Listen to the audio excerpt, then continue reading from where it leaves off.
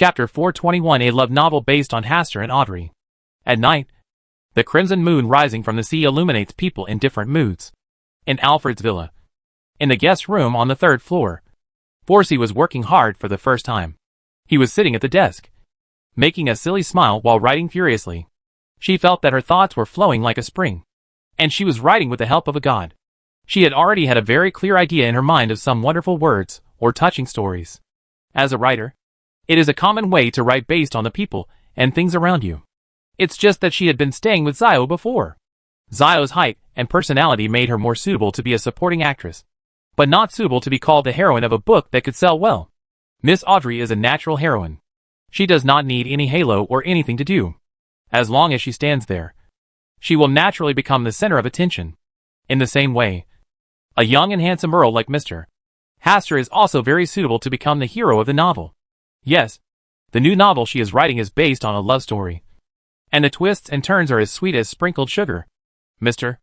Hastur and Miss Audrey are the prototypes of the heroes and heroines in her story. She has already thought of the general plot of the story. The hero and heroine were childhood sweethearts, playing together since childhood and developing feelings for each other. When the male protagonist grew up, his family suddenly fell into decline. Both his parents died, and his family fortune was ruined. He felt that he was not worthy of the noble and elegant heroine with a good family environment. He could only deeply hide his turbulent feelings like the sea. Love. In addition, between the hero and heroine, there is also a serious, old-fashioned and unhuman earl, the father of the heroine. He wants to marry his most precious daughter into the royal family, so he firmly opposes the relationship between the hero and heroine. In order to overcome many obstacles, the hero decides to leave the heroine and go out to work hard so that he can be worthy of his sweetheart in the future. As for how to work hard, this part is not the focus. Forsey chose to go over it and directly pushed the time to 3 years later. She thought about it again, and made a 3-year agreement when the hero left his beloved, so as to impress the readers and arouse their curiosity. 3 years later, the hero reappeared in front of the heroine in glory. But before the heroine could be happy, she saw another beautiful and delicate girl standing next to the hero, who looked like a doll. Moreover, the relationship between the two of them was close, looking like a loving couple. As for this supporting actress, Forsey naturally brought Miss Sharon into it. As for the emotional entanglement between her and the male protagonist, Forsey planned to leave it to unravel one by one later. There are many ways to deal with it, such as setting the male protagonist to have fallen into the sea and lost his memory, and then using the female supporting character as a plot that the heroine likes. You can also set up a bloody plot where the male protagonist was rescued by the supporting actress, but because of his kindness, he could not refuse the affection of the supporting actress and took her with him. The more Forsey wrote, the more she broadened her mind, and she started writing much faster. She was so focused that she didn't notice that Miss Audrey, the prototype of the heroine, had come to her room and was standing there. Appreciating the story, she wrote in front of her. Sometimes Audrey's cheeks turned slightly red. Sometimes her eyebrows gathered slightly. Sometimes she looked around curiously. And sometimes she wanted to slap Forsey on the head to see if she could wake up this obsessive writer. After finishing writing a big plot, Forsey put down the pen in his hand, leaned back slightly, closed his eyes, and prepared to close his eyes and rest for a while, and then continue writing the rest of the story while the inspiration was still there. After a while, she suddenly felt something was wrong. She hurriedly opened her eyes and looked forward, only to see Miss Audrey standing quietly in front of her, holding the manuscript she had just written and slowly flipping through it. Ah! Forsey was so frightened that she almost fell to the ground. She stood up in a panic, looked at Audrey nervously, and said in a dry and embarrassed tone, "Miss Audrey, what are you doing tonight? Coming?" Audrey just glanced at her lightly, said nothing, and continued to flip through the manuscript she had just finished. "Miss Audrey, listen to my defense. No, listen to my explanation. I didn't write it like this on purpose." Forsey blushed and tried his best to explain, "You know, we writers are sometimes used to talking about people around us, using the people and things as reference objects, and then performing a second artistic processing. It is definitely not deliberately intended to discredit or distort the facts." The more Forsey explained, the less confident she became. Anyone who was not blind could tell that her story was artistically processed based on reality. I will burn the manuscript later." Forsey said something weakly again, but Audrey still didn't respond. She just turned the manuscript to the last page in silence. Miss Audrey? Miss Audrey? Forsy's voice was very soft, as if he was afraid of disturbing Audrey, who was reading a book, and was afraid that she wouldn't hear. Audrey still ignored Forsy. After reading the last page, she put the manuscript back on the table and frowned slightly, as if thinking about something. Forsy didn't dare to disturb her, so she could only peek at Audrey with timidity and shame. It's not good for you to write like this. I know. I admit my mistake. I will burn the manuscript later. Seeing that Audrey was finally willing to speak, Forsy quickly admitted his mistake. After all, he was the one who was wrong about this kind of thing, and he was caught red-handed by the rightful owner. If the hero and heroine really love each other so much, how could they give up so easily because of other people's obstruction? Miss Audrey, I really know I was wrong, huh? Forsy was accustomed to apologizing and admitting his mistakes. But after hearing what he said next, he suddenly felt that something was wrong. Miss Audrey's tone of voice did not sound the slightest bit angry. Instead, she sounded like an ordinary reader commenting on the content of the novel she had read. The heroine in it is not well portrayed. She has no opinions of her own at all and seriously lacks courage. She just has a beautiful skin. Ah, there are too few stories between the hero and heroine, and it's hard to tell whether they really love each other. Forsy's little mouth was slightly opened, and he looked at Miss Audrey with a blank expression.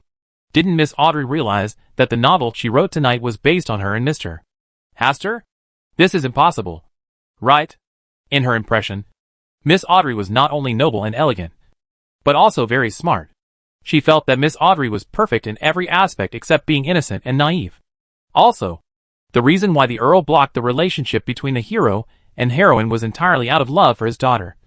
Not because he wanted to use his daughter as a political marriage tool. Well, Miss Audrey, in fact, the prototype of this novel story. Forsy felt that he should remind Miss Audrey a little, but she was interrupted by Miss Audrey before she could finish her words. The main story of the novel is okay, but many details need to be polished more carefully so that readers can enjoy it more happily. Oh! Forsy closed his mouth very wisely and listened silently to Miss Audrey's analysis of the characters and plots in the novel. When Miss Audrey was almost finished speaking, Furs said weakly, Miss Audrey, I will correct it as you think. And the supporting actress? Can't the relationship between her and the hero be just friends? Why does a simple relationship have to be so complicated? Yeah, I'll revise it later. Forsy nodded, although he didn't understand why Miss Audrey said this. Furs had already made up his mind that this novel would be an apology gift to Miss Audrey, but she still didn't understand. Did Miss Audrey really not see that this novel was based on her and Mr. Hastur? Except for the different names. Everything else basically corresponds. Or is it that Miss Audrey has actually noticed it, but just to avoid embarrassment, she deliberately pretended not to notice it? Miss Audrey is so kind. Thinking of this possibility, Forsy's eyes were almost filled with stars. Audrey ignored Forsy's gaze, frowned slightly, and picked out all the parts of the novel that she thought were problematic. Furs remembers everything in his heart and will never let Miss Audrey down. After Audrey finished speaking and left the room, Forsy looked at the closed door and then realized a question. What brought Miss Audrey to her room tonight? After thinking for a while, Forsy sat at the desk again and wrote down all the changes that Miss Audrey mentioned on a new blank piece of paper. Does Miss Audrey like this kind of story? It's so innocent. Forsy looked at the content above and fell into deep thought. If it is modified as Miss Audrey said, then this novel can be renamed Single Love or Special Favor. The hero and heroine in the novel are in love with each other. After going through an adventure story that is not tortuous at all, they finally get the blessings of their family and friends and walk together happily. No matter what kind of supporting actress he meets, the hero always chooses the heroine without hesitation, stands firmly on her side, becomes her strongest supporter, and loves her extremely. From Forsy's professional writer's perspective, this is a sweet article. Very sweet, warm and pure, without too many impurities, and there are even very few bad people in it. The hero and heroine always firmly choose each other and go in both directions. Not to mention, it actually looks a bit tasty. It really fits Miss Audrey's character. The corners of Forsy's mouth raised slightly, and then he began to revise the previous novel story overnight. Chapter 422. Audrey is interested in Sharon. The next day, Forsy, who had just laid down and slept for a short time, was awakened by Susie's urging. She struggled to get up from the bed, with obvious dark circles under her eyes. She tucked the manuscript she had revised and sorted out last night under her arm. and then yawned and walked out of the room. Did you sleep well last night? In the restaurant on the first floor, Audrey, who was already ready to enjoy breakfast, looked curiously at Forsey, who came downstairs listlessly. Forsey subconsciously stretched out his hand to scratch his head, looked at the strands of hair falling between his fingers, and said with a wry smile, I stayed up late last night, and I didn't fall asleep until the early morning. As she spoke, she took out the manuscript from her arm and placed it neatly in front of Audrey. Audrey asked, What is this? News story revised last night based on your input. In order to do this well, she stayed up until early morning, which could be regarded as a formal apology to Miss Audrey. Oh, let's have breakfast first. Audrey just glanced at it and quickly looked away, focusing on the food in front of her. She didn't know if it was because she was dazzled. Forsey seemed to see Miss Audrey's cheeks turning red just now, and there seemed to be a hint of emotion in her eyes. Inexplicably ashamed. It must be that I am dazzled. Forsey still chose to doubt his own eyes. After finishing breakfast quickly, Forsey returned to the room to catch up on his sleep. Audrey finally focused her eyes on the stack of arranged manuscripts on the table. His eyes were slightly wandering, and his cheeks were slightly red and hot thinking of what happened last night. She didn't know why she said those words last night. She originally planned to chat with Forsey last night, but after seeing the novel she wrote, she forgot about this purpose and turned to care about the content of the novel. After just a brief look, she could tell that the hero and heroine in the story were based on herself and Mr. Hastur. After reading the story with mixed feelings of novelty, excitement, and happiness, she had objections to many storylines in it, and then unconsciously discussed with Furs how to modify it. After talking about these things, she finally came to her senses and realized that something was wrong with her words and deeds. It seems that I have been brought into the heroine of the story, and I even feel empathy with her. When she thought that the prototype of the story was herself and Mr. Hastur, her face turned red and hot. It's just a normal novel story. The characters are all fictitious, so don't worry about it so much, Audrey explained to herself in her mind, then got up and took the manuscript on the table back to the room. In the room, Susie wandered closer to Audrey, who was carefully flipping through the manuscript. She put her front paws on the edge of the chair and leaned forward, trying to see clearly the book Audrey was flipping through. When it comes to reading, he doesn't want Audrey to surpass him. But without waiting for it to see the contents of the manuscript, Audrey flipped it with her little hand, closed the manuscript, turned slightly to look at Susie, and said seriously, This is MS. Force's secret creation, and it is not suitable for you to read. Audrey, I think I can watch it. No, it's not suitable. You can't watch it. All right. Faced with Audrey's tough attitude, Susie could only give up the idea of taking a look at the manuscript. Audrey, can you tell me what's inside? Audrey thought for a while, and said with a serious face, It's a matter between a man and a woman. Susie really didn't understand it now, and Audrey didn't want to explain it to Susie. She just asked Susie not to disturb her and continue reading. After watching Susie leave the room and lie down at the door, she opened the manuscript again and continued to blush. He looked up and raised the corners of his mouth slightly. When noon was approaching, Audrey closed the manuscript with satisfaction and softly hummed a beautiful melody. But soon she frowned. I feel that this novel is still too short. It should be longer so that it looks more interesting. And there are still many stories that have not been written. For example, after the hero and heroine confess to each other and get married, there is still a lot to write about. There are also a few adventure stories, so we could arrange some more scenes to enhance feelings and cuddle up with each other. It seems that MS. Furs needs to continue writing, but she has such a lazy temperament and has just spent the night. Isn't this not good? Audrey thought for a while and had a solution in mind. She could pay MS. Furs to write the book. According to information revealed by MS. Furs herself, she only earns a few £100 a year from writing novels. You can spend 500 gold pounds and hire her to write for a year. In this case, you can write other novels and stories where the hero and heroine can get along first and then slowly fall in love with each other. There can also be many other interesting settings. You could also use the original male and female protagonists as the protagonists, and then write a series of novels. Audrey thought seriously for a while and felt happy again. She glanced at Susie guarding the door and found that she was looking at her with deep eyes. Susie, peeping isn't impolite behavior, Audrey said with a stern face. Susie's eyes showed the concentration of a wise man when he encounters a problem. Audrey, I'm just curious about why your mood can change so quickly. It's a secret. Audrey has no idea of communicating with Susie for the time being. She wants to find Ms. Furs and launch the temptation of the gold pound belonging to Ms. Audrey. Forsey, who had just finished catching up on his sleep, was still a little dazed when he heard a request from Miss Audrey. She couldn't remember the specific content, but she clearly remembered that Miss Audrey wanted to give her 500 gold pounds as royalties. 500 gold pounds. This is a huge sum of money. Forsey woke up immediately and readily agreed to Miss Audrey's request. Isn't it just writing some novels? This is her old job. But she couldn't help but wonder, would someone like Miss Audrey love emotional novels so much? By the way, Miss Audrey, are we going to visit Mr. Hastur this afternoon? Being not, then when are we going to return to Backland? It's almost the new year. Just stay here for the new year. Well, Mr. Hastur will not return to Backland this year. All right. Forsey nodded helplessly. She guessed that Miss Audrey was longing for freedom. Then I'll let Zio come here to celebrate the new year. Otherwise it would be too pitiful for her to stay alone in Backland. Forsey didn't waste any time and prepared to quickly send the news to Backland by summoning a messenger from the spirit world. Is there enough time? Even if she starts taking the steam train now, she won't be able to get here in 3 days. Right? Audrey on the side reminded. It seems like this. The light in Forsey's eyes suddenly dimmed. But soon she thought of a solution and asked Mr. Hastur for help. The next day, when Audrey and Forsey came to visit, Hastur was in the study giving tasks to Caius. Since the lone royal family wanted to target him, he didn't bother to hide it anymore, and simply occupied the entire South Wales county. Now the naval officers stationed along the coast of South Wales are basically his people.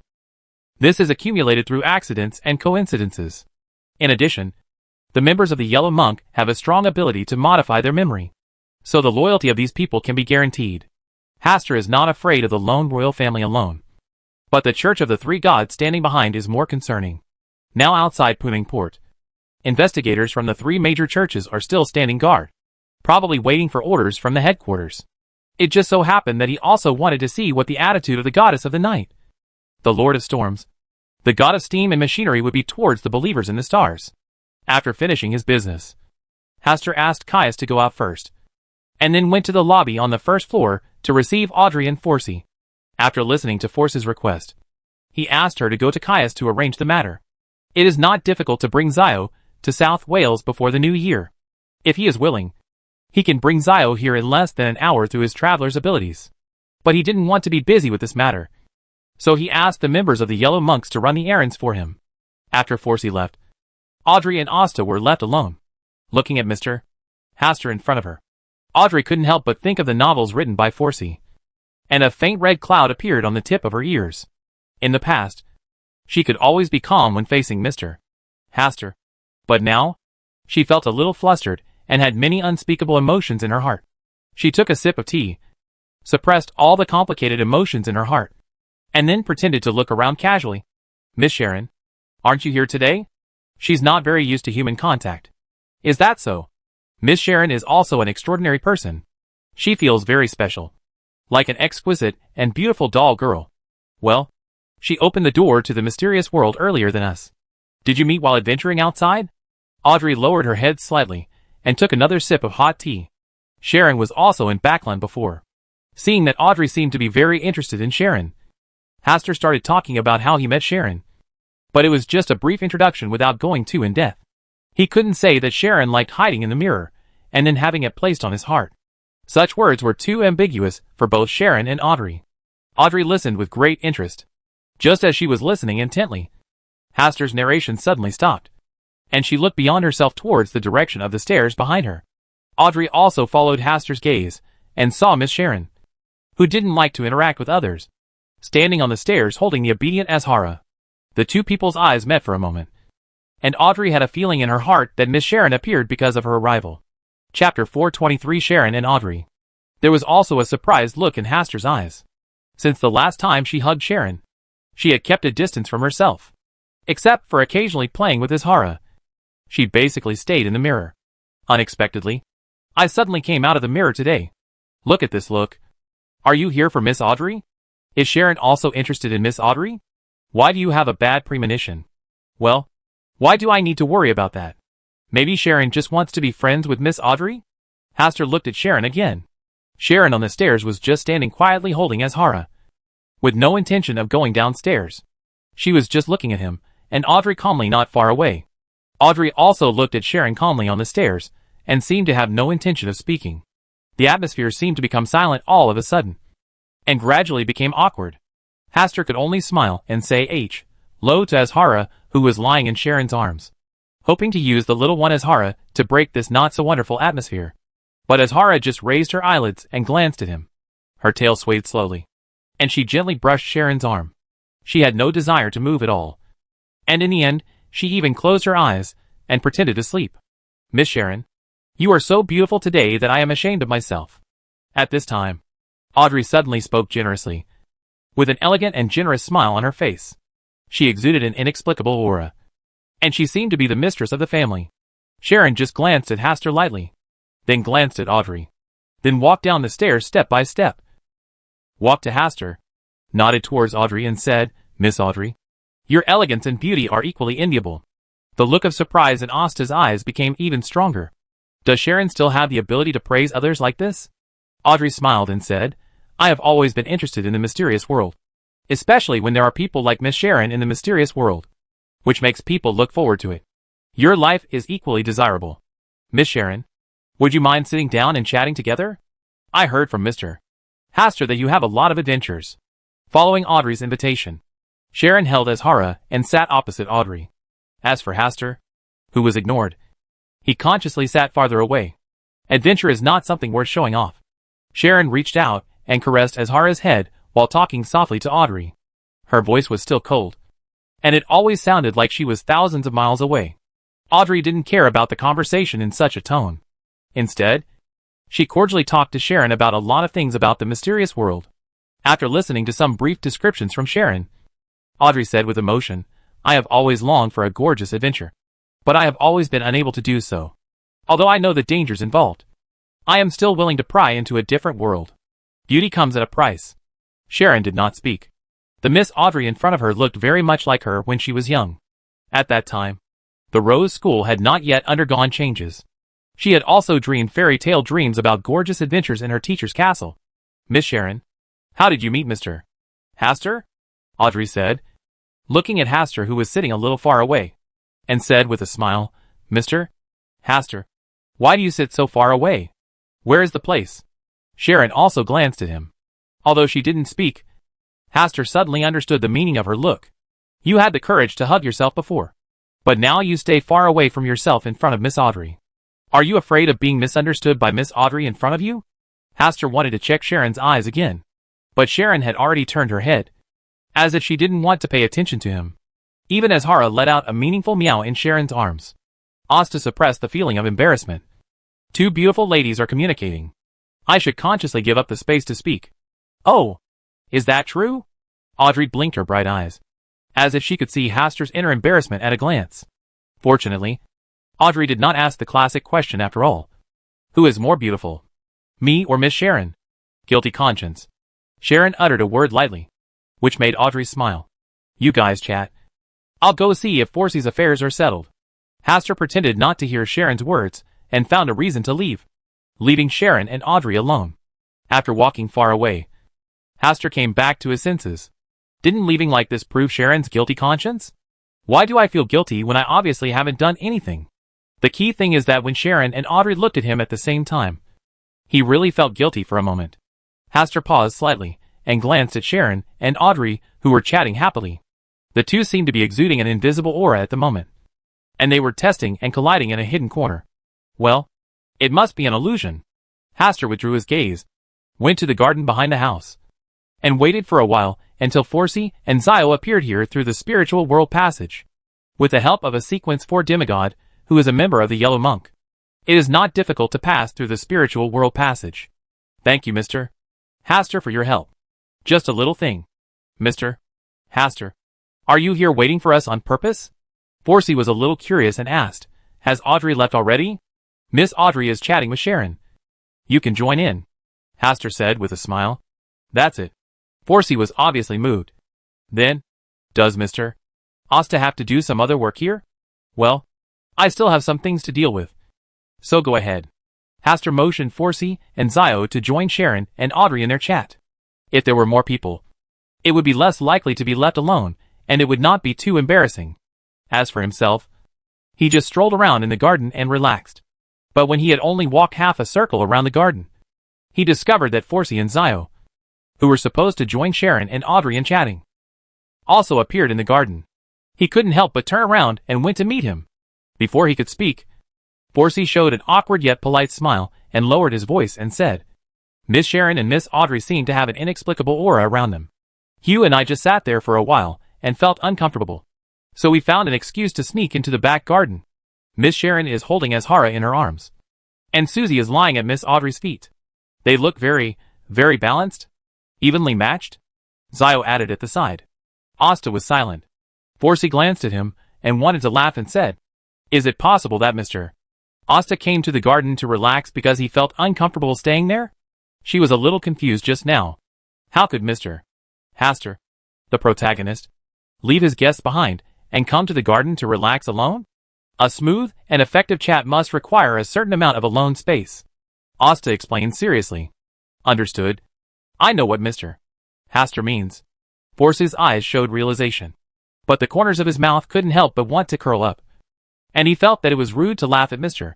Haster in front of him, so he suppressed it a little uncomfortable. "What are you talking about? Why can't I understand very well?" Zio looked at Asta and Forsey curiously, feeling that they were playing riddles in front of her. "It's nothing. It's just that it's rare to see Mr. Haster like this." The corners of Forsey's mouth were slightly raised, and the smile couldn't stop flowing from his eyes. In this regard, Haster just said lightly, "I have the recorder's magic potion formula in my hand. Do you want it?" "I want it." Forsey immediately became excited. "But I don't want to sell it yet." The smile on Forsey's lips immediately froze, and her eyes widened slightly. This time it was Zio's turn to laugh, although she didn't understand what happened. Forsey's deflated expression was really interesting. "Well?" Forsey sighed heavily, and then the three of them started wandering around the garden. Upstairs, Mrs. Lisa opened the window and looked at the young men and women in the garden. She couldn't help but sigh that it was great to be young. "I originally thought that the God Envoy had a mentality and personality that were inappropriate for his age. But in the end, the God Envoy was still essentially a handsome young man who was liked by girls. In addition to Miss Sharon, who has been accompanying him, there are actually three completely different girls surrounding him. One is noble and elegant, one is intellectually mature, and the other is small and exquisite." After watching for a while, she closed the window and began to think about whether to write a novel for the Lord God Envoy. Love is always an everlasting topic. In the garden, Haster and the other three strolled around the garden twice. They felt that time was almost up, so they left the garden and returned to the place where Sharon was chatting with Audrey. Looking from a distance, Sharon and Audrey seemed to have just finished a conversation, took a short break, and were drinking tea and tasting desserts. Seeing Haster and the others arriving, Sharon just looked at Haster quietly and quickly looked away. Audrey smiled kindly and said, "Mr. Haster, just now Sharon said that you have visited the Republic of Intis, the hometown of Emperor Russell. Is there anything more interesting there?"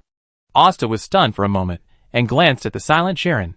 It was strange that Sharon would also take the initiative to share this kind of thing with Audrey. "It's not bad there, but the sun is a bit strong." "Only in this way?" Audrey's eyes were inquiring, as if she was confirming something. Forsey, who was standing behind Haster, looked at the scene and couldn't help but start to make up a new storyline in his mind. The title of the chapter could be, "How to Deal with Two Women at the Same Time." It can also be changed to a love story between two women and one man. Or it can be called, Love Sure a Field? Chapter 424, The Game of Winners in Life. This question is a bit difficult to answer. Haster carefully recalled the scenery he saw in Intis, but there was no particularly interesting scenery. In the end, he did not go to the White Maple Palace where Russell fell. The Cathedral of the Eternal Burning Sun Church is not bad. The one that impressed me the most was the Church of the Eternal Blazing Sun. Hearing Haster's answer, Audrey still looked at him with a smile on her face. "Don't you and Miss Sharon have any other interesting experiences?" At this time, Sharon also looked over, as if she wanted to see how Haster would answer this question. Even Azhara in her arms looked up, with a gleam of schadenfreude in her eyes. "That time I just passed by in a hurry, and didn't have much time to stop and play." "Oh, that's how it is." Audrey didn't ask any more questions, and seemed to be in a pretty good mood.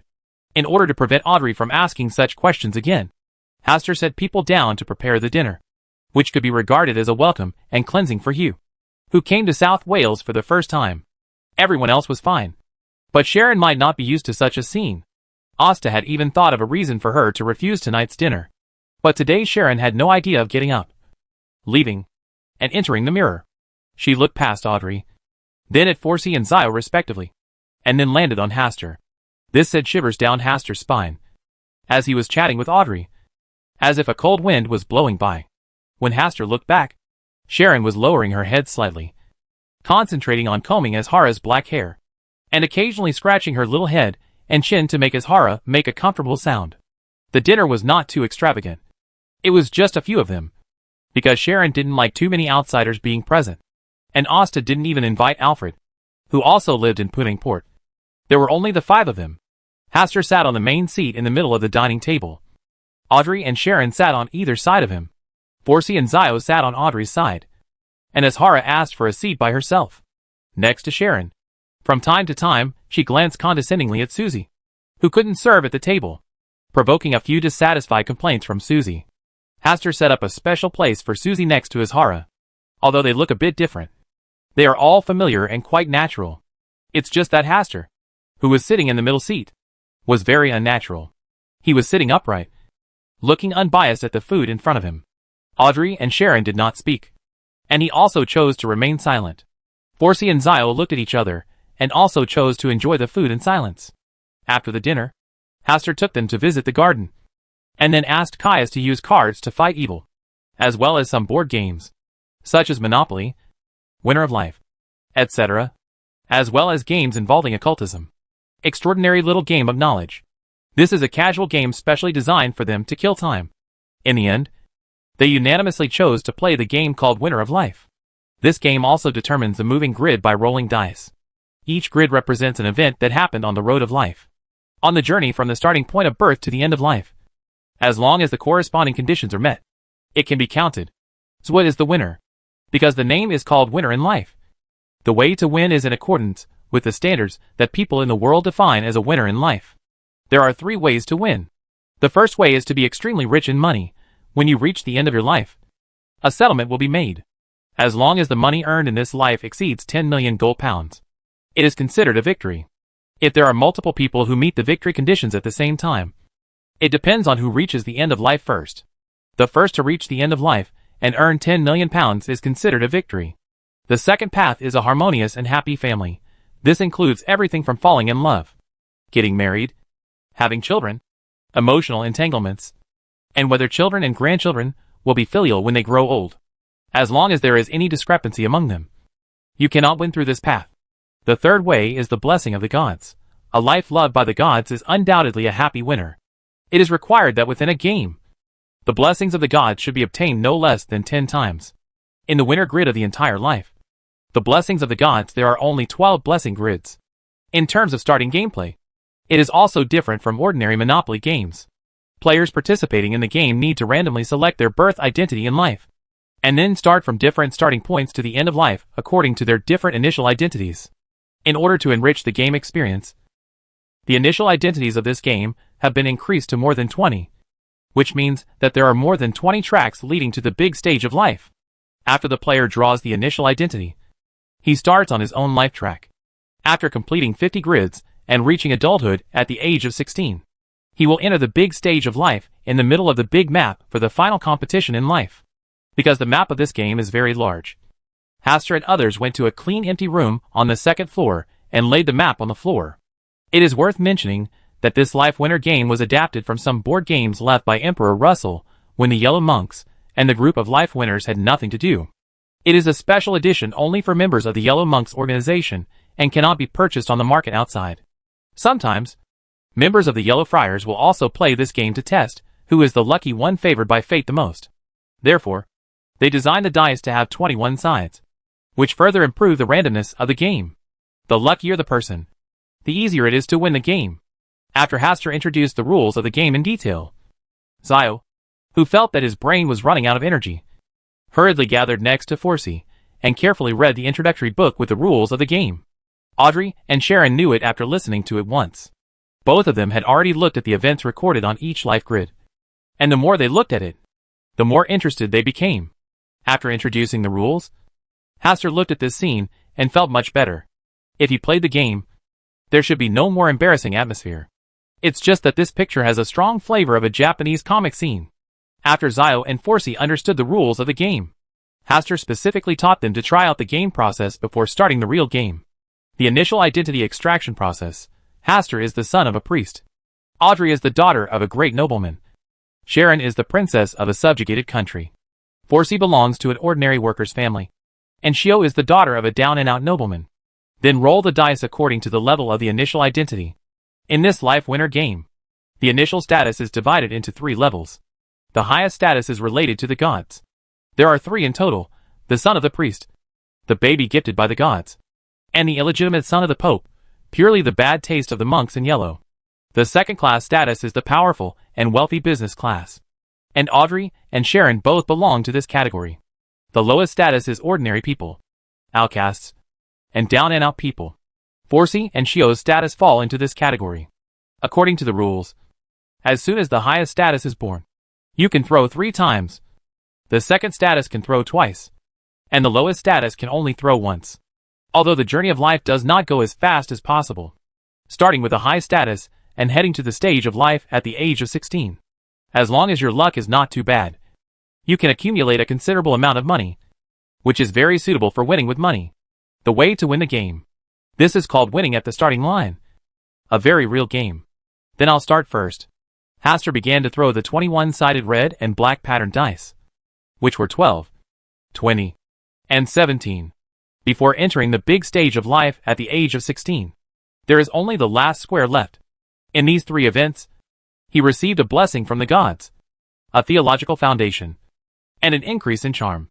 Theological basis: if there are squares blessed by the gods in the 21 squares in front, you can throw it again.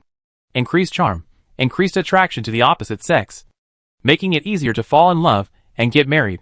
Although I didn't get a single gold pound reward, this kind of growth life is very suitable for using the path of blessing from the gods to win. Then it was Audrey's turn to throw the dice twice, at 16 and 18. And the 2 things she encountered were 10,000 pounds of lucky money and money favors. The effect of money favor is, the money earned in the future will be multiplied by 1.5 times. Seeing this, Forsey and Zio opened their eyes wide and felt incredible. Such a life event was simply a true portrayal of Miss Audrey's life. The New Year's money of 10,000 gold pounds. But they didn't even dare to dream of such a large amount.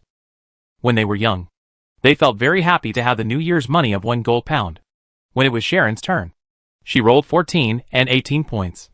And the life events she encountered were, she was chaste, she had rich life experience, and she received a house worth 2,000 gold pounds. Finally, it's my turn. Zio was a little excited.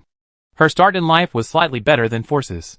At 8 o'clock, he was robbed and lost 100 gold pounds. Zio, you are so unlucky. You are not an adult yet, so you should lose 100 gold pounds first. Forsey laughed at the side. Humph. Damn guy. If he dared to steal my money in the real world, I would have beaten him until his face was red. Zio glared angrily at Forsey, who was still laughing. Don't be too happy too soon. Maybe you have worse luck than me. I'm not as unlucky as you. While Forsey was talking, he rolled a 13 point. When his parents divorced, he received a compensation of 100 gold pounds. Oh, this 100 gold pounds is really hot to hold. Forsey's face was slightly complicated. Zio just glanced at it and didn't use it to tease Forsey. After the initial action is over, everyone can only roll the dice once. Unless they encounter a special life grid, they can roll 1 or 2 more times. In the second round, Haster successfully crossed the 50 grid of life and entered the big stage of adulthood at the age of 16. Everything you encounter in life is your life partner. Only by opening this grid can you fall in love, get married and have children, and take the path of family success. Audrey and Sharon both glanced at Haster in unison, then quickly looked away, then silently rolled their dice. Chapter 425 about life partner. Adulthood is a hurdle, and crossing it leads to a different world. When Audrey came of age, she was given another adult asset, which was worth about 100,000 gold pounds. With the characteristic of money pampering, her wealth had reached 300,000 gold pounds. Zio looked at the wealth that she still owed 100 gold pounds and fell into deep thought. Forsey's eyes already looked like Miss Audrey. As expected, Miss Audrey is the symbol of the goddess of wealth. Only Audrey didn't have a happy expression on her face. Her eyes were looking at the two grids that had been passed, which was the grid for life partners. After Audrey, Sharon also came of age. She successfully rolled the dice and landed on that life partner. Although her face was still expressionless, Audrey saw a sparkling look deep in her eyes. Hastur also looked over, but Sharon just lowered her head slightly and calmly stroked Azhara's head, making it impossible to tell her thoughts through her facial expressions. As the game continued, Zio continued to live a life without a meal, no matter how hard she tried. Her total wealth could never exceed 1,000 gold pounds. In comparison, Forsey's luck was much better. The wealth has reached 15,000 gold pounds. The richest person is naturally Miss Audrey.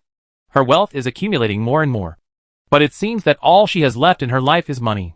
Compared to the three of them, who have always been around money, the life story of Asta and Sharon is particularly exciting. In the 6th chapter, Hastur successfully met Sharon. And then the two met during the adventure. And then successfully became a couple. Faced with such a coincidental life story, Hastur just smiled awkwardly, while Sharon remained silent and did not speak. But the force she stroked Azhara's head was particularly gentle and considerate. In the 20th round, Hastur and Sharon successfully got married again, while Audrey was still steadily increasing her wealth. The total wealth had reached 5 million pounds, and she was only half the victory condition. Zio's rough life and Forsey's ordinary life are far away from any of the victory conditions. Forsey sighed and chose to give up the struggle and continue to be a salty fish in life. Anyway, her efforts could not change her fate. Zio, on the other hand, did not accept her fate at all. Every time she threw the dice, she was extremely serious and even asked for God's blessing in her heart. Unfortunately, her life still had no improvement. When Audrey's wealth increased to 8 million pounds, Hastur and Sharon successfully gave birth to a pair of twins. And along the way, the family was harmonious and happy, fully meeting the conditions for family success. In addition to this, Hastur has also received various blessings from the gods along the way. He has received 8 blessings from the gods so far, and is only 2 short of winning the victory with the blessings from the gods. When Audrey's wealth exceeded 10 million pounds, Asta and Sharon gave birth to another daughter. 18 o'clock.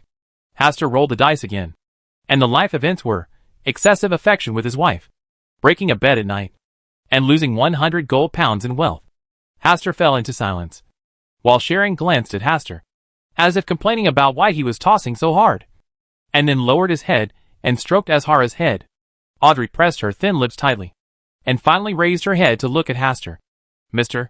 Hastur's life is really smooth. It's all games. Games. Hastur just responded with a dry smile. Life is not a game. Sharon seemed to whisper, her voice low enough that only Azhara and Audrey could hear it clearly. Audrey trembled slightly, then silently rolled the dice, heading towards the end of her life, becoming the winner of the first game. But she did not feel happy about it. Although Sharon lost the game, there was no look of frustration on her face. Instead, the corners of her mouth were slightly raised, and she was in a good mood. As for Zio and Forsey, they are foils and supporting characters in other people's wonderful lives. They can only stand aside silently and say nothing. Congratulations to Miss Audrey for winning this game. She is a veritable winner in life. Hastur first expressed his blessings to Miss Audrey, and then suggested changing the game to play. During the game just now, he had several ominous premonitions, and the more he played, the more he felt guilty. Mr. Hastur, everyone wants to experience a different life. Audrey said lightly. That's right. I don't believe that my life is just a mess. Zio also strongly demanded another round. She believed that her next life would never be so unlucky again. Forsey has given up struggling. She has seen the end of her life. No matter how many times she starts over, she doesn't think her life will be much different. As for becoming a winner in life, she feels that she does not have that luck. Sharon just stroked Azhara's head calmly, and did not comment. Okay, let's play one more game. Hastur can only choose to continue the game of life. This time Hastur's identity is that of a baby gifted by the gods. Audrey is the royal princess. Sharon is the daughter of a wealthy businessman. Zio is the illegitimate daughter of a down-and-out wealthy businessman. And Forsey is the sole heir of a mysterious family. Hastur still started with 3 throws. Audrey, Sharon, and Forsey started with 2 throws. And only Zio was of lower status. Shio was silent for a long time, and then said firmly, "A life that is too smooth is meaningless. Only ups and downs can lead to wonderful things." "Yeah. What you said is great." Forsey was the first to cheer, and others also cast approving glances. Zio became even more silent. When the second game started, Haster was still the first to reach adulthood, and then the first square after adulthood still stepped on the life partner. This time, Asta was also silent. When it was Audrey's turn, she once again amassed a large amount of wealth, but also missed the opportunity to find her adult life partner. Audrey also fell silent. When it was Sharon's turn, she also missed the life partner grid this time. Like Audrey, she also gathered a large amount of wealth. Sharon also remained silent. When it was Forsey's turn to throw the dice, the surrounding atmosphere had become extremely heavy, and silence spread silently. Forsey still chose the life of a salted fish, lying flat all the way, letting various gods take turns to bless him, and all kinds of adventures. There was just something wrong with the surrounding atmosphere, so she could only remain silent. In the end, Forsey, who lay flat all the way, fulfilled the conditions for blessing from the gods and reached the end of his life. He successfully won the second game and became the winner in life. Originally this was a happy thing, but the surrounding atmosphere made it impossible for Forsey to express her inner joy.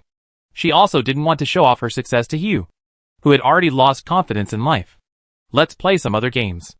Haster made this suggestion again, but this time except Furs, the other 3 people wanted to play another round. Even Sharon took the initiative to express her desire to start her life over again. Haster could only start in silence. In the third game, Haster was not assigned to the highest status. This time, all 5 people were given the second level initial status. Everyone had 2 chances to roll the dice initially. This is the fairest start. Zio, who had completely despaired of life, once again regained hope in life. This time, the 5 people almost entered the stage of adulthood at the age of 16 one after another. Haster once again threw himself into the life partner grid when he passed the age of 16. Haster, who hit this grid 3 times, became even more silent. Zio and Forsey cast curious glances. If they didn't feel that the atmosphere was a little abnormal, they couldn't help but want to ask Mr. Haster why he was so eager for a life partner. What Shio and Forsey didn't expect was that Miss Audrey and Miss Sharon also threw the dice into this grid one after another. "Why haven't I voted once?" Zio really wanted to complain. Was she destined to have no chance in this regard? Forsey took this matter very lightly. Instead of worrying about the gains and losses in the game, she now focused more on Miss Audrey, Mr. Haster, and Miss Sharon. She always felt that something interesting was happening here, and her mind couldn't help but start to develop various fantasies.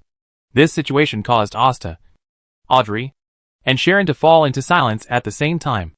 An invisible pressure made Haster feel the chill coming from both sides. Even as Hara and Susie couldn't help but shudder, and their hair almost stood on end. Forsey was terrified every time he watched Mr. Haster, Miss Audrey, and Miss Sharon throw the dice, fearing that there would be some messy entanglements in their lives. As the game continues, Haster's first encounter was given to Sharon. His first love was given to Audrey. His first adventure was given to Sharon. And his first intimate date was given to Audrey. This step-by-step was thrilling. And even Zio, who wanted to change the outcome of his life, noticed something was wrong. She and Forsey secretly glanced at the 3 people opposite. Mr. Haster was always silent. Miss Audrey always had an elegant smile on her face. And Miss Sharon was as calm as water, without any emotional fluctuations. They know that this time in the game of life is crucial, and maybe there will be a bloody storm later.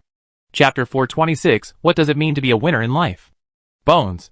There was another sound of the dice being thrown and rolling on the ground. With the 21-sided dice, every random number that comes up can advance life to a new stage.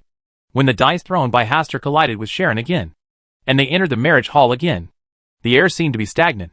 It was like being enveloped in a mud that was so thick that it couldn't be dissolved. Zio and Forsey said they were trembling. Gululu is the dice thrown by Audrey. By coincidence, her dice number was just right for the chess piece that symbolized her character to hit Haster's chess piece. And she and Haster entered the marriage hall. This scene made Zio and Forsey both look at Haster. In addition to being shocked, they also felt deep admiration. Mr. Asta is worthy of being the winner among life partners. This time, he successfully entered into marriage with Miss Sharon and Miss Audrey. Does this mean marrying two people at once? Hastur was silent for a while, then laughed dryly. It's just a game. Don't take it so seriously. Speaking of which, this game is really interesting. There is such a way to play it. Xyle and Forsey had no intention of getting involved in this topic, and Audrey just glanced at Asta, and then withdrew her gaze, while stretching out her right foot to gently tease Susie, who was lying at her feet. Sharon also cast a looked at Hastur with deep meaning, then withdrew her gaze, lowered her head slightly, and lightly scratched Azhara's chin. Seeing that no one answered his words, Hastur could only choose not to speak anymore, closed his eyes slightly, and pretended that nothing happened. In the next game, Hastur gave birth to a boy with Sharon, and then a girl with Audrey. One bed was broken with Sharon, and two beds were broken with Audrey. Sharon and I went on our honeymoon, and we had a baby with Audrey. Hastur throws dice casually now, and doesn't even bother to read carefully what is written on the life grid. The elegant smile that had always been on Audrey's face gradually faded away. Sharon's eyes, which were like the deep blue sea, seemed to be a little more entangled and shocked. On the other side, Xyle and Forsey have completely given up on this game of life and chosen to become a melon-eating crowd. Sometimes he stares at Hastur. Sometimes he peeks at Audrey. Sometimes he glances at Sharon.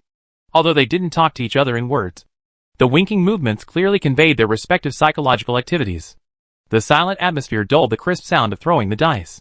What makes people look at each other even more is that in this game, Asta, Audrey, and Sharon all meet the family victory conditions at the same time. Whoever reaches the end of life first will be the winner in this game of life. In the end, Hastur relied on the advantage of throwing the dice first to reach the end of his life first, and became the big winner in this game of life. Xyle and Forsey applauded sincerely. Mr. Hastur is indeed a veritable winner in life. This is just a game. Anything can happen. Don't overthink it. Mr. Hastur, we are also talking about games. After Xyle finished speaking, he turned to look at Audrey and Sharon. Miss Audrey, Miss Sharon, what do you think of this game of life? That's too fake, Audrey replied lightly. Sharon said without raising her head, that's not true. Xyle was very sensible, and did not continue to ask. But he was still curious whether such answers were the sincerity of Miss Audrey and Miss Sharon. Hastur glanced at the time. It was 9:12. It was already late. It was time to go to bed early today. As for the winner's game in life, he didn't want to play it anymore. Audrey, who was also not in the mood to continue playing, got up and left, returning to Alfred's villa with Xyle and Forsey. No one else was present. Hastur wanted to say something to Sharon, but found that Sharon had already hidden in the mirror again, leaving Azhara lying outside the mirror, pretending to be asleep. Hastur, who had a headache from playing the game tonight, also chose to take a bath early, and then go to bed to rest. When Caius came to the room, and was about to put away the map of the game winner of life, he found that Mrs. Lisa also appeared here. When did this game map have extraordinary abilities? Just some time ago. After our testing, there was no harm. On the contrary, it can also make this game affect the fate of the game, making it more realistic. Did Lord God Envoy know about this before playing the game? I know. It was the God Envoy who asked me to bring this game map here. Facing Mrs. Lisa's question, Caius answered honestly. So that's it. Mrs. Lisa seemed to understand something. With a much kinder smile on her face, she asked Caius to put away the game map, and she left the room with satisfaction. Just now, when Lord God Envoy was playing a game, she had keenly sensed the existence of extraordinary fluctuations here. This extraordinary fluctuation does not come from the game map itself, but from the people participating in the game. Some people are using their extraordinary abilities to unknowingly change the points of the dice when throwing them, so that they can control their own lives and move towards the future of life they want accurately. At first, she thought that the people who used extraordinary abilities to change the dice numbers were Miss Sharon and Miss Audrey. But now it seems that this is not necessarily the case. The tampering person may be one person, or two people, or now it may be three people. Outside Port, investigators from the Three Gods Church waited day after day. It was almost the new year before the latest instructions from Backlund were delivered here. The higher-ups asked them to spend a good new year here and treat this trip as a holiday. What's going on? We've obviously found out here. Why don't we continue the investigation, now that we've given up halfway? Isn't our trip in vain? This is an investigator from the Church of Storms. Maybe there is a secret behind it that we don't know about. This is a member of the Church of Steam and Machinery. It's not bad. With this New Year's fee, after the salary and year-end bonus are paid, there is still a lot of money left to spend a good year. This is a member of the Church of the Night Goddess. Did you know something in advance? So this investigation is so casual and indifferent? It's enough to suffer a loss once for some things. If you have to suffer a second loss, it's just because your brain is broken. What should we do about the pressure from the lone royal family? Are they paying us? Or can they influence our promotion? Snapped. Govington too slapped the investigation report from South Wales on the table with a sullen face. In the investigation of Count Hastur Campbell, the investigators of the Three Gods Church have not found key clues and evidence. And now they have written a letter asking for a sum of money for the New Year activities. Such investigation results cannot convince him at all. The deaths of the 2 Grand Dukes of Southwell, and even the 3 Grand Dukes of Southwell, are absolutely inseparable from the death of Lord Hastur Campbell. After being gone for so long, the investigators of the Three Gods Church have not yet found out the truth. Is it because their abilities are limited? Or is there someone behind them deliberately giving instructions? If it's the latter, then he needs to be careful. Recently, the lone royal family has taken advantage of many old nobles, which has caused displeasure to the Church of Storms several times. If they anger the other 2 gods, the Augustus family is likely to be replaced by other families. No one is better than those superior gods when it comes to supporting substitutions. In the end, Govington too suppressed his anger, and then approved a sum of money for the investigators of the Trinitarian Church who went to South Wales. Originally, he wanted to completely resolve Hastur's matter before the new year, but now it seems that it must be postponed until after the new year. But he was always afraid that something would change later. The Skyfires last time had already made him wary. The only thing that made him feel relieved was that on the front battlefield between the Kingdom of Lone and the Fasak Empire, the army of the Kingdom of Lone was advancing triumphantly, and had already reached the heart of the Fasak Empire. At this rate, this war will be over by June or July next year. By then, he will become the king with the largest area in the history of Lone Kingdom. Govington too. This great name will eventually be written in history. Compared to this, other things are just small things. Half an hour later, Govington too came out of the study, and went to the hermitage of William I, the ancestor of the Augustus family. The Augustus family needs a true god of its own. The original George III failed. So now, the most likely only one is William I. The hand of the sequence 1 order.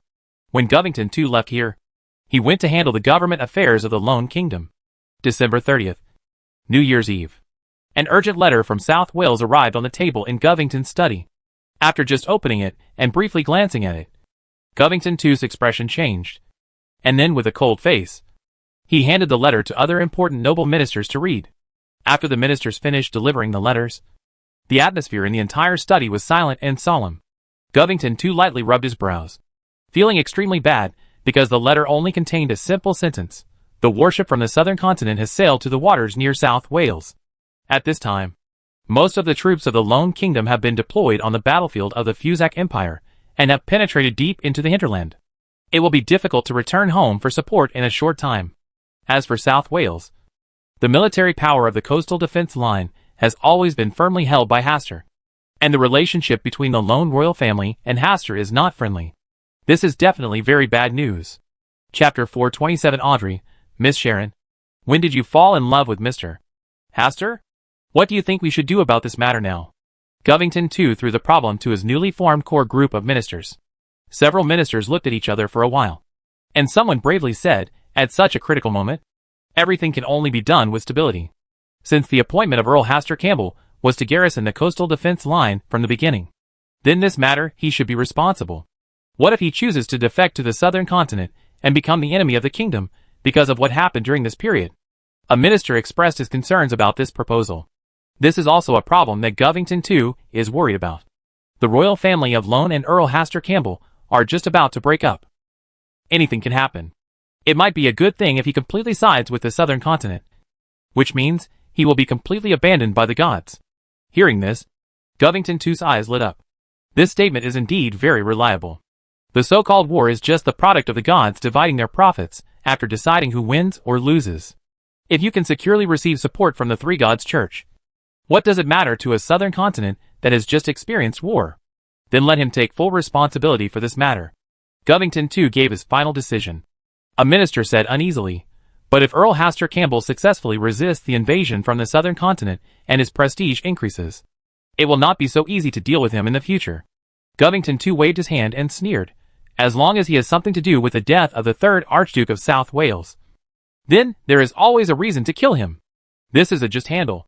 As long as it is grasped correctly, Haster can be regarded as a treasonous traitor no matter what prestige he has in South Wales. Port Pudding, South Wales. The warships that sailed from the southern continent have appeared within the observable range of the coast of South Wales, causing people in the coastal areas to panic.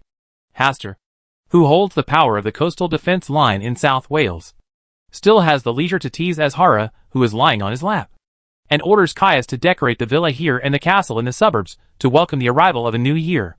Sharon, who knew that the southern continent was preparing to launch a war, finally came out of the mirror. She stood some distance away from Haster, staring at Haster, who had no nervous expression on his face. Did you expect this? That's not entirely true. Haster looked back at Sharon and said calmly, I was the one who asked the southern continent to send dozens of warships to the coastal waters. This is one of the means to counter the lone royal family, as long as there is a possibility of war breaking out in the southern continent, regardless of whether the lone royal family is willing or not. He is the best person to take charge of this defensive war. Any actions against him will be temporarily stopped, so that he can have a good year. Next year is a good new start, and the kingdom of Lone can also have another king. It is said that the oldest son of Govington too is only 12 years old, so he is indeed a good choice. Although he didn't really want to become Prime Minister Chow. Sometimes it was better to be a traitor than a traitor who everyone shouted to beat. If the Three Gods Church chooses to side with the lone royal family when he is fighting against the lone royal family, then he will no longer have to worry about anything and directly join the southern continent, allowing the southern continent to declare full war on the lone kingdom. The worst it can be like is a battle between gods. If your side counts the words carefully, it will be quite simple to find all 3 true gods. The true creator, the original witch, Grey Carrie. And if that didn't work, he would use the Palace of Stars to attract several old clones of the stars and outer gods, which would be enough to deal with the coming of true gods such as the Goddess of Night. But this is the worst case scenario. You also want to start a war? Sharon looked at Haster deeply, as if she just got to know Haster again today. Haster sighed, stood up, left Azhara alone, walked to Sharon, and said softly, I do it more out of self-preservation and learn to protect myself. This is the instinct of every living thing. Is it just self-protection? It can also protect other important people and things. Haster stared at Sharon's blue eyes, and the meaning was self-evident. Sharon just said lightly, Miss Audrey? After saying that, without waiting for Asta to say anything, she suddenly reacted and left with a slightly red cheek. Such a sentence is simply jealous. Shy Sharon is so cute. Haster looked at Sharon's leading figure, feeling very comfortable. Sure enough, playing some games to enhance feelings is still useful. In a blink of an eye, the new year is here. South Wales is located on the seaside. Although it is winter, it is not too cold here, and it is not snowing heavily like Backland. According to the news from Backland, the temperature this year was several degrees lower than in previous years, and heavy snowfall almost buried the entire Backland. In the northernmost Fasak Empire, heavy snow fell all day long, and the main roads and rivers were blocked by the snow. This forced the Lone Army, which was about to push to the capital of the Fasak Empire, to withdraw and wait until the beginning of next spring to continue the attack. Without the snow-covered new year, it always feels like something is missing. Audrey was standing in front of the windowsill, opening the window and admiring the coastal scenery. Wow! Susie also echoed. This is the first time that I don't have to spend the new year at Backland's house. After becoming an adult, it is indeed a new beginning. Everything becomes different. Audrey was muttering alone. It wasn't until Forsey knocked on the door that she put away her thoughts, walked to the door, and opened the door. Forsey held a finger-thick manuscript in his hand, coughed slightly and said, Miss Audrey, this new novel is my New Year's gift to you. MS. Furs, I also have a New Year's gift for you. Audrey invited Forsey and Zio, who was almost covered up, into the room, and then took out the New Year's gift she had already prepared. A set of earrings that looked valuable. There is also a newly bought necklace, which is Zio's New Year's gift. Zio presented her with a light white scarf that she hand-knitted. It's so beautiful. Audrey liked the gift from Zio very much. This kind of New Year's gift made by friends seemed to make the whole scarf full of life. As long as Miss Audrey likes it, Zio touched her head in embarrassment. She chose to sew the scarf by herself. The most important reason was poverty. She was too embarrassed to give ordinary gifts to Miss Audrey. And she couldn't afford expensive and unique gifts, especially after playing the game of winning in life. She was not willing to mess with even just 1 penny. Flowers. I am really scared of poverty. After agreeing to go to Haster's place to celebrate the new year together tonight, Forsey and Zio left first. Audrey put away the book that Forsey sent and put it where Susie couldn't read it to avoid being piqued by Susie. In response, Susie said in a faint tone, "Audrey, how can you guard against me like this?" "No, Susie. I do it for your own good. You really can't read this kind of book. The book says that knowledge is neither good nor bad. The book should also say that when others clearly refuse, they should not make excessive demands." Susie couldn't talk to Audrey, so she could only lie aside silently, looking forward to what New Year's gift Mr. Haster would give her. At around 6 o'clock in the evening, Audrey and others sat in a carriage and arrived at Asta's villa. Based on the last experience, after the New Year's dinner this time, Asta did not play any games with them, but took them to the beach. At night, scattered stars hang in the black sky, and fireworks that have been arranged on the beach are launched into the sky. The bright fireworks are reflected on the sea, making them colorful and dazzling. The glorious view of the sea and the sky at the same time is even more breathtaking than exploding in the haze-filled air of Backland. The sea breeze at night carried the dampness and coldness from the sea. Asta and others did not stay long. After the fireworks were set off, they returned to Asta's villa. When Zio proposed to continue playing the last winter's game in life, Audrey and Sharon fell silent, seeing that the atmosphere was a bit off. Forsey hurriedly changed the subject. "Will the warships from the southern continent really take advantage of our Chinese New Year to attack South Wales?" "Maybe." Haster did not give an accurate answer. "It's so dangerous here. It's safer to stay in Backland." Zio also realized at this time and hurriedly added. Forsey hit her head hard, and she took a few steps back, covering her head with her hands in pain, with a pitiful and aggrieved look, which made Haster and the others smile.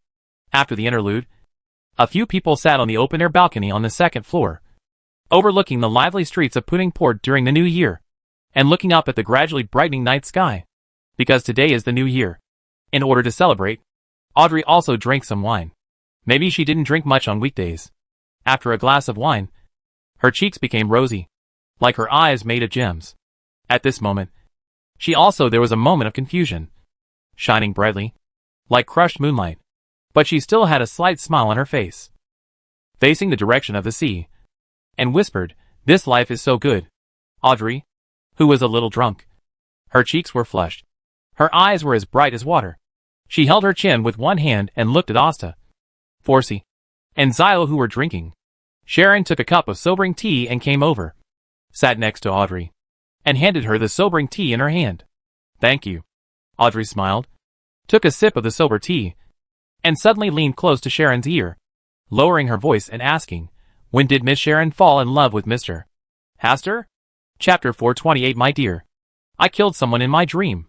This question made Sharon, who was always as calm as water, couldn't help but have a strange look on her face, and there was a faint blush on both sides of her cheeks. But before Sharon could say anything, Audrey closed her eyes and muttered drunken words, with a drunken look on her face. Sharon looked at Audrey blankly, trying to figure out whether she was really drunk or fake, whether she was drunk now or just now. In the end, Sharon did not answer the question, but watched silently as Audrey and the three left. After getting on the carriage, Audrey turned sideways and lifted up a corner of the carriage curtain. Her cheeks immediately flushed red. She didn't know why she suddenly asked such a question.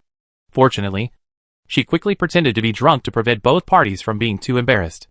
The only pity is that Miss Sharon did not answer her own question at the end. Late at night, Sharon did not return to the mirror tonight, but stood in front of the windowsill, like a puppet, quietly thinking about Audrey's problem tonight. On the other side, Haster took a bath and returned to the room early on the grounds that he was drunk tonight. He took out his pocket watch set with an emerald and looked at it. It was already 11:30. There is only half an hour left before 12 o'clock. That should be enough time. Haster lay on the bed, fell asleep, and came to the Palace of Stars. He looked down at the stars for a while, and then descended on the star container again. During this period of time, he had asked the star vessels to leave the god-abandoned land and return to Runnan, hiding in a place only he knew. waiting for his call at any time. In the new year, there should naturally be a new atmosphere. Then, he should also give a New Year's gift to that Govington too. Since he is a chow thief, he is naturally good at killing people in his dreams.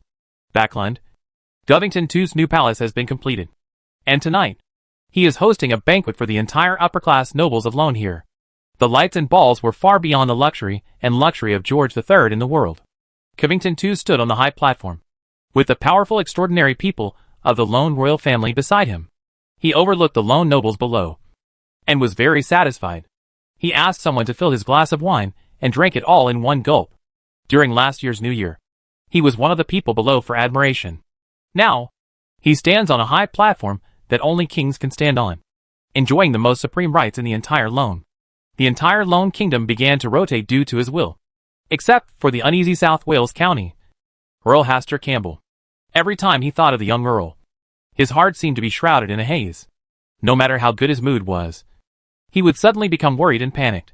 When Zeradal helped him predict the future, he reminded him emphatically that he must pay special attention to this person.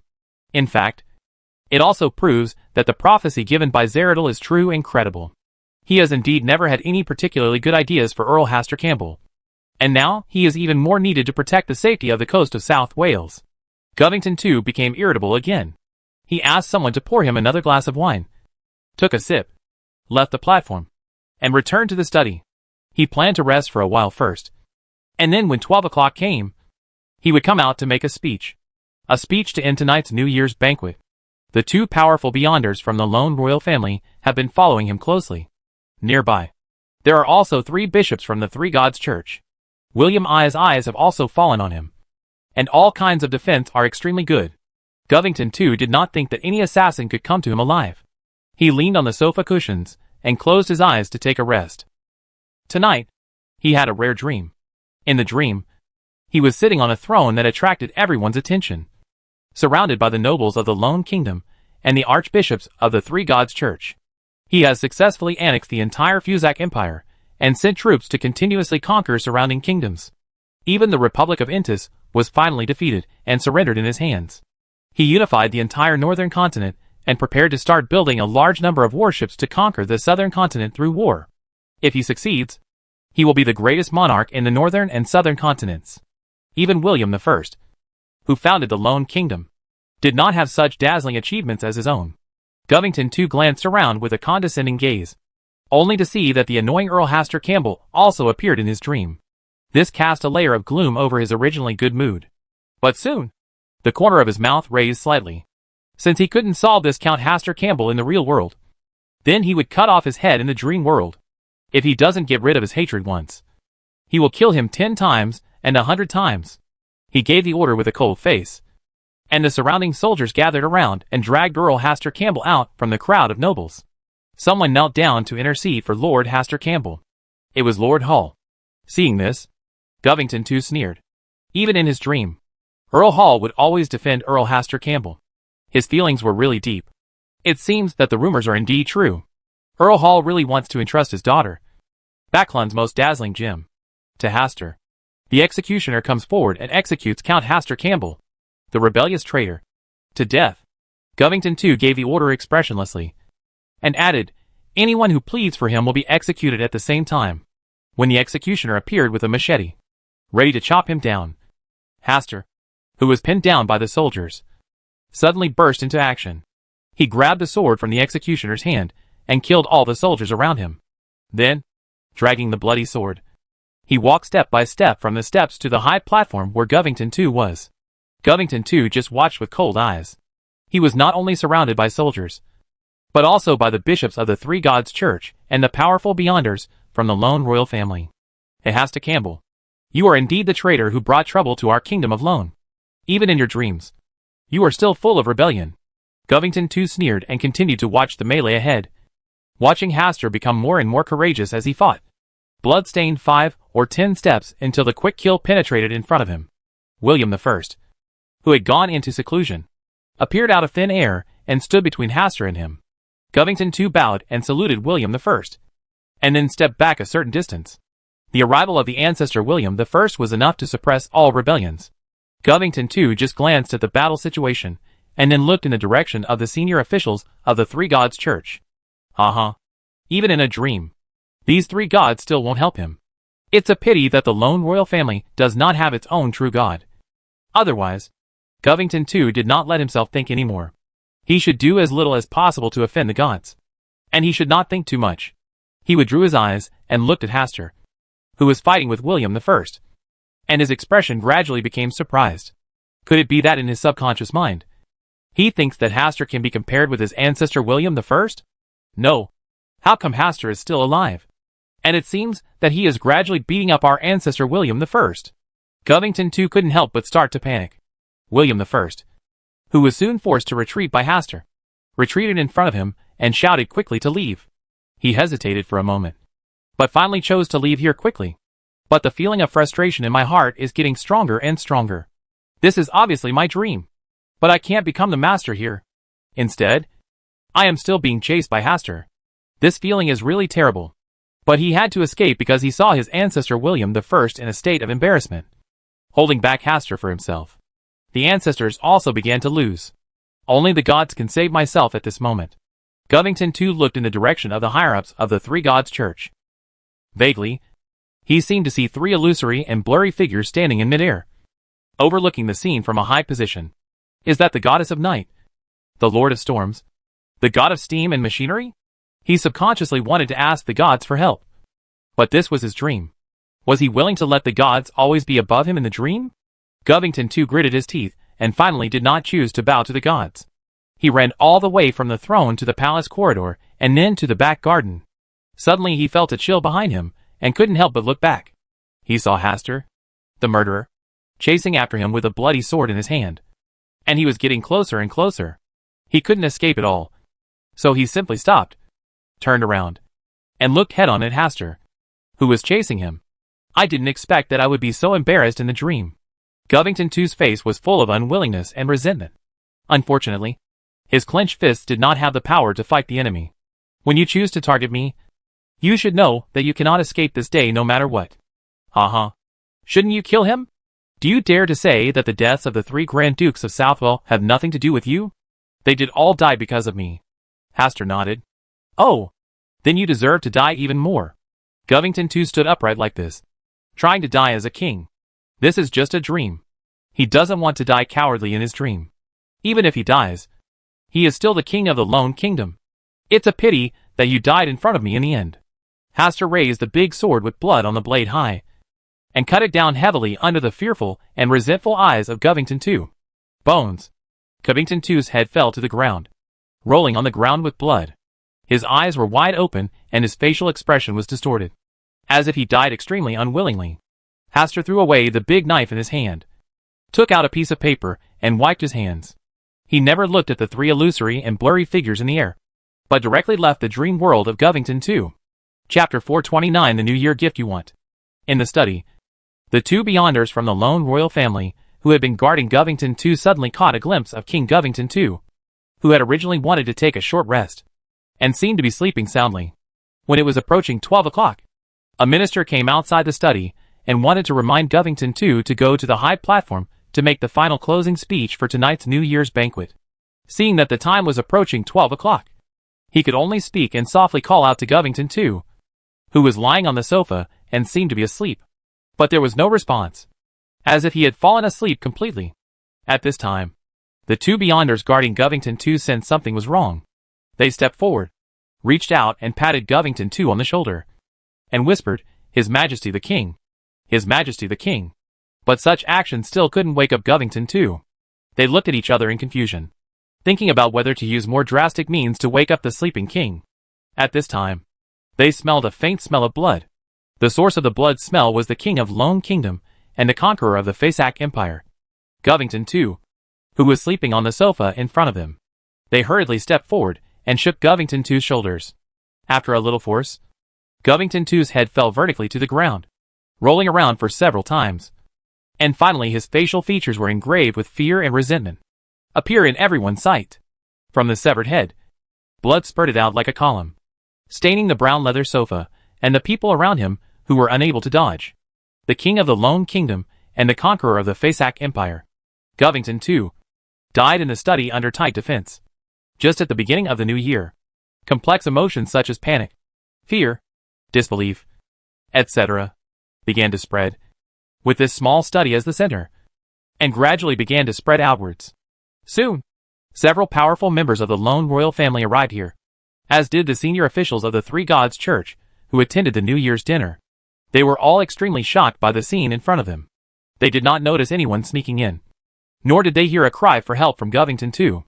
Even the two extraordinary people who were protecting him did not notice anything strange at all. But the death of Govington too is a real fact. The king should have died in the dream. A powerful extraordinary person assassinated the king in the dream. The injuries were reflected from the dream to reality, which is why the scene we see now appeared.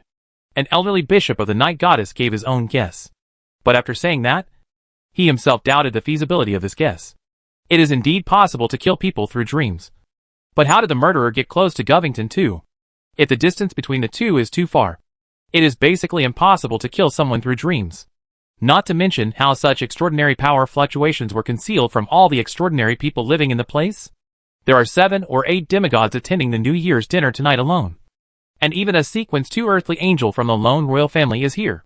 Members of the lone royal family, who knew the inside story, knew that their ancestor William I had also been keeping an eye on Govington too to prevent him from dying inexplicably. But even under such heavy defense, Govington too still died in such a bizarre way. Moreover, this assassin deliberately chose this time to assassinate. The new year would begin with the death of Govington too. Aren't the eyes of the gods also looking at Backlund? Didn't they discover anything? Some people are angry, as if they are mad and complaining about the inaction of the gods. In this regard, the senior leaders of the Three Gods Church remained silent and did not give any explanation. They just sneered with disdain in their hearts. He is just a king who has only just ascended the throne for less than a year. Do you really think he is worthy of the attention of the gods? The change of a country is nothing but a trivial matter to the gods, let alone the death of one of the kings. Although the members of the lone royal family were very angry, they did not dare to say too harsh words. If the people of the Three Gods Church accused them of blasphemy, they would basically go down to accompany Govington too. Send someone to invite the ancestors. Prince Grove Augustus secretly sent people to meet his ancestor William I, hoping to get the truth about the death of Govington too tonight from him. He believed that it was absolutely impossible for the ancestors to be unaware of what happened tonight. In the back garden of the New Year's banquet, Earl Hall, who was walking alone, heard a noise and panic coming from the newly built palace. He just stared quietly for a few seconds and then looked away. If it were in the past, if something happened, he would definitely rush to the front. Now, under the pressure of the new King Govington too, he is basically far away from the political center of the Lone Kingdom. If it weren't for his numerous investment projects and the large amount of money he controlled, I am afraid that the Hall family would have been ruined long ago. After a period of understanding and investigation, he also knew the reason why the new king suppressed him in this way. In addition to the fact that he was a favorite of George III, there were also reasons for his daughter Audrey and Hastur. Govington too heard rumors somewhere that Audrey and Hastur would unsettle the entire kingdom of Lone in the future and pull the Augustus family from the throne of kingship. In order to protect his daughter, he specially sent Audrey to South Wales and asked Asta to take care of her on his behalf. Even for the new year today, he didn't let Audrey come back, but let her stay in South Wales. It seems that we have to find a time to arrange the marriage between Audrey and Asta, so that I don't have to worry too much. Earl Hall made a decision in his mind and walked for a while before heading towards the noisy area of the new palace. Before he reached the second floor, he heard the news that Govington too was assassinated by an assassin tonight. This frightened him, and he hurriedly asked other nearby nobles whether this matter was true or false. When it was confirmed that Govington too was indeed dead, Earl Hall's heart beat suddenly. Could this incident be related to Hastur? Govington too is so obsessed with prophecies, and Hastur is the key to the prophecy. Now that Govington too is dead and Hastur is still alive and well, it is difficult for people not to doubt whether there is something between them. What kind of connection? If this is the case, then the deaths of the first 3 Archduke of Southwell might have been caused by Hastur? Earl Hall thought this, and the more he thought about it, the more uneasy he became. He firmly believed in Hastur's character, but Hastur like this was too unfamiliar. Soon, members of the lone royal family began to evacuate the nobles attending the New Year's banquet tonight, and asked them not to spread chaos when they returned, but to stay at home and wait for the results of the investigation. Earl Hall quickly left here and returned to his home. Then he came to the study, closed the door, and began to write a letter to be sent to South Wales. Before his letter was written, a butler knocked on the door and said that Archbishop Anthony of the Church of the Night Goddess was visiting. Earl Hall put the letter away before walking out of the study and heading to the lobby on the first floor to meet with Archbishop Anthony, the head of the Backland district of the Night Goddess Church. Happy New Year, Earl Hall. Archbishop Anthony seemed to be in a good mood, and Earl Hall could only respond politely. After Archbishop Anthony took a sip of the Marquis black tea, he faced the curling tea smoke and said, "I came here tonight just to ask Earl Hall to give me a message." "What words? To whom?" Earl Hall looked curious. "What happened in Backland tonight is over," Archbishop Anthony said solemnly, and then said with a smile, "As for who to bring, I believe Earl Hall should know clearly in his heart." Earl Hall remained silent. If he had just speculated that Hastur was related to what happened tonight, now he is convinced. Hastur actually chose New Year's Eve to send people to assassinate the king of Lone Kingdom, and even attracted the attention of the gods. Has he grown to this point in the mysterious world? Even the gods paid special attention to him. The most important thing for the Lone Kingdom now is to conquer the Fasak Empire. Other matters can be solved after this matter is completed. Earl Hall frowned slightly and asked, "What else?" Archbishop Anthony didn't say much, just smiled meaningfully, stood up and left. After sending Archbishop Anthony away, Earl Hall went to his study, burned the letter he had originally written, sat at his desk, thought for a while, and then started writing another letter. Fireworks are going up again to celebrate the New Year in Port Punning, South Wales. It feels like celebrating the New Year only when it's 12 o'clock. Asta, who had already fallen asleep, got up again and went to the outdoor balcony, looking at the bright fireworks in the sky and squinting his eyes slightly. Not long after, Sharon also came here. She just stared at Hastur quietly, as if she wanted to see clearly what was thinking in his heart. "The New Year is here again, and I haven't given you a New Year gift yet," Hastur chuckled and said. "Is there anything you want?" "No." "Really not?" Sharon retracted her gaze from Hastur and turned to look at the starry sky that was far brighter than usual. "Sharon, should you give me a New Year's gift too?" "Not prepared. The New Year's gift I want doesn't require preparation in advance." Hastur stood up, walked to Sharon, and looked at her with a slight smile. Chapter 430. The Aurora Society declares responsibility for the incident. This time, Sharon was not scared away by Hastur's deliberately teasing words. Instead, she raised her eyes slightly, stared at him, and said calmly, "Then what?" Asta was slightly startled. Sharon, who was trying to maintain her stubbornness, was really cute. She seemed to be expecting, but also entangled and timid, although she tried to pretend to be calm. The sea in her blue eyes was filled with spreading ripples. "Sharon," Asta shouted softly, and there was a bit of ambiguity in the air. Sharon, who had originally planned to hold on, took 2 steps back slightly. "I haven't decided what New Year gift I want." After saying that, she pretended that nothing happened and left. As she left, Azhara shouted and jumped from the shadow position on the beam to Sharon's shoulder. Hastur did not chase, but sat back in his seat, looking up at the stars, thinking about what kind of disturbance his secret action would bring tonight. The process of assassinating Govington II is not complicated. Sequence 2 of a single extraordinary path may be a bit difficult, but for him who is in charge of several extraordinary paths and has corresponding authority, without the intervention of the 3 gods, it's basically not difficult. Killing people through dreams was a combination of Hastur's own extraordinary abilities and the help of one of the sealed objects he obtained from the spiritual dragon to complete the assassination at an ultra-long distance. Except for William I, the ancestor of the Augustus family, who caused a little trouble for him. The others were pushed forward all the way. Thinking back to the moment when Govington II's head was chopped off, I'm afraid he was still thinking that this was just a dream. And dreams are usually the opposite of what happens in the real world. After entering Govington II's dream and successfully assassinating him, he also read part of Govington II's memory. For example, the person who informed Govington II of the 3 prophecies was Zeradal, who was hiding in the dark. He has recently gone crazy again, and it was very serious. He probably saw things he shouldn't have seen. Of course, he is not excluded. It's fake. In addition to this, he also saw a little secret about the fall of George III. Unfortunately, Govington II only knew that there was a problem, but did not know where the problem actually occurred. The only thing that concerned Hastur tonight was the indulgent attitude of the three gods towards him. The three gods did not descend from the gods, but they vaguely knew what happened to Backland. But they still sat back and allowed themselves to assassinate Govington too, in addition to not wanting to antagonize the stars. It is probably also because Govington too has been making frequent moves recently to annoy them. For the goddess of night, conquering the Fasak Empire is the most important thing. For the Lord of Storms, Govington II's attack on the old nobles is a slap in the face. The god of steam and machinery does not matter, but the sense of existence has always been the weakest. The territory of the Augustus family is still there, and the death of Govington II will not cause much panic. It could also effectively warn the people of the Augustus family to always maintain reverence for the gods. In this case, it is normal for the three gods to make such a choice. Hastur thought about various possibilities to prevent himself from missing any important tips. Outside Puvingport, investigators from the Three Gods Church first received the news from Backland. Govington II has fallen.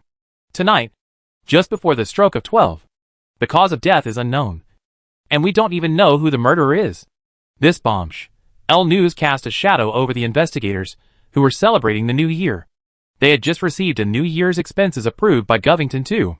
What the church means is for us to return to Backland and take care of other things. The same goes for us. It seems that the church should know the secret behind this matter. The three leaders of the Three Gods Church discussed and decided to return to Backland in 2 days. Before returning, they still needed to meet Earl Asta Campbell according to the church's arrangement, and then end this trip to South Wales. January 1st is the day when all things come back to life in the new year. Backland is shrouded in a thick layer of haze, making it difficult for everyone to breathe. After all, the death of Govington II could not be concealed. But overnight, the news of Govington II's death occupied a large page in major newspapers, with the newspaper leaking and adding fuel to the fire. This topic is being discussed in the streets of Backland today. In particular, the former king of Lone Kingdom was also assassinated, and the assassin has not been caught until now. Now Govington II has followed in his father's footsteps and died. This made many people feel unsafe. Even the king could be assassinated one after another without catching the assassin. Is the assassin too powerful or the guards too incompetent? Can such a lone royal family really lead the Lone Kingdom to prosperity? Not long after, members of the lone royal family came forward and defined the assassination as a conspiracy between the Fasak Empire and the Aurora Society. While expressing deep sorrow, it also aroused people's disgust towards the Fasak Empire in order to prepare for the complete conquest of the Fasak Empire in the beginning of spring.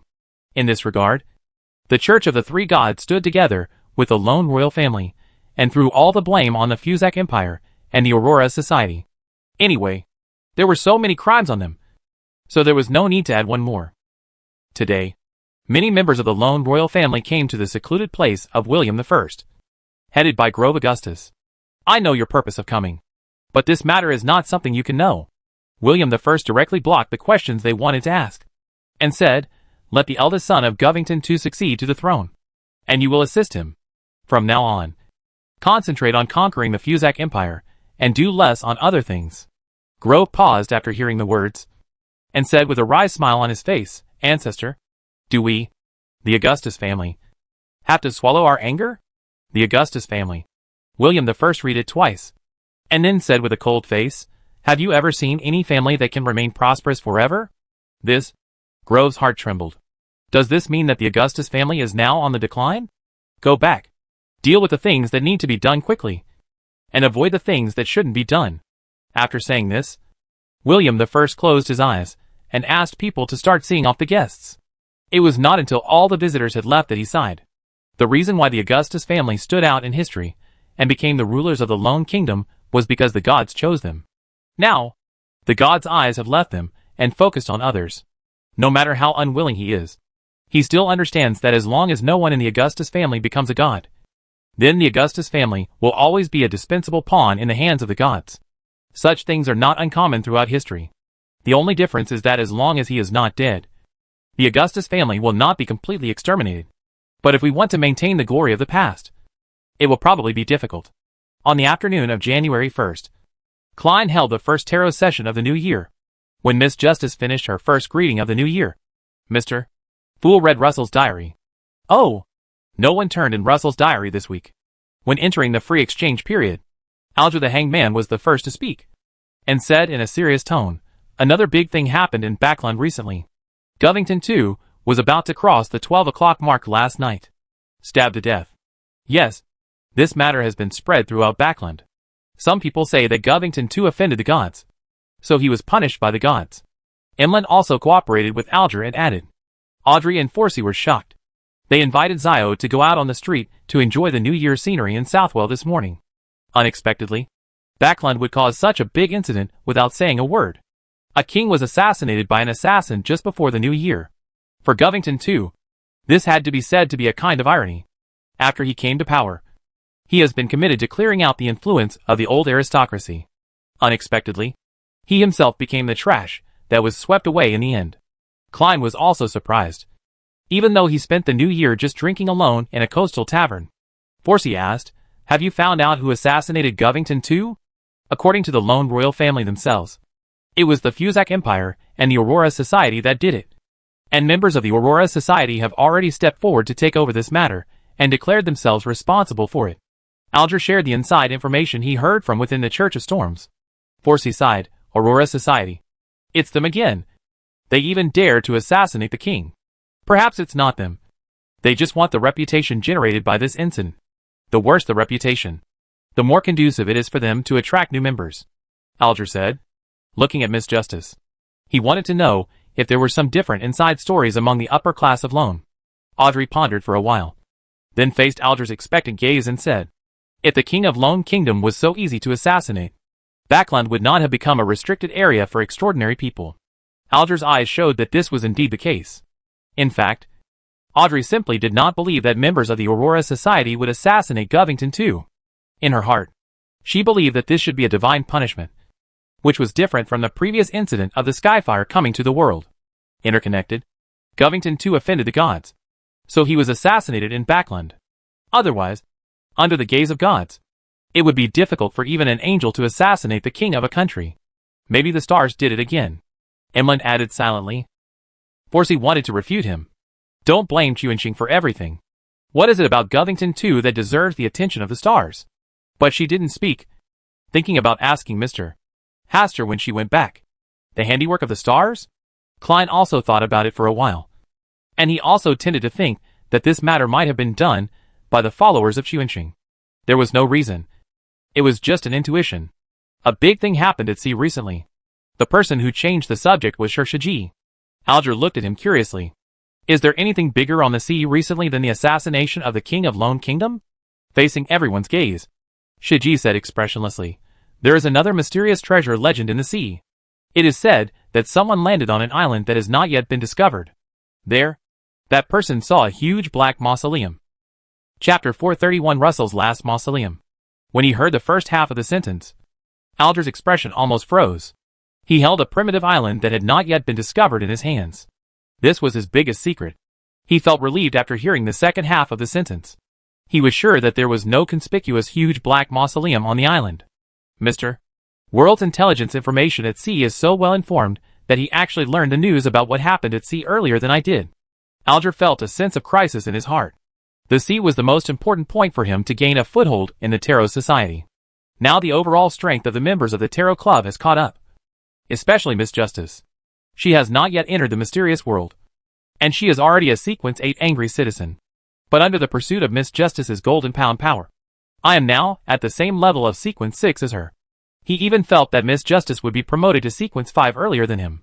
This sense of urgency is forcing him to seize the time to become stronger every moment. Now, even his key position on the sea is about to be replaced by the world. In this way, his first-line position in the Tarot Society will be replaced and reduced to a second-line member like Miss Magician and Little Sun. He will never allow this to happen. After returning, he will investigate this matter carefully. Mr. Fool, who was sitting at the top and had never spoken, suddenly chuckled and said, the huge black mausoleum, the last remaining mausoleum of Russell, is right above the sea. The last tomb left by Russell was discovered? The members of the Tarot Society were shocked. Compared to the death of Govington too, the legendary figure of Emperor Russell was much more valuable. They were not surprised that Mr. Fool knew about this matter. Among the existences they knew, Mr.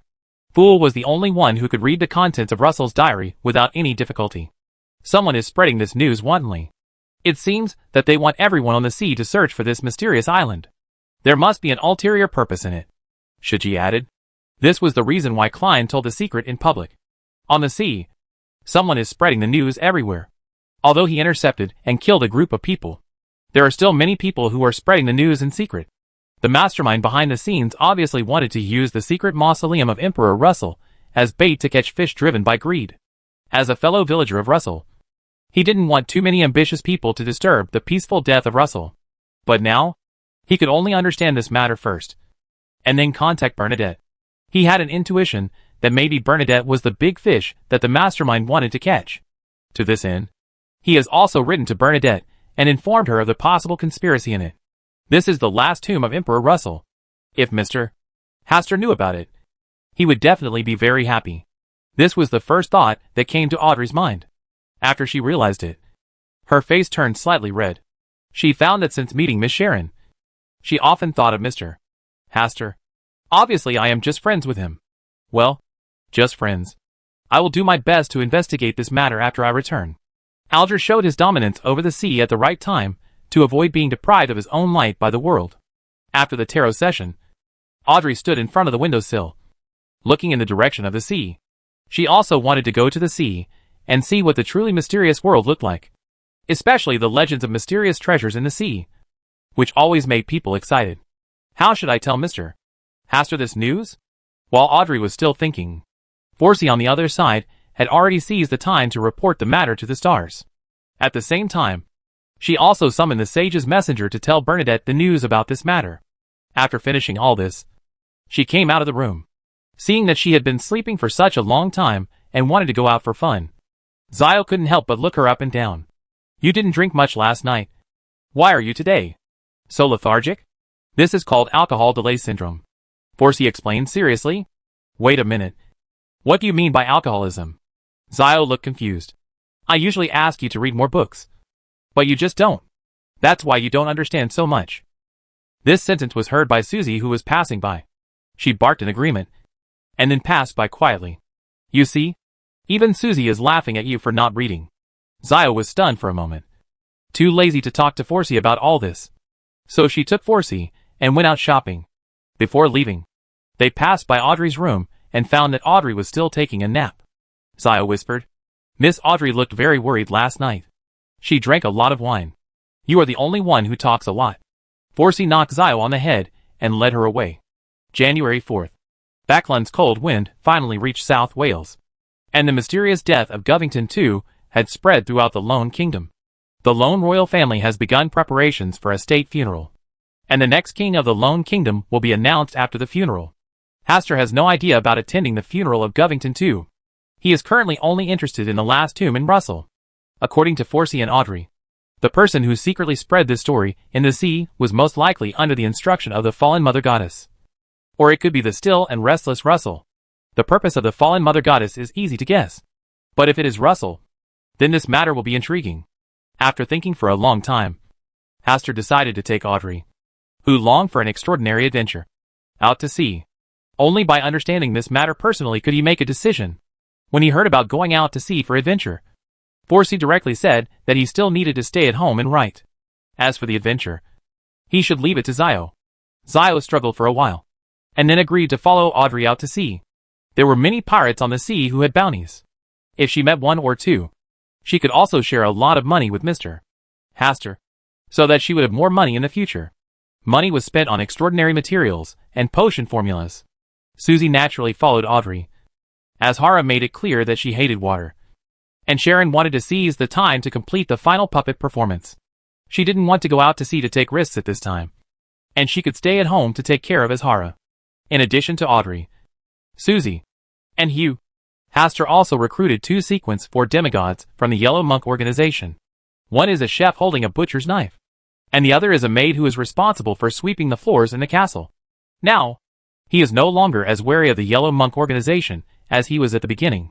He is a sequence 4 demigod himself, and with his special characteristics, he can easily suppress these 2 demigods from the Yellow-Clothed Monk organization. After 2 days of preparation, Hastur finished solving the trivial matters and led everyone to go to sea in the early morning of January 6th. In order to prevent accidents, Hastur secretly arranged the star containers on the ship. As the morning sun shone, Sharon stood in front of the windowsill, looking at the ships out to sea in the distance. Azhara snuggled obediently into her arms. "Miss Sharon, why don't you go to sea with the master? That Miss Audrey is following the master." Azhara, who was lying in Sharon's arms, made a voice as clear as a child's. Sharon tapped Azhara's nose lightly. "I need to think." "What are you thinking about?" "Think of when to tell your master of your ability to speak." "Meow." Azhara was instantly furious, and didn't dare to say anything for a while. She also wanted to talk to her master, but her voice was too immature, like a child. So she had better wait a few more years. When will it be nice to be able to speak as sweetly as that Miss Audrey? Audrey, who was venturing out to sea for the first time, was obviously very excited about everything about the sea. Standing on the bow of the boat, she could always let out an exclamation or two as she watched the unknown fish jumping out of the sea from time to time. Zio wanted to pretend to be a mature, steady and well-informed adventurer, but she got seasick on the first day on the ship. The already small and barren body seemed to shrink even more. It wasn't until her third day at sea that she gradually overcame her seasickness. Susie stared at everything in the sea with curiosity, matching what she saw and heard with the knowledge she had learned. For this reason, Hastur specially gave it a pair of scholar-like glasses. The ship headed all the way to the depths of the sea, with the Black Emperor card and Hastur's own luck. As long as there was something abnormal about the island where Russell's mausoleum is located, it could successfully merge with it just by letting the tide drift together. Compared to this, Asta is more concerned about the situation on Bernadette's side. No matter who started this undercurrent in the sea, she is the key figure. Bernadette is a confident and arrogant person at heart. She will not pray to the stars whenever something happens like Forsey. Only when she encounters real danger or cannot make up her mind will she ask the stars for help. At night, Hastur entered the Hall of Stars through a dream. His eyes first scanned the fallen Mother Goddess and Bernadette. No abnormalities were found, and he descended on the container of stars. Hastur has not yet completed the performance of Homeless and Path of Stars Sequence 4, but he already knows how to perform effectively, and the star container is his best choice. The container of stars is empty looking forward, and it is empty looking backward. He is an empty SHL, a real homeless person. Chapter 432: The Yellow Clothes Walking the World. When Hastur chooses to seal his memory for a certain period of time, the star container is the most suitable person to play as a homeless person. The people on the ship had fallen asleep, and even the cooks and maids from the monks in yellow were still unable to detect any signs of activity in the star container. Even if they did notice, they would choose to remain silent, because the star container is the divine envoy believed in by the yellow-robed monk organization, and even the incarnation of the yellow-robed lord. After entering the star container, Hastur temporarily sealed his memory, so as not to affect the performance of the star container for the homeless. Far away from the seaside and arriving at a strange port on the coast, the container of stars without memory walked blankly on the street. His eyes wandered, looking at the strange things in front of him. He was very interested in the people and things that appeared in front of him, but after looking at them for a while, he lost interest, as if there was some kind of isolation between the world and him. Or it should be said that his subconscious kept a distance from it all, because it's too fragile. Yes, everything he saw was too fragile. He only needed to blow out a breath, and they would all turn into ashes and ruins before his eyes. Even if he was just passing by the streets here quietly, he would try to keep a certain distance from the people next to him. His behavior seemed very strange among the crowd. He didn't care about the gazes directed at him. His gaze just looked at everything in front of him calmly and distantly. "Sir, do you want to buy a book? We have all kinds of unexpected books here, as well as exquisite illustrations." There was a young man who was only as high as his shoulders. He raised his head, revealing his freckled nose, and was carefully and mysteriously introducing his business to himself. "You can take a look first, and then decide whether to buy a copy."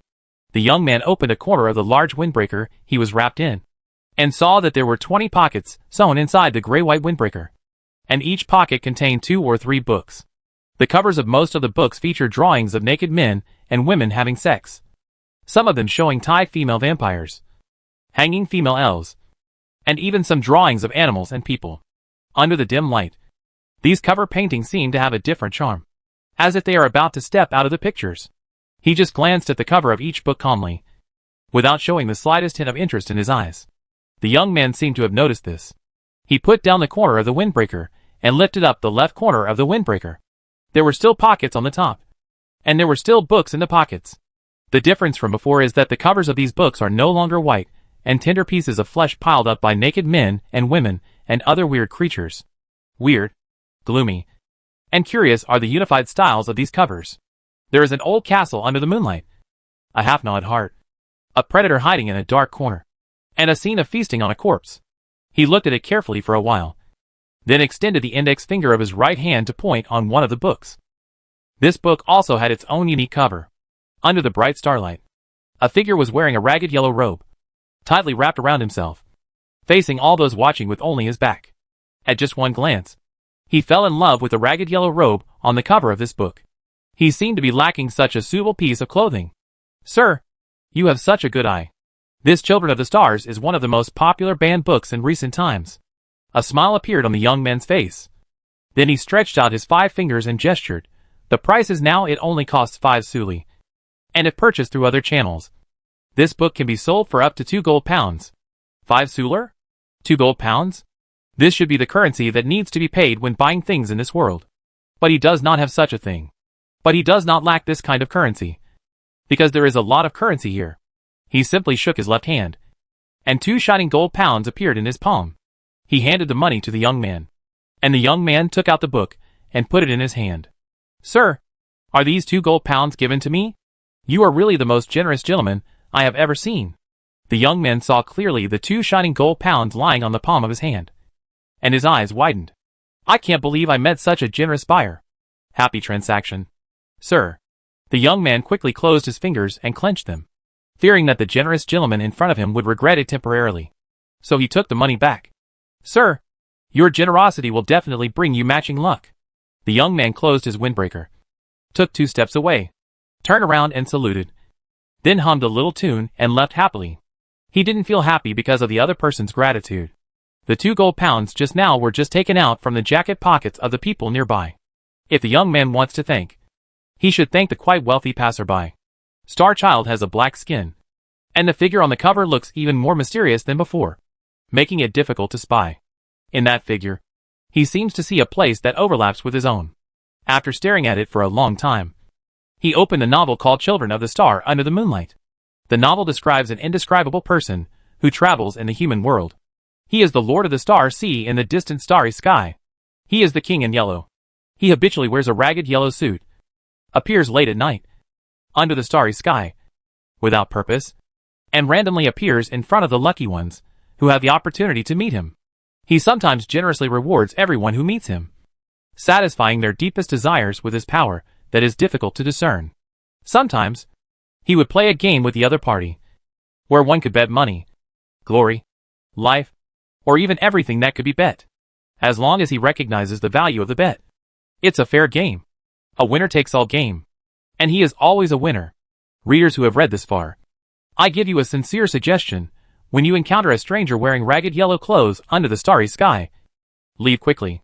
No matter what kind of bets he uses to tempt you. You cannot accept this. A game. Otherwise your soul will be lost and thrown away by him. These are the original words in the Book of Records, and they are a warning to those who come after. Sometimes he will also impose punishments without any purpose. The reason may be just because a tree on the side of the road looks unsightly, or maybe someone in the crowd glanced at him too much. His mood, his joy and anger, never have any rules. He just does whatever he wants. He will not be happy because of anyone's praise. In his eyes, no matter how beautiful things are, they are just dust that can be destroyed at any time. After reading the entire Children of the Stars silently, his eyes fell on the cover of the book again. The same back view gave him a very different feeling than before. He seemed to really see it. A king in yellow descended from the starry sky and walked in the world. Fitsport is a very ordinary port along the coast. Everything here is ordinary. There is no prosperous business, no special seafood, and even the pirates running rampant nearby are ordinary. Philip, a very ordinary dock worker, has an average family background and an ordinary appearance. No matter how you look at it, there is nothing outstanding about him. Even his dreams are ordinary. He just wanted to go to Backland, the rumored city of hope, to see if the girl there had a singing voice as graceful as a lark and a gorgeous dance that could make a peacock spread its wings. As the wandering poets sung, she has skin that feels better than soft tofu when touched, and has blonde hair that even the sun would envy. But until now, He had not saved enough to leave the port and buy a ticket to the Lone Kingdom. Tonight can be regarded as a rare extraordinary event in his ordinary life. Well, he won a grand prize at Old Henry's Tavern. And he could drink as much as he wanted for free. No limit. No time limit. Although his drinking capacity is average, he still insists on drinking from 6 o'clock in the evening until 3 o'clock in the night. Until he can no longer drink.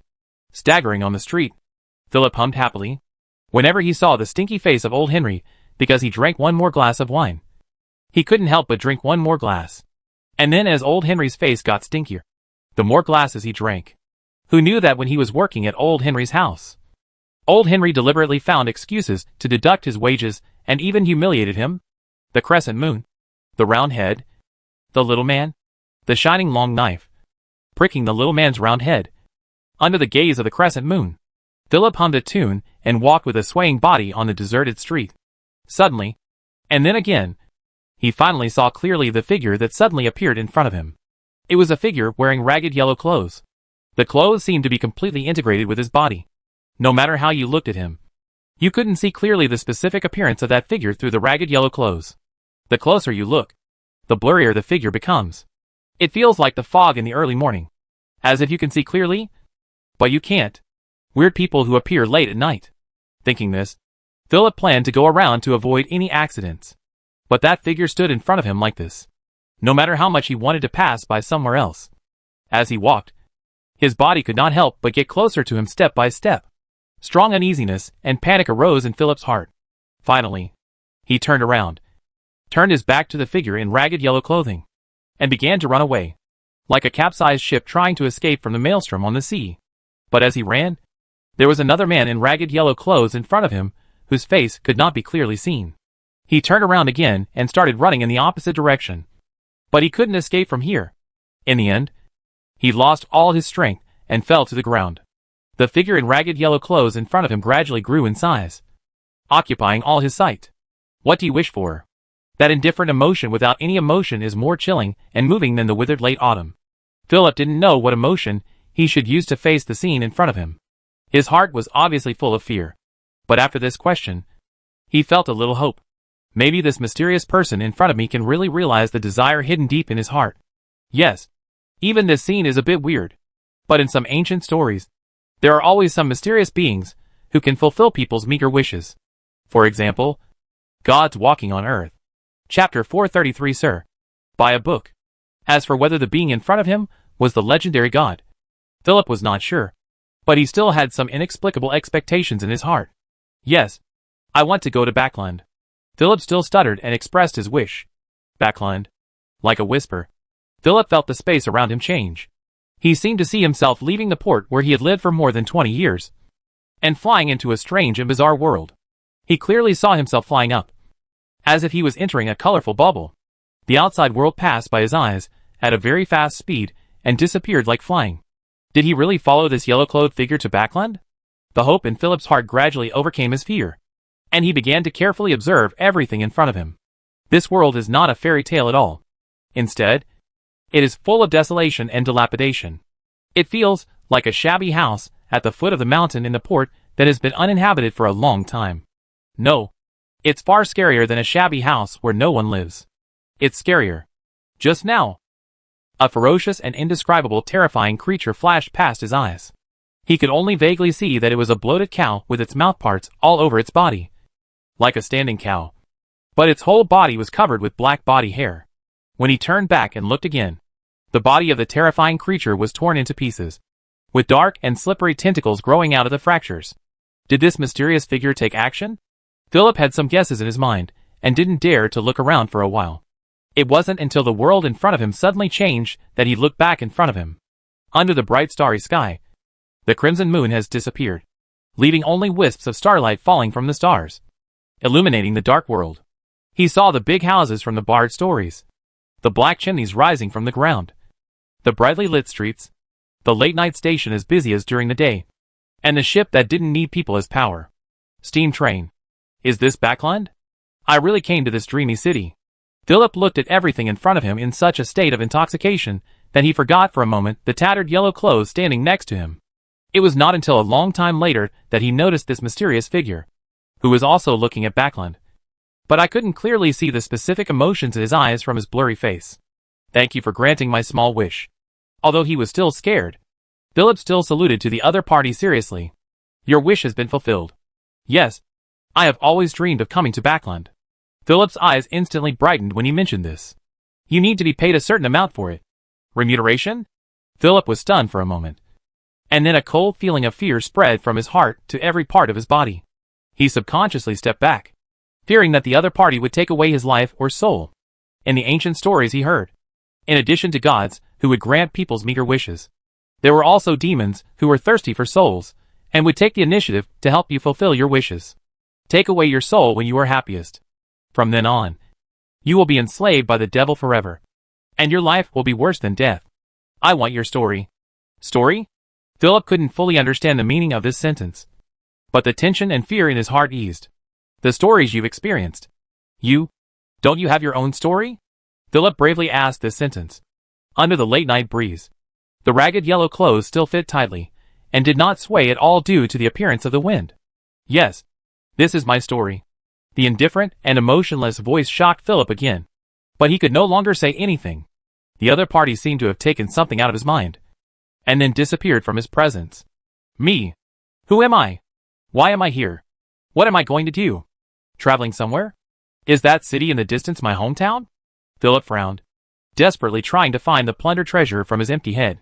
He forgot many things, including his own name.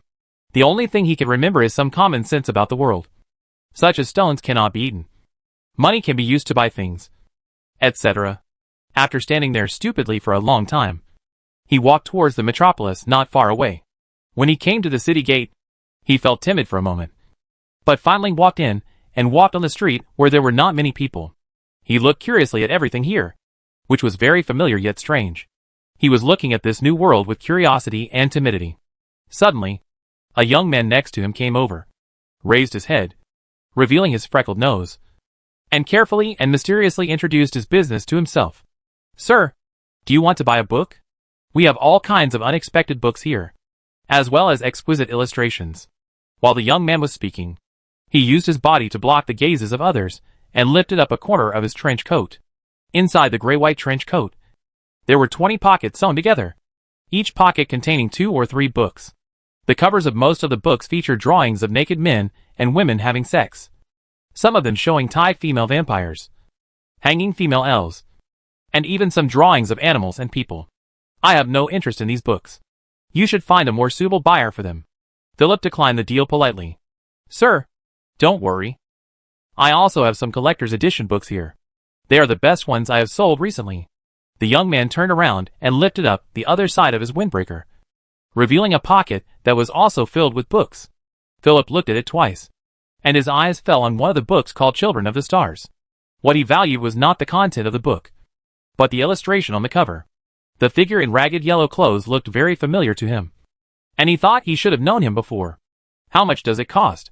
Philip looked at it for a while, and decided to buy the book. 5 solely. This price is absolutely fair. It can be sold for as high as 2 gold pounds elsewhere. Philip searched his pockets for a while, and pulled out 5 crumpled 1 notes, with a slight smell of sea. Sir, this is your book. Be sure not to lose it. The young man took the 5 solers handed over by Philip, took out the book Children of the Star from his coat pocket, and placed it on Philip's palm. Philip took the book in a daze.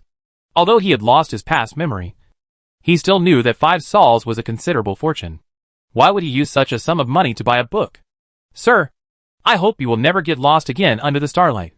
After the young man finished speaking with a smile, he hummed a little tune and disappeared into the dark night. Philip vaguely heard the song sung by the young man. The crescent moon, the round head, the little man, the shining long knife, pricking and pricking the little man's round head, and the crescent under the gaze of the moon. Philip was stunned in place. This song was also very familiar to him, and he couldn't help but hum along softly. The round moon, the little man, the long curved knife, the shining head, piercing the little man's curved knife, under the smile of the round moon. After humming, he was stunned again. How could he remember such a song? He lowered his head and looked at the Children of the Stars in his hand. The figure in ragged yellow clothes on the cover seemed to be slowly born from the starlight, and then came to him. It wasn't until he blinked once that he realized that everything in front of him was just an illusion. He was still standing on the sparsely populated street, and the figure in ragged yellow clothes still blended into the cover of the book. The sea looks particularly charming against the sky full of stars. Wisps of starlight fall from the sky and slip back from the sea back to the sky. On the dawn, Bernadette was looking at the ink-like sea in the distance. The wishing lamp sits quietly on the table, and next to it is a sea lantern that emits dim light. This is definitely a trap. And you are the big fish he wants to catch, the genie said, and then mocked. There is no luck in front of the fallen mother goddess. The only choice is death. Don't let your emotions overwhelm you. Above your sanity. Not the right time yet. Bernadette seemed to be talking to herself or to the djinn. If you want to fight against the fallen mother goddess, it will only be possible when the stars have recovered to a certain extent. Currently, he will not directly confront the fallen mother goddess for you. You seem to be afraid of the fallen mother goddess? Bernadette seemed to be deliberately provocative. Oh, your courage shows your ignorance. The djinn was not angry because of this. Your patience is much better than before. This time the djinn didn't answer. His patience was honed little by little in the Hall of Stars. None of these guys, including the Superstar Master, the high-dimensional Overlooker, and the Original Hunger, could deal with him, so that he became more and more pleased with the Mother Tree of Desire. Bernadette was not interested in continuing to speak. She still wanted to find the island where her father was. But not to save her father, but to prevent others from landing on the island and prevent pollution from spreading with the people who landed on the island. I believe that the current Lucian Church thinks the same way. As for how to find the island, she already had an idea in her mind. Maybe she doesn't need to take the initiative to look for it. Someone will naturally pass the information she wants to her. Before the sky lit up, Katla's spiritual messenger sent her the news she wanted. TSK. Someone is eager to lure you to that island. It's just such an obvious trick. But the fallen mother goddess really doesn't have much IQ left. The djinn on the side saw Bernadette starting to read the letter and couldn't help but make a mocking sound. Chapter 434 Katla. I saw the stars and the fool. Faced with the djinn's ridicule towards the fallen mother goddess, Bernadette ignored it and just calmly looked at the letter sent by Katla. In this letter, Katla mentioned that someone seemed to have found the island where the black mausoleum stood, and was asking her if she wanted to go take a look together. After reading the letter and pondering for a moment, Bernadette came to the desk and wrote a reply to Katla. She wanted to transfer Katla away from the sea area and let her return to the sea area between the Kingdom of Lone and the southern continent. Let her avoid this incident. Although she knew that Katla would remain silent and resist, she would still obey her orders in the end. TSK. You are so cruel to do this. It's obvious that that little girl is thinking about you wholeheartedly and is working hard to do what you want to do. The djinn came over and uttered 1 or 2 words of regret. Bernadette ignored her. In her opinion, freedom and life were far more important than loyalty. After the letter was written, Bernadette asked Katla's spiritual messenger to take the letter back, then walked out of the captain's room and ordered the second officer to drive the Dawn to the sea area Katla mentioned. The Dawn gradually brews in the depths of the sea, then erodes the blue sea little by little, dyeing it golden, and finally leaves the sea and becomes high above the sea. When Katla of the future silently read the reply from the mysterious queen, the world that had just brightened before her eyes dimmed again. But this time, she did not strongly protest her dissatisfaction to the queen, but silently followed the queen's will to leave here and return to safer seas. It's just that a strong desire for power and knowledge arose in her heart. If she could be more powerful, perhaps the queen would not be worried about letting her carry out dangerous tasks, because she was worried about her safety. Just when her desire was strong, her eyes seemed to see a lot of knowledge turning into a gray-brown torrent, rushing towards her, trying to drown her. This kind of scenery instantly reminded her of the time when she was chased by knowledge. It was the queen who gave her a pair of glasses that could seal the eyes of secrets to help her avoid being chased by knowledge. The pair of glasses are still on her eyes, so it stands to reason that no strange knowledge will come to her, unless there is someone behind the scenes who is promoting knowledge and forming a torrent that wants to devour itself. Katla did not let herself think anymore, but instead summoned the mysterious astrology device placed on the table, activated the astrology device, and the surrounding stars changed, as if a starry sky had descended here, tightly protecting her inside. When the pursuit of knowledge encounters this starry sky, it subconsciously stops its progress and even wants to run away with its life. However, it seems to have spirituality and silently senses for a while, as if to eliminate some wrong options. The dissociated knowledge began to gather into a torrent and wash away. After all, The starry sky formed by the astrology device is not the real starry sky. And this starry sky is not the fearful starry sky. The torrent of knowledge broke through the starry sky, and countless knowledge turned into mysterious and smart symbols. Like fairies with knowledge, they rushed into Katla's brain, as if they wanted to let her taste the forbidden food earlier. Mysterious knowledge. Katla's face turned pale, and she knocked down the table as she retreated. The astrology instrument in her hand made a cracking sound, as it could not bear the weight, and then disintegrated into pieces. Just when the astroscope cracked, a new light spot bloomed above the gray fog. At the same time, in the Palace of Stars, a small light spot also rose next to the light spot belonging to Bernadette. But Katla didn't know these things, and now she was being contaminated by knowledge beyond her ability. Among them are secret past events from the ancient sun god era, forbidden knowledge from the stars, and a small amount of knowledge that she has always longed for, such as how to advance to a higher order, as profound as the sea. Endless knowledge gradually spread in Katla's brain, completely pulling her into the abyss of knowledge. On the sea, Klein, who was hunting a pirate worth 2,000 gold pounds, suddenly felt some slight changes happening above the gray mist. He took off the head that could represent the pirate's identity, then found an empty bathroom, walked 4 steps backward, and entered above the gray mist. A new light spot appears near Miss Justice, Mr. Hangman, and other light spots, which means that there are new members who have opened up a connection with the gray fog due to various coincidences. As long as you are willing, you can draw the other person to come above the gray mist, participate in the Tarot Club, and become one of them. There have been no new members of the Tarot Club for a long time, and Klein quickly set his sights on the captain's cabin on his ship, because he had recently hunted the leaders of various pirate groups. He was as familiar with the various arrangements in the captain's cabin as he was with the bathroom. It was a woman, standing in a broken starry sky, covering her head, looking very painful, as if she was suffering from some kind of crisis. With the help of the power of gray mist, Klein could clearly see the true face of the endless points of knowledge surrounding the lady. Behind those light spots of knowledge, he saw a pair of hidden pupils. He was using the power of the torrent of knowledge to peer at the tortured lady in front of him. At least it's the work of a Sequence 2 angel. Klein could only roughly guess the sequence level of the owner of those pupils, but could not determine whose eyes they were. But it is related to the torrent of knowledge, and it is at least a Sequence 2 angel level existence, which has narrowed the scope a lot. Could the peeping pupils be part of the secret peeping sequence? Then this lady should be the astrologer of Sequence 5. This is the suppression of lower sequence extraordinaries by high sequence extraordinaries. Klein could see more clearly, but did not immediately pull the lady into the gray fog. There is an angel of at least Sequence 2, and he currently has no effective way to deal with him, even though the other party only paid a glance. He needed to make certain preparations before trying to help this lady who was chasing knowledge. Now, he could only let her suffer for a while longer. At this time, Klein saw the broken and dim starry sky around the lady blooming again. The bright starlight purified the erosion from the torrent of knowledge in an instant, and the pupils hidden behind the light spots of knowledge also lit up again in the starry sky. He left in a hurry without stopping for a moment. Did this woman rely on her own strength to fight back and solve the troubles that troubled her? As expected of a Sequence 5 astrologer, they indeed possess the mysterious power to reverse the situation, and even the stars can be their help. Klein observed for a while, and found that nothing unusual appeared. He even performed a divination once before trying to contact the lady and guide her above the gray mist. Katla stared blankly at the long bronze table that appeared in front of her, and looked at Mr. Fool above the gray mist with shock on her face. After a long time, she said tremblingly, "Where is this place?" After asking, she couldn't help but shudder.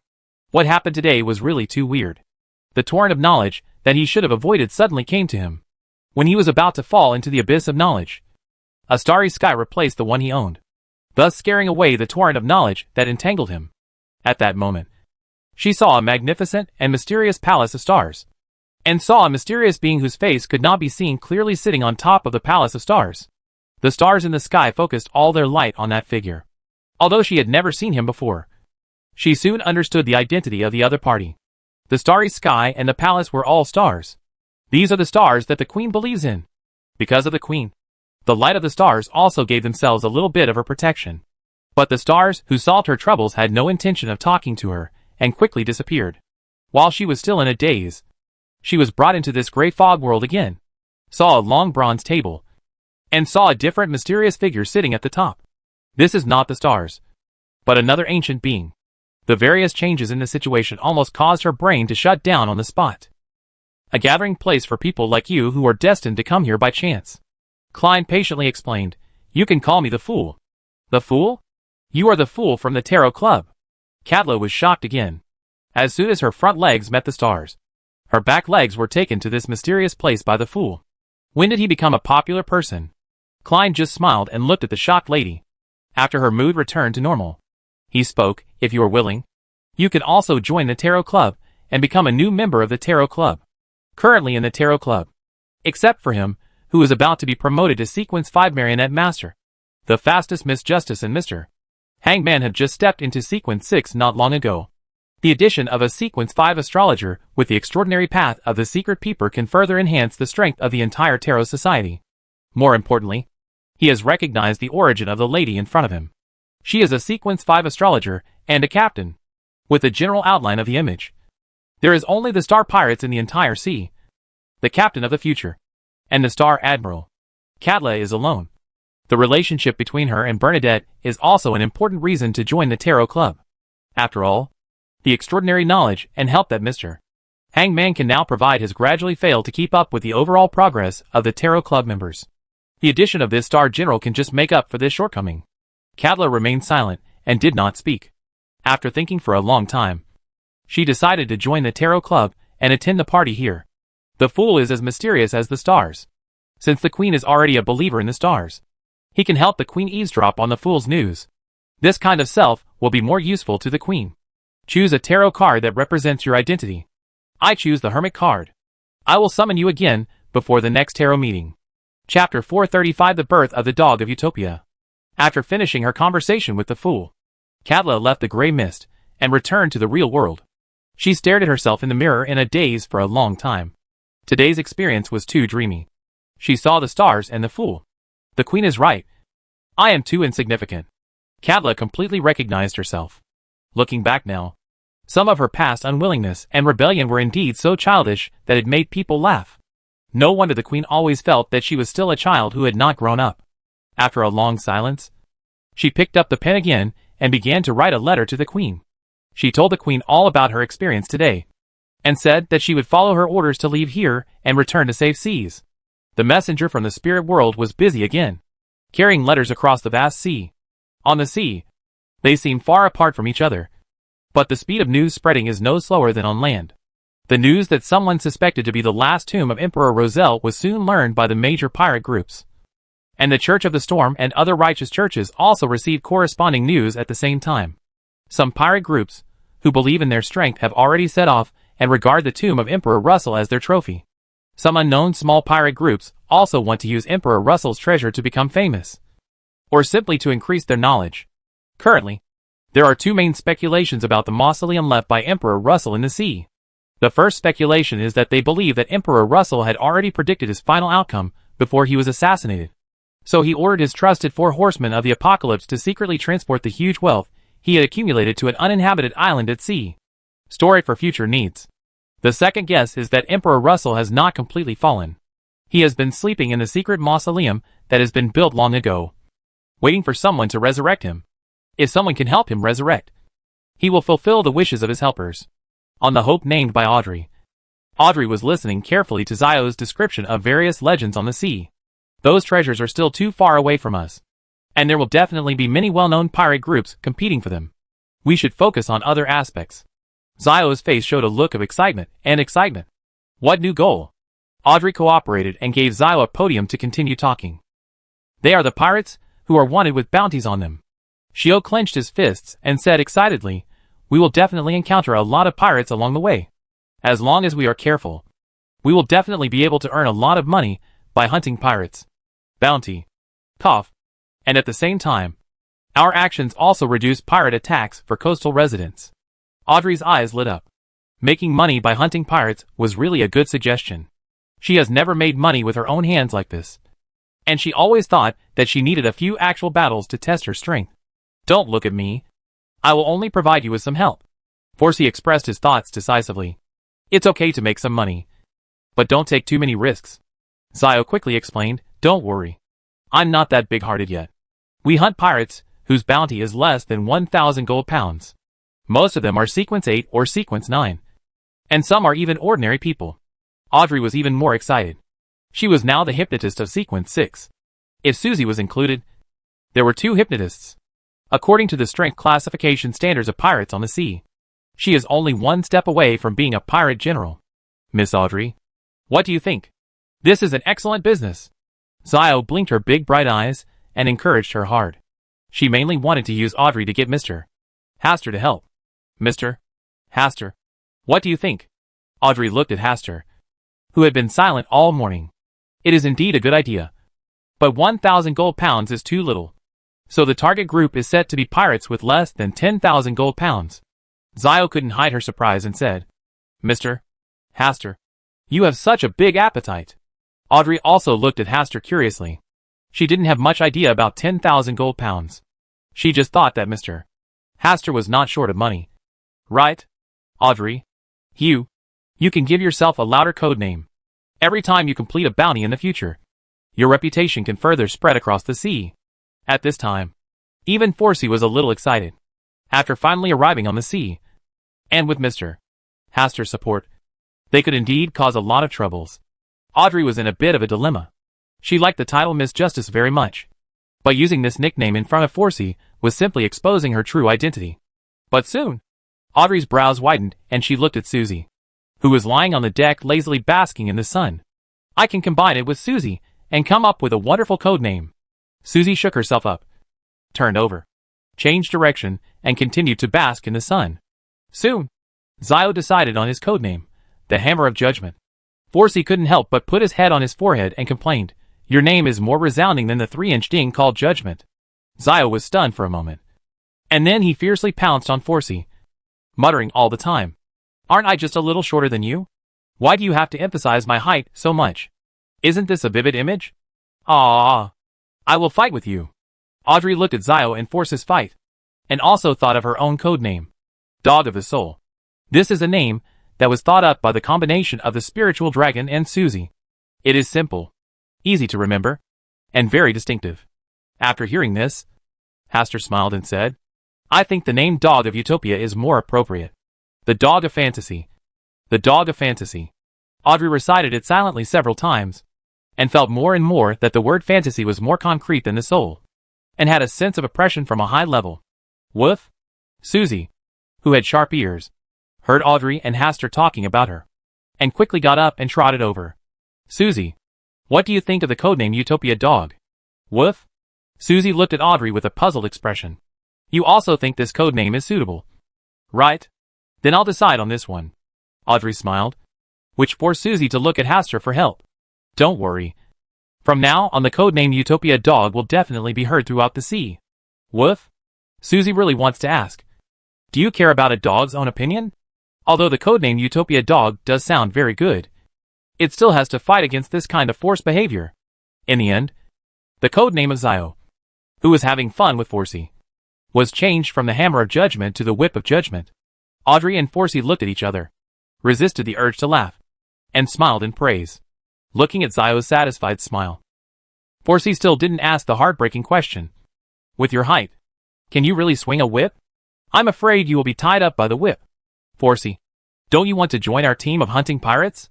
If you don't contribute, you won't get a share of the bounty. Wisdom Brain. This is my code name.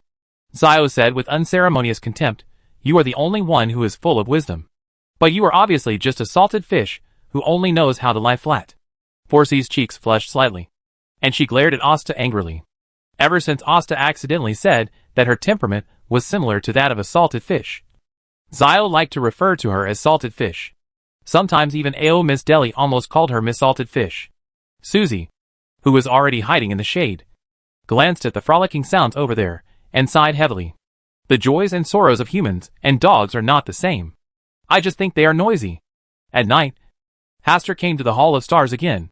This time he did not perform a divine descent immediately, but stared at the star container without any abnormalities.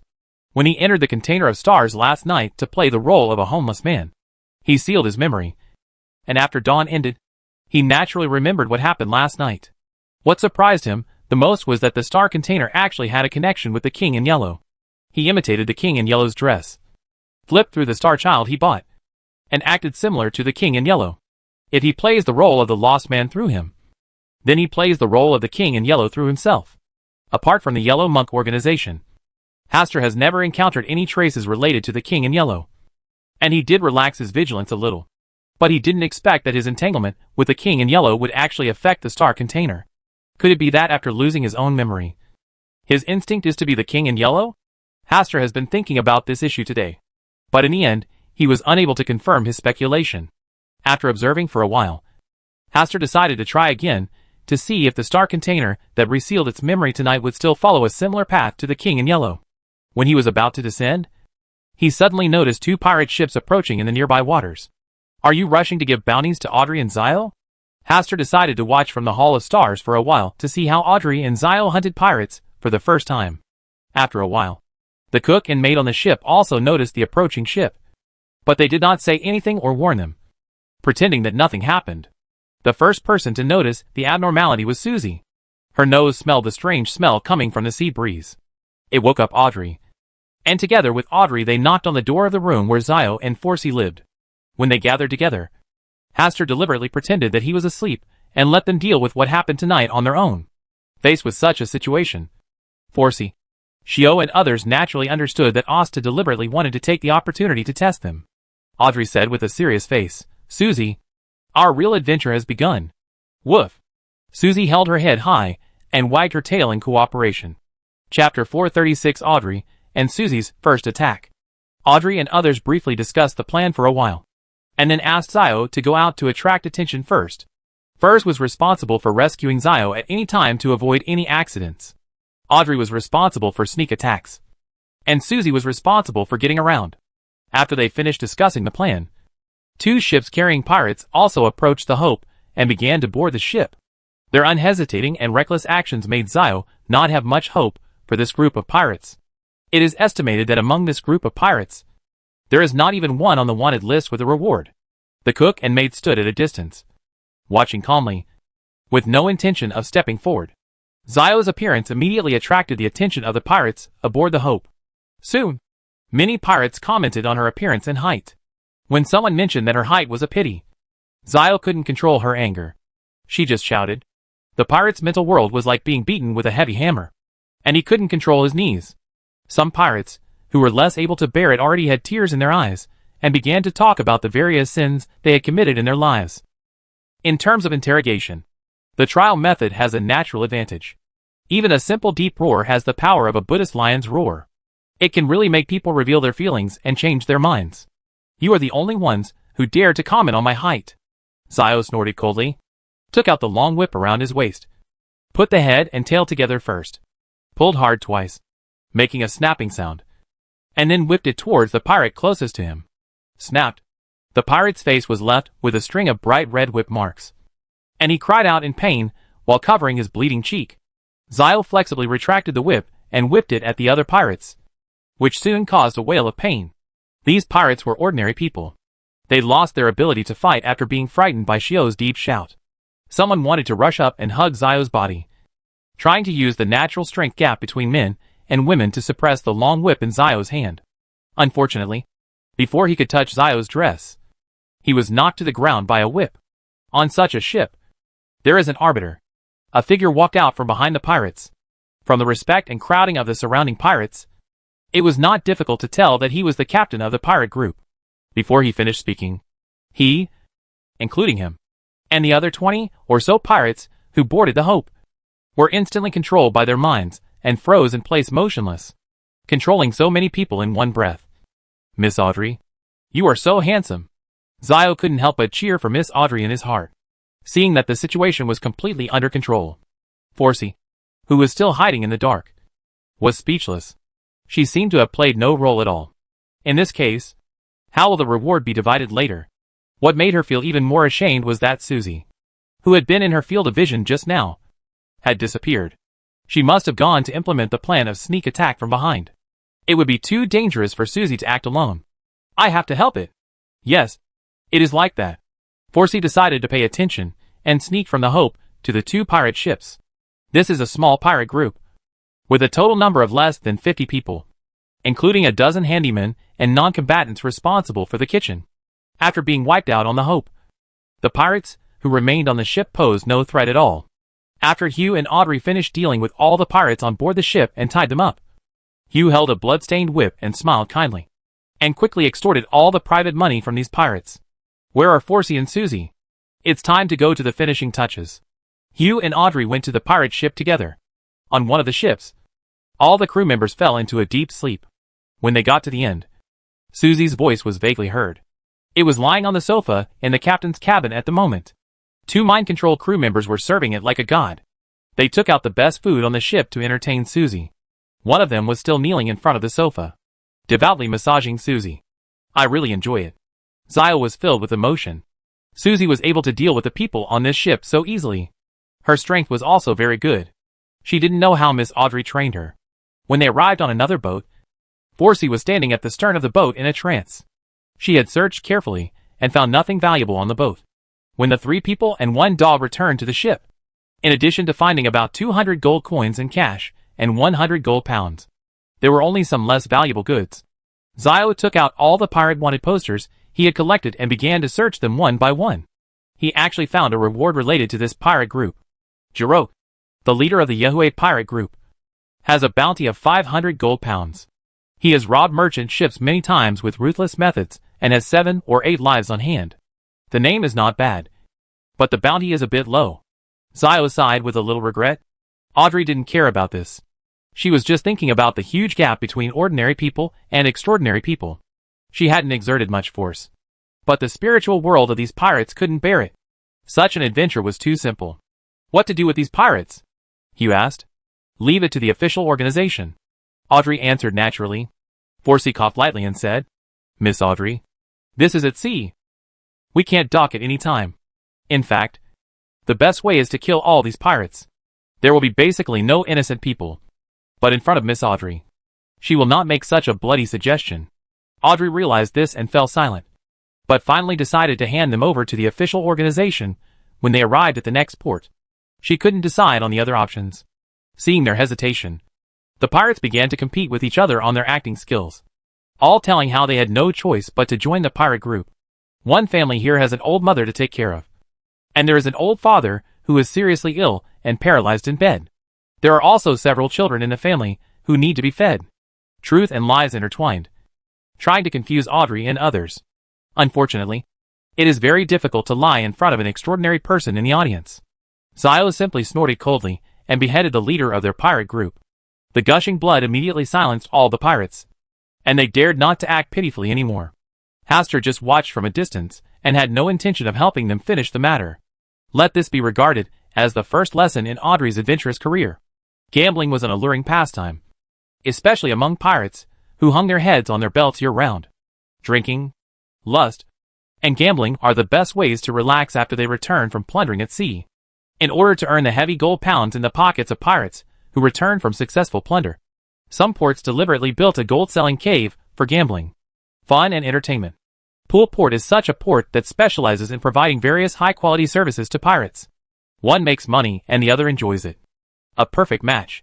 Here, a woman is likely to be the mistress of dozens of pirates at the same time, as long as her lover is not a member of the same pirate group. Not many pirates will be entangled in this matter. After all, they may have other temporary mistresses in other ports. At sea, not many people would care about such things. There were indeed many pirates who cared about it at first, and there were even duels for this reason. After more than 10 rounds of duels and screening, the remaining pirates no longer cared. Of course, there are also many girls who fall in love with a certain pirate, and eventually marry and have children with the pirate. They may be deceived, or they may simply like him. But one thing remains the same. No matter how you pull out a fistful of shining gold coins from a pirate's pocket, Tenor is a pirate who likes to spend all his gold coins here. He is not an ordinary pirate. He is the second mate of the famous Firefox pirates. Their captain is Granum, who is known as the Swift Firefox. Just 2 days ago, their captain, Swift Firefox, was nailed to the mast by a pirate hunter. His flamboyant red hair eventually turned dull. When he thought of the ferocious appearance of the pirate hunter, he couldn't help but tremble in his heart, and he often woke up in the middle of the night. That was the legendary pirate hunter Gehrman Sparrow. known as the Pirate Nemesis. Not to mention the captain of their Firefox pirate group. Even the pirate general will be hunted by him if he is not careful. He is the most active pirate hunter in recent times.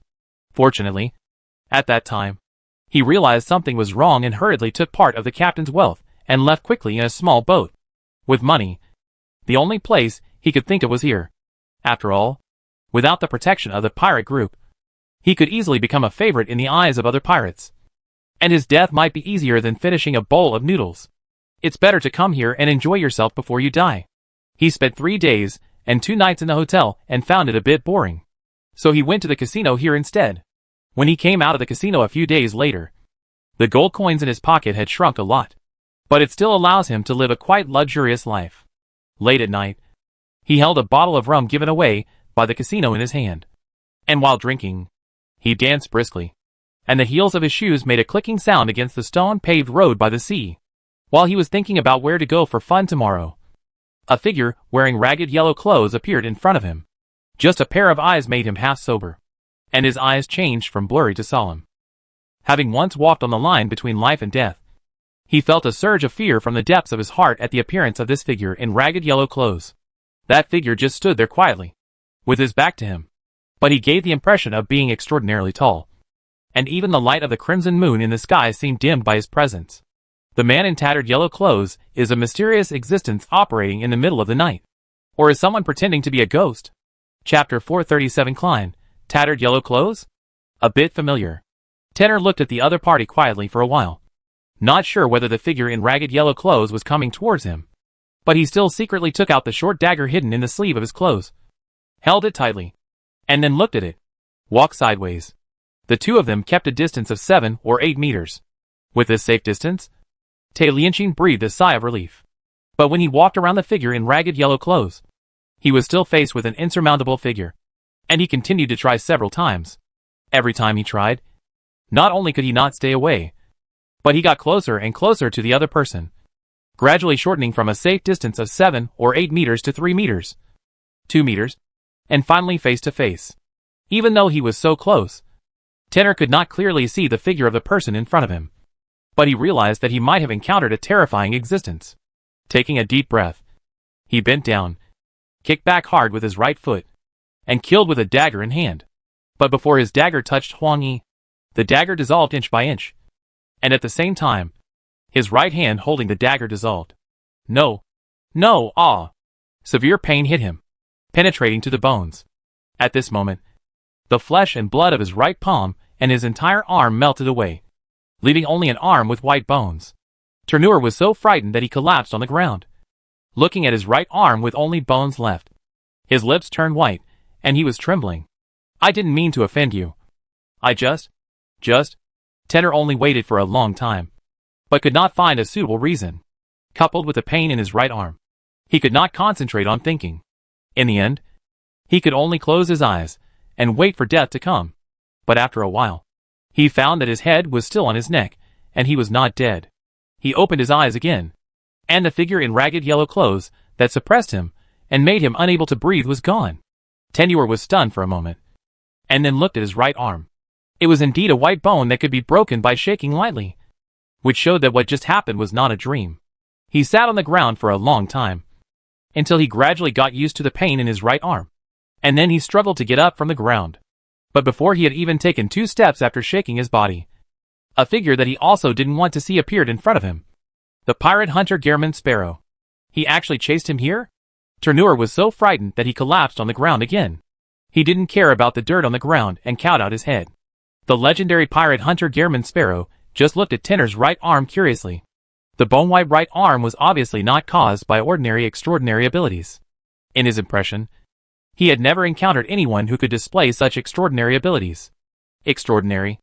Very interesting. Tonight was also interesting. He picked up a bounty for free. He looked at it twice more, walked over, and ended his life under Tenor's fearful eyes. After all, this was a pirate worth 800 gold pounds. And no matter how small it was still a piece of meat. This is such a great place. Gehrman Sparrow glanced at the gold-selling cave in the distance, which was still brightly lit, and took out a handkerchief to wipe the blood that had been accidentally stained on his hand. After wiping it clean, he did not change his face, but directly use this face to go to the gold-selling cave. Ordinary pirates don't need to run away when they encounter him. Those who need to run away are famous pirates on the wanted list with bounties marked on them, and their escape is conducive to screening targets for his next hunt. But when Gehrman Sparrow walked along this street, he encountered corpses with only bones left on the road. Judging from the bright colors of their clothes, it is easy to tell that they were definitely not dead for a long time, and they were probably killed just now. Gehrman Sparrow stood in the street for a while, but in the end, he did not choose to go to the gold-selling cave because the bones and corpses were spreading there along the street. Facing the bizarre unknown, he didn't want to take risks to avoid accidents. On the sea, you can live longer if you know how to restrain your curiosity. Gehrman Sparrow turned back in the direction he came from, found the contact point of the Church of Storms, reported his killing of Tenor, then took away 800 gold pounds and came to an ordinary bar. Inside, I ordered a glass of the Wizard of Oz, and ordered a piece of barbecue and smoked sausage as a side dish.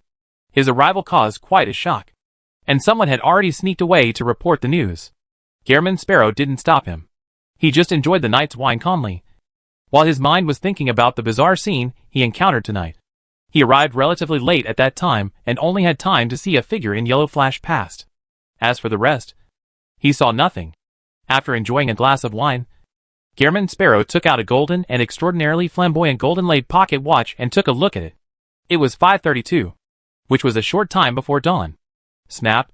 He put away his pocket watch and glanced at the drinkers in the bar.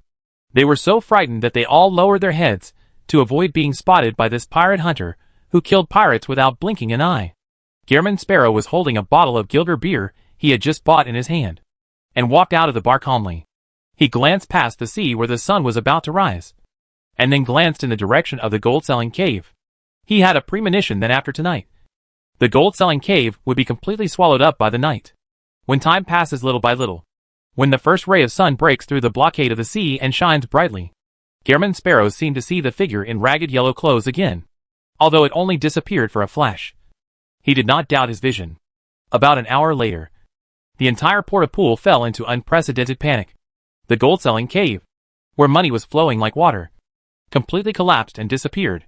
At the same time, the bones and corpses were buried together. It's really dangerous. Gehrman Sparrow sighed with emotion and left Poole Port.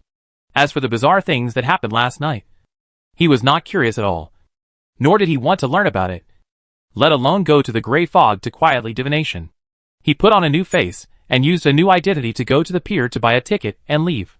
When he heard someone discussing what happened last night, he just listened silently and had no intention of stepping forward to participate in the discussion. It is said that someone witnessed with their own eyes that an infectious disease appeared in that place. Anyone who was infected last night would have their entire body of flesh and blood fall off, and then turn into white bones as white as snow, like works of art. In the end, the gods in the sky couldn't stand it anymore. In order to prevent the pollution from spreading, they sent down divine punishment to wipe out the infected area. The man spoke in a matter-of-fact manner.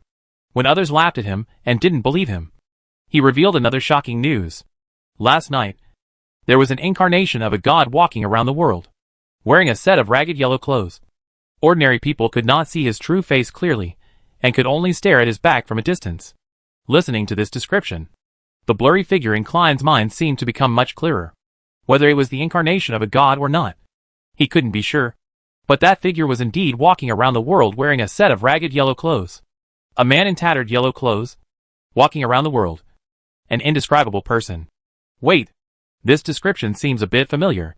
Klein suddenly froze on the spot, with a lot of thoughts in his mind. It wasn't until the person who checked the tickets to get on the boat reminded him that he ended all kinds of fantasies and passed the ticket check first. Get on board. In just a few minutes of thinking, he found the answer to the corresponding question. The King in Yellow. Chapter 438. Hunting pirates also involves involution. The name King in Yellow is relatively familiar to Klein.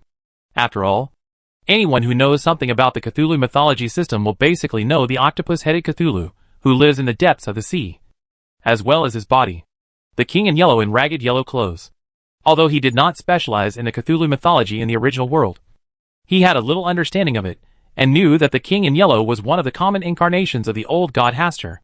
Wait, if the figure in ragged yellow clothes last night is really the King in Yellow, then he is most likely the incarnation of the outer god Hastur walking in the world. An old incarnation of the outer god. Klein was suddenly very glad that he did not follow his curiosity to find out what happened last night, but left in time to avoid the danger zone, and did not use divination to reconstruct what happened last night afterwards. Sure enough, one can't have too much curiosity. Klein breathed a sigh of relief. But soon, he thought of something important again. The King in Yellow and Hastur. If the King in Yellow exists, then Hastur. I once met an earl named Hastur Campbell in Backland. He felt extremely mysterious to me. No. It should just be a pure coincidence. Right? Klein's heart beat rapidly. He quickly suppressed this strange feeling, and did not think about this matter in depth. Who knows if the other party also has the ability to have everything he says must be known. The ship, which traveled 2 days and 1 night, soon arrived at other nearby ports, and nothing happened along the way. When Klein went to collect information about other pirates with bounties on his head, he heard another interesting thing. Recently, a new pirate hunting combination appeared on the sea. It is said to be a combination of 3 people and 1 dog. Its members are the Whip of Judgment, the Brain of Wisdom, and the Dog of Fantasy. Klein frowned slightly. The business of hunting pirates was becoming increasingly difficult, and now there were new people joining in to compete with him. Calculating his gains during this period, the debt owed by Miss Messenger has dropped to 1,000 gold coins. He still has a deposit of nearly 4,000 gold coins, which is quite a lot. But the money is not enough to go to Backland to buy a set, a nicer house. It seems that we can only risk hunting those pirate generals, so that we can accumulate wealth in a short period of time. Klein was sitting in a well-informed bar, drinking a 2-penny cheap beer with an unfamiliar face, thinking about his next move. While he was thinking silently, there was a noise outside the bar. It was said that someone had captured a ship of pirates, and was exchanging bounties with the Church of the Storm personnel at the port. Although the bounty for each pirate is not high, it can't handle the large number of people, and there are many ordinary pirates who are worthless inside. The crowd started talking. This approach seemed to be what the 3-person and 1-dog combination liked to do. It is said that every time this new group arrives at a port, they will unload a bunch of pirates from the ship, exchange them for bounties to buy daily necessities, and then continue to leave. There were many well-known pirates who wanted to dampen the momentum of this new group, or to become famous. But without exception, these well-known pirates became living bounties at the next port. This also makes this new group more and more famous. Klein just listened silently, with no particular interest. But the other party seemed to be heading on the same path as him, heading towards the mysterious island where Emperor Roselle was revealed. Even the job of hunting pirates is getting involved these days. Klein sighed, and had no intention of continuing to rest. He had to speed up his intelligence collection. Otherwise all the pirates with bounties on the sea would be robbed. In the sea, on the Hope, Hugh, Forsey, Audrey, and Susie were dividing the bounty. The total bounty we obtained this time is 2,780 gold pounds, including the cash found on their boats and on their bodies. The total is about 3,400 gold pounds. Hugh started counting and dividing the money according to each person's contribution. She and Audrey took the majority, each with 30%, and Forsey and Susie each with 20%. Woof!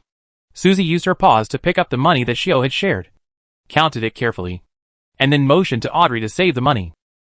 After getting along for a long time, Zio and Forsey have gradually understood Susie's extraordinary side, and they are no longer surprised at Susie's anthropomorphic performance. Forsey went from being ashamed to be tied with Susie at the beginning to feeling lucky that he was not left behind by Susie. It would be a real shame if one day Zio, Miss Audrey, and Susie each shared 30% of the bounty, and she could only share 10%. The closer we get to the legendary location of Emperor Russell, the greater the probability of a famous pirate appearing. I can't wait to go on a hunt. Zio narrowed his eyes, and waved his fists excitedly after earning 1,000 gold pounds. You still have to be careful to avoid accidents. Forsey was as calm as ever.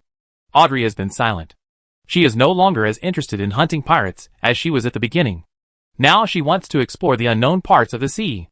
At night, Audrey, who couldn't sleep, knocked on Asta's door. Hastur, who originally planned to go to bed, put on a set of pajamas and opened the door. Tonight, Audrey's face was covered with a faint layer of sadness. She seemed to be troubled by something. Even the bright moonlight could not dispel the sadness between her eyebrows. Mr. Hastur, I'm sorry to disturb your rest. Facing the sea, people can easily become confused. As Hastur spoke, he walked out of the cabin with Audrey and came to the bow deck. Even at night, the entire ship kept moving forward slowly. A high-hanging fishing lantern barely illuminated the forward trajectory of the sea water discharged from the bow. Occasionally, some fish would gather in the light. Fish with strong phototaxis. Mr. Hastur, are you used to life in the sea? Audrey stood on the bow of the boat. The night sea breeze messed up her carefully cared hair. Asta simply set up a wall of air to block the sea breeze and started chatting with Audrey about some interesting things on the sea. Boredom is a threshold that people who have lived on the sea for a long time must cross. People always give too much imagination to the sea. But in reality, life at sea is boring and far less relaxing and leisurely than on land. The narrow scope of activities makes people feel out of breath at all times. At this moment, Audrey should have experienced the gap between fantasy and reality. There are many interesting things at sea, and Hastur can talk about them for a long time just by picking a few rumors at random. Audrey listened carefully, sometimes smiling and looking at the starry sky reflected on the sea. The tranquil sea, the reflected starry sky, and the various mysterious legends that were being told quickly made Audrey's somewhat confused mood become active again. Want to experience a different sea life up close? Yeah, I think so. Hastur, who was already thirsty from talking, opened a travel portal at the same height as a human in front of Audrey. Is this a portal? Audrey's eyes were bright.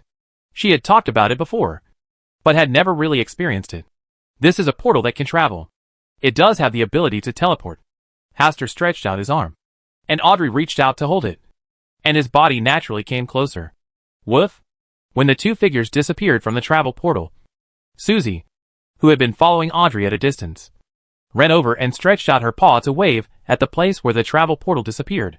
Finally, it chose to lie down and wait.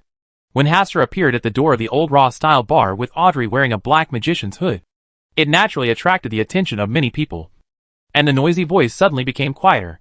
Their eyes mainly fell on Audrey. Her tall figure and mysterious classical magician outfit could easily arouse people's curiosity, but it was only a brief glance. Before knowing the details of the other person, no one except stupid people would keep staring at others, so as not to cause unnecessary trouble. Hastur led Audrey through the crowd. During this period, a drunkard wanted to secretly wipe his hand with his hand, but a gust of wind seemed to come and easily cut off his palm, and blood spilled all over the floor. The severe pain made him wake up from his drunken state in an instant. His cheeks turned pale, and he hurriedly wrapped the wound with clothes. Malu picked up the severed hand on the ground and left here quickly. If treated promptly, there is still a chance to save the palm. Audrey noticed this scene. Her cheeks hidden under the black hood were slightly hot and flushed. Did Mr.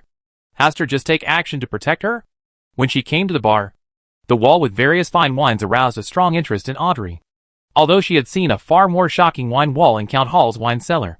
But the wine wall here is like a symbol of enthusiasm and freedom. Just looking at it makes people's hearts surge, and they can't help but want to order every bottle of wine. The surrounding atmosphere is gradually becoming noisy again, and some people are playing simple musical instruments and playing bold melodies, urging guests here to order a glass of wine and enjoy this lively night. Feeling fresh and exciting at the same time, Audrey ordered 3 kinds of brightly colored wines in one go, although she didn't know the taste of these wines. Just looking at them made her very satisfied. Hastur on the side has already begun to enjoy the excitement brought by the wine. He turned his head slightly and looked at Audrey's expectant, excited and a little scared expression, and couldn't help but said, "The wine here is usually stronger, so it's better to drink less." Audrey nodded, and finally selected a wine that smelled sweeter and more fragrant to take a sip. Hastur glanced at the name of the wine, chuckled and shook his head. He had already foreseen how drunk Audrey would look later.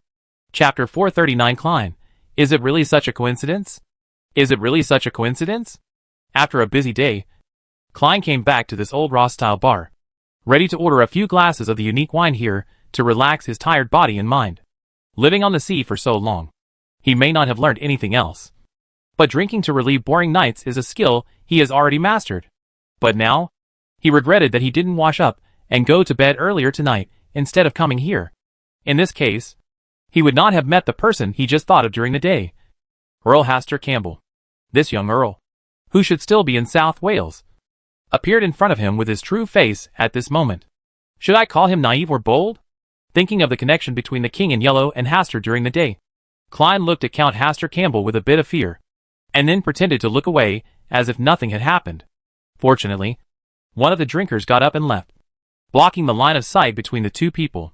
Klein also took advantage of this opportunity to find a secluded seat that could avoid the sight of Count Hastur Campbell. Well, Klein took a sip of wine and felt much bitterer than usual because of the appearance of Count Hastur Campbell tonight. Not only did he not feel relaxed, but he became even more tired. Hastur and the King in Yellow are explosive existences no matter which worldview they are placed in. Stay away. Stay as far away as possible. Klein doesn't want to be contaminated. Sir, someone would like to buy you a drink. While Klein was thinking, the bartender came over and brought him a bottle of green jade worth about 5 gold pounds. Under the gestures of the bartender, Klein had no choice but to look at Count Hastur Campbell, who suddenly gave him a drink. He forced a smile on his face to indicate that he had accepted the drink he sent. His heart was filled with confusion. He had obviously changed into a new face, which was completely different from Klein's previous image. How could he see through his disguise at a glance? Can his eyes see through reality and illusion? Or was giving him this bottle of wine just a test? Klein thought that there was only one flaw in him that might show some flaws. When he first saw him, he was shocked in his eyes. This little emotion should have been caught by the other party. After drinking a glass of wine in silence, Klein decided to go and thank the other person.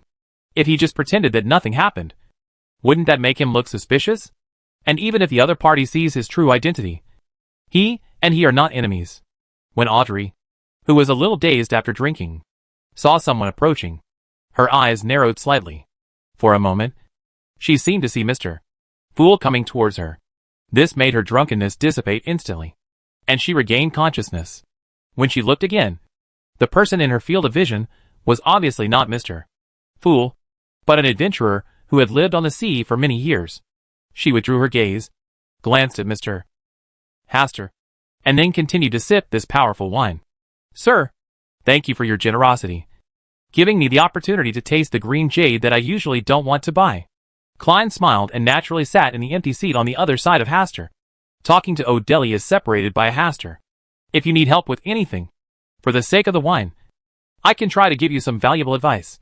While Klein was talking, he asked the bartender to get the wine glass, then picked up the wine in front of Hastur and poured himself a glass, acting like a drunkard. I don't need help with anything. Free wine? I can't feel at ease with such a free gift. You look a lot like an old friend I knew. Facing Hastur's calm gaze, Klein's heart almost stopped beating for a moment. It's just that they are very similar.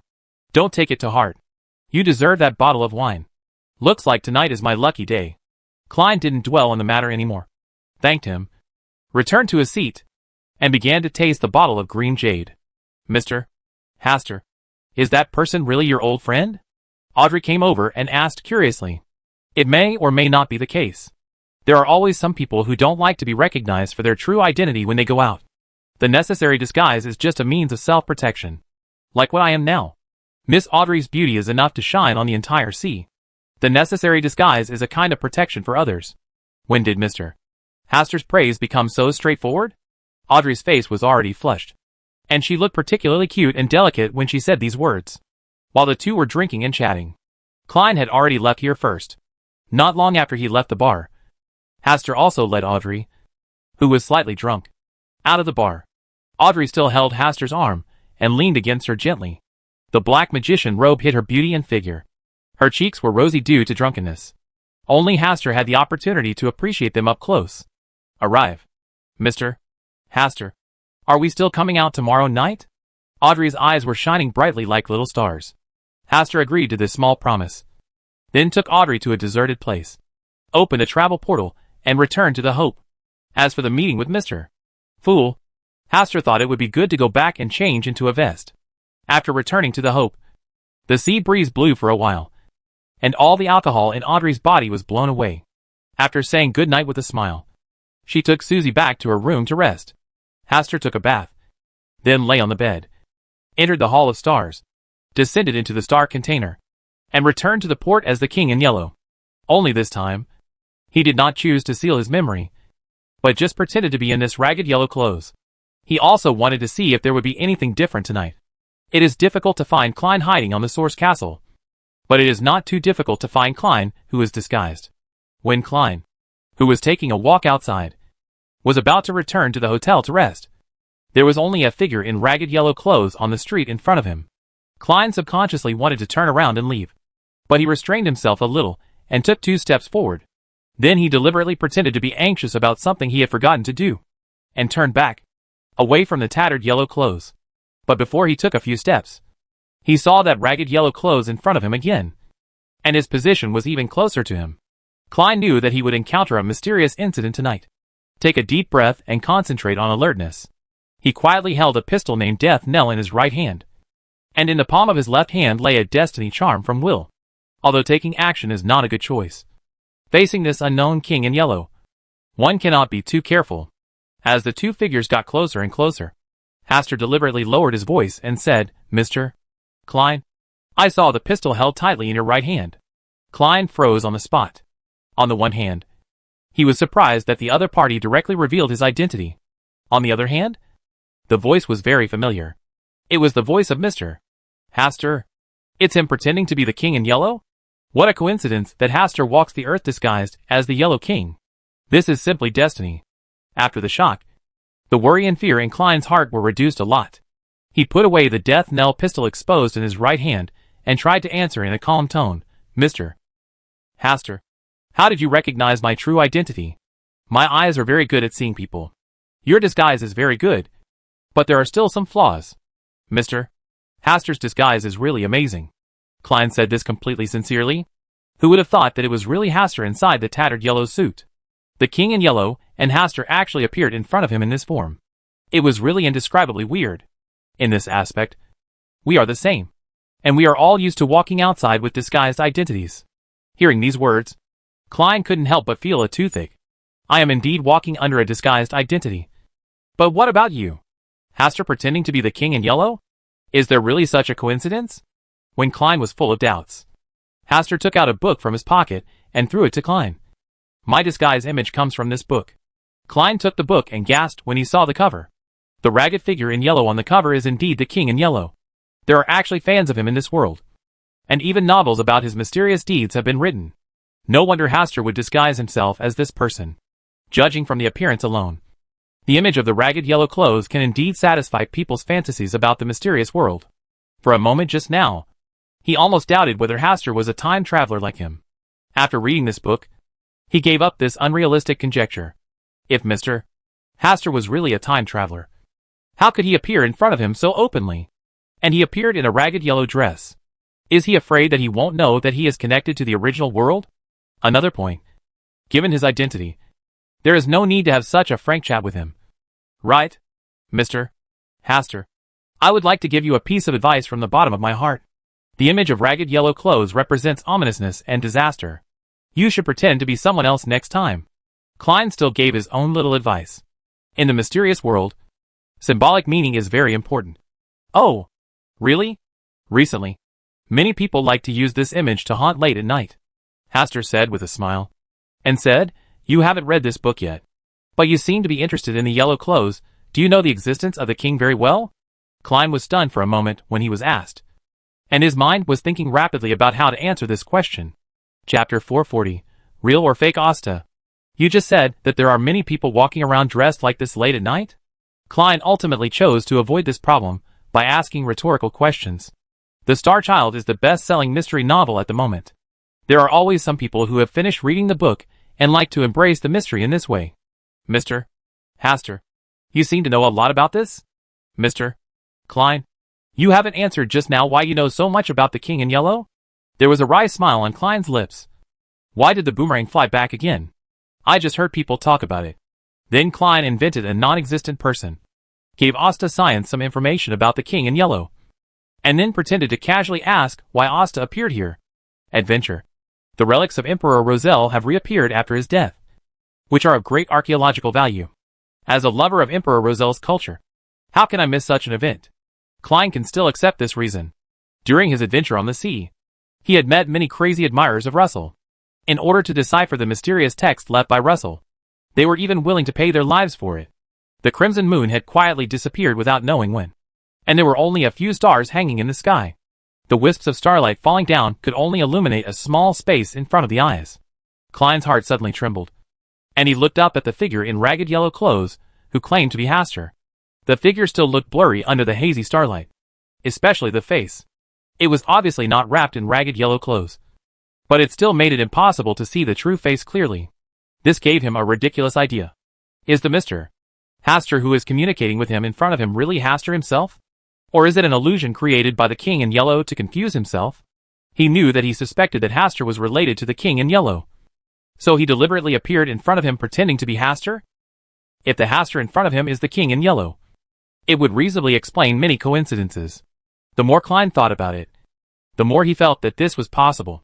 When encountering mysterious events, nothing could be speculated using common sense. The alertness in my heart has increased several times again. Mr. Hastur, why can't I see your face clearly? When Klein asked this question, the destiny charm in the palm of his left hand was about to be activated, and he was ready to fight. Can't you see clearly? Hastur looked back and spoke in a deliberately erratic and depressed voice. Then let me come closer and let you take a closer look. No. No need. Klein tensed up and decisively refused the proposal. It's getting late. I still have matters to deal with. Mr. Hastur, please rest early. When Klein wanted to leave, the lights on the entire street suddenly flickered, then returned to darkness, and the surrounding area fell into silence. In this world with only scattered stars falling, the figure in tattered yellow clothes in Klein's field of vision seemed even more vague and mysterious. Mr. Klein, are you doubting me? The understatement made the surrounding temperature colder by several degrees. The inexplicable chill penetrated along the skin and penetrated into the flesh, and then invaded the heart. Klein took a few steps back and said, This is not suspicion. I just don't believe that Mr. Hastur will appear here tonight for no reason. Maybe I just came to catch up with you. Reminiscing about old times late at night. This way of meeting is too unique. Meeting is just meeting. It doesn't matter whether it's day or night. Then why hasn't Mr. Hastur rested? Because I came to see you. While the two were having a brief conversation, Klein was keenly aware that the shadows on the ground caused by the falling stars overhead were constantly flowing into the feet of the ragged yellow man. Only then did he realize that the feet of Mr. Hastur in front of him, covered by ragged yellow clothes, were tentacles as black as ink. It is they who are constantly greedily devouring the shadows and darkness around them. Looking closely, Hastur's originally blurry face was now wearing a pale mask. There seemed to be countless tentacles moving under the mask, completely blending with his flesh and blood. This scene made Klein's scalp tingle, because the real King in Yellow has such an image. Phase comes from the heart? Klein thought of this sentence for some reason. Could it be that he saw through the disguise of the King in Yellow, and was able to see his true side? Can't stay any longer. Find a suitable opportunity to leave as soon as possible. Mr. Hastur, do you remember Leonard from Backland? He is our mutual friend. Klein shouted deeply, and the silent atmosphere around him was instantly broken, and even the flowing wind stopped for a moment. Klein seized this opportunity and ran back as fast as he could. At the same time, he pulled the trigger of the pistol named Death Knell, and the sound of gunshots resounded throughout the street. He ran far away in one breath, until the street that had lost its light for no reason suddenly lit up again. He stopped and calmly observed his surroundings. Pedestrians were walking around, and the shops along the street were still open, and occasionally the sound of bargaining could be heard. Although it was late at night, there was still a lively atmosphere. In front of his eyes, the figure in ragged yellow clothes had disappeared, and the chill he brought continued to dissipate from his heart. Sure enough, the person he was talking to just now was not the real Mr. Hastur, but the King in Yellow from a mysterious incident. Klein stood there in a daze for a long time. It wasn't until the pedestrians on the side made comments because of the alert look on his hand, holding the Death Knell pistol, that he put away the Death Knell and left. In the darkness at the end of the street, the figure in ragged yellow clothes disguised by Hastur also quietly disappeared. This prank was more successful than he imagined, especially in the last part. When Klein begins to doubt, he cooperates with Klein in a timely manner to create some mysterious and eerie atmosphere. This made Hastur already think about how he should veto what happened here tonight the next time he saw Klein. Audrey, who was woken up by Susie at dawn, opened the window and faced the morning sea breeze, gradually regaining consciousness. She also recalled what happened when she and Mr. Hastur went out alone late at night last night. The corners of her mouth raised slightly, and she felt much more relaxed and happy. The sea scenery, which I was almost tired of seeing, seemed much more playful and cuter than usual. Audrey, if you go out next time, can you take me with you? Susie stretched out her front paws and lay on the end of the bed, with a look of resentment and grievance on her face. He also wants to go out, and have fun instead of staying on the boat all the time. No. Susie. You need to cover my tracks when I go out. Audrey. This is not what you mean. You lied. Susie's eyes suddenly became sharp, as if she could see through Audrey's heart. You deliberately didn't let me follow you so that you and Mr. Hastur could go out alone. Susie. Boom. Boom. Boom. Just when Audrey was trying to find an excuse to fool her, there was a knock on the door.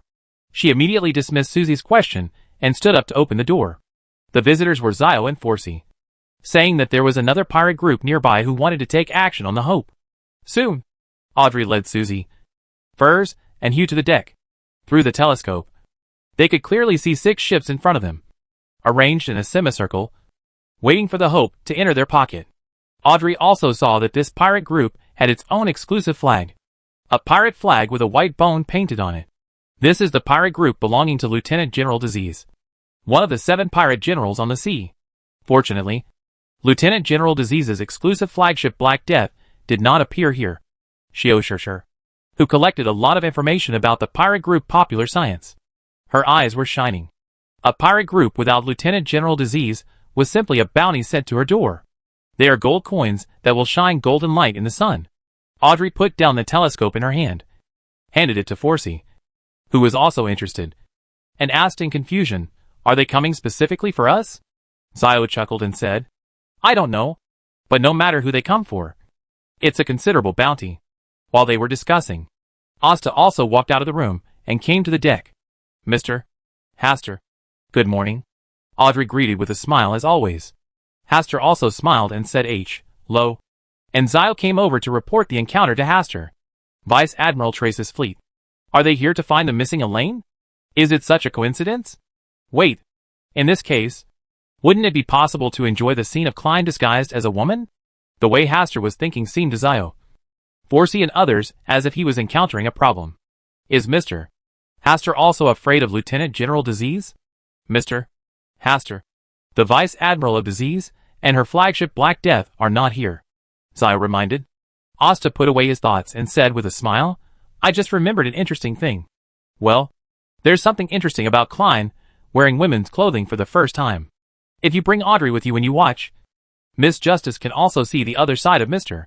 Fool's other interests." Chapter 441. Klein is preparing women's clothing. As the Hope approached, the subordinate ships belonging to Vice Admiral Disease's pirate group began to fire warning shots. The bombs caused splashes of water in the nearby waters, and several small boats were sent out. Hastur, as before, let Audrey and others solve this matter by themselves. This was a kind of experience for them. Audrey and the others still adopted the original strategy, allowing Zio to deal with the enemy from the front, Audrey to assist, Forsey to rescue, and Susie to retreat. When the pirates on the boat rushed to board the deck, they saw Zio standing in front of them. Although he was a little short, his heroic appearance made many pirates, who had not tasted meat for a long time, have evil thoughts in their hearts. They asked to search the entire ship, and their words were full of teasing towards Hugh. Zio just looked at them coldly, his eyes sweeping across their faces one by one, looking for faces that matched the wanted warrant. Unfortunately, only one small boss worth 800 gold pounds was found. Seeing that they had divided into several groups and were about to search for the Hope, Zio just gave a deep shout, briefly shocking their minds, and then pulled out the long whip from his waist, like a spiritual snake exploring the way, specifically slapping their disgusting faces.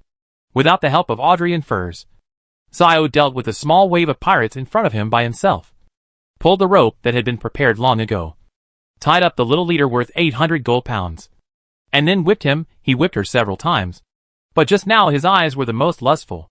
Sushir noticed that the situation had changed, and the pirate ship belonging to Lieutenant General Sickness ahead began to focus on the Hope. At this time, the helmsman of the Hope was replaced by a butcher. He put the large butcher knife on the side, revealing 2 strong and powerful arms, and steered the Hope to the left and right, but did not get hit by a cannonball. Hope number.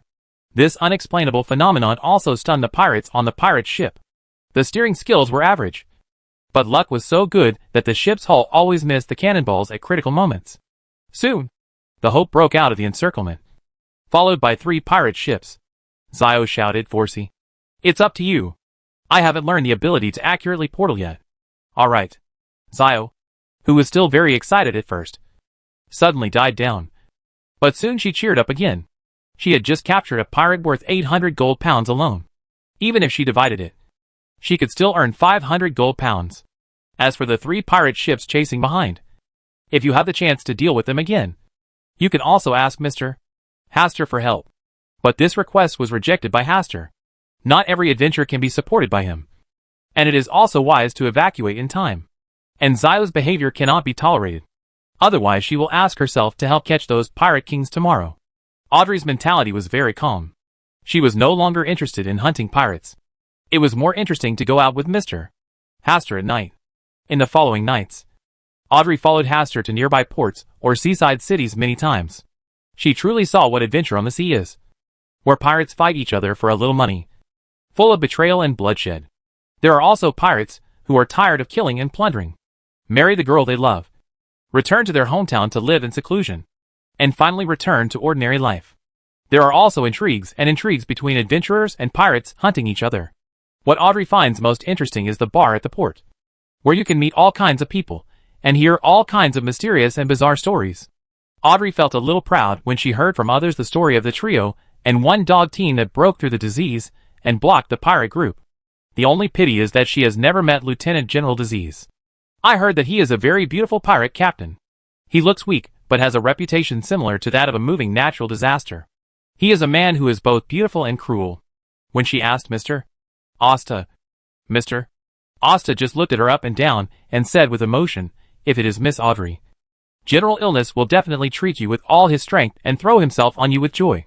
At first, she didn't understand the meaning of these words. But after listening to others talking for a long time, she understood the meaning of these words. She glared at Hastur in shame. He clearly knew that the sick Lieutenant General liked girls. But he still deliberately teased himself like this. I heard that this time the action of Vice Admiral Disease's pirate group was to find a girl who escaped from the Black Death.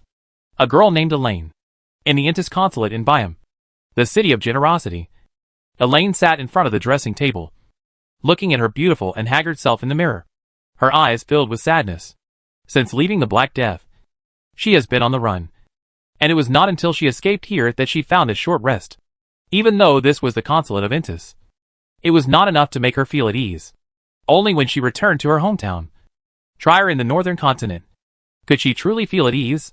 She also has another option, which is to cooperate with the lone military and the Church of Storms, and use herself as bait to capture Lieutenant General Tracy of Disease. As long as this pirate general is captured, her achievements will be enough to allow her to return to Trier safely. But she still refused.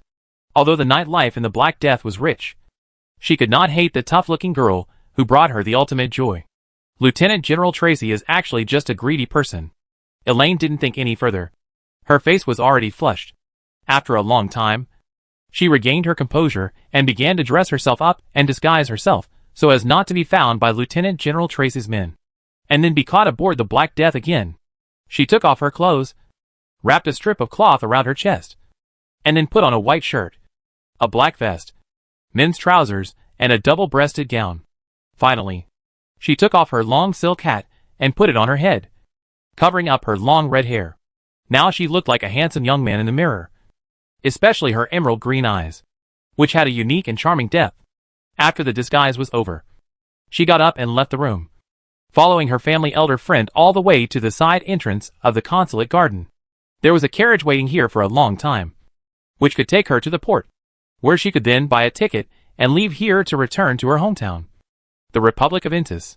But when she got in the car and drove for a while, she found that she had been kidnapped because this was not the road to the port at all. She wanted to run away, but an unspeakable fear arose deep in her heart, as if she was being stared at by some terrible monster, ready to swallow her into its belly at any time. "I didn't mean to hurt you. I just wanted to ask you some questions."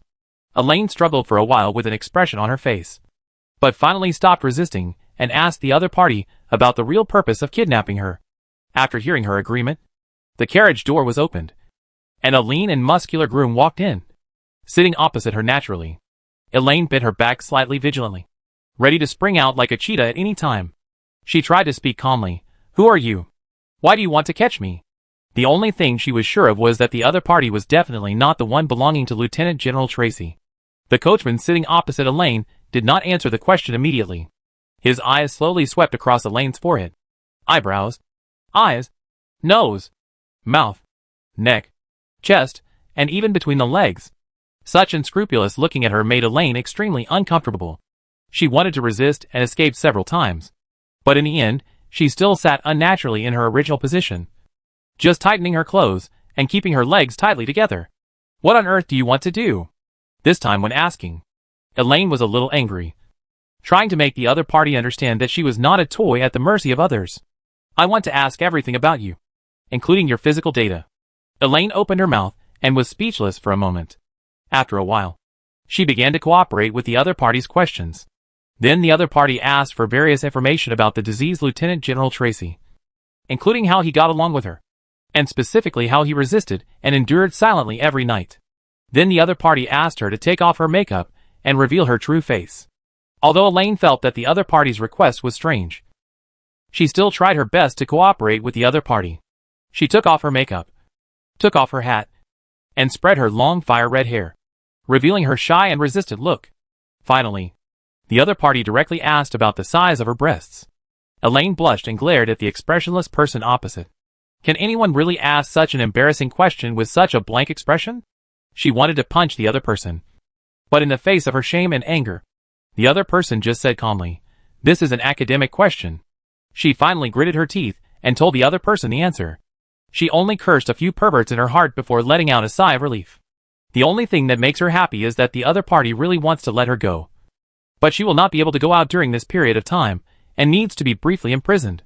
Until now, Elaine has understood that the other party wants to learn all kinds of information about Lieutenant General Tracy through her, and then start hunting. Although the diseased Lieutenant General Tracy once imprisoned her on the Black Death, and bullied her at will, when she saw someone trying to hunt her, her first reaction was distress and guilt. But soon, Elaine got rid of this inexplicable emotion. As a pirate general who was full of crimes, it was a common thing for him to be hunted by adventurers.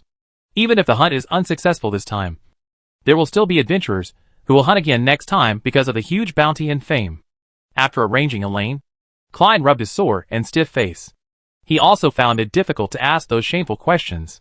But playing the faceless man is also a very important part. It would be easier to accept just playing a girl than directly changing from boy to girl via the witch path. Alas, if there hadn't been an increase in the number of adventurers hunting pirates recently, he wouldn't have taken action against diseased Lieutenant General Tracy in advance. As long as no acquaintances see him, that's fine. Klein could only comfort himself in this way. Chapter 442 Klein, I feel so panicked. Black Death. In the captain's cabin, Vice Admiral Tracy is choosing a whip that suits her. Choosing a long whip is also a profound knowledge. First of all, the surface of the long whip you choose should not be too sharp. Otherwise it will easily injure delicate skin when it scratches clothes. The most suitable long whip, combined with the appropriate force, can cut through the clothes that are in the way and leave a light red mark on the white and tender skin. It hurts a little, but it's not the kind of unbearable severe pain. The slight pain will make people let out a beautiful moan. Elaine, how should I train you this time? While whispering, Tracy gently touched each whip with the fingertips of her right hand, and finally selected a dark black whip that was nearly 2 meters long. The person who runs away needs to be taught a certain lesson, and she cannot be spared easily every time. Otherwise she will still choose to run away next time.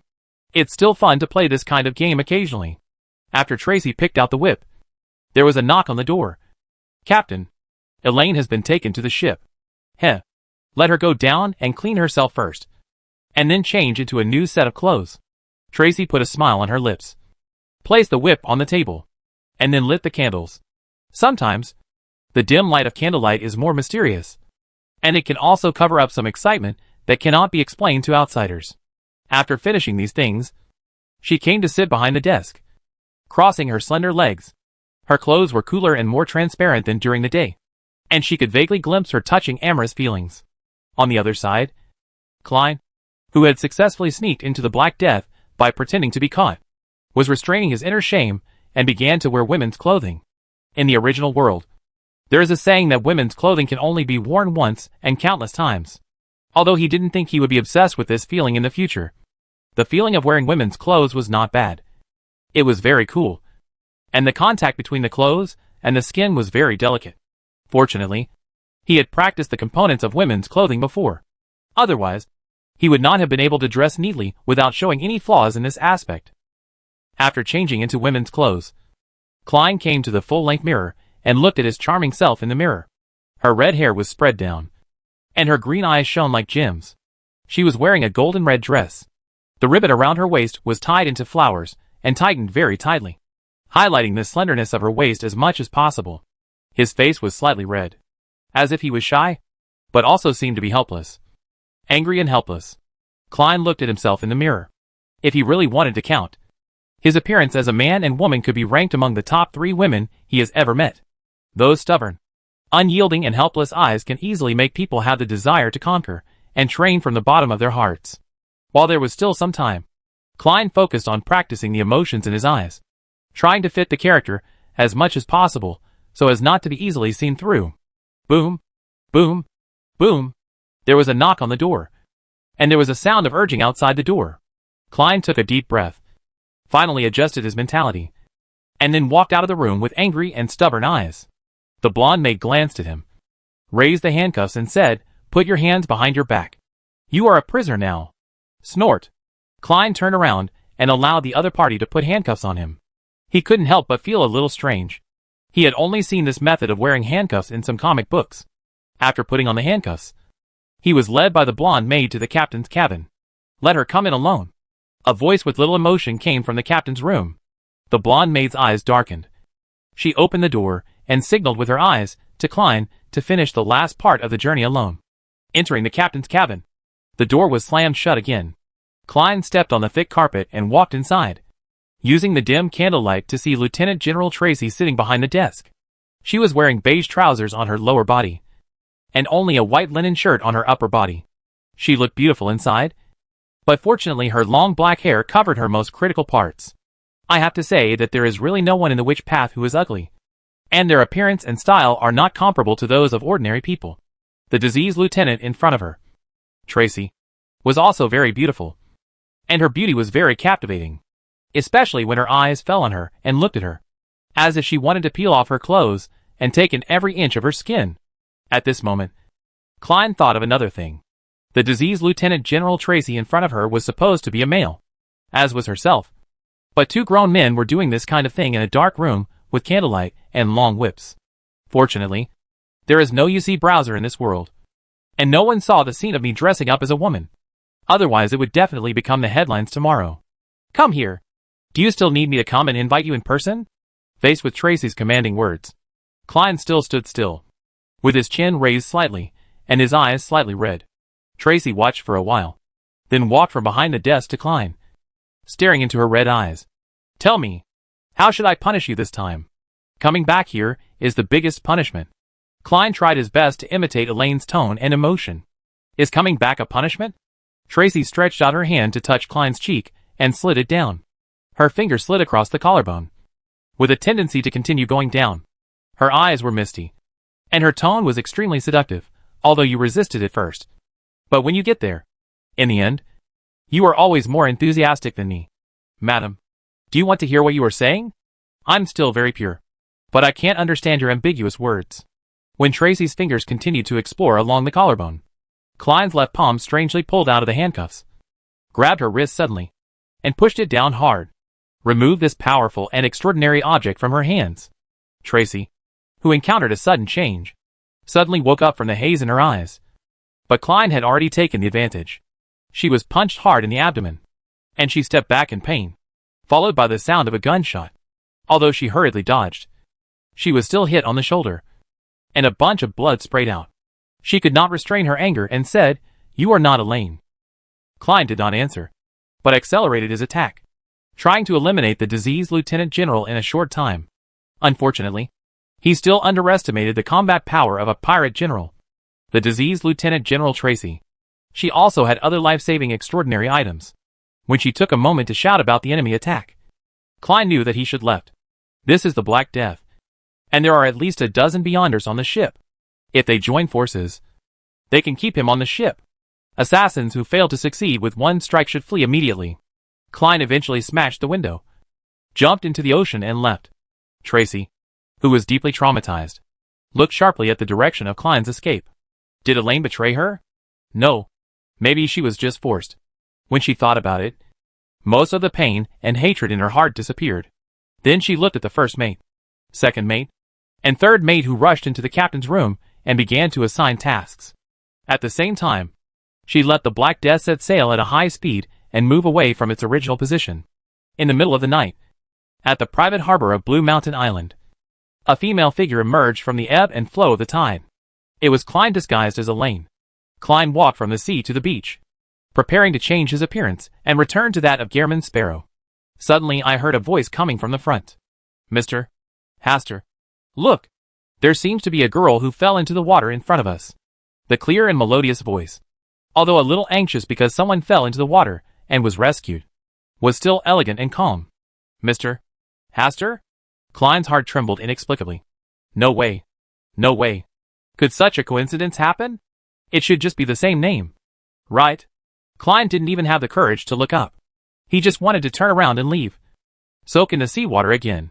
And let the tide carry him to other places. Now, he was wearing a tattered golden red dress, and a corner of his top was burned in the battle just now, revealing his crystal white and tender skin, and his sizable chest could be vaguely seen. There is no way. Elaine himself is not small. In order to play this role well, all parts of his body were basically restored 1-to-1. With such an appearance, if someone he knows recognizes his identity, it will be a social disaster. The level of social death is no less than that of Russell dressing up as a witch in front of her. Klein pretended not to hear the voice just now, turned around, quickened his pace, and wanted to leave. Hey, wait a minute. The wounds on your back are open and need treatment. We won't hurt you. There was a sound of footsteps eagerly pursuing him from behind. Seeing that he could not escape smoothly, Klein could only take a deep breath, hoping that the Mr. Hastur in the words just now was not the Hastur he knew. When Klein managed to turn his head, he saw a very familiar figure under the moonlight. Hastur Campbell. It really is the young Earl from Backland. Klein's facial expression froze, and a wry smile appeared on his face. Now, he could only hope that Hastur did not recognize his true identity. Madam, you are seriously injured. It's better to treat the injury first. Audrey glanced sympathetically at the beautiful girl in ragged clothes and with scars on her body, and then glanced at Hastur next to her with a slight expression. Dissatisfied, reminded, Mr. Hastur, staring at a lady in distress like this is not the demeanor that a gentleman should have. Sorry. I just suddenly felt that the beautiful lady in front of me looked familiar. Look familiar? Klein accurately grasped the key point of this sentence and glanced at Hastur secretly. He could only see the slightly raised corners of his mouth and the smile that was about to overflow from his eyes. It was so obvious. My heart skipped a beat. Had my identity been revealed? No way. But why do I feel so panicked? Chapter 443. Audrey. Is that Mr. Klein a witch? Beautiful lady? Audrey grasped another key point of this sentence, while checking the back injury of Klein, who was pretending to be Elaine. He also looked at her appearance and figure. Sometimes she was secretly surprised. Sometimes she frowned slightly. After a simple bandage, Audrey suggested that Klein go to the clinic for more detailed diagnosis and treatment, and at the same time asked Klein about the reason why he was in trouble late at night. Klein's mind turned quickly, and he said that he jumped off the pirate ship and drifted to this beach along with the tide. Audrey, who has a sense of justice, immediately asked for the name of the pirate group, after hearing that it was Vice Admiral Disease Tracy's pirate group who had done evil again. She felt even more disgusted with this Lieutenant General Disease, whom she had never met before. Thank you two kind people for your concern. I'm fine. I don't need to trouble you anymore. Klein wanted to find a reason to leave, but Hastur smiled and said, It is late at night, and it is not safe here. Let us escort you to a nearby clinic. Audrey also thinks that this way of handling it is more appropriate. But Mr. Hastur has never been very fond of trouble. Isn't he a little too enthusiastic tonight? Could it be that Mr. Hastur prefers girls with this style? Audrey peeked at Hastur again, and found that he was staring at the damsel in distress in front of him with a smile in his eyes. No need to go to such trouble. I know the way here. Klein quickly declined. Hastur's eyes fell on him, and there was always a feeling like a light on his back. Didn't you drift here with the tide? Unable to shirk, Klein finally had no choice but to accept Hastur's proposal, and was escorted to the clinic by the two men.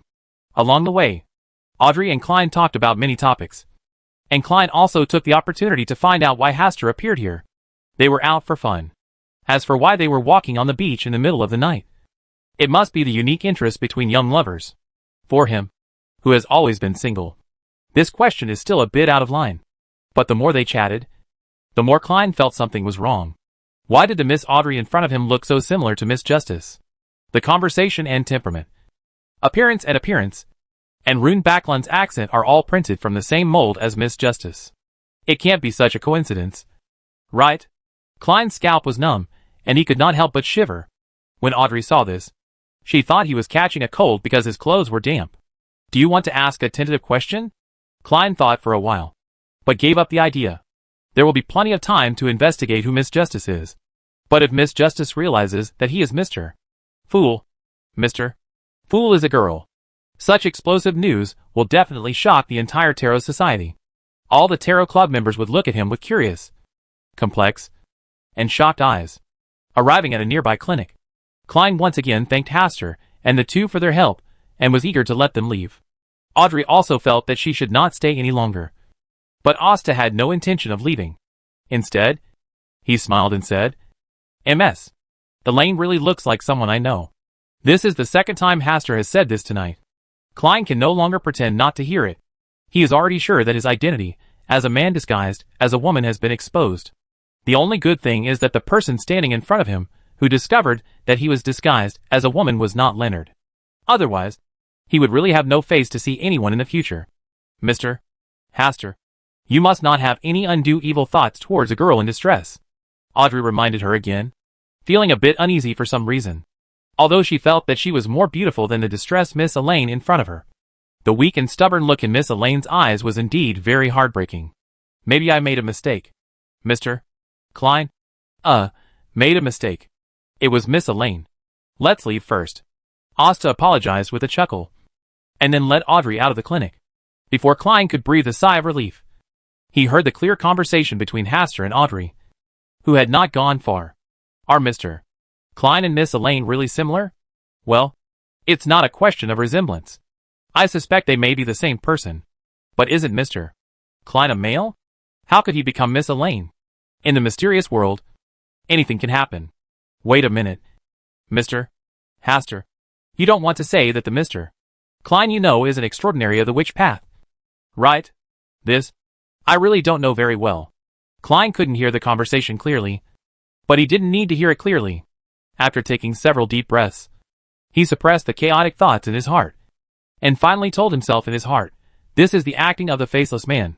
I am always acting, rather than completely becoming another person.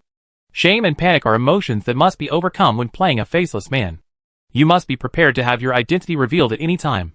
Klein's suppressed face showed a sweet smile again, completely thinking that he was Elaine. If he meets Haster again, he will face it with a calmer attitude.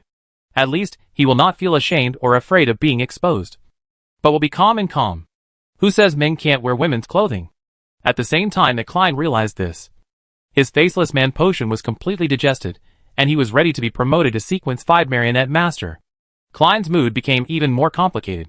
He could only look forward to catching Haster's death in front of him next time.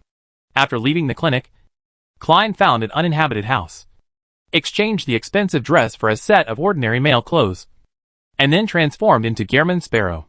Fortunately, this time Mr. Haster did not suddenly appear in front of him. Returning to the Hope, seeing Audrey looking a little gloomy, Haster said deliberately, "No wonder Emperor Russell admires the witch's beauty so much. Extraordinaries in the witch path do have a different charm." Audrey said seriously with a straight face, "Mr. Haster, witches usually represent pain and torture. Falling in love with them will be a disaster." "Well, I will definitely listen to Miss Audrey's reminder. I will never be addicted to the charm of the witch," Haster answered very seriously, which immediately made Audrey blush. She glared at Haster slightly, and then led Susie, who was standing by, back to the room. Haster went to take a bath, and soaked in the comfortable warm water. He tilted his head back, and couldn't help but curl up the corners of his mouth, thinking of the extremely social scene that he and Audrey encountered tonight when Klein dressed as Elaine. I think the shame in Klein's heart was about to explode. Originally, he was thinking about exposing Klein's identity directly on the spot, and then asked him, "Mr. Klein, is that you?" In the end, I thought, it would be better to leave the last fig leaf for Klein.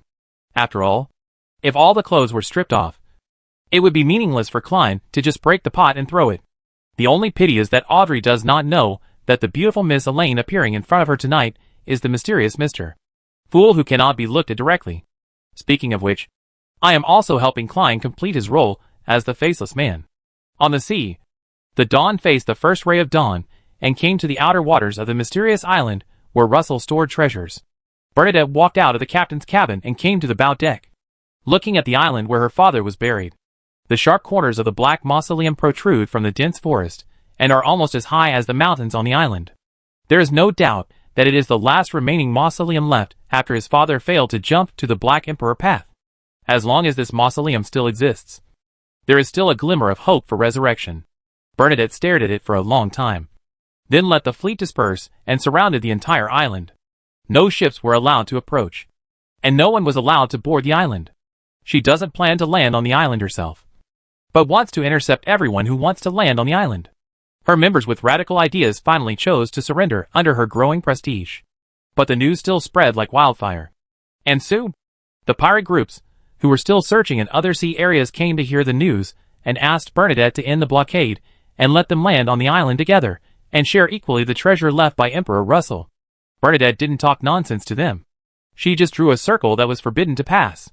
Once crossed, it would be destroyed without mercy. At the beginning, there were relatively few forces, and Bernadette was able to deal with them calmly and rely on strong force to deter them. However, as time went by, more and more pirate groups gathered, and it was difficult for her alone to defeat the entire pirate group. The island is completely protected and can only be protected by killing, so that all the pirate groups dare not come forward. It wasn't until the people from the Church of Storms also appeared here, standing on the same front as Bernadette, that the pressure on Bernadette was greatly reduced. In order to better handle the affairs of this island, the Church of Storms and the Church of the Goddess of Night each sent an archbishop to discuss countermeasures with Bernadette. This result directly led to Bernadette, the mysterious queen, being removed from the pirate list and no longer ranked as the pirate king. Even with the codename of Mysterious Queen, she was also ridiculed as the servant of the storm. A few days passed, and Hastur and Audrey's Hope also arrived at the outskirts of the island. Standing on the bow of the ship, looking through the telescope, his sight was filled with the distinctive flags of various pirate groups. Zio screamed with excitement.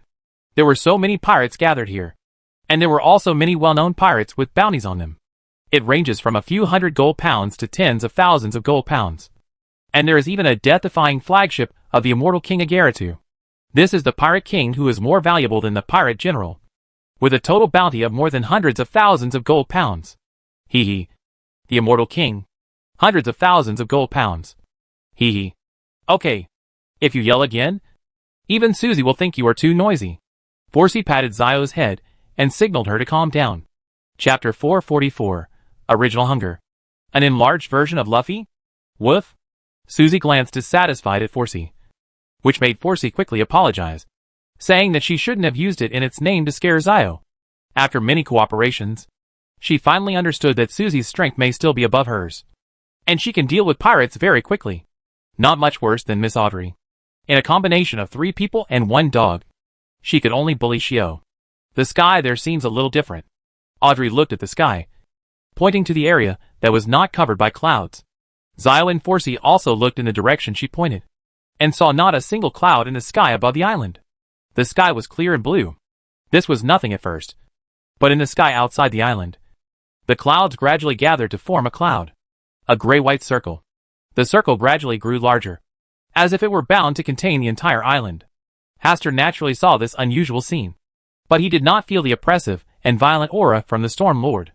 This scene might have been staged by the bishops of the Church of Storms in order to allow the Lord of Storms to directly descend from God at the critical moment. This was just a guess, so he didn't tell Audrey and the others, and silently watched the development of the situation. Although the pirates were numerous in number, their high-end combat power was far inferior to that of the Church of Storms and Bernadette. They were quarreling fiercely, but no one dared to break into the island again. Time passed little by little. The scorching sun in the sky sank into the sea, and the crimson moon shed its quiet and crimson moonlight, making the entire sea surface more and more bright as blood. Under the moonlight, there are always some island groups that are not willing to stop there and start taking action. As they broke in again and again, More and more bodies were floating on the sea. Their bright red blood merged into the sea, and the crimson moon originally reflected on the sea was dyed dark red by the blood. Blood and death. Is this the situation that the fallen mother goddess is looking forward to? But the clergy of the Church of the Night Goddess will perform purification rituals after the pirates die, so the blood should be useless. Hastur was still standing on the bow of the ship, looking at it, with no intention of taking action. Audrey stood quietly next to Hastur, her eyes blurred, and she didn't know what she was thinking about.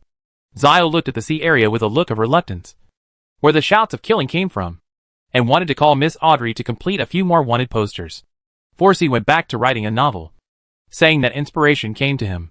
In the second half of the night, there were fewer people who dared to sneak onto the island under the cover of darkness, and the sea became calm again.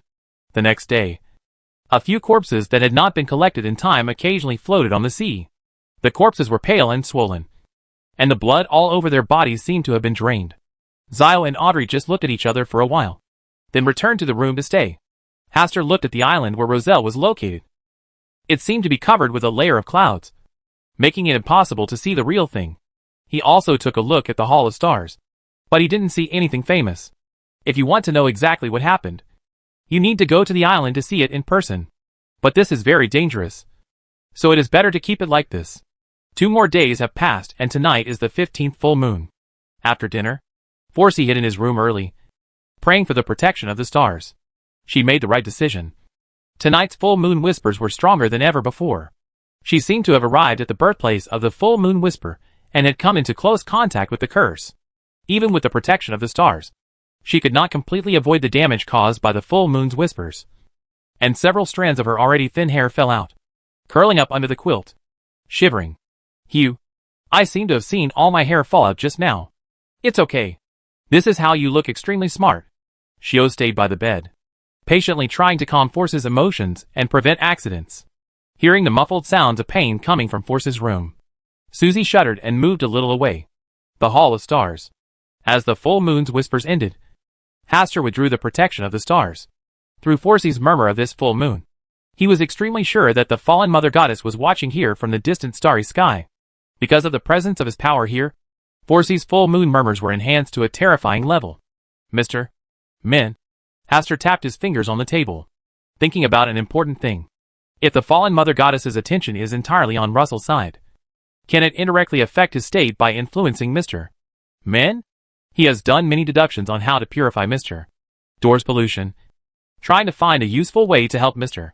Dor, thereby limiting the impact of the fallen mother goddess on the real world. Roselle, we have to wait for a more appropriate time. Hastur thought a lot, but decided to wait. The fallen mother goddess was too terrifying, and he had to think carefully during the first fight.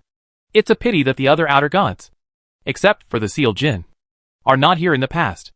Otherwise, they can go to the island first to investigate the situation. Anyway, they are just clones, so they can make the best use of their resources. Hey, Original Hunger originally said that it would send a clone. Hastur's eyes looked towards the star where the Original Hunger was, and after searching carefully, he did find a small point of light. Zooming in, Hastur saw the clone of the Original Hunger. His clone had successfully arrived with his help last time. There's just something wrong with his style of painting. He was like an oversized version of Luffy, eating and drinking on a big ship at the moment. Well, a more accurate description would be stuffing things into his mouth. His whole figure was like a big, bulging balloon, with a waist as wide as 4 or 5 people. His huge but simply sat directly on the deck.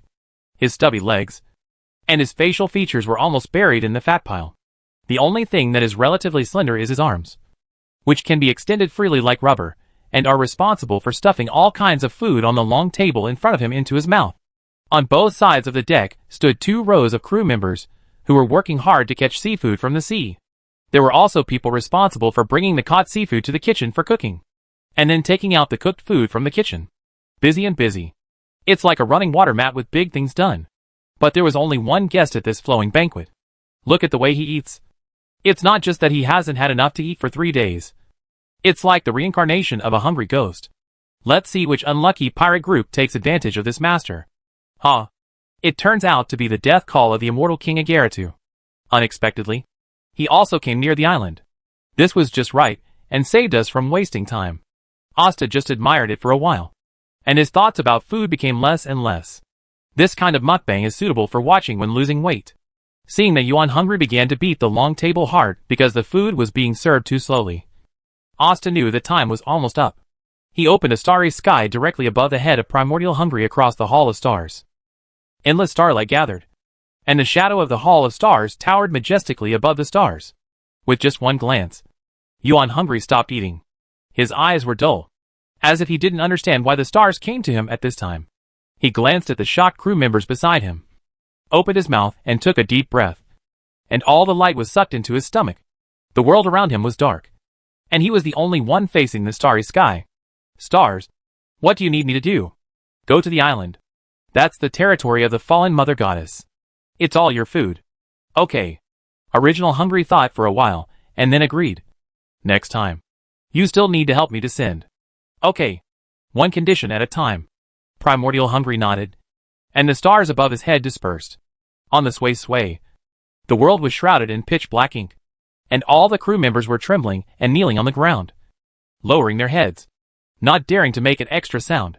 When the darkness in front of him dissipated, at the long table, the mysterious visitor, who was originally as bloated as a balloon, now turned into a bald man over 3 meters tall, with a tall and powerful body and arm muscles like tree trunks. His upper body was naked, not covered by a piece of clothing. His lower body was wrapped in a tan leather skirt, and he waved a white bone stick in his right hand. It was simply smelted from the bones extracted from a huge sea creature that he had eaten before. The whole person looked like a hunter coming out of the primeval forest. The body of more than 3 meters high brought a strong sense of oppression, and the surrounding crew members lowered their heads and did not dare to look around. He looked towards the island with hungry eyes, touched his smooth head, bent his legs slightly, and jumped towards the island. The huge impact caused the entire ship to make an overwhelming shattering sound. The black hull began to collapse with the center of the circle centered on the point of his feet. The immortal King Agarita looked at his flagship with distress, and quickly activated the power of the Death Ship to reunite the scattered and broken hull.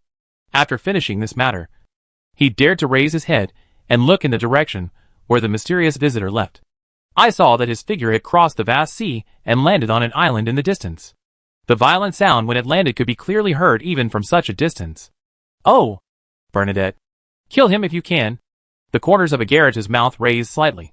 But soon, he seemed to have thought of something, and his whole face fell down again. His original thought of escaping was cut off in time. If you want to survive, you have to be honest. Chapter 445. The Fallen Mother Goddess suddenly attacks. Someone broke into the island, and Bernadette naturally knew about it. But she did not stop them. As for how the people from the Church of Storms wanted to act, she would not interfere, because when the mysterious being jumped to the island, the genie was laughing and saying that it was a powerful being sent by the stars to investigate the situation on the island, and asked her not to stop it, so as not to ruin the plans of the stars. As for the identity of that powerful being, the genie did not make it clear. He just looked towards the island with a look of disgust and gloating. Is that man also a believer in the stars? Bernadette's awe for the stars deepened. Like the Church of the Goddess of Night and the Church of Storms, there are generally only 2 sequence 2 angels. But she noticed that among the star apostles, the number of angels had already exceeded 2. At least 3. This made her curious about the extraordinary path Chuanqing was on. Are there really so many sequence 2s who could be promoted? Don't speculate on the stars. We still look forward to seeing if this investigation can find out the specific situation of your father. The genie shook the wishing lantern excitedly. This is the first confrontation between the stars and the fallen Mother Goddess. It's really exciting. Hearing what the djinn said, Bernadette also began to have hope, even though the stars kept warning her that now was not the time. In the Hall of Stars, Haster's eyes followed the perspective of Original Hunger and landed on the island where Roselle's last tomb was hidden. As soon as he landed on the island, Primordial Hunger rushed towards the direction of the tomb at an alarming speed. The 3-meter-tall body, and the momentum of running at extremely high speeds, looked like a heavily armored tank running over him. There were originally many extraordinary creatures living on the island, but under the astonishing momentum of the Original Hunger, they were too frightened to go out and even crawl to the ground. This allowed Primal Hunger to reach the outskirts of Roselle's mausoleum unimpeded. With the arrival of the Original Hunger, Haster can clearly see that the aura belonging to the fallen Mother Goddess is getting stronger and stronger.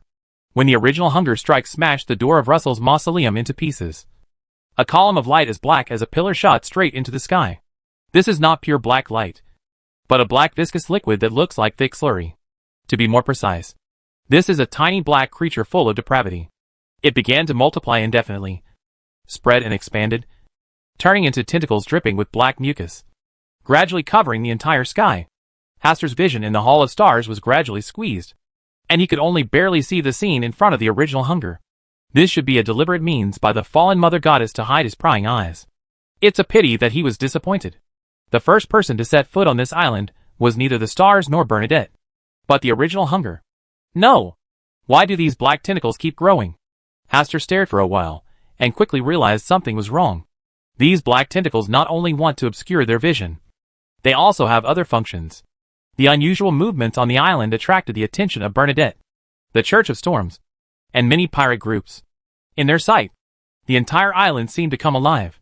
Black tentacles stretched out from the ground, extending and thickening toward the sky, like black mountains rising from the ground. The crimson moon in the sky looked so small and exquisite, as if the next moment, it will be tied up by black tentacles and torn from the sky. When the black tentacles completely obscured the light of the crimson moon and stars in the sky, black tentacles shot down horizontally, like mountains pressing down, crushing ships in the nearby sea. In other words, they are launching indiscriminate attacks on all ships in the nearby waters. Some ships were crushed directly in front of them. Some were submerged by the waves caused by the black tentacles falling down. And some were just brushed by, causing the ships to be destroyed and people killed. Because the black rain formed by the black slime is equally deadly. In just an instant, a large area of the densely packed ships in the nearby sea was cleared. The Hope where Hastur and Audrey are located is also within the attack range of the black tentacles. When it came to watching from across the sea, Hastur had been very careful and had deliberately parked the Hope on the outermost circle to avoid being affected by the sudden change on the island. But it still couldn't completely escape the attack range of the black tentacle. It was too long and thick. When photographed vertically, it looked like a black sword cutting through the sea. Faced with such power, Hastur quickly descended on the star container and appeared on the bow deck. His right hand turned into a solar shield that supported the entire Hope, and his left hand opened a travel door that could be teleported away. The butcher and maid on the ship also realized that something was wrong and hurriedly turned the ship's direction, hoping to let the Hope pass through the travel door standing on the sea and leave this extremely dangerous sea. As for Audrey, Forsey, Zio and others, they could only watch from a distance as the star container suddenly appeared, holding a shield with one hand and transforming the door with the other. Before the black tentacle that smashed straight down arrived, drops of black mucus fell like heavy rain first. Tick-tock, tick-tock. Pollution. Black pollution begins to spread. When the black tentacle hit the sun shield, it made a sound like a thunderous explosion. The violent concussion sound caused the bodies of ordinary crew members on the ship to explode on the spot. Audrey, Forsey and others spurted out a large mouthful of blood at the same time, with blood flowing from their ears and noses. Susie, who had the most sensitive hearing, could really feel the excitement of the thunder exploding in her ears. His eyes instantly became dull, and his whole body fell limply to the ground, twitching all over, and foaming at the mouth. Susie! Audrey wanted to call out, but her voice was completely muffled at this moment. The only good thing is that the solar shield supported by the star container did not shatter, and the Hope was not smashed. But the incoming black tentacles had no effect. Lying on the surface of the sun shield supported by the star container, it split directly on both sides, opening a mouth full of dark red mouthparts, like a huge black crack, trying to devour the entire Hope. Sizzle! This is the corrosive sound coming from the black slime that keeps dripping on the solar shield, like the black mucus falling from heavy rain. It constantly pollutes and erodes the surface of the solar shield, making the holy light above it increasingly dimmer. Not only that, on such a night that loses the light of the crimson moon and stars, the solar light shield supported by the star container is like the brightest lighthouse, attracting the attention of other black tentacles. In just one moment, 6 black tentacles came out from different directions. Hastur could sense their impatience and greed. This is the will of the fallen mother goddess. The reason why she included all the nearby sea areas in the attack range is to find different abnormalities. He knows that the incarnations of the stars are also here, so he wants to find himself in this way. This is the strategy of rather killing 1,000 by mistake than letting 100 go. What Hastur couldn't figure out was how the fallen mother goddess exerted such terrifying power through the initial barrier tonight. The disasters and momentum he caused were obviously greater than those of Sequence 1. almost at the level of the King of Angels. Obviously, Mr. Min and Russell, who are mediators, cannot really be used by him for the time being. Unless there were other gods who helped him in the past. God said, "Let there be light." Hastur didn't think for too long. And the star container he controlled fully exerted the extraordinary ability that belongs to the authority of the eternal blazing sun. Sequence 2 Light Chaser. The endless light is centered on the star container, spreading outwards and going deep into the dark areas. The extremely dazzling light, with the ability of the sun to purify pollution, disperse the polluted sea and the night sky filled with black slime. At the same time, in the sky covered by black tentacles, a small opening was opened that could receive the light of the crimson moon and stars. The falling starlight and the sun's rays reflected each other, expanding the small opening. Boom! Brother Storm. You're late, but you're here. The cloud circles outside the island began to gather together, and finally formed a storm group that could brew ferocious thunder. Golden lightning like the sun poured in crazily through the opening opened by the star container. Each golden thunderbolt hits the black tentacles accurately. For a moment, the golden thunder controlled the sea that was supposed to belong to him. The black tentacles were scorched and shattered into pieces that fell from the sky, causing waves of tsunamis. Unfortunately, the fly in the ointment is that the Storm Lord's reinforcement attack only has this one attack, which cannot completely eliminate all the black tentacles. It only helps Hastur briefly resolve the offensive. The dead pirate corpses on the sea, the unpurified blood, and the endless resentment before death once again became tonics that nourished the power of the fallen mother goddess. Strips of bright red tentacles dripping with blood sprang out from the depths of the sea and continued to rush towards the Hope where the star container was. No matter what, the crazy surge makes people's scalp numb. At this moment, the Hope is getting rid of the previous tentacle.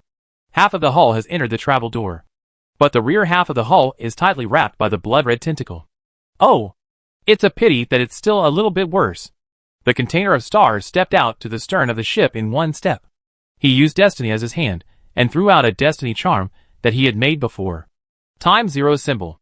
The power of time begins to explode at this moment, with the Time Zero talisman as the center, pulling everything around to return to zero and restart. Binding the stern of the ship, the bright red tentacles disappeared one by one out of thin air, and the time they could survive has been reduced to zero. The butcher and the maid who were steering the helmsman noticed that the resistance of the ship's hull had disappeared, and they urged the Hope with all their strength, carrying Hastur's true body, and submerged into the travel door and disappeared. The star container did not leave. He looked at the reshielded black world, and looked at the 3 times 0 symbols in his hand. At the moment when time returned to zero, the power of the fallen mother goddess was obviously weakened. This means that the power that the fallen mother goddess exploded tonight was temporarily borrowed. Chapter 446 Russell. The Shadow of Order. Borrowed power must have a time limit. The Time Zero talisman is simply an artifact for those things that have a certain sense of time. Just now was the first time that the Time Zero talisman came into play, and it also made him understand its function better. The next time it is used, it will definitely be more effective. When the container of stars stood on the sea, looking at the dark red sea dyed red with black mucus and blood, he looked past the blood-red tentacles in front of him and looked at the island in the distance. Now that the fallen mother goddess has unleashed her power, it's a good time to head to that island, where the primal hunger is rampant. Snapped. Snapped. The blood-red tentacles around them have made the star container their top priority, and the black tentacles in the sky have also fallen down. In this regard, the star container just easily opened a portal, avoided all attacks, and came to the island. There is no need to worry about the star container of the Hope. Now it has 6 different extraordinary paths, both offensive and defensive. These tentacles without much wisdom can't stop him at all. As soon as he arrived on the island, he saw Primordial Hungry reaching out to grab a black tentacle and swallowing it. Halfway through the meal, he made a ba-ba sound and vomited out the eaten tentacles, seeming to complain. That sentence stinks. Seeing the arrival of the container of stars, Primordial Hungry turned back and looked carefully. Are you a believer of the stars? Or the incarnation of the stars? Before hearing the answer, he chuckled and said, Look at the furious look of the fallen mother goddess just now. You should be the incarnation of the stars. You're too slow. The original hunger turned away in embarrassment. When the fallen mother goddess showed her power just now, she did stay in the same place to work hard. I didn't expect to be caught red-handed by Kun Xing, which was really embarrassing. Perhaps because he was dissatisfied with the taste of the black tentacles. Primordial Hungry picked up the big bone stick and smashed it all the way. They were forced to demolish all the way from the entrance to the tomb. And everything in the way was smashed. The star container slowly followed behind, sometimes looking up at the dark and lightless sky. The hole that was penetrated just now was eroded by darkness again. It has become a paradise of black tentacles. And the sea has become a sea of red tentacles. Sushir noticed that the star containers had landed on the island, and black tentacles were smashing down like mountains. But they were all smashed to pieces by the original hunger stick. He seems to have pure power, and can easily destroy anything in front of him. Is this his authority? Or, he showed this side deliberately, to induce his own observation of him. Because once understood thoroughly, it is easy to be targeted and destroyed. They were forced to demolish all the way from the tomb gate to the depths of the Black Emperor's mausoleum. The interior is empty, with nothing except the dark walls and the high platform in the center. On top of the high platform, there is a huge chair, which looks like it was prepared for a giant. Its entire body looks like it is made of iron, with twisted and complex strange lines engraved on its surface. And the top of the backrest extends upward, crown shape. At this time, there was no figure on this seat. It just stood empty and silent in the darkness, waiting for the return of its owner, the Black Emperor. Is this a seat prepared for me? Primordial Hungry glanced up. But it doesn't look delicious. He tried to walk towards the high platform, but felt a force of restraint, like invisible shackles, wrapping around his hands, feet and everywhere in his body, making it difficult for him to move. The order of the Black Emperor? Primordial Hungry grinned innocently, and exerted force all over his body. The powerful force competed with the order of the Black Emperor that remained here. And then he clearly heard the sound of some shackles breaking, and Primordial Hungry was able to regain his freedom. I can even swallow the rules and order of that bastard son of chaos, let alone a little Black Emperor. As Primal Hunger spoke, he opened his mouth wide and took a deep breath. The invisible and shattered shackles of order were sucked into his mouth. After a few chewing sounds, they were swallowed into his stomach. When he wanted to continue to move forward, a twisted vortex appeared around him, and at the same time, the sound of gold and iron clashing came from his stomach. I forgot. This is just a clone, Primordial Hungry whispered in embarrassment, and then tried his best to digest the restless Black Emperor's shackles of order in his body. Compared to the original hunger, which was restricted everywhere, the star vessel is not affected by the remaining order of the Black Emperor here. The Palace of Stars is completely superior to the Black Emperor in terms of rules and order. Even the Sons of Chaos are suppressed. Although this is not the most important authority of the Palace of Stars. It's normal, if you think about it carefully. The Palace of Stars invited the outer gods to come for a meeting in the past. If you want these beings to obey the will of the Palace of Stars, there must be insurmountable rules and order. The Son of Chaos suffers when he suffers. After he was dragged to the Hall of Stars, he recognized the rules and order of the Hall of Stars and consciously abided by them. Compliance is an important prerequisite for rules and order to take effect.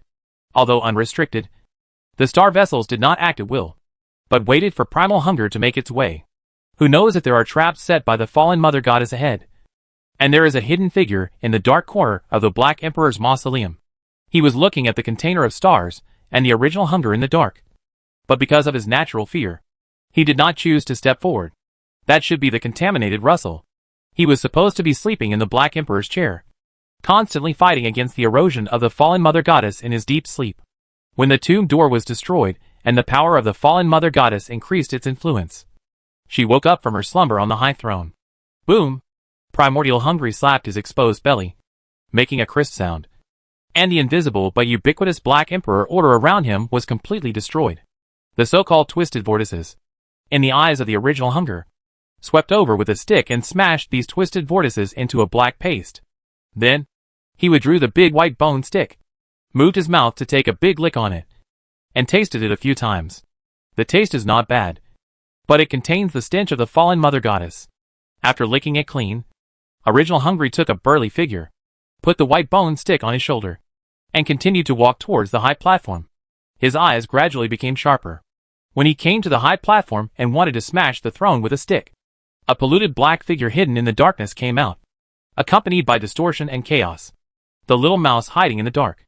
The original hunger swept across with a stick, but he saw the space in front of him distorting and changing. The figure that should have appeared in front of him had already come behind him. stretching out his hands covered with black mucus, trying to strangle his neck. The viscous black liquid dripped on the back of his neck, and there was a burst of burning and corrosive smoke. So troublesome. Original Hungry did not turn around, but just grew another big mouth on the back of his head, biting the Black Shadow's hands, tearing them apart, and swallowed the 2 severed arms into his mouth. Bah! Bah! Bah! It stinks. Originally Hungry. He chewed twice, and then spit out the food in his mouth.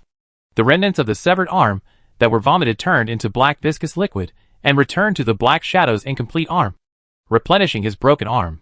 After a fruitless attack, the Shadow knew that the prey in front of him was very difficult. So he began to rely on instinct and use the authority belonging to the Black Emperor. Chaos and distortion instantly filled the entire Black Emperor's mausoleum. The rules and order that had been dusty for an unknown period of time came back to life, forming black chains. Hundreds of black chains moved together, tightly entwining Primordial Hungry. Although it was unable to do anything to his strong body, it was still entangled so that he could not move. After temporarily entangling the Original Hunger, the Black Shadow looked at the star container standing not far behind the Original Hunger, and then appeared like a phantom behind the star container, while distorting the world around the star container. Along with his senses and vision are also distorted. The container of stars just stood still, and a holy light suddenly bloomed from its whole body, which was enough to illuminate the entire Black Emperor's mausoleum. In the face of the power related to the fallen Mother Goddess, the extraordinary abilities of the solar path are very useful and comfortable. The Shadow, which has been sleeping for many years, and has been living in a dark world, has never been bathed in or looked directly at this level of light. The black mucus flowing on his body made a hissing sound of being evaporated, and at the same time he himself let out a shrill scream. With a whoosh, he left the area near the star container and came to the high platform, using the backrest of the Black Emperor's chair. Avoid this light. The star container also completely saw the true face of this Black Shadow at this moment. He was sitting on a high-back chair, with 2 cracks on his face, as if he had 2 asymmetrical eyes. There were no pupils in the eyes, only a patch of blood red, in front of the sun's rays, which contains the power of purification. More gaps opened up all over the black figure. From the head down, blood-red flowers bloomed all over the body. A flower of flesh and blood made of flesh and blood. Through the cracked gaps, one could see a mass of blood-red light contained within the Black Shadow's body. It is very similar to the crimson moon hanging in the sky. But at this moment, this crimson moon has not yet reached perfection, and many parts have not been completely gathered together. Russell, the Black Shadow transformed by the Shadow of Order, wanted to cover up the light of the crimson moon, but there were more and more cracks in his body, and the light belonging to the red moon became stronger and stronger. The rays of light from the crimson moon were passing through Russell's body and shining into reality from the starry sky. Emperor Russell, who single-handedly founded the Intis Republic and led the trend of the times, is now just a container in the hands of the fallen Mother Goddess that can affect the real world.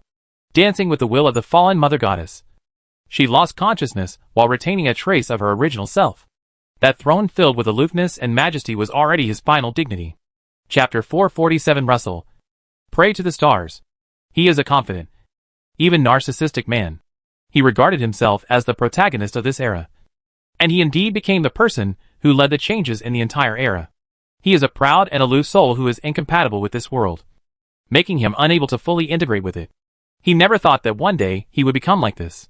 If he hadn't been afraid that the fallen Mother Goddess would spread pollution from the starry sky to the real world through his body after his death, he might have chosen self-death.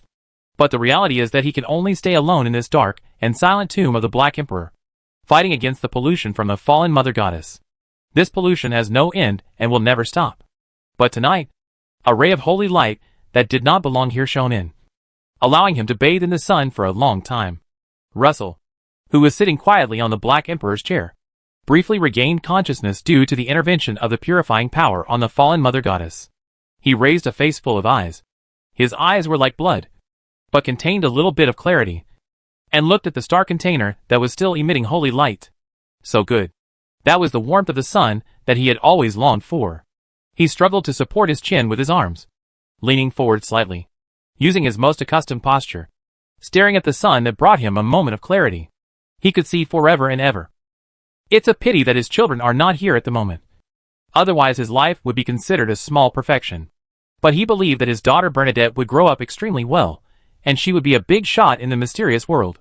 He felt very sorry that he could not see the little cotton-padded jacket of old grow-up, or even see her get married. But he thought that no one could marry his daughter.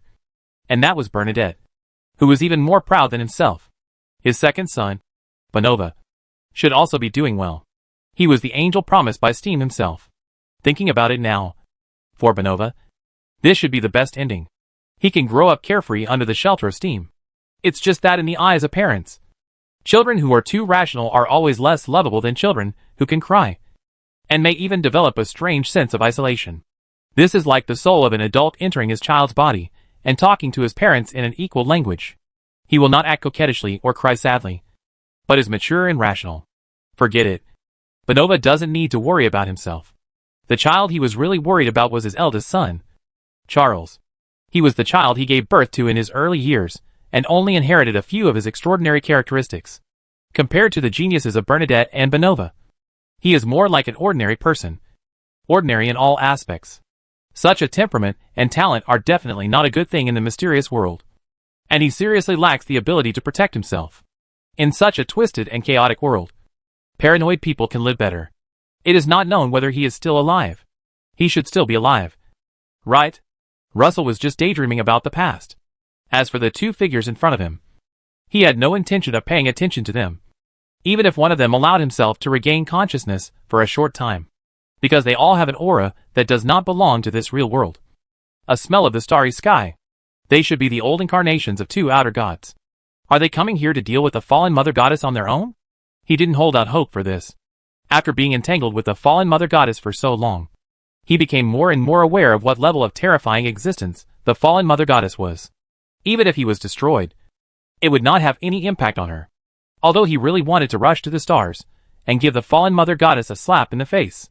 Roselle, are you awake again? The star container saw Russell stopped and seemed to be reminiscing about something. So he probably guessed his current state. I really want to thank you for your help. But unfortunately, you come from the stars. Russell spoke slowly. He had not spoken to anyone for a long time. And the words he spoke were hoarse and harsh, like a broken gong with the wind leaking out of his throat. Gives you a chance to try and escape the contamination. Huh? It should be aggravating the pollution. Your power is not suitable for this world. If you are willing to continue to let the fallen mother goddess control the rest of your life, you can choose to refuse. Russell was silent for a while before nodding and agreeing to try. When he promised, the power of the fallen mother goddess that had been suppressed before came back again, stronger than ever before. Russell bent his body in pain. Severe pain kept pouring out of his body, and the light belonging to the crimson moon became more and more blood-red, gradually resisting the purification from the star container. Stars! Russell raised his head again, his face full of eyes, like a thousand-eyed monster, staring at the star container with a scarlet light. Primal hunger, facing Russell, who was possessed by the consciousness of the fallen mother goddess. Primordial hunger just curled his lips and said, "If you look again, I will pluck out your eyeballs one by one and eat them." With the star vessel's brief understanding of the original hunger, he knew that he said these words from the sincerity. You guys can't get out of this mausoleum. When the fallen mother goddess spoke, a ray of light from the crimson moon behind her came from the sky, directly penetrated the cover of the Black Emperor's mausoleum, and poured directly into Russell's body. The body, which was already full of cracks, had several new ones added to it. The crimson moon in the body was gradually condensing and taking shape, and began to change towards the full moon state. Once it reaches the full moon, it means that Russell's consciousness has been completely wiped out, and his body will truly become a container for the fallen mother goddess to intervene in the real world. The scarlet light flourished, briefly suppressing the light emitted by the star container, and filling the entire Black Emperor's mausoleum. The entrance to the tomb, which had been smashed by the original hunger stick, was closed again, and the entire Black Emperor's tomb was like a big mouth that was closing. You are worried. You will also. Russell's consciousness briefly woke up again, but before he could finish speaking, he was reoccupied by the consciousness of the fallen mother goddess. His body stood up from the throne, and the remaining rules and order of the Black Emperor who around him were filled with the atmosphere of corruption, decay, death, and withering under the influence of his power. At the same time, the aura belonging to the fallen mother goddess is also growing stronger. It is really like a god returning from resurrection. I shouldn't be able to defeat him. I can only bite him a few more times. Primordial Hungry shouted and rushed forward waving the white bone stick. He is still very open-minded about his situation. After all, this is the territory of the fallen Mother Goddess. The other party has Roselle as the descending vessel, which is far more powerful than his clone. There was no trace of fear on the faces of the stars containers. They just looked calmly at the fallen Mother Goddess, whose aura was gradually increasing. Sometimes victory on the battlefield does not have to be achieved head-on. On the shattered sea, Bernadette drove the dawn away in time, because there were star vessels that attracted all the attention of the fallen Mother Goddess. She was able to successfully evacuate with those from the Church of Storms. Right now, she could no longer see the island where her father's tomb was located, let alone know what was happening on the island. In the captain's cabin, Bernadette could only watch from a distance through the window. The sea area there is still very dangerous. Too many deaths and too strong pollution have temporarily turned that sea area into a sea of death. The stars don't give up so easily. I think he will need you when dealing with your father's matter. Before the words of help from the Jinn could be uttered, a starry sky opened and bloomed above Bernadette's head. The stars shine forever. This was Bernadette's most pious salute. Call to your father. The indifferent voice of the stars came. And then the starry sky above revealed the situation inside the Black Emperor's tomb. Even though it was dim and hazy inside the Black Emperor's mausoleum, Bernadette saw her father for the first time after so many years. The face is beyond recognition. The body is constantly being polluted, and the consciousness is occupied by the fallen Mother Goddess. Bernadette's eyes suddenly turned red. But she clearly understood that now was not the time to be sad, but that she needed to use all her strength to awaken the humanity deep in her father's heart. Use humanity to fight against the pollution and erosion of the fallen Mother Goddess. Your Bernadette has grown up. Doesn't she look so strange that you can't even recognize her? But I still remember that when I was a child, you made picture books for me, compiled teaching materials, invented various small games, and often played with me. I still remember that you designed all the clothes I wore when I was a child. It's a pity that I can no longer wear the cake skirt you designed when I grow up. Bernadette looked at the dark shadow manifested by the stars. Her eyes contained indescribable sadness, but she tried to describe it in a calm tone. The suppressed pain and sadness were hidden in every simple word. And, at the same time, a bright starry sky opened above the head of the star container, and the stars shone brightly, as if to completely purify the tomb of the Black Emperor, which was full of corruption. Stars! Russell, who was fighting the original hunger, pulled away, turned his neck, slightly raised his head, and looked at the brilliant starry sky, with disgust, solemnity, and confusion in his eyes. He had obviously blocked the world. So why was the power of the stars still there? Can penetrate? Could it be that the person in front of me is not simply the incarnation of stars?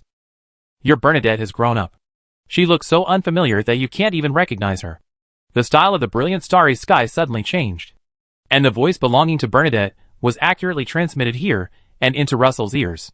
Bernadette? The fallen Mother Goddess controlled Russell to rise into the sky, activating the power of the entire Black Emperor's mausoleum, wanting to destroy the starry sky to prevent Russell's consciousness from breaking free at this time. Ah! I still want to hear my daughter's voice again. Russell's body fell straight down again, his face full of painful struggle, replaced by Russell's increasingly stronger voice. Asshole! Don't underestimate a father's obsession. Seeing that Russell's somewhat secondary consciousness briefly returned, a time-zero talisman in the hands of the star container wrapped up the power of the stars and accurately attached to Russell's body. Return to zero.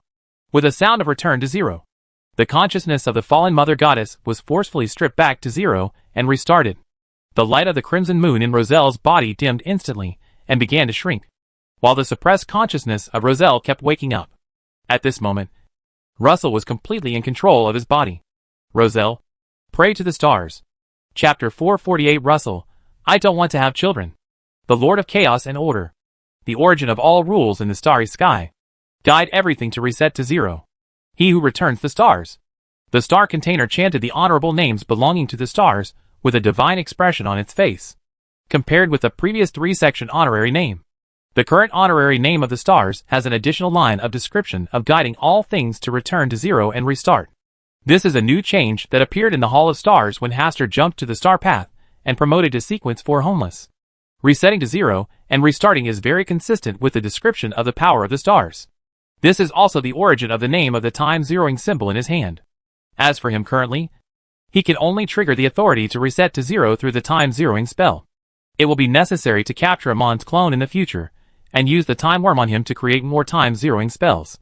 Rosel's consciousness, which briefly regained his body, originally rejected the chanting of such a strange name of a god. Who knows what terrible changes will happen? But the consciousness of the fallen mother goddess that had been suppressed was gradually coming back, which made him understand that he didn't have much time to stay rational. Since the other party was able to contact Bernadette and gain her trust, he could only choose to give it a try. He stood in front of the Black Emperor's throne, looked up at the stars, and prayed seriously in ancient Hermetic, the Lord of Chaos and Order, the origin of all rules in the starry sky, guide everything to reset to zero. He who returns the stars. I hope to use your power to get rid of the pollution from the fallen mother goddess, and return to my sober and clean self. Russell chanted what he wanted to pray for, and the fallen mother goddess in his body sensed something was wrong and began to fight back crazily. Ah! Russell groaned in pain, bit over and bit his knees, holding his hands tightly on the Black Emperor's seat to prevent himself from completely kneeling on the ground. He felt that his whole body was about to be torn in half. Just looking down, he could clearly see that the cracks in his body were getting wider and wider. The crimson moon inside had taken shape and was about to emerge from him, conceived in the belly. At this moment, the star container attached another time-zero talisman to his body, helping him temporarily resist the pollution and erosion from the fallen mother goddess. At the same time, the starry sky above the Black Emperor's mausoleum became more and more dazzling, and the stars lit up one after another, like rising suns. The light belonging to the stars fell and enveloped Russell's body. This was a blessing from the stars, and a kind of purification. Fallen mother goddess, I don't want to give you a child, Russell roared, and his cracked body began to heal gradually, trying to completely lock the crimson moon in his body. But the fallen mother goddess also showed a terrifying aura at this time. The top of the entire Black Emperor's mausoleum exploded completely. Rocks flew, and the light of the crimson moon turned into blood and poured in. In the sky that was no longer obscured, there was only the light of the crimson moon, and the power of the stars was still shielded. This indicates that in tonight's battle for the crimson moon, among the three mother goddess of earth, mother tree of desire, and fallen mother goddess has an overwhelming upper hand. The full crimson moon in the sky provides the fallen mother goddess with even more terrifying authority and power. Russell's body and limbs were wrapped with blood-red tentacles and held up in the air. This scene was like a sweet sacrifice to the crimson moon. Primal hunger? Have you had enough of watching the show? The container of stars reminded him.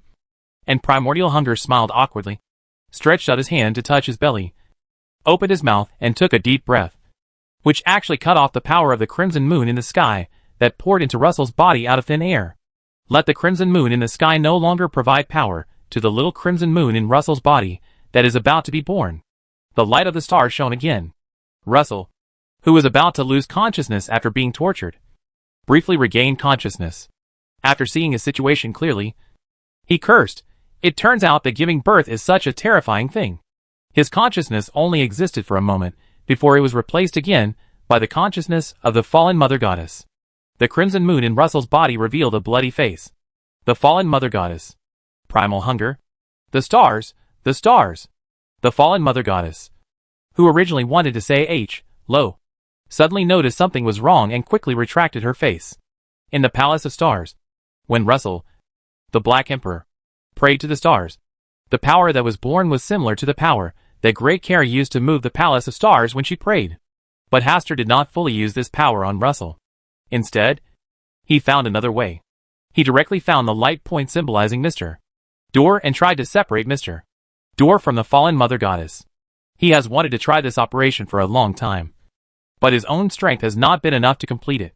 Tonight, with Russell's prayer, when the power of the Hall of Stars revives, he uses fate as a blade to forcefully cut the connection between Mr. Door and the fallen mother goddess. Use the power of the sun to weaken the power of the fallen mother goddess and purify the pollution, allowing the consciousness belonging to Mr. Men to be revived. Then use the power of night to snatch the control of the fallen mother goddess over the crimson moon. At the same time, he also used the power of returning to the Palace of Stars to draw the power of the mother tree of desire, the superstar master, the high-dimensional overlooker, the son of chaos, and the original hunger to the starry sky where the fallen mother goddess was. Use their power and authority to seriously weaken the influence of the fallen mother goddess on the real world. It's a pity that his own strength is too low, and the power of returning to his throne that can be exerted only by self-awakening in the Hall of Stars is very limited. Otherwise, at that moment, he could directly pull the old bodies of the outer gods such as the Mother Tree of Desire and the Superstar Master to the starry sky where the fallen Mother Goddess is. That is the true sense of the siege. However, now, the starry sky where the fallen Mother Goddess is located should also be very lively. In the starry sky, at the first crack in the barrier, the Goddess of Night stood in the kingdom of the Earth Mother with lush vegetation, looking straight at the crimson moon. Tonight, when the fallen Mother Goddess tried to occupy the crimson moon, the symbol of authority, the Earth Mother Goddess and the Desire Mother Tree, who had obtained the uniqueness of the moon, were naturally unwilling. In the melee between the three, the fallen Mother Goddess, who suddenly gained strength, had the absolute advantage. Even the Mother Earth Goddess was almost eroded by the pollution. It was she who extended a helping hand at the critical moment that allowed the Mother Earth Goddess to get through this crisis without any danger. But the situation of the Earth Mother Goddess is still not good. At this moment, the crimson moon is occupied by the fallen Mother Goddess, which itself is a kind of devouring of her authority. If it weren't for the existence of the Mother Tree of Desire, he alone would not be able to compete with the fallen Mother Goddess tonight. Now, things seem a little different. The aura of the fallen Mother Goddess is weakening, and her control over the crimson moon is also wavering. In addition, the Mother Tree of Desire has begun to fight back crazily, and the fallen Mother Goddess is gradually losing control of the authority of the moon. The most concerning thing is that in the depths of the starry sky shrouded in the aura of darkness, depravity, and death, various aura fluctuations can be heard that make people tremble. That was supposed to be the territory of the fallen Mother Goddess. But now there were several uninvited guests. The ones that seemed more familiar to him were the Mother Tree of Desire, Superstar Master, and Primordial Hunger. As for the other two auras, they were hidden deeper, making it difficult to see clearly for a while. What surprised him even more was that they were besieging the fallen Mother Goddess. Although the outer gods in the starry sky often fought with each other in the past, except for the particularly crazy ones, the other outer gods in the past would control the situation within a certain level. Most of them default to fighting for life and death when the end comes, and daily disputes are just minor episodes. But tonight, the situation seems to be different.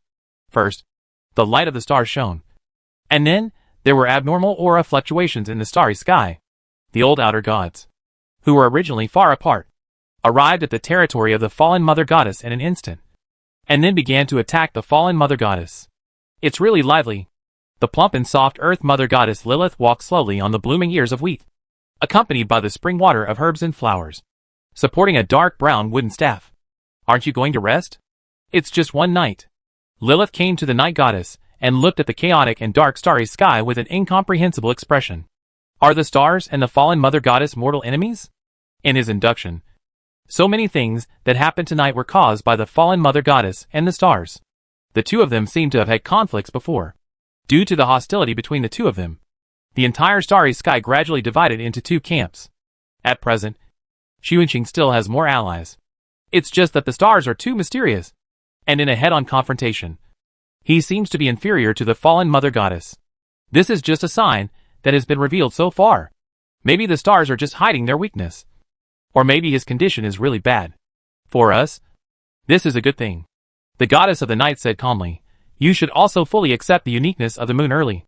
Otherwise, your situation will become even worse. What about you? Aren't you going to start accommodating the uniqueness of the God of War path? Hold on. Are you worried about the position of the stars? No. The war has not really started yet. After a brief chat between the Night Goddess and the Earth Mother Goddess, she turned her attention to the starry sky in the distance, where the conflict broke out. In addition to the two of them, the remaining four true gods from the initial barrier crack were also looking curiously. Too much information was revealed tonight. The hostility between the fallen Mother Goddess and the stars, and the old camps of the two outer gods have taken shape. Such a situation in the starry sky will inevitably affect the direction of the future doomsday. This also affects their attitude towards the stars. The god of steam and machinery stood quietly in his kingdom, feeling a little uneasy at this moment. He has always been paying close attention to Roselle's affairs. He was also aware of the news of Roselle's last mausoleum appearing on the sea, and he also paid attention to it. Only after discovering the aura of the stars, he withdrew his gaze. After all, he was once the enemy of the stars. Seeing that tonight the stars and the fallen Mother Goddess are at odds with each other, this made him wonder if he had made another wrong choice. Chapter 449 Black Emperor. Under the chaotic starry sky, the kingdom that originally belonged to the fallen mother goddess was being knocked on the door one after another and making noise. The power of original hunger rushes in head-on, swallowing whatever it catches in front of it. The superstar master just pushes out planets from afar, setting off fireworks in the country where he is entrenched. The power of the son of chaos was tearing everywhere, bringing everything into chaos and disorder. And even his clear reason almost became chaotic. High-dimensional overlookers are the best at hiding, as if they are looking for something secretly. The mother tree of desire, which was already hostile to him, was the one who cheered the most. Seeing the moment when she was distracted and unable to take care of others, she frantically seized the authority belonging to the crimson moon. After standing in the starry sky for such a long time, this was the first time that he was targeted by so many outer gods at the same time. This made him feel afraid of the stars, and the meeting of the stars he convened. It has not been 3 years since the stars awakened and performed miracles. It was not even enough time to take a nap, but it was able to gather such a huge force. It's really scary. These are only hindrances. More importantly, his control over Mr. Min and Russell is gradually weakening. Especially Mr. Min, who is inherently more difficult to contaminate than Russell. Now his consciousness is gradually awakening, and he is showing signs of getting rid of his own contamination. Once the stars help him solve the pollution, it will be difficult for him to penetrate his power into the real world, because the authority of Mr. Door is the concept of all doors, and the initial barrier to the real world is a closed door. He needs Mr. Door's authority to let his power move further into the real world. So between Mr. Door and Russell, he focused on choosing Mr. Pollution Door. After the fallen mother goddess made her decision, Russell in the Black Emperor's mausoleum gradually regained consciousness. The tentacles wrapped around his limbs also retreated to the depths of the sea under the majesty of the Black Emperor. The power of the fallen mother goddess has suddenly weakened a lot. Maybe I can. No, I can't leave here. After Russell was briefly overjoyed, he quickly returned to his senses. Now he seems to have complete control over his body. But he is sure that the consciousness of the fallen mother goddess must still be hidden deep in his body, and the pollution from the starry sky still exists. Freedom is only temporary. Confrontation and pollution are eternal. Russell returned to the Black Emperor's throne, and sat with a lonely look on his face. He lowered his head, and looked at his hands. After a while, he lowered his voice and said, "I want to see my daughter. You can satisfy my little one. A small wish. You can pray to the stars. How pious you are will bring you great gifts." The star container said calmly, "Forget it then." Russell grinned.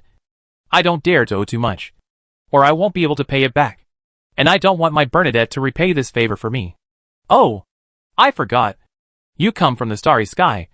You probably don't understand what a favor is. I'd better just quietly enjoy my sobriety alone." The downcast Black Emperor is sitting on his throne at the moment, choosing to spend his time in a calm and rational way. How could I sit still and wait for death like this? I have to fight again no matter what. It's not easy for such an opportunity to come up.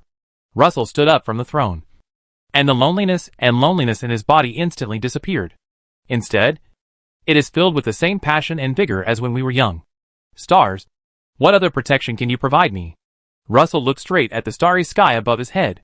Among the bright stars, there is a huge ancient palace. Inside the palace, an illusory and fuzzy figure can be vaguely seen. It is mysterious, powerful, and awe-inspiring. You still have 3 minutes of free time. Hastur, who was sitting in the Hall of Stars, finally spoke to Russell. "What's the price?" "It's a free gift."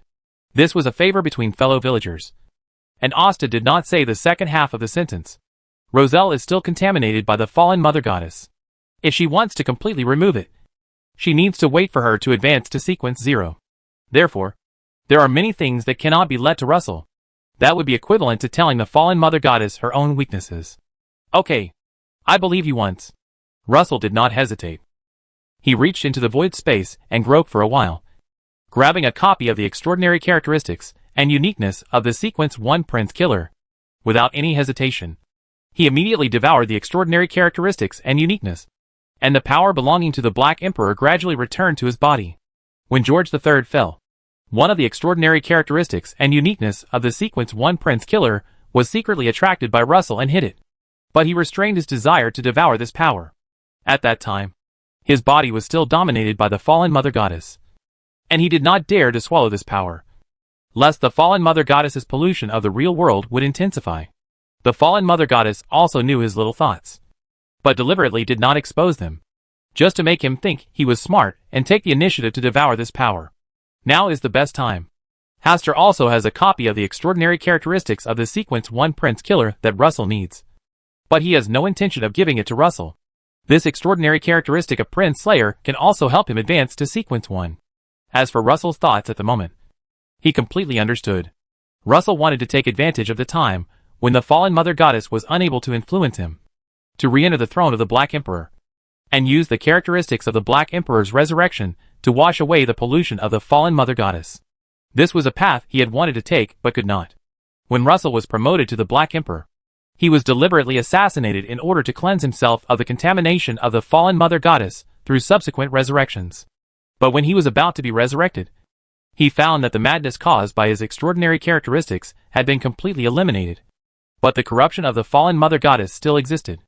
As long as he dares to resurrect and return, the fallen mother goddess will be reborn directly in his body and completely occupy his body. So he could only stay in the Black Emperor's mausoleum and live half dead. Now, under the protection of the stars, with the fallen mother goddess unable to influence him, and with the extraordinary characteristics and uniqueness of Prince Murder, Russell plans to continue trying to walk this path. In the Hall of Stars, Hastur withdrew the power that helped Mr. Min wake up, converted it all into the purifying energy of the power of the sun mixed with the power of the stars, and poured it into Russell's body in the form of starlight. Help him eliminate and suppress the pollution from the fallen mother goddess to the greatest extent. When the aura of the Black Emperor on Russell became stronger and stronger, far away in Backland, the extraordinary characteristics of Prince Murder, which was treasured in the secret vault of the lone royal family, escaped from the control of the lone royal family, and quickly came to the throne. Fly here to Russell. As for the other extraordinary characteristic of Prince Slaughter, it is being crushed by the Palace of Stars, and cannot escape and fly away. The entire Black Emperor's mausoleum began to become turbulent as Russell's aura strengthened. But when the extraordinary characteristics of Prince Murder from the lone royal family flew into the mausoleum, and when Russell was about to successfully resurrect the Black Emperor and return, he suddenly stopped resurrecting him. Because even though the pollution of the fallen mother goddess has been suppressed to death, it still remains in his body, like the poison of his soul. He cannot get rid of it no matter what. The power from the protection of the stars can only be weakened, but cannot be completely eradicated, as long as the roots of the fallen mother goddess are still rooted in his body. Sooner or later he will grow into a towering tree again. It seems that this road will never work. There was no overly disappointed expression on Russell's face. He was just slightly dazed. And then he returned to normal. This is enough. Russell smiled, and automatically separated the extraordinary characteristics and uniqueness of the Prince of Order in his body, turning them into two dark and twisted groups of light. Play side by side with the extraordinary characteristics of the Prince of Order that flew from Backland, midair. If you look carefully, you can see that the only thing unique to the Black Emperor is a black crown, with a gem the size of a dove egg inlaid in the middle. Take it. This will allow you to cultivate a new Black Emperor. Russell waved his right hand and sent the things in front of him to the star container. During the resurrection process just now, he already knew that the last extraordinary characteristic of Prince Murderer was in the hands of Chuanxing, combined with the two extraordinary characteristics and uniqueness of Prince Murderer in front of him. All the extraordinary materials needed to be promoted to the Black Emperor were ready. As long as the corresponding ceremony is held, a new Black Emperor can be born. Russell said with a smile on his face, "The sea is so vast.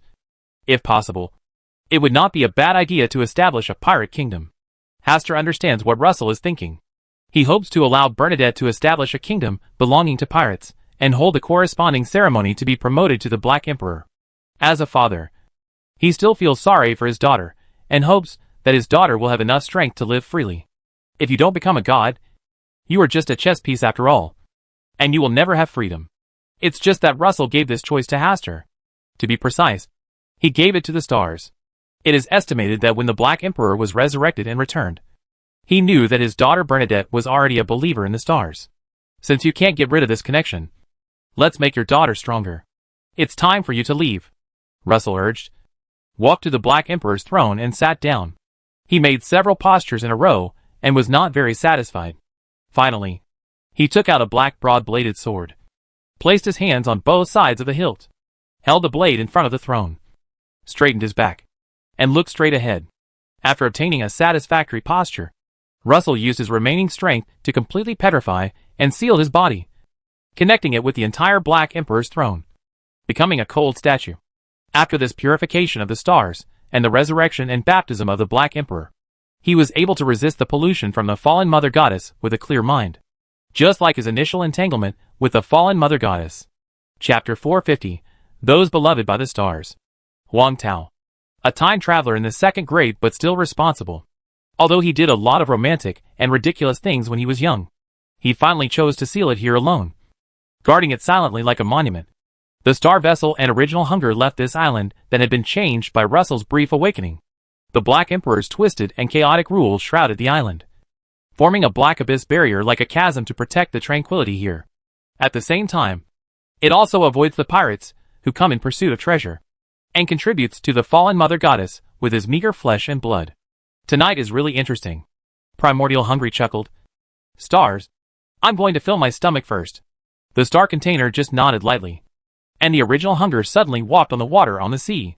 It had a powerful effect of big bricks flying, and soon disappeared. The star container stared quietly for a while, looking up at the unobstructed starry sky. The stars were shining, and the starlight falling down was also protecting every believer in the stars. In this series of changes tonight, the fallen Mother Goddess did not take advantage, but instead weakened her control over Roselle. Mr. Min's consciousness has also begun to become active. In the next period of time, his influence on the real world will weaken a lot. Are you a believer in the stars? While the star container was thinking, a submarine emerged from the water not far away, and it was Bernadette who returned to this sea alone. The stars are my faith. The star container spoke calmly, glanced at Bernadette, who had relaxed her guard slightly, and with a tap of her finger, showed the clip of Russell recovering from consciousness in the Black Emperor's mausoleum in front of Bernadette. Bernadette stared blankly, her eyes filled with sadness, but it never flowed out. When she heard the words, "The sea is so vast. If possible, it would be a good idea to build a pirate kingdom." She seemed to have found a new goal in life, and her eyes became bright and determined again. She is known as the mysterious queen among pirates. She is really inspired to build a pirate kingdom. It is not too difficult to be a queen, especially now. The major pirate groups have suffered heavy losses due to tonight's incident. This is her final opportunity to gather power. The Church of Storms has a good relationship with her, and the Kingdom of Lone is busy with the Fasak Empire War. So all the conditions are in place. The only thing you need to worry about is the danger and madness you will face when jumping to non-adjacent paths in the future. But her father can do it. And so can she. When you build a kingdom belonging to pirates, these will be your gifts. I understand that I will dedicate my most sincere devotion to the stars. Nast, the king of the 5 seas, is a good helper. Originally, this was Haster's backup plan for his possible promotion to the Black Emperor in the future. But now that he has jumped to the star path, he let Bernadette complete the Black Emperor path on his behalf. Then my father, the stars are always watching. After leaving these words, the star container opened a portal and disappeared. In the sea that was still filled with blood, only Bernadette and her Nautilus were left. When Bernadette left just as the sun was about to rise, Klein also left above the gray mist on the sea in the distance. He was just watching from afar, not participating in the big changes that happened tonight. Although he wanted to help Russell, a senior time traveler, the situation he faced was far from what he could solve now. Fortunately, the light of the stars shines particularly brightly tonight, dispelling the pollution from deep in the starry sky. When he was watching from a distance above the gray fog, the whole crimson moon seemed to be resurrected from the dead, emitting terrifying fluctuations that he did not dare to look directly at. The island's successive shocking changes caused the sea to become turbulent. Fortunately, the aura of the Black Emperor was particularly strong in the end, which indicated that Russell's current situation was not bad, and he was not really on the verge of despair. Being a war correspondent is not easy. Klein sighed with emotion and rubbed his sore and swollen eyebrows with his right hand. He would have to hold a tarot meeting tomorrow. Fortunately, this time he roughly understood what was going on and would not show any cowardice anymore. A new day has begun.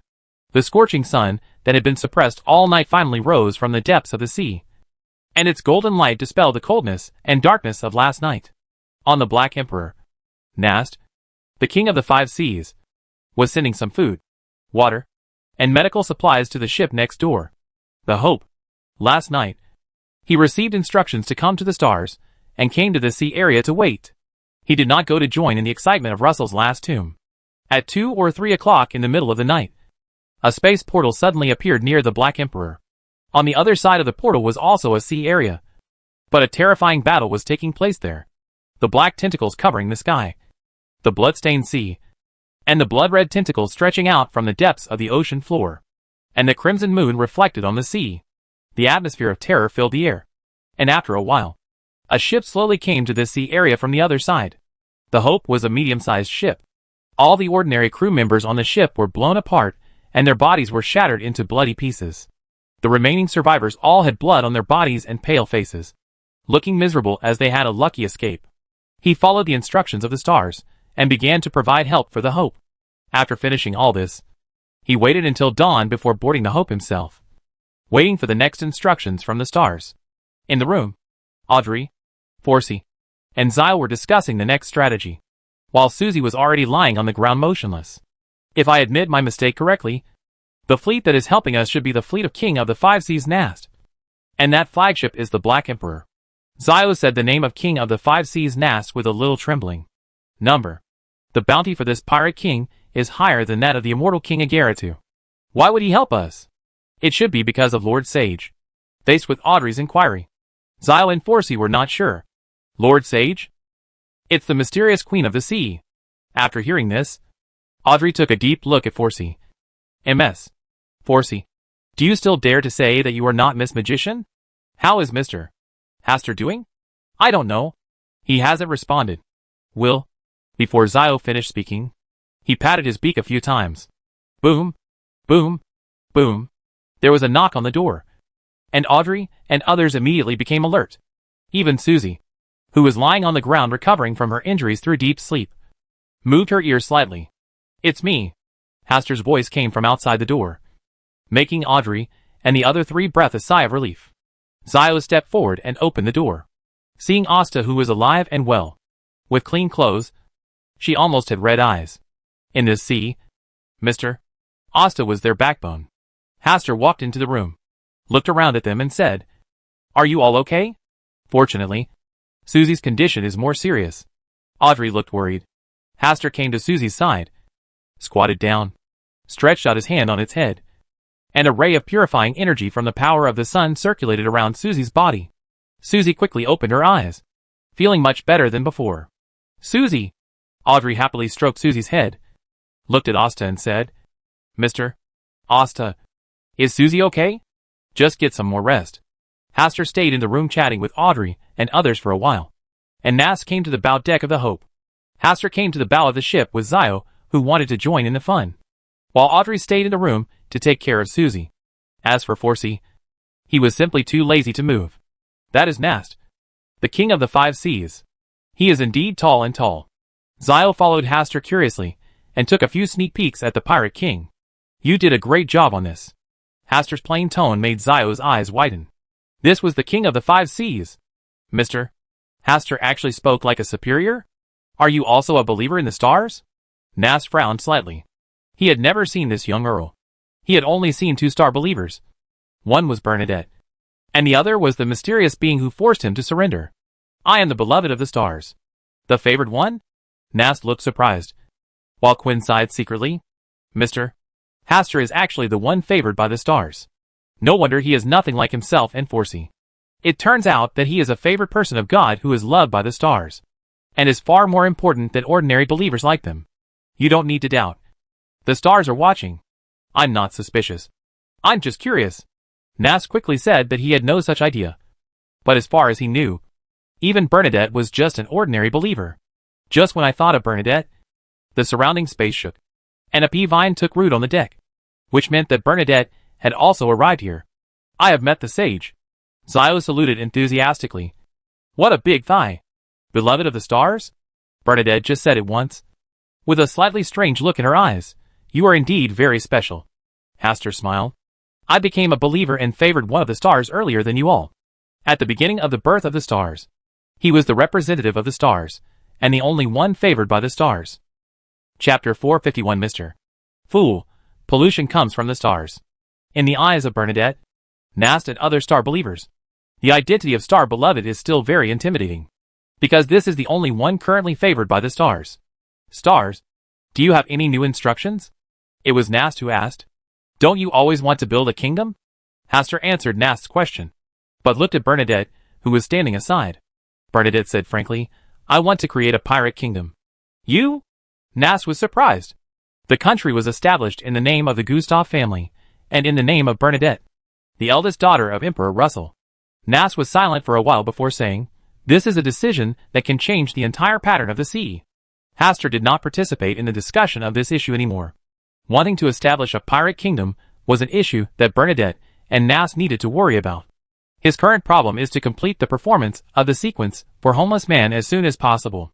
In the afternoon, the Tarot Club was about to be held, and Forsey locked himself in the house early, saying he wanted to take a good rest. Audrey, who was taking care of Susie, also handed over the task of taking care of Susie to Asta.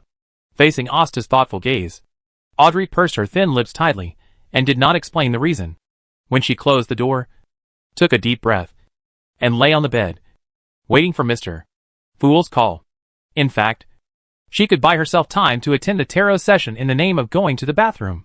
But if the tarot meeting is held very late today, her behavior of staying in the bathroom for a long time will be too embarrassing in front of Mr.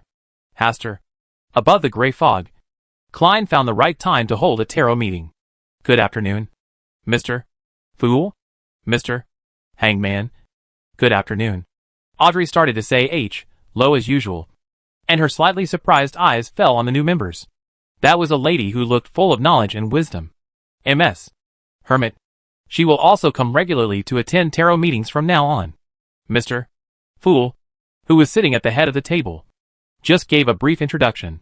Catlow looked around at everyone, stood up, bowed slightly, and then sat back down in her seat. Her position was below Forsey. She was silent and had a bit of fierce aura, which made Forsey a little bit too much. Now, apart from Mr. Fool, there happens to be a combination of 3 men and 3 women in the Tarot Club. I don't know if Mr. Fool chose people this way on purpose. Forsey had many thoughts flashing through his mind, but on the surface, he had a straight face, looking calm and collected. When Mr. Fool started to look through Russell's diary, Cadla almost couldn't control the expression on her face. Judging from the normal attitude of others, this Mr. Fool must know the special words left by Emperor Russell. This is a word that even the Queen has never learned. Sure enough, Mr. Fool and the Tarot Society do have many secrets, but fortunately, he has already sneaked in. She couldn't help but feel happy at the thought of doing something for the Queen. After reading Russell's diary and entering into a free conversation, Alger naturally mentioned the matter about Russell's last Mausoleum Island. This time, Mr. Fool didn't panic at all. He smiled and watched the Tarot Club's discussion about the Russell incident with a detached attitude. It was suspected that a divine intervention occurred that night, but the top leaders of the Church of Storms avoided talking about it. Alger shared the information he had obtained. Regarding this matter, Audrey and Furs had far more say than Alger. They were being hunted all the way. If a mysterious being hadn't appeared and opened a space portal to keep the Hope away from that dangerous sea, they had long been beaten into pieces by those tentacles. Alger was not on the Church of Storms ship at the time. He was guarding the outer perimeter. When he realized that the situation was not good, he quickly sailed away. The information he knew was all obtained from the Church of Storms personnel afterwards. Just through a few simple words from Alger, Cadler roughly guessed his real identity. An undercover agent sent by the Church of Storms to the pirates. The gods are involved again. Emlyn and Derek had this idea in their minds at the same time. It was obvious that their current strength was still very poor, but the major events they encountered were basically related to the gods. Like this time, when they heard the news of the arrival of the Lord of Storms, they didn't feel much excitement in their hearts. The Lord of the Storm did come down that night, but in the end, it was the stars that turned the tide and solved the problem. It was the stars that shined and purified the pollution of the sea. Forsey simply told what happened that night in a calm tone. This is a good opportunity to make a name for the stars. How can the Lord of Storms take the limelight? Stars. Alger was silent, while Catlow looked at Forsey curiously. In her eyes, this magician lady was only sequence 7. How could she know the news about the Lord of Storms and the stars? Which extraordinary force is standing behind her? Where did you get this information? Cadla asked tentatively. The information comes from the mysterious queen on the sea. There is absolutely nothing wrong with it. Forsey skillfully threw the blame to Bernadette. After all, everyone is a believer in the stars. A mysterious queen from the sea? Cadla's pupils dilated, and her whole body froze. At this moment, she felt very panicked. She didn't even receive news from the queen. How did the magician lady know? What is her relationship with the queen? Is she the queen's spokesperson to Mr. Fool? Then what do you think? She or herself? Who is the queen's most trusted confidant? Sneaking undercover or eavesdropping on intelligence are not as important as this issue at the moment.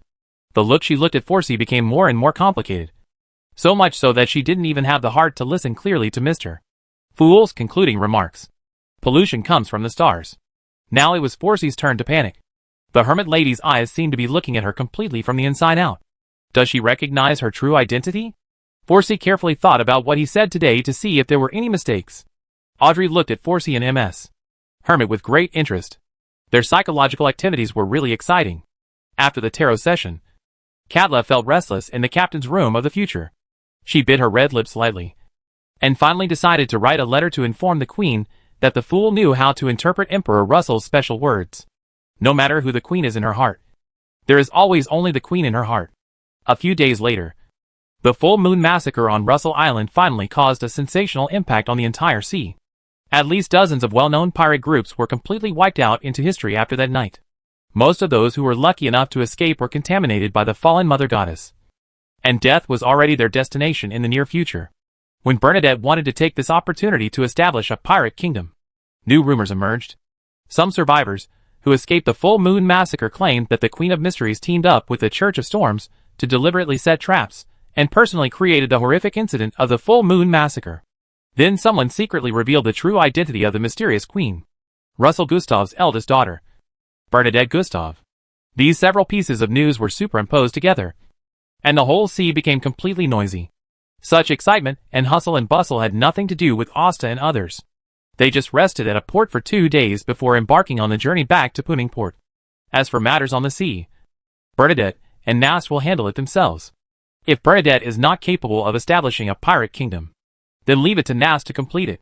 To the stars, it does not matter who becomes the Black Emperor. What is important is that the new Black Emperor must be a believer in the stars. On board the Hope, Zio lost interest and leaned against the guardrail in a daze.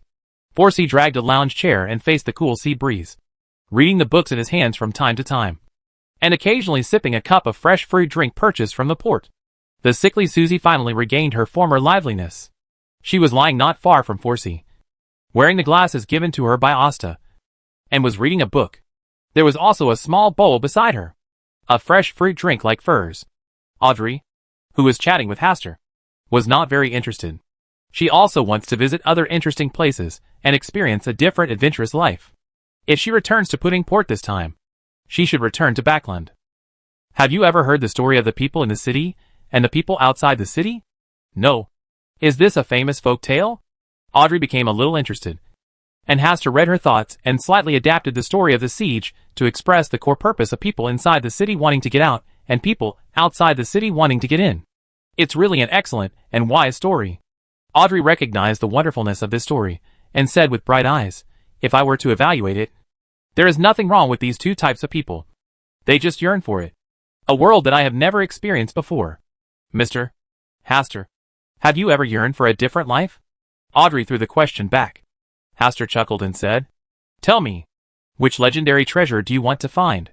The slightly helpless and doting tone made Audrey blush slightly, and she wanted to stick out her tongue proudly.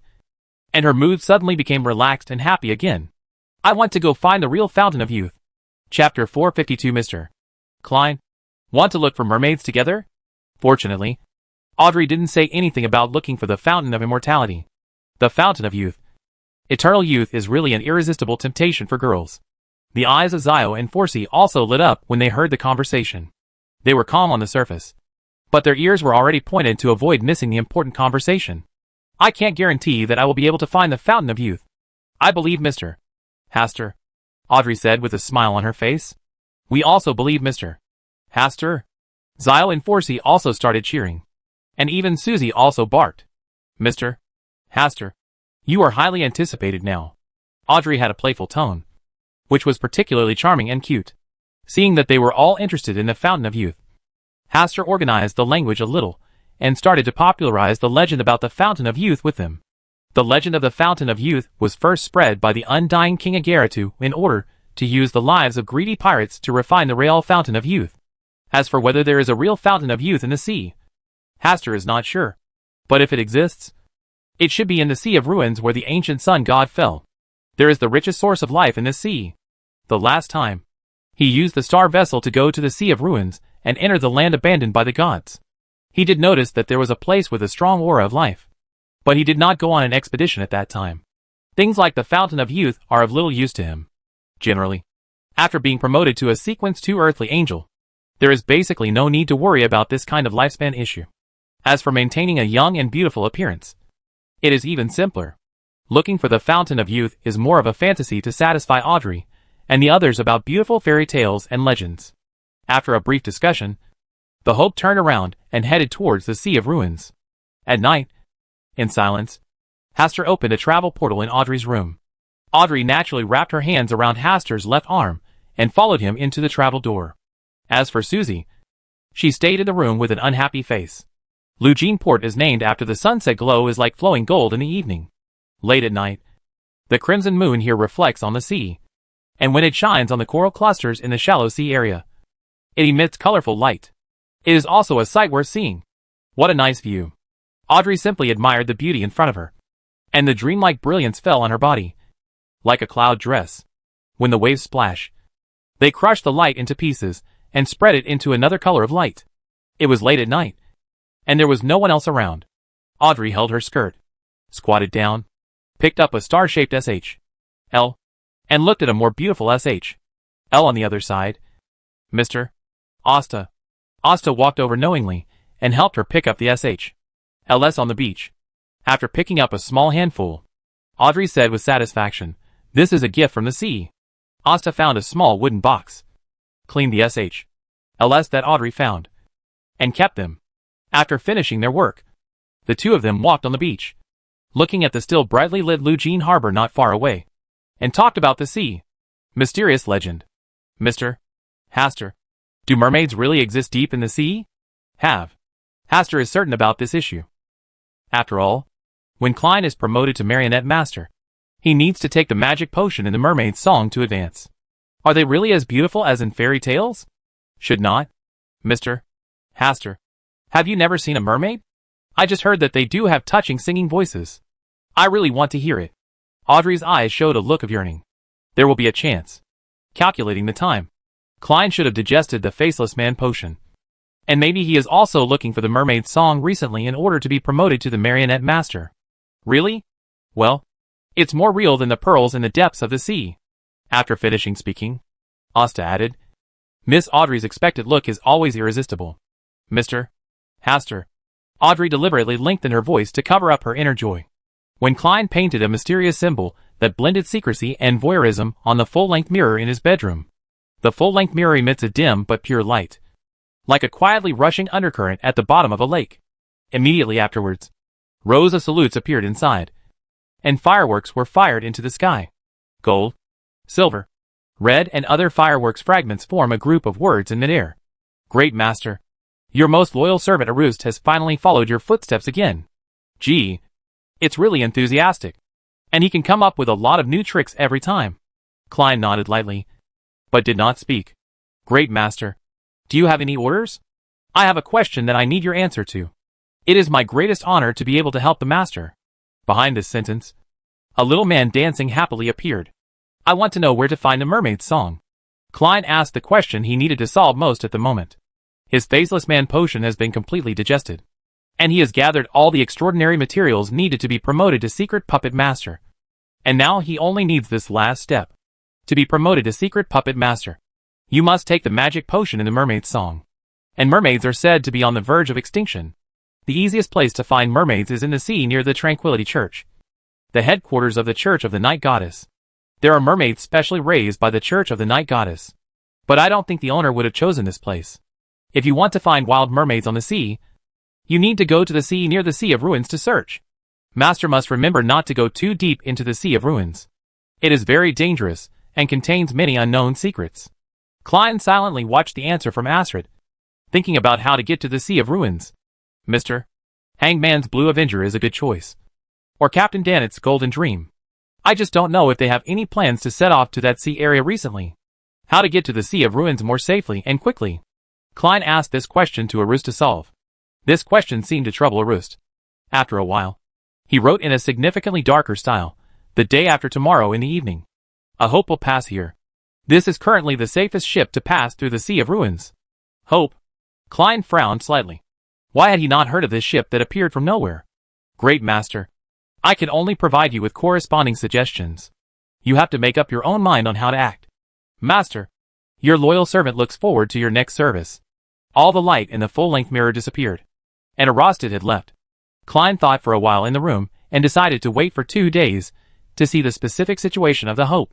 2 days later in the evening, Klein saw the Hope ship near the port as he had hoped, coming here to replenish supplies and water resources. The corners of his mouth twitched a few times, and he wanted to turn around and leave now, pretending that he had not come here today. The only good thing is that he changed his appearance. He is neither Klein nor Gehrman, but a new identity. But he was not sure whether Mr. Hastur, who appeared in front of him after getting off the Hope, could still see his disguised identity at a glance. The last time I appeared in Elaine's female form. The embarrassing scene of being bumped into by Asta is still vivid in my mind. Who knows what will happen this time? He was about to turn around and leave before Mr. Hastur noticed him. But after taking a few steps, a familiar voice came from behind him. There was no need to look back. He had already recognized that the owner of this voice was Hastur, whom he wanted to avoid. Sir, I heard that you are looking for the legendary mermaid? Klein froze for a while, took a deep breath, then turned around and spoke as calmly as possible. I am a researcher of natural organisms. I am very interested in the legendary mermaids on the sea. I am looking for a suitable ship to escort me. I went to sea to look for it. So that's it. Hastur nodded and said with a smile, we are also ready to set out to search. If you are willing to pay a considerable reward, we are willing to carry another person. How much payment do you need? 1,000 gold pounds. That's a very reasonable price. Too expensive. This is simply trying to steal money. Klein wanted to turn around and leave. But the other party's Hope was currently the safest ship to pass through the Sea of Ruins. Moreover, the other party has probably guessed his identity. Otherwise, he would not directly invite a stranger to board the ship and go out to sea to find some mermaid. It's a big expense, and I need to think about it. Klein really thinks it's too expensive. He worked hard hunting pirates, and part of the money he earned was used to pay off the courier lady's debt, and most of it was used to purchase extraordinary materials. He was really not that rich. After all, he is not the righteous lady who spends money like water in the Tarot Club. Chapter 453. Susie, Audrey. If you hesitate, you will lose. In front of the harbor, Hastur looked at Klein, who had obviously changed his appearance, and continued to speak seductively. Mr. Natural Biologist, the Sea of Ruins is very dangerous. If you are not careful, the ship will be destroyed. Death. The danger there is worth 1,000 gold pounds. Klein was silent for a while and said, I don't have that much money on me right now. I trust your character very much. You can write an IOU first and cash it later. It doesn't matter whether it's money or not. Hastur mainly enjoys the pleasure of earning gold pounds from Klein. All right. Klein finally agreed and even said the words IOU. He must have known his hidden identity. On the sea, trust is very valuable. Now that his identity was revealed, he stopped being so coy. After following Hastur to purchase some supplies, we boarded the Hope. This ship can only be regarded as a medium-sized ship, one size smaller than a flagship like the Golden Dream. On the boat, he met the blonde aristocratic girl Miss Audrey again. Through subtle observations during the tarot session, he was basically certain that Miss Audrey was Miss Justice, because Miss Justice, who originally lived in Backland, obviously came to the sea during this period, which coincided with the trajectory of Miss Audrey. Especially when seeing Susie, there is no suspense about Miss Justice's real identity. When he saw Forsey and Zio, he was stunned for a moment, then secretly took a peek at their heights, and then focused on Forsey as the main object of observation. This MS. Furs is very similar to MS. Magic, both in body shape and personality. It turns out that Miss Justice and Miss Magic are acquaintances in reality. No wonder the interaction between the two was a little different during the Tarot Club. This is a natural biologist who wants to go to sea to find mermaids. Mr. Wilson.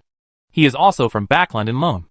Hastur gave Klein a brief introduction to his new identity. Natural biologist, Has Mr. Wilson been to many places? Zio asked with a slight frown. For some reason just now, she felt an uncomfortable-looking look from Mr. Wilson. I just left Lone not long ago. I only wandered around the nearby sea area. There are also many places I haven't set foot in order to play his new identity well. Klein taught Zio, Forsey and others a lot about the strange creatures in the sea. For example, there are sea creatures that can support a group of people living normally in their stomachs, and giant storm eagles that can destroy a ship, etc. Audrey observed silently for a while. This man felt a bit like Mr. World to her. Forsey was also secretly sizing up Mr. Wilson, trying to guess his true origin. She didn't think Mr. Hastur would let an ordinary natural biologist board the Hope. Susie also hid in the shadows and observed all this. As the instigator, Hastur watched this scene quietly, always feeling like he was in a spy movie. Speaking of which, Forsey was indeed a spy. Ah, the wind is coming. Although a group of people have their own unknown thoughts, they are still very harmonious on the surface. At night, Zio and Forsey started talking about the new Mr. Wilson in the room. Zio said with determination, I'm sure he is not just a natural biologist. Then you go and investigate his true identity. Forsey naturally handed over this task to Zio. Aren't you curious at all? I just trust Mr. Hastur. This was a good reason for laziness. And Zio had nothing to say. On the other side, inside Audrey and Susie's room, Susie, who was lying under the bed, lowered her voice and said, Audrey, Mr. Wilson has secretly observed you many times today. As if to confirm something. He's watching me secretly? Yes. He also peeked at MS. For several times. Susie naturally told what she had observed today. He seems to know you. That's it. Audrey understood in her heart and said with a smile, Susie, you did a good job in this matter. She knew no one else at sea, and had never seen Mr. Wilson before. If he knew himself and Forsey at the same time, then he must be a member of the Tarot Society. Little Sun is still in Silver City, and Mr. Vampire has no idea of disguising himself. Mr. Hangman's identity should be the leader of a pirate group. Only the mysterious Mr. World fits the bill. Mr. Wilson is Mr. World, or to be more precise, he is a disguised identity of Mr. World. Speaking of which, I had fed Mr. World many times before. It is really interesting to meet members of the Tarot Club, by chance in the real world. I don't know if I can meet Mr. Hangman who is also adventuring in the sea. There is also the recently joined Hermit Lady, who seems to be at sea as well, at around 11 o'clock at night. In Klein's room, he also did not fall asleep. Instead, he sat in front of the desk and found a mirror. What happened today almost caught him off guard. He really didn't want to meet this mysterious Mr. Hastur again. Every time he met, nothing good seemed to happen, especially after coming to the sea.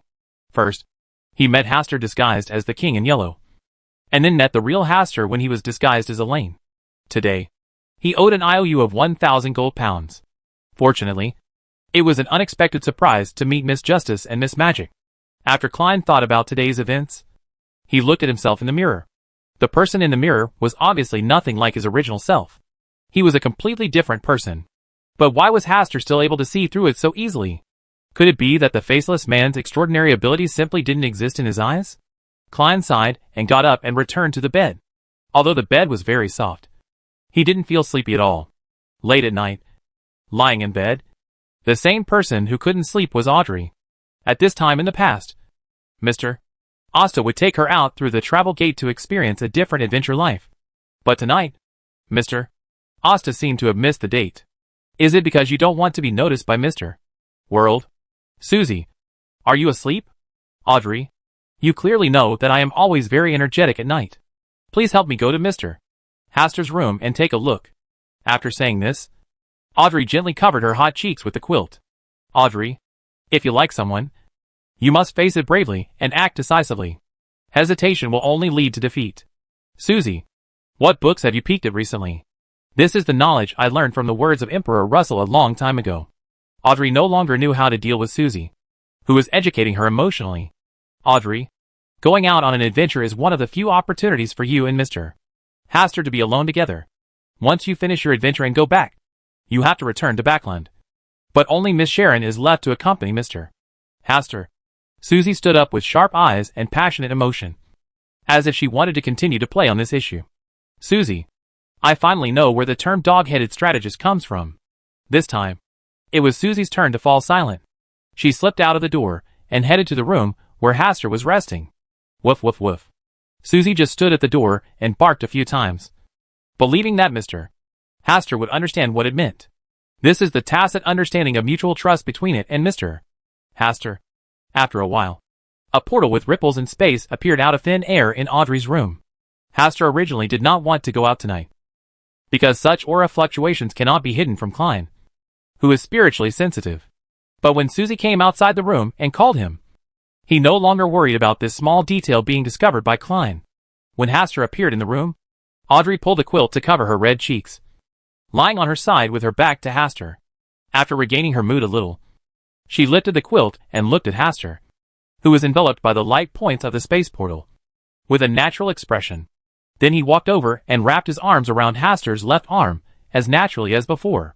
But this time, her mood was much more strange than before. She lowered her head slightly, secretly blaming Susie for saying too many nonsense tonight.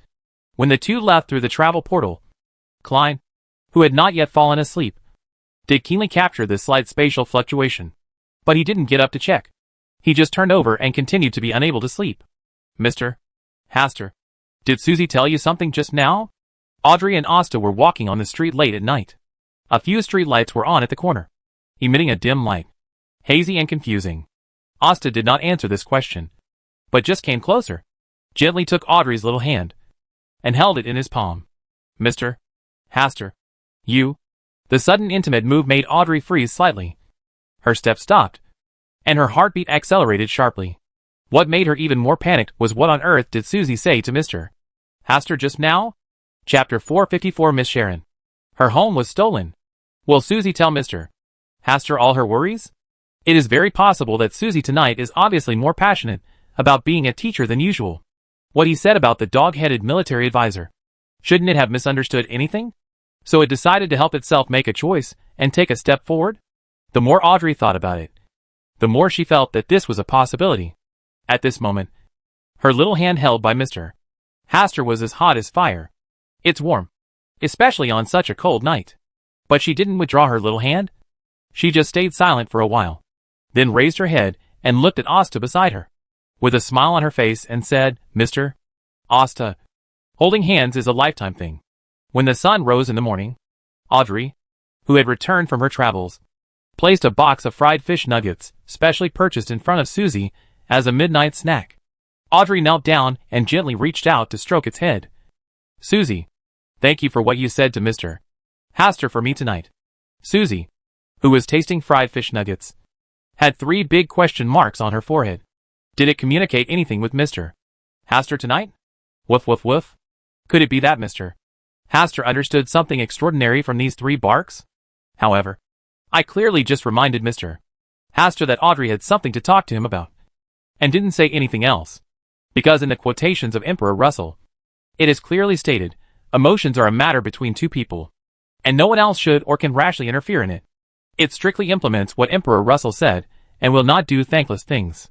Susie, if it weren't for you, I might really end the adventure with a little disappointment and return to Backland. Audrey spoke softly, and her eyes were particularly gentle. Susie, thank you for staying with me. Be there to help me solve my problems. Susie was stunned for a few seconds and thought seriously for a moment. But she still couldn't figure out Audrey's change in attitude. Forget it. There are delicious fried fish nuggets to eat anyway. After chatting with Susie for a few words, Audrey went back to her bed and lay down. She pulled the quilt to cover her cheeks and raised the corners of her mouth slightly. She couldn't stop thinking about how she and Asta were holding hands tonight on the road.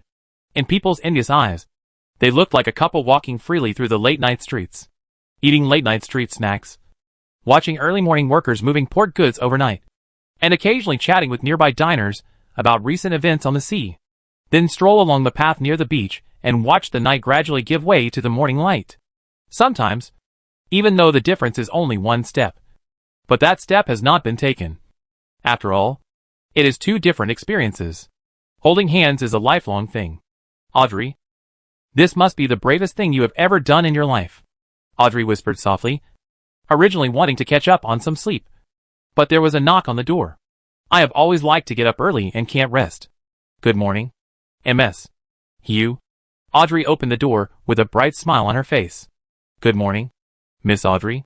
Zio was stunned for a moment and said doubtfully, I always feel that Miss Audrey's smile is particularly joyful today. Just today? Audrey deliberately kept a small face, which made Zio quickly explain, of course not. Miss Audrey is very beautiful every day, and your smile is enough to cure all unhappy things. Thank you for your compliments. MS. Hugh is also very lovely. After being praised, Zio smiled sheepishly, and then invited Audrey to have breakfast together. Forsey, that guy who stayed in bed, would wait a while longer before getting out of bed. Good morning, Miss Audrey. Good morning, MS. Hugh. Klein, who also came out for breakfast, naturally greeted Audrey and Zio. His eyes lingered on Audrey for a moment. If he had sensed correctly last night, the spatial fluctuations should have come from Miss Audrey's room. Last night, someone went out with Miss Audrey. The three of them sat down, and Forsey appeared with a yawn. After a while, Susie followed Asta and slowly came to the dining table. Asta sat next to Audrey, briefly exchanged greetings with everyone, and then naturally stretched out his hand to peel shrimps for Audrey. During this time on the boat, what Audrey liked the most was the boiled shrimp. It didn't require too much seasoning or cooking. The shrimp was fresh enough and tasted very sweet. When peeling shrimps, it's easy to get her hands dirty, which is not elegant, so she basically just tastes a few. Forsey and Zio looked at each other, as if they saw something from this small gesture, and looked at Audrey with meaningful eyes. Audrey looked calm as she elegantly ate the shrimp peeled by Asta for her along with this morning's seafood porridge. Seeing Audrey's lack of reaction, Forsey deliberately held Zio's arm and said coquettishly to her, Shio, can you peel a shrimp for me too? Zio stretched out her finger and gently touched the tip of Forsey's nose, and said dotingly, okay, just wait patiently. At this time, Audrey's cheeks finally turned red and her eyelashes trembled slightly. It was difficult to maintain a calm expression, but she still tried her best to remain calm and silently tasted the feeding from Asta. After Forsey imitated Audrey and ate 2 shrimps, he glanced at Audrey and Asta. His little eyes rolled, and he continued to coquettishly say, Hugh, I want you to feed me with your own hands. As you command, my beloved Miss Furs. With a smile on his face, Zio peeled the shrimp, pinched the tail of the shrimp, and handed the translucent white shrimp meat to Forsey's mouth. Forsey took a bite slowly, and after tasting it, he deliberately looked at Audrey opposite.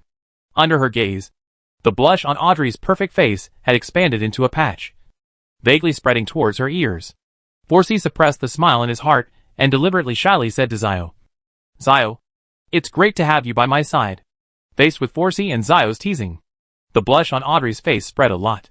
She glanced at Asta and saw that he had a smile in his eyes, and was admiring her blushing face due to Forsey and Zio's teasing.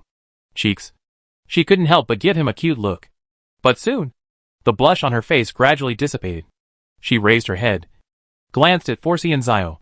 Her eyes fell on Asta, and smiled, Mr. Asta, it's great to have you by my side. As soon as these words that sounded like a confession came out, Forsey and Zio were stunned at the same time. A burst of emotion arose in my heart at the same time. She is indeed Miss Audrey. She can be so calm and brave even in such emotional matters. They were deliberately playing tricks just now, just to tease Miss Audrey. But unexpectedly, they were fed a mouthful of dog food. When Forsey and Zio looked at each other, Audrey, who had already controlled her inner emotions, naturally placed a piece of freshly grilled fish on Asta's plate and poured Asta a cup of hot milk. Such a calm and affectionate display full of dog food. Forsey and Zio couldn't help but burp. Today's breakfast is a bit full. Forsey and Zio couldn't hold it any longer, so they both lowered their heads and ate the breakfast on their plates. As for Klein, who was sitting a little further away, he just glanced at it because it was interesting, and then focused on enjoying the food. Judging from today's sumptuous breakfast and the handling of various seafood ingredients, he was certain that there must be a chef on this ship who was very good at cooking food. This next part of the journey will be a blessing for me. After breakfast, Forsey and Zio went to the bow deck for activities, while Klein went to the stern. Audrey walked silently to Hastur, who was looking at the scenery outside through the window. She stretched out her hand and pinched his waist, pursed her thin lips slightly and said, Was Mr.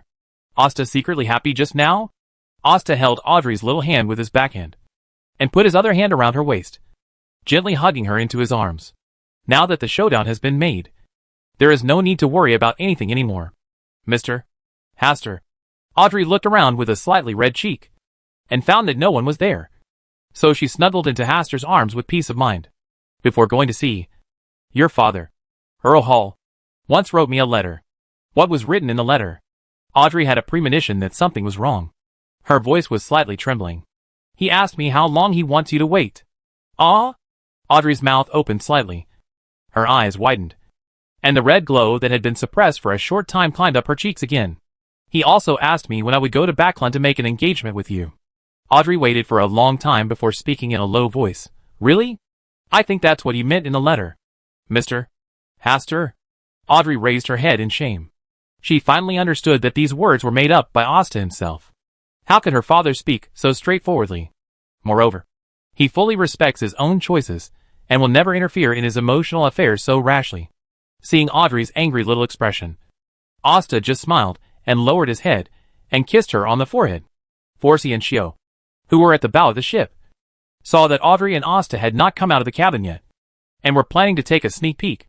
Susie, who was lying at the entrance of the cabin, just raised her head slightly, glanced at them, and told them to give up the idea.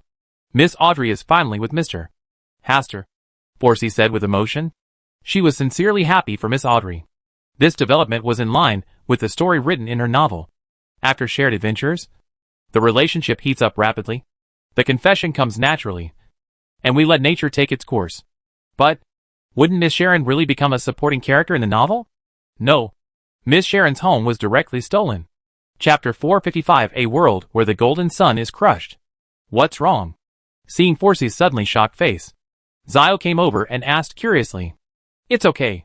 I just suddenly thought of something important. What's the matter? Why did Miss Audrey and Mr.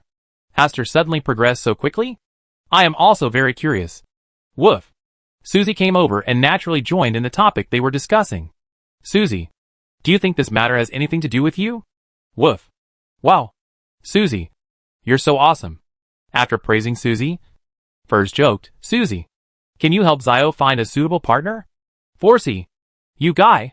Zio quickly stood up on tiptoes, covered Forsey's mouth with his hand, and muttered, don't instill bad thoughts into Susie. Susie just looked Zio up and down, then shook her head silently, and returned to lie down at the entrance of the cabin. Zio was speechless by Susie's reaction. What did this mean? Forsey covered her mouth and snickered, and even gave Susie a thumbs up secretly. Forsey, it must have been you who taught Susie a bad lesson. Zio could only vent her depression and anger on Forsey. Looking at Forsey and Zio, who were already having fun, Susie glanced secretly, then shook her head silently and sighed. After a few days of getting along, Klein has successfully integrated into the life of the Hope. When he has nothing to do every day, he comes to the stern of the ship and observes nearby creatures through the telescope.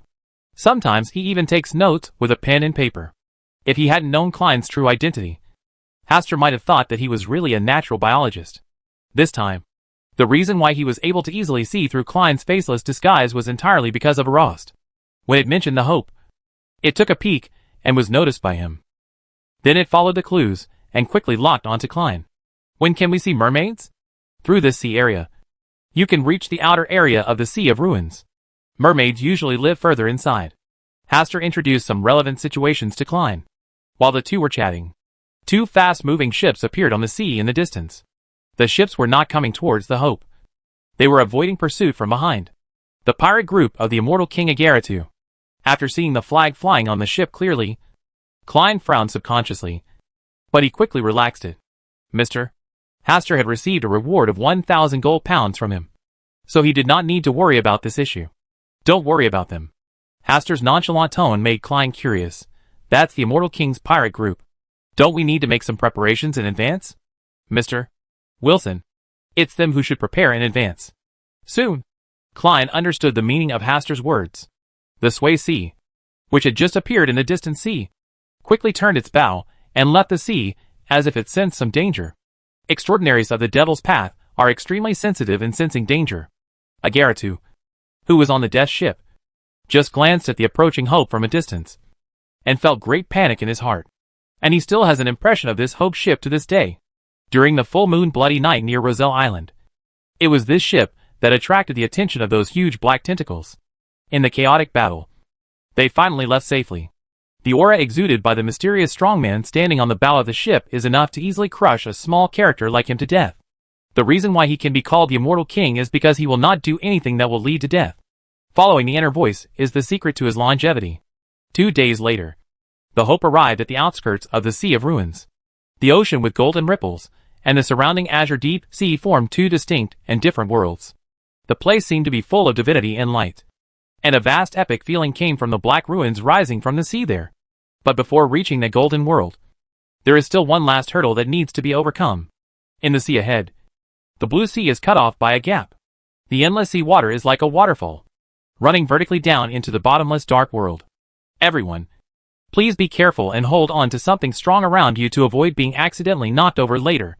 Hastur, who was standing at the bow of the ship, reminded Audrey and others to enter the cabin and wait until they crossed the sea before coming out.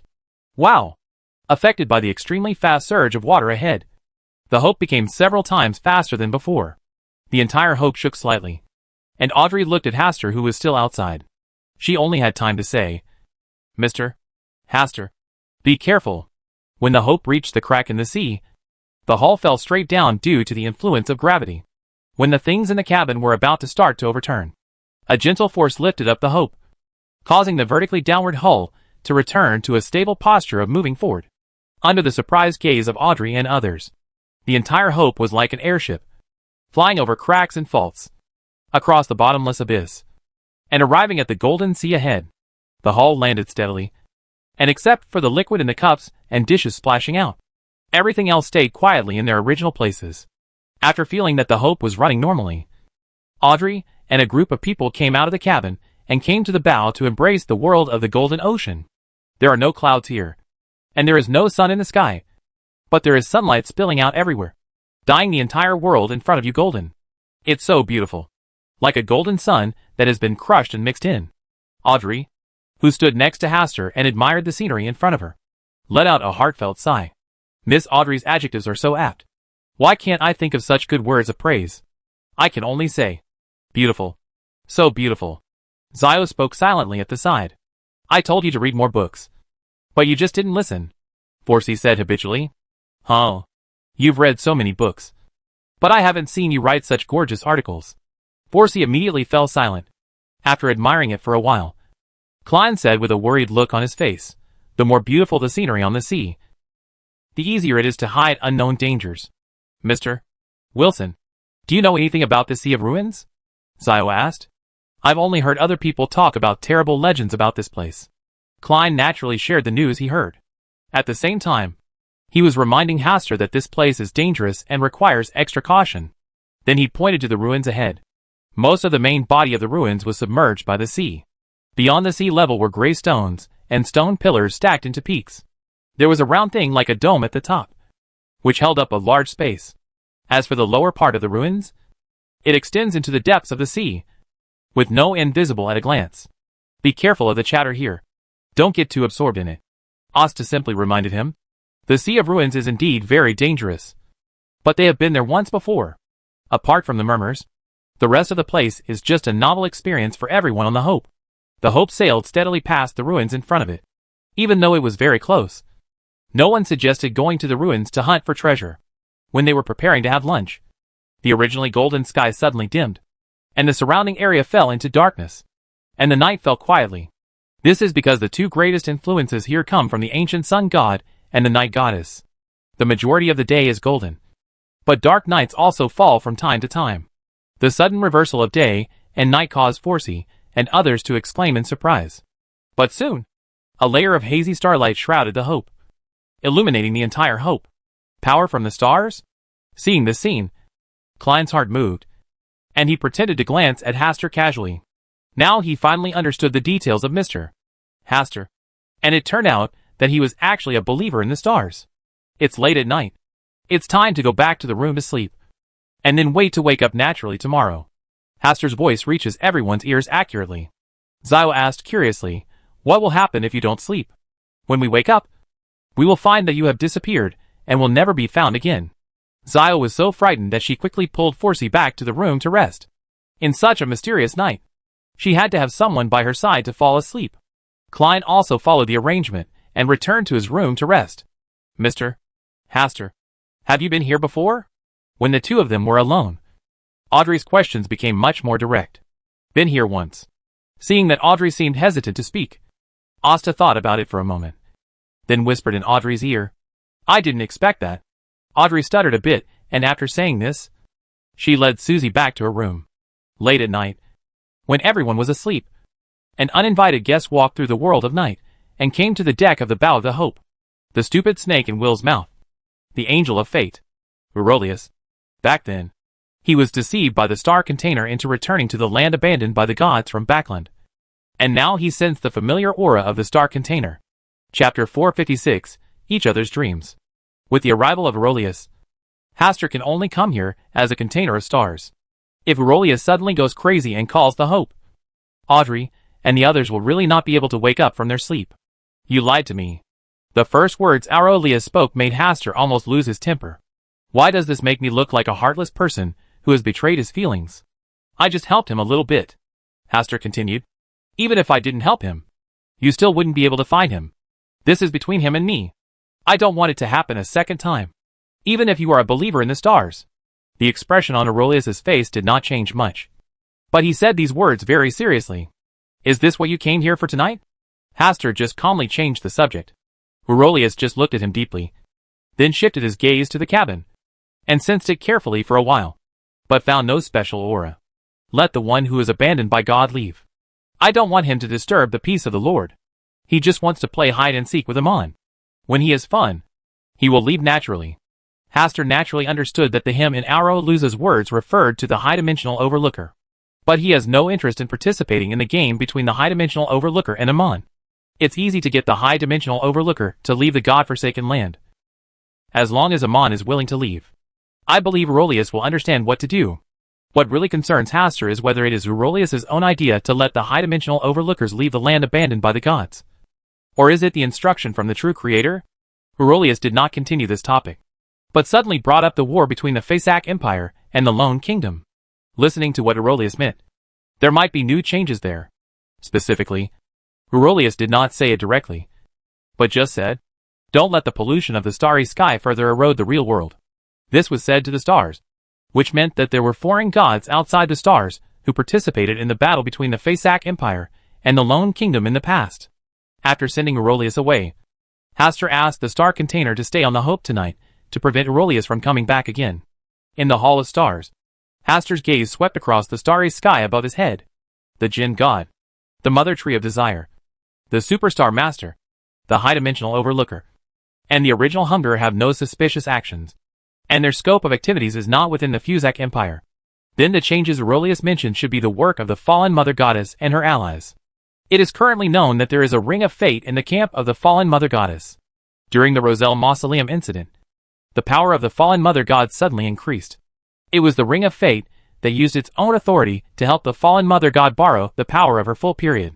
The rich aura of destiny was clearly captured by the Hall of Stars. However, he had deliberately ignored the ring of fate, and now it was normal for him to be united with the fallen Mother Goddess.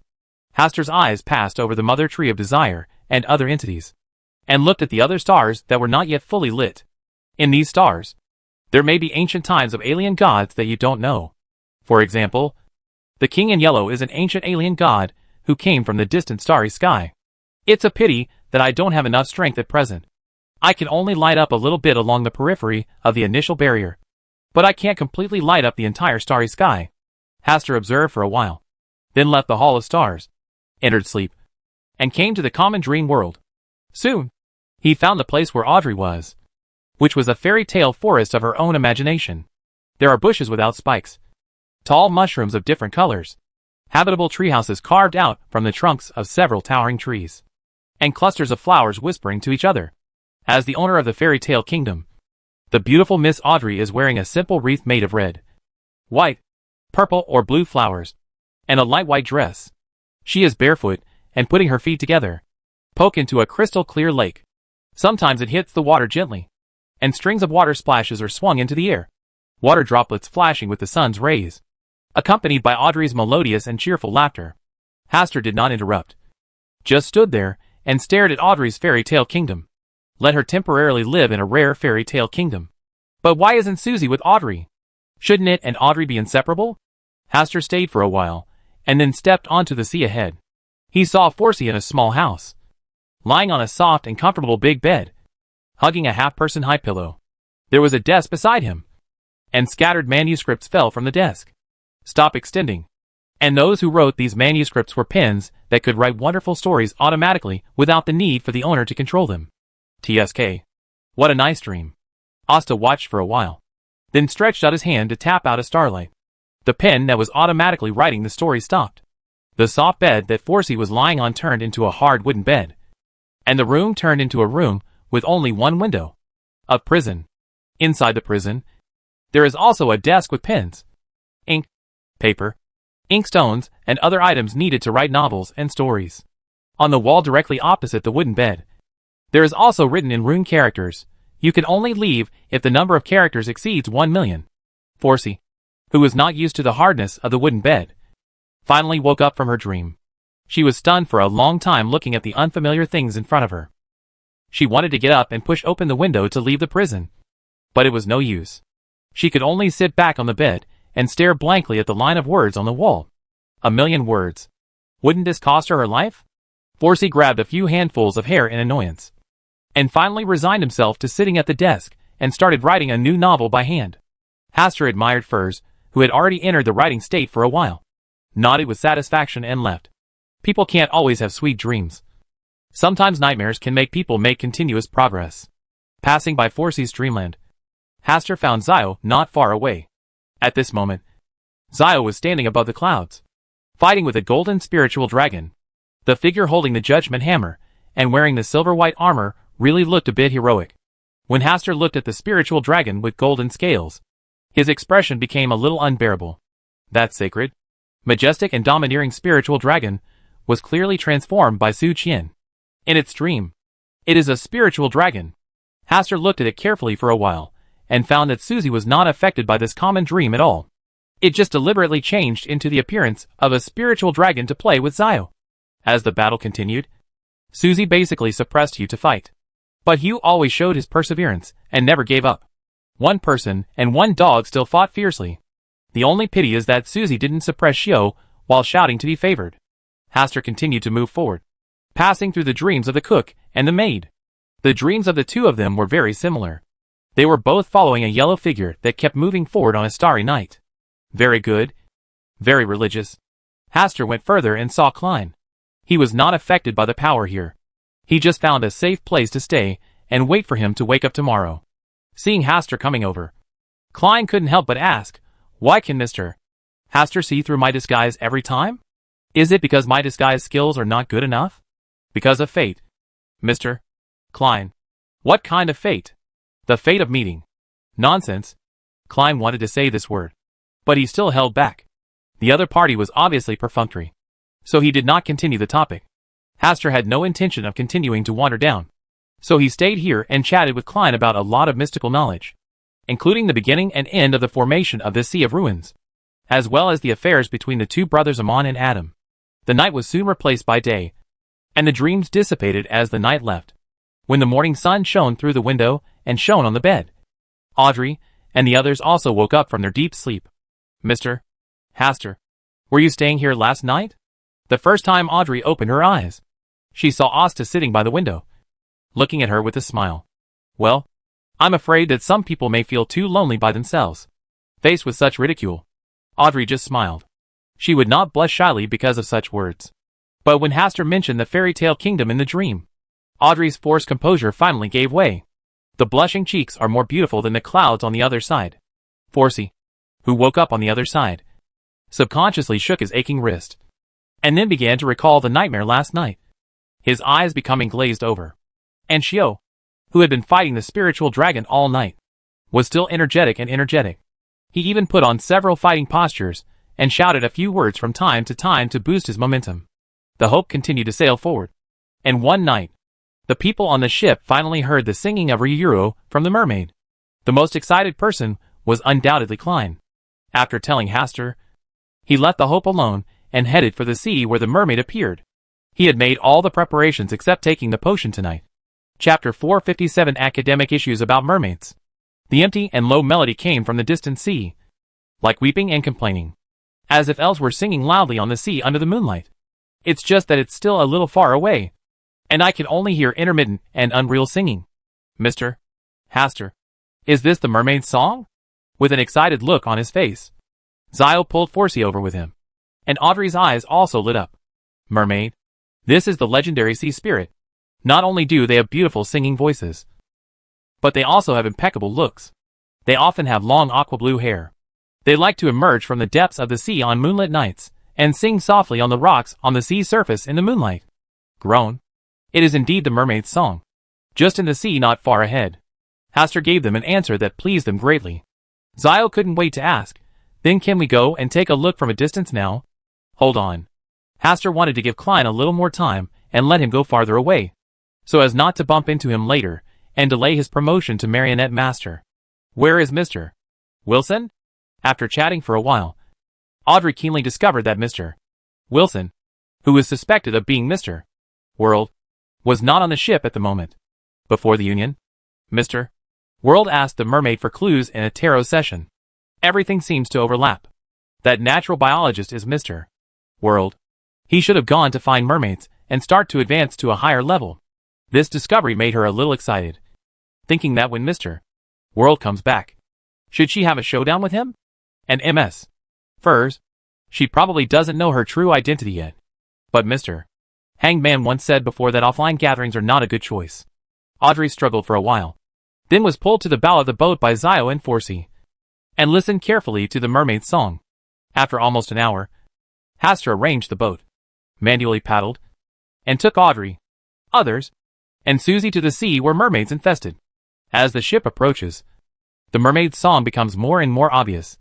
It is like a low voice coming from the deep sea, making the listener's heart become ethereal and graceful. Audrey had closed her eyes, listening carefully to the melody from the sea, her fingers gently tapping on her knees. After getting closer to a certain distance, Hastur stopped the ship and did not continue moving forward. Looking over from here, one can see graceful figures sitting on the dark rocks ahead, whispering to the sky. Today's mermaids, except for those raised by the Church of the Night Goddess, have become endangered creatures in the sea. Once a stranger approaches them, they will quickly dive into the depths of the sea to avoid being fished by humans. Can we only go here? Well, if you get any closer, you will disturb them. It's a pity that we can't see their specific appearance. Sometimes, when you see things too clearly, you lose the sense of mystery. Hastur would rather he didn't see the true face of the so-called mermaid. The mermaid in fantasy is a beautiful woman with a fish tail. Except for her lower body, she is the same as a human in other aspects. But this is just from human fantasy. Real mermaids, their appearance is not so shocking. In terms of appearance alone, Audrey can crush them all, and even Forsey can compete with them. What's special about them is that their chests are wrapped and covered with dark red scales, and their lower body is a huge fish tail. Such a unique place makes their appearance a bit more strange and beautiful, especially at night. Of course, there are always some people with different kink. Hastur watched for a while and thought of a question. That is, Russell claims to be the protagonist of an era. Isn't he interested in legendary creatures like mermaids? Why didn't you leave a single sentence about how good the mermaid tastes? Given Russell's personality, if he really did something like this, he would definitely write it down secretly in his diary. After all, serious people don't write diaries. So, has Russell tried it or not? This is really a historical issue worth pondering. They are swimming towards us. Zio suddenly lowered his voice and said, the mermaids in the field of vision seemed to be frightened. They jumped from the rocks into the sea, and then swam towards Hastur and the others. At this time, with the bright stars in the sky, Audrey and others finally saw the mermaid's frontal appearance. They do have human heads, and their general appearance is pure and gorgeous. The scales on their chests and fish-like tails are parts that people can't take their eyes off. Shio quietly stretched out his hand to show his legs, and was shocked to realize that his legs were not even comparable to other people's fish tails. No. This is definitely not because I am too short. Humans and mermaids are two different creatures. How can we compare them so casually? The beautiful singing voice still comes from the sea ahead. Ethereal and dusty, like a gentle sea breeze blowing through the heart. A little itchy, but very comfortable feeling. Mr. Hastur, can I ask you a question? Just ask. Zio thought about it for a while. Then asked in a low voice, how do mermaids reproduce the next generation? Although Audrey and Forsey were a little shy, they quietly moved closer to hear the answer to this question. Like humans, they reproduce through viviparous methods. As for the method of insemination, you can refer to normal fish. This used to be a very interesting subject. As early as 200 years ago, some scientists conducted anatomy on mermaids, studied their groups and individual physiological characteristics in detail, and published a book based on this. Hastur tried to keep his tone calm and objective, without mixing his own personal subjective emotions. So that's it. Zio reached out to cover her obviously hot cheeks, and huddled behind Forsey. Audrey and Forsey looked away as if they didn't hear anything, but they also had a blush on their cheeks. Fortunately, Zio didn't ask what kind of offspring would be born if a man and a mermaid had sex. In fact, crazy scientists actually experimented with this before. In the end, the offspring born from the experiment were freaks, which stopped many people from having sexual fetishes. Otherwise, there used to be many nobles who specially caught mermaids from the sea and kept them in their own aquariums, or artificial ponds or lakes. Anyway, as long as you don't look at the lower body, mermaids are not much different from normal humans. However, such contents describing ugly events of the nobility are only recorded in a few books. Audrey would not normally have access to such books, and most people would not have the opportunity to read them. As the stars move across the sky, the mermaids on the rocks also stopped singing and dived into the depths of the sea, waiting to come out again the next night. Admiring the perfect mermaid, Hastur rowed the oar to send Audrey and others back to the Hope. By the time they boarded the ship, it was already dark and bright. Klein had finished his promotion and returned to the ship. He had already taken a shower and fell asleep. The next day, Klein walked out of the room with a refreshed look. After being successfully promoted, he is already a Sequence 5 secret puppet master. This sequence not only has a strong ability to protect himself, but also has a particularly weird offensive nature, which instantly increases his combat effectiveness. If he encounters Lieutenant General Disease again, he is sure to defeat him easily. Good morning, Mr. Wilson. Audrey came over and greeted Klein naturally. Klein bowed slightly and saluted. Good morning, Miss Audrey. Mr. Wilson didn't seem to be on board last night when the mermaid song came on. I'm used to observing these legendary creatures alone, so I didn't set out with Miss Audrey and others. Oh, I see. Audrey nodded and did not continue the topic. She decided not to reveal the true identity of Mr. Wilson in front of her. Such a chance encounter was quite interesting. After breakfast, Klein originally wanted to say goodbye and leave. After all, he still owed Mr. Hastur 1,000 gold pounds. He had to hunt pirates quickly and earn bounties to repay his debt. Mr. Wilson, in addition to looking for mermaids, we are also looking for the legendary Fountain of Youth on this trip. If you want to go back, you can only take a boat by yourself. Klein thought about it and decided to follow Hastur and others to find the Fountain of Youth first, and then leave the Sea of Ruins together. It's too risky for a person to ride in a small boat. If something happens, he doesn't want to drift to an isolated island and act out Robinson Crusoe. A few days later, under the guidance of Hastur, the Hope gradually approached the sea area rich in life. The originally golden sea area was blocked by a piece of black ruins. The waves here were extremely rough, and the Hope was almost photographed directly on the ruins several times. The Hope circled around the ruins and couldn't find a place to go straight. It was obvious that to find the so-called Fountain of Youth, they would need to walk through the black ruins before them. The ruins have been eroded by seawater for a long time. The stones have been corroded into various shapes, and they already look like tofu with holes. Once inside, there is always the risk of being crushed by the rubble. Hastur asked Audrey and the others to choose whether to enter. Forsey was the first to abstain, while Zio and Audrey were willing to go in and explore. Klein also followed them to the ruins, while Susie was left on the ship. When the four of them stepped onto the black ruins, the scenery in front of them suddenly changed, and a river of silvery white light flowed under their feet. In front of them was a majestic palace complex that had not yet collapsed. The main colors of the palace complex are gold and silver, which are sacred and glorious, rather than the black places that later collapsed and were abandoned. This is the handiwork of the Angel of Fate, Aurelius. Hastur and Klein noticed the anomaly here at the same time. They had obviously stepped into the long river of time of Aurelius and came to an era when this palace complex had not yet collapsed. Chapter 458 The Place of Birth. The sacred and majestic halls are spread out in the shape of a ring. The halls are adjacent to each other and share a long corridor. Murals recording ancient stories are carved on the walls on both sides of the corridor. The general content is the process from the awakening of the ancient sun god to the gradual resumption of his authority. Finally, the 8 kings of angels surround the ancient sun god. Such a scene is undoubtedly very shocking to Audrey and Zio. The ancient sun god was a being known as the creator, and his status was higher than the current true gods. Although Klein knew something about this part of history, it was the first time he had seen it in such detail, which made him understand more about the existence of the 8 angel kings. Walking along the corridor to the end, there is no way forward. In midair are 8 palaces surrounded by different symbols. The palaces of the 8 kings of angels guard the central palace, where there seems to be a sun emitting golden light. Hastur looked at it carefully for a while, and felt that the scene in front of him was not the place where the ancient sun god actually lived, but a miniature version of the palace created by Aurelius himself. Because the real ancient sun god lives in the giant king's court in the god's abandoned land. This place has obviously not yet entered the god's abandoned land.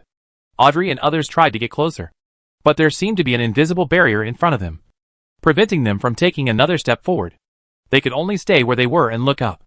How do we get out of here? Zio asked worriedly. Perhaps we can look for relevant clues from the murals. Klein remembered that when Little Sun and the others escaped from trouble, they had to destroy the long river of destiny connected end to end on the mural before successfully returning to the real world. But before Klein could search for the river of destiny left by Aurelius on the mural on the wall suddenly disappeared completely. The sun in the central hall rose suddenly, and then exploded, and countless golden blood rushed in fiercely like the waves of sea water. Zio's little face turned pale with fright. At this moment, they had no place to escape from the turbulent sea water. Audrey also consciously clenched Hastur's sleeves and leaned closer to him. Klein frowned and glanced at Hastur, who was still calm, and he felt relieved. This is a picture from a long time ago. An illusion, and we are just a group of historical bystanders, Hastur whispered softly, letting the turbulent golden seawater rush through his body and spread farther away. Is this how the Sea of Ruins was formed? Klein also figured out the key points here. The day the ancient sun god fell was the birthday of the Sea of Ruins. Hastur confirmed Klein's guess and stared closely at the center of the broken sun in the sky. As the golden blood sprays, a clear source seems to be forming there. Fountain of Youth? When the ancient sun god fell, a source of powerful vitality formed spontaneously. Just using the Fountain of Youth to describe it would be too inaccurate. It should be the source of life from the ancient sun god. Moreover, this evolutionary process is too simplistic, and it is obvious that Aurelius has omitted some key points. Perhaps this is why this place has been preserved to this day. If it really involves matters related to the gods, they might turn their attention to it and destroy this place. Hastur and others quietly watched the scene in front of them evolve over time, and a long river of time appeared under their feet, which was constantly disintegrating and dissipating. When the river of time completely dissipated, Hastur and others returned to the black ruins. There is no golden sun in front, nor the birthplace of the Fountain of Youth. Only Aurelius is floating in the air, with his white wings spread out. God! Angel! Zio said excitedly. But soon she covered her mouth with both hands, and did not dare to speak any more. Only her eyes were particularly bright. Audrey was also deeply shocked. The Aurelius in this scene was no different from the angel murals and angel reliefs depicted in the church. A handsome face, white wings, bare feet, a simple white robe, and a transcendent figure standing in the sky. The sacred is born because of their existence. Angel of Destiny Aurelius. This should be his true body. Right? Klein's heart trembled. This was the true king of angels. And he was also a believer in the true creator. He was extremely dangerous. When they were looking at Aurelius's eyes also fell on them. After scanning around, his eyes focused on Hastur. But in the end, he didn't find anything unusual. I just saw that the other party was a believer of the stars. And he had the aura of the stars. Leave. Aurelius just spoke lightly, and did not kill him. This sentence made Audrey and the others feel relieved. It was already a miracle that they could leave here alive. We want to find the Fountain of Youth. Hastur's words made their hearts lift again. There was an angel in front of them. How dare he talk to an angel like this? If you accidentally offend the angel. Aurelius did not speak, but gently drew a long silver-white river to cut off the distance between Hastur and the others and the ruins. By the time they reacted, they had already returned to the ship, and the ruins in front of them had disappeared. let alone the Fountain of Youth. It's just that there is an extra picture in Haster's mind, which was the content that was missing in the birth of the Fountain of Youth. The lotus blossoms in the mud. The true birthplace of the Fountain of Youth is the birthplace of the true Creator. The true Creator gathers all the negative emotions after the death of the ancient sun god, including dark, depraved, filthy and other dirty and stinking adjectives. The so-called Fountain of Youth was born in this environment.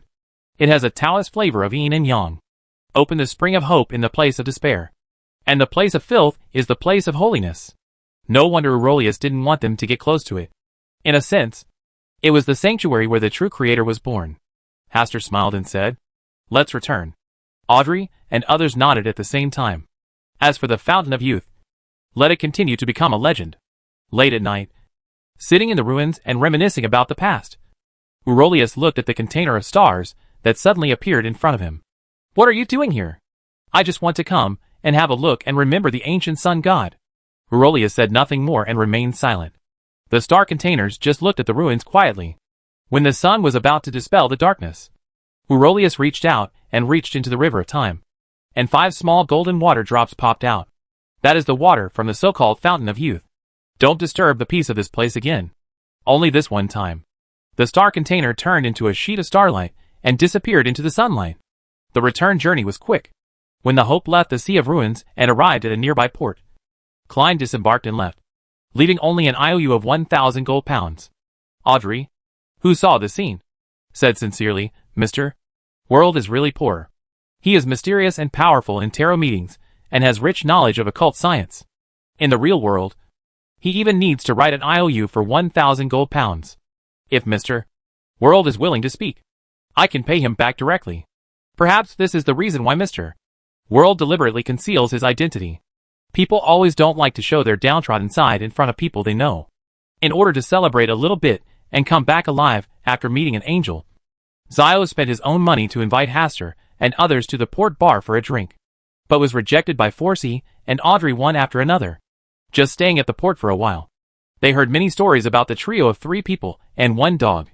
Audrey didn't want such a deed and her portrait to be passed back to Backland in the future.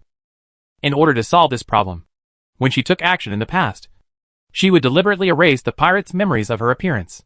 If he followed Zio and showed up in a bar, he would definitely be recognized on the spot. Forsey was also worried about this. After all, Zio was the one who showed up the most among the 3 of them.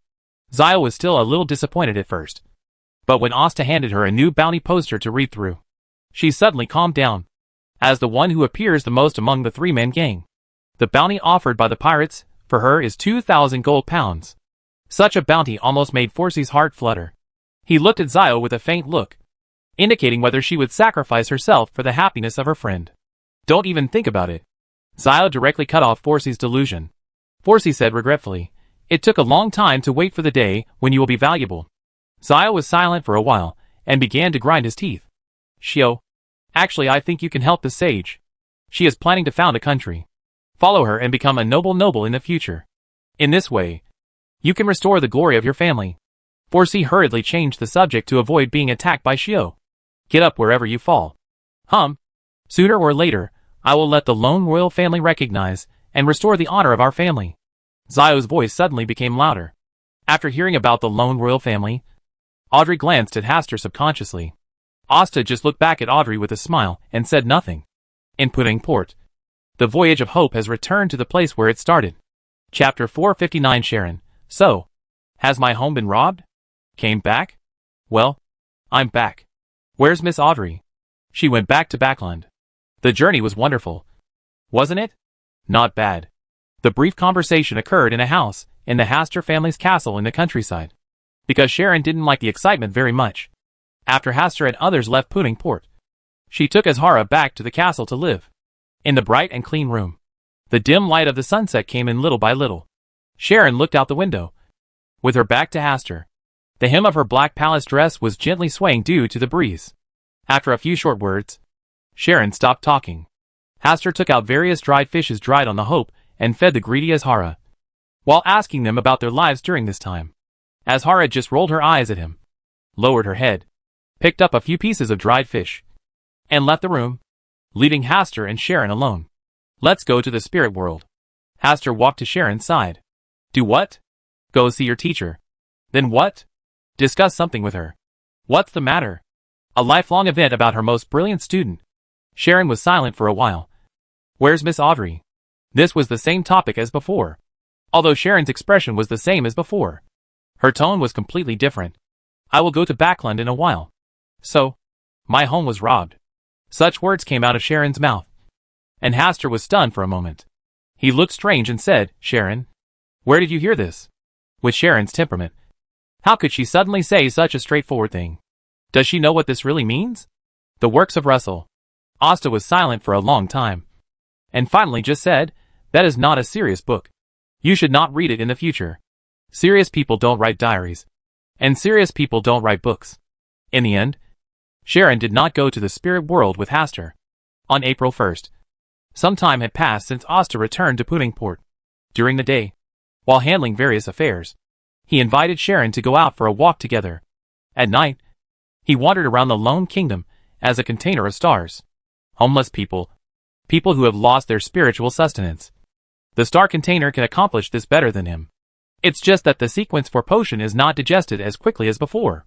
Haster himself estimates that it will take around the end of the year to fully digest the homeless potion. This speed is not bad. Because of the sequence 3, Enlightenment Saint Master, and the sequence 2 Star Attendant, he should be promoted quickly.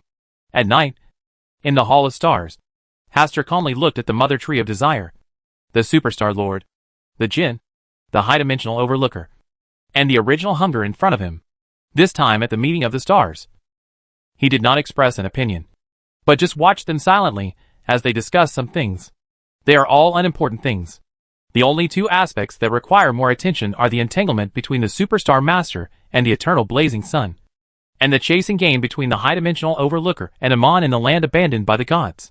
Judging from the tone of the High-Dimensional Overlooker, Amon may have quietly left the land abandoned by the gods. As for the Fasak Empire and the Mother Tree of Desire mentioned before by Auro Luz, no one mentioned it, which shows that they don't pay much attention to the Fasak Empire. Haster did not ask them about the fallen Mother Goddess, and whether her camp had done anything recently. After all, his personality is that everything is under the gaze of the stars, and there is nothing that he cannot observe. The meeting of stars ended, and only the Djinn seemed to be in a good mood. It should be related to Bernadette's recent desire to create a pirate kingdom on the sea. No one knows more about this extraordinary path than him. This importance was enough to make his status with Bernadette skyrocket. After all the outer gods dispersed in the past, Haster sat alone in the Palace of Stars. After sitting quietly for a while, he entered the body of the star container through divine descent. Tenjin City. Tenjin City is quiet and normal late at night, although there are still beggars curled up sleeping under the street lamps on the streets. The sound of celebrations in front of the bars is still loud, but this place is ordinary and peaceful. On days when mysterious incidents don't occur frequently, security matters are just minor troubles, and the Nighthawks don't even need to take action. Their daily life now consists of drinking tea and reading newspapers during the day, and occasionally taking on a few small tasks to improve their financial situation. At night, they no longer need to be highly nervous and guarded. They can often sit outside at the door of the bar and drink, have a few beers, and feel that another ordinary day has passed in Tenjin. Dunn is still the captain of the Nighthawks team.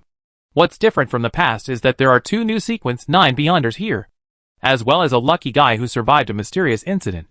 It's a nice night like this.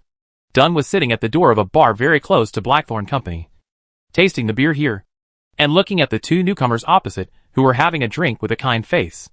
Tonight is Saturday, a day where you can occasionally relax a little, while the atmosphere was lively while drinking wine.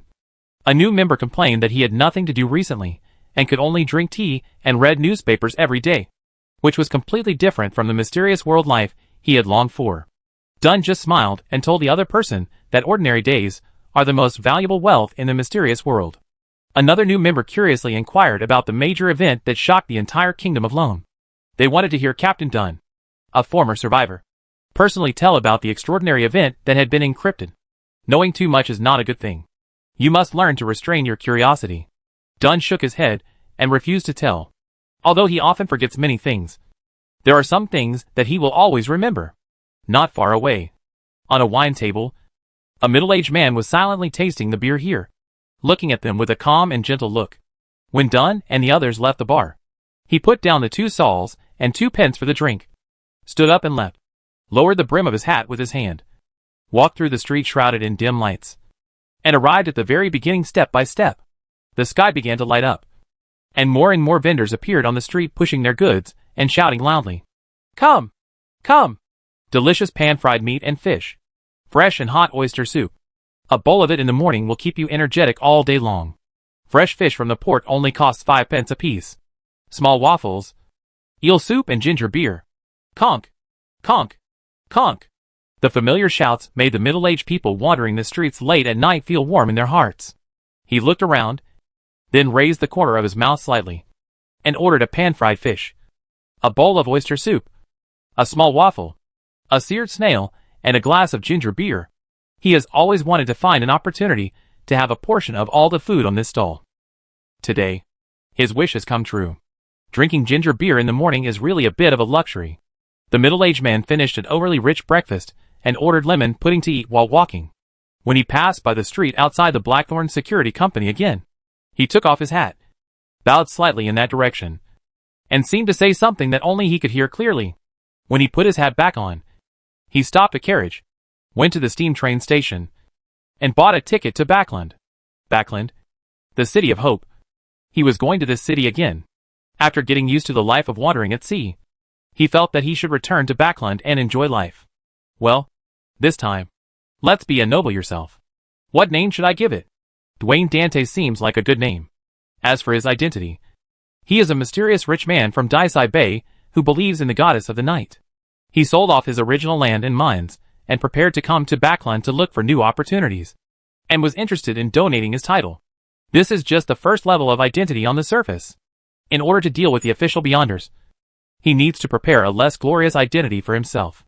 This will make it easier to hide from the in-depth investigation of the official Beyonders. Because every rich man cannot always be honest in the process of accumulating strong property. An adventurer who secretly traveled to East and West Balam in the southern continent and struggled for 10 years.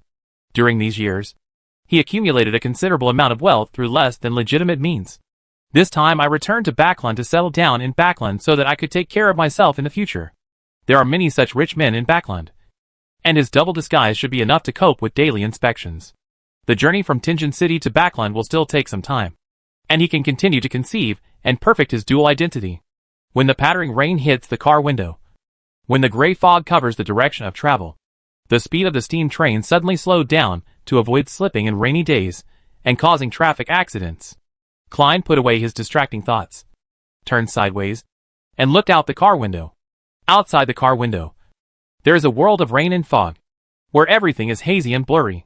But vaguely, he saw a long team holding oil lamps, using the dim light to shuttle through the gray and foggy world. What is even more strange is that the members of that team are all wearing yellow clothes and yellow hoods on their heads to cover their faces.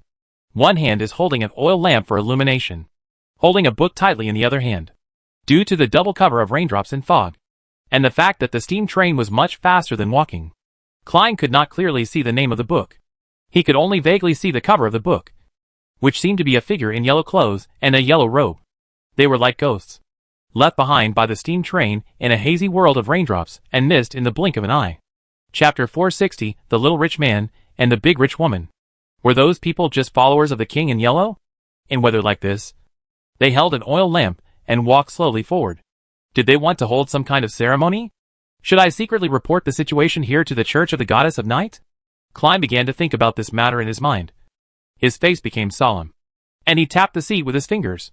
This was not the first time he had encountered a believer in the so-called King in Yellow.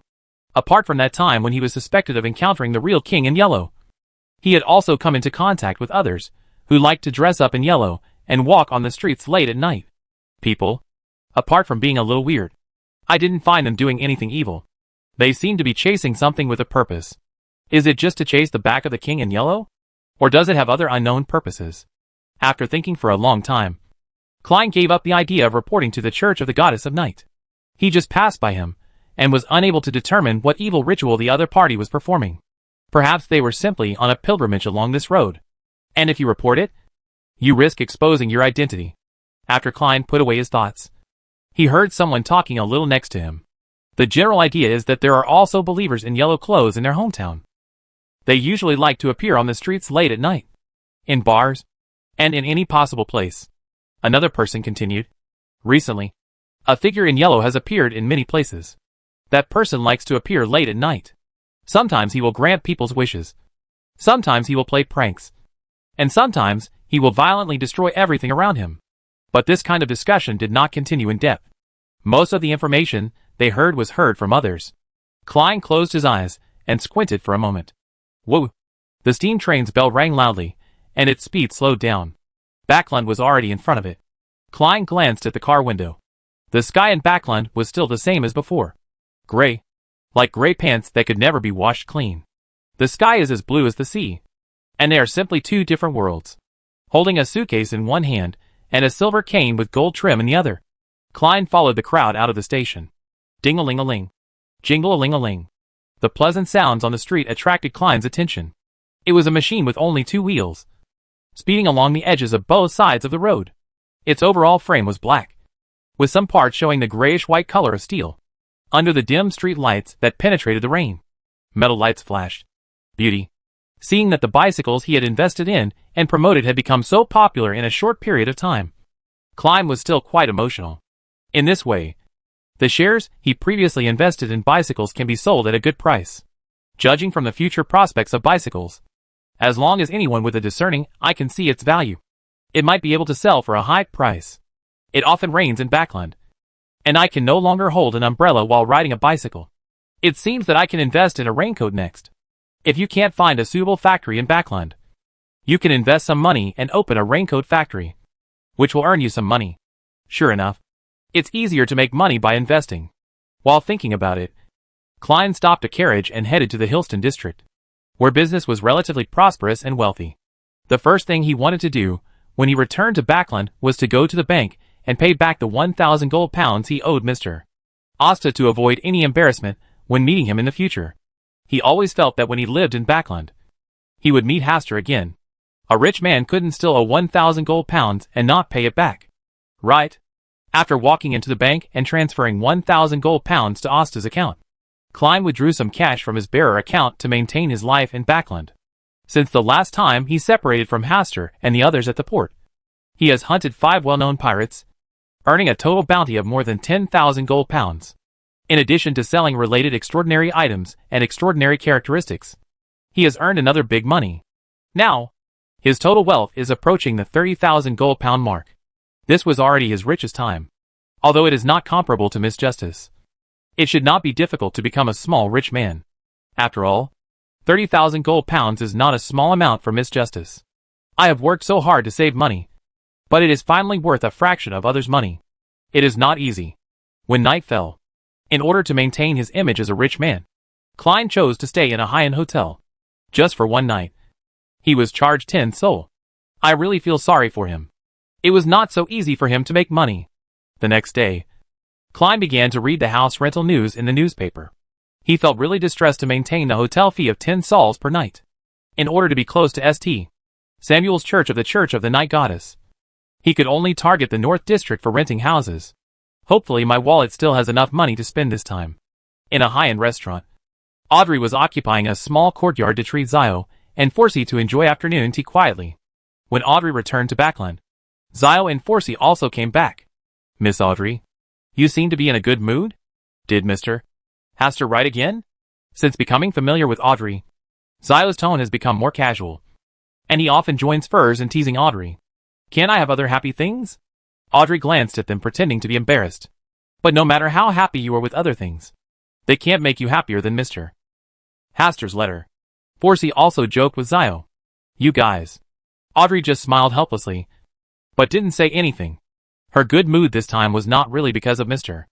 Hastur's letter, but because her father, Earl Hall, gave her a large sum of property. The total value of the bank shares and the manor real estate is about 200,000 gold pounds. Even among the nobles, this is a considerable amount of property. According to Earl Hall's intention, he wanted to give her more property before she got married, so that her future life could be effectively protected if she went out independently.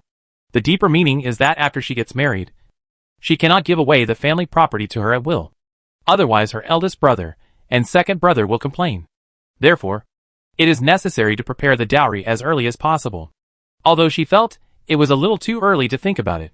From falling in love to getting married, there must be an adaptation period of 2 or 3 years.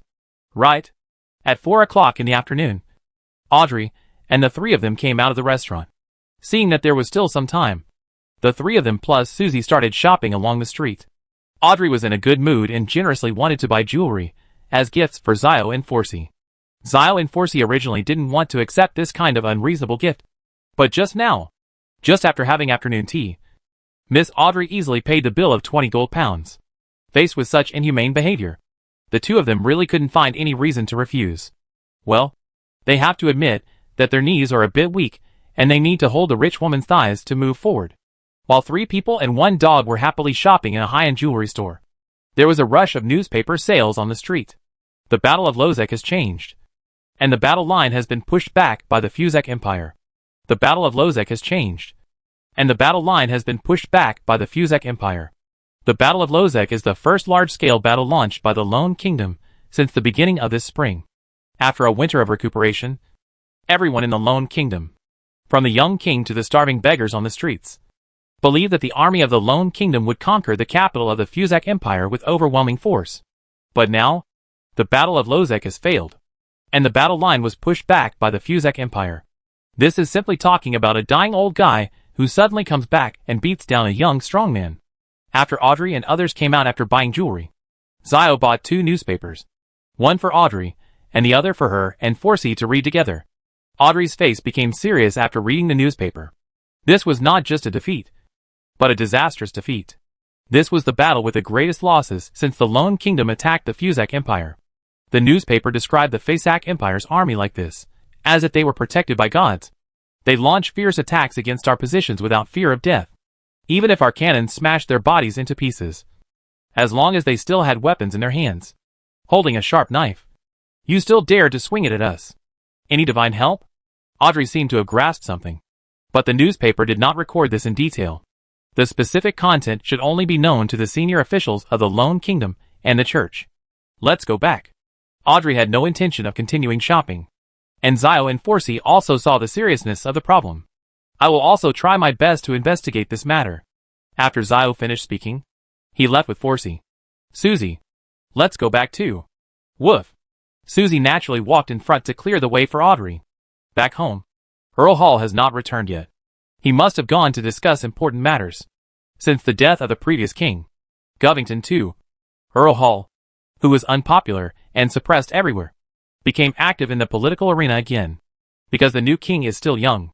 Apart from the members of the lone royal family, Earl Hall and the Prime Minister have the most power. The Roan royal family even revealed that they wanted to give Count Hall the position of Chief Minister before the royal court. But Count Hall refused. Before Audrey waited for Earl Hall, she first waited for Countess Hall. Beautiful Countess, didn't you go out to enjoy a wonderful afternoon today? Audrey greeted her with a smile, took her right arm, and acted coquettishly.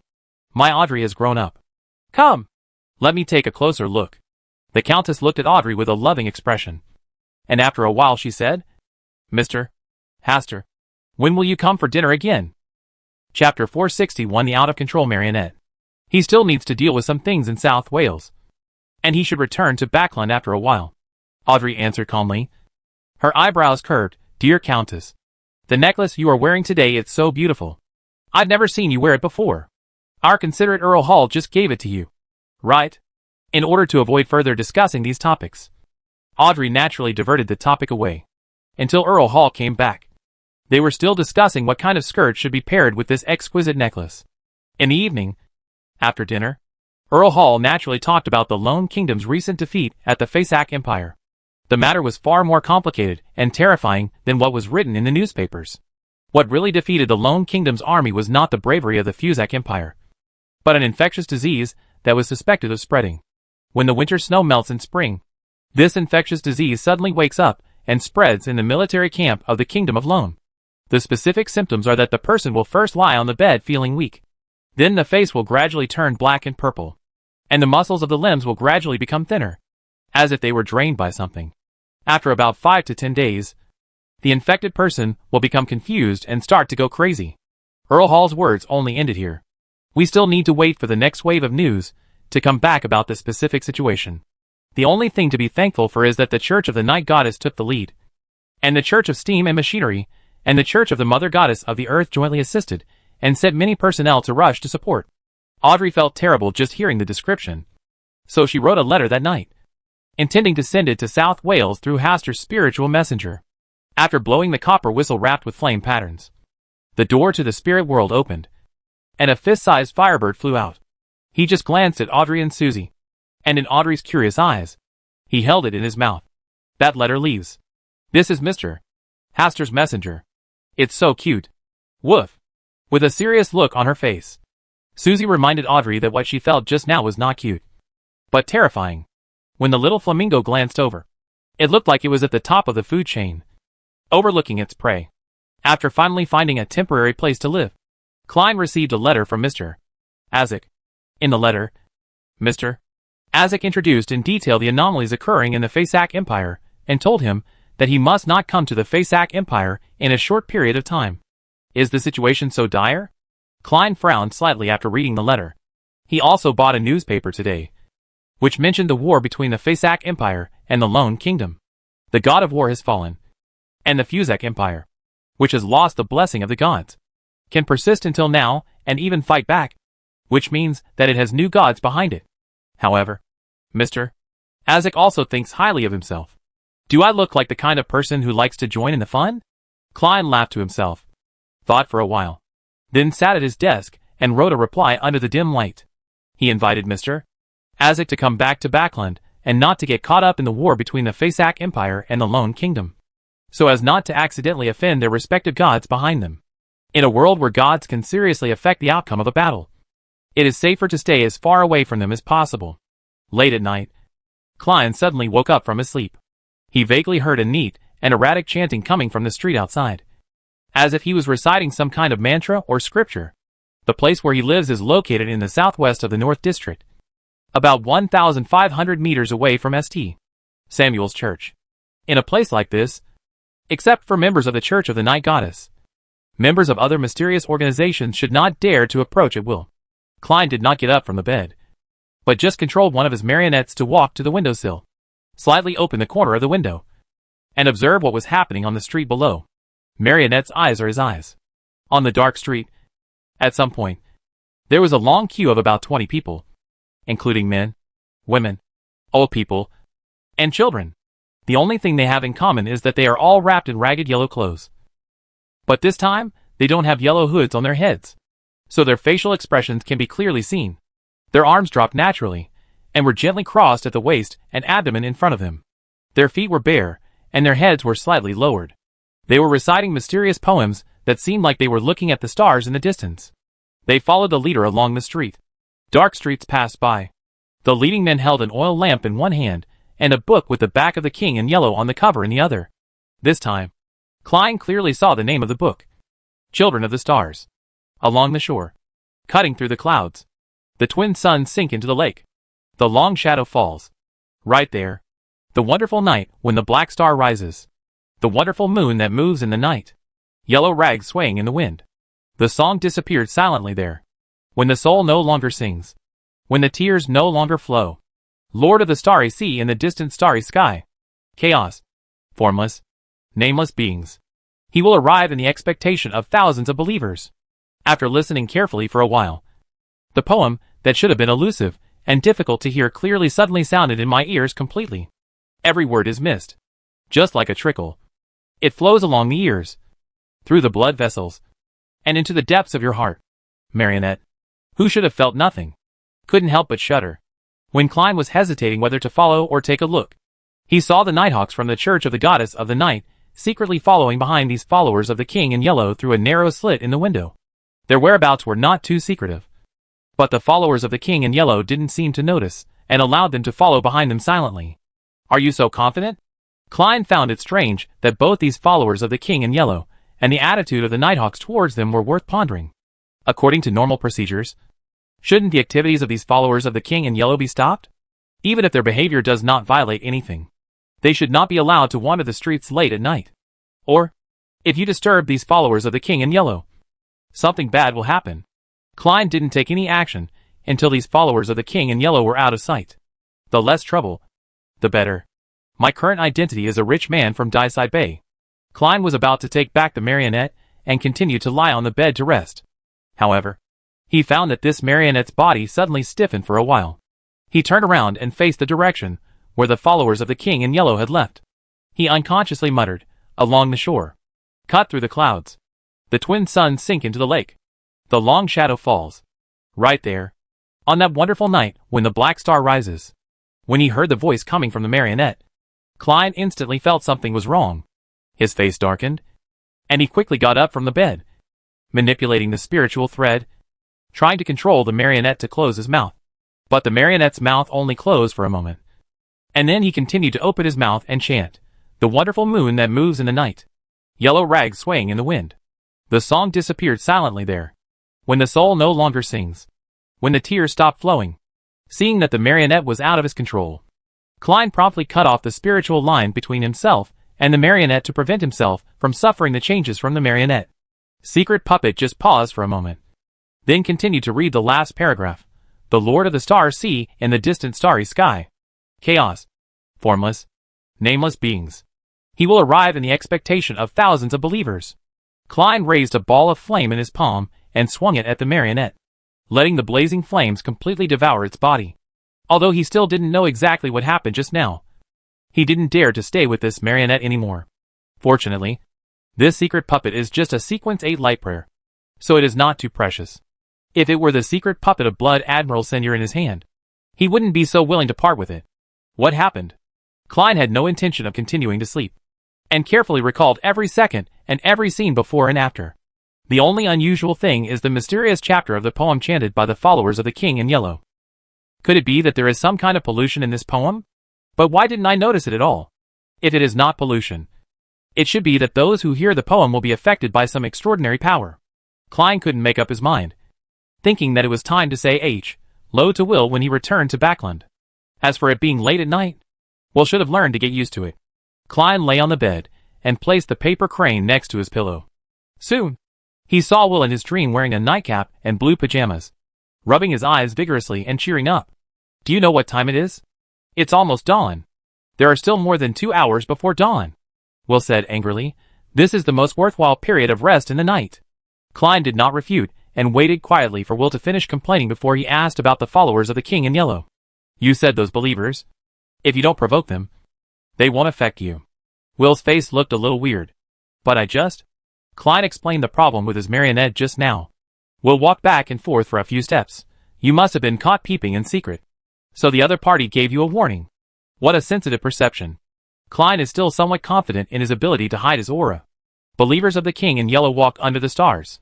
It's not that easy to hide in front of him. Just be careful in the future. Will obviously didn't want to discuss this topic too much, and it was a bit perfunctory in the end. The followers of the King in Yellow. What kind of organization are they?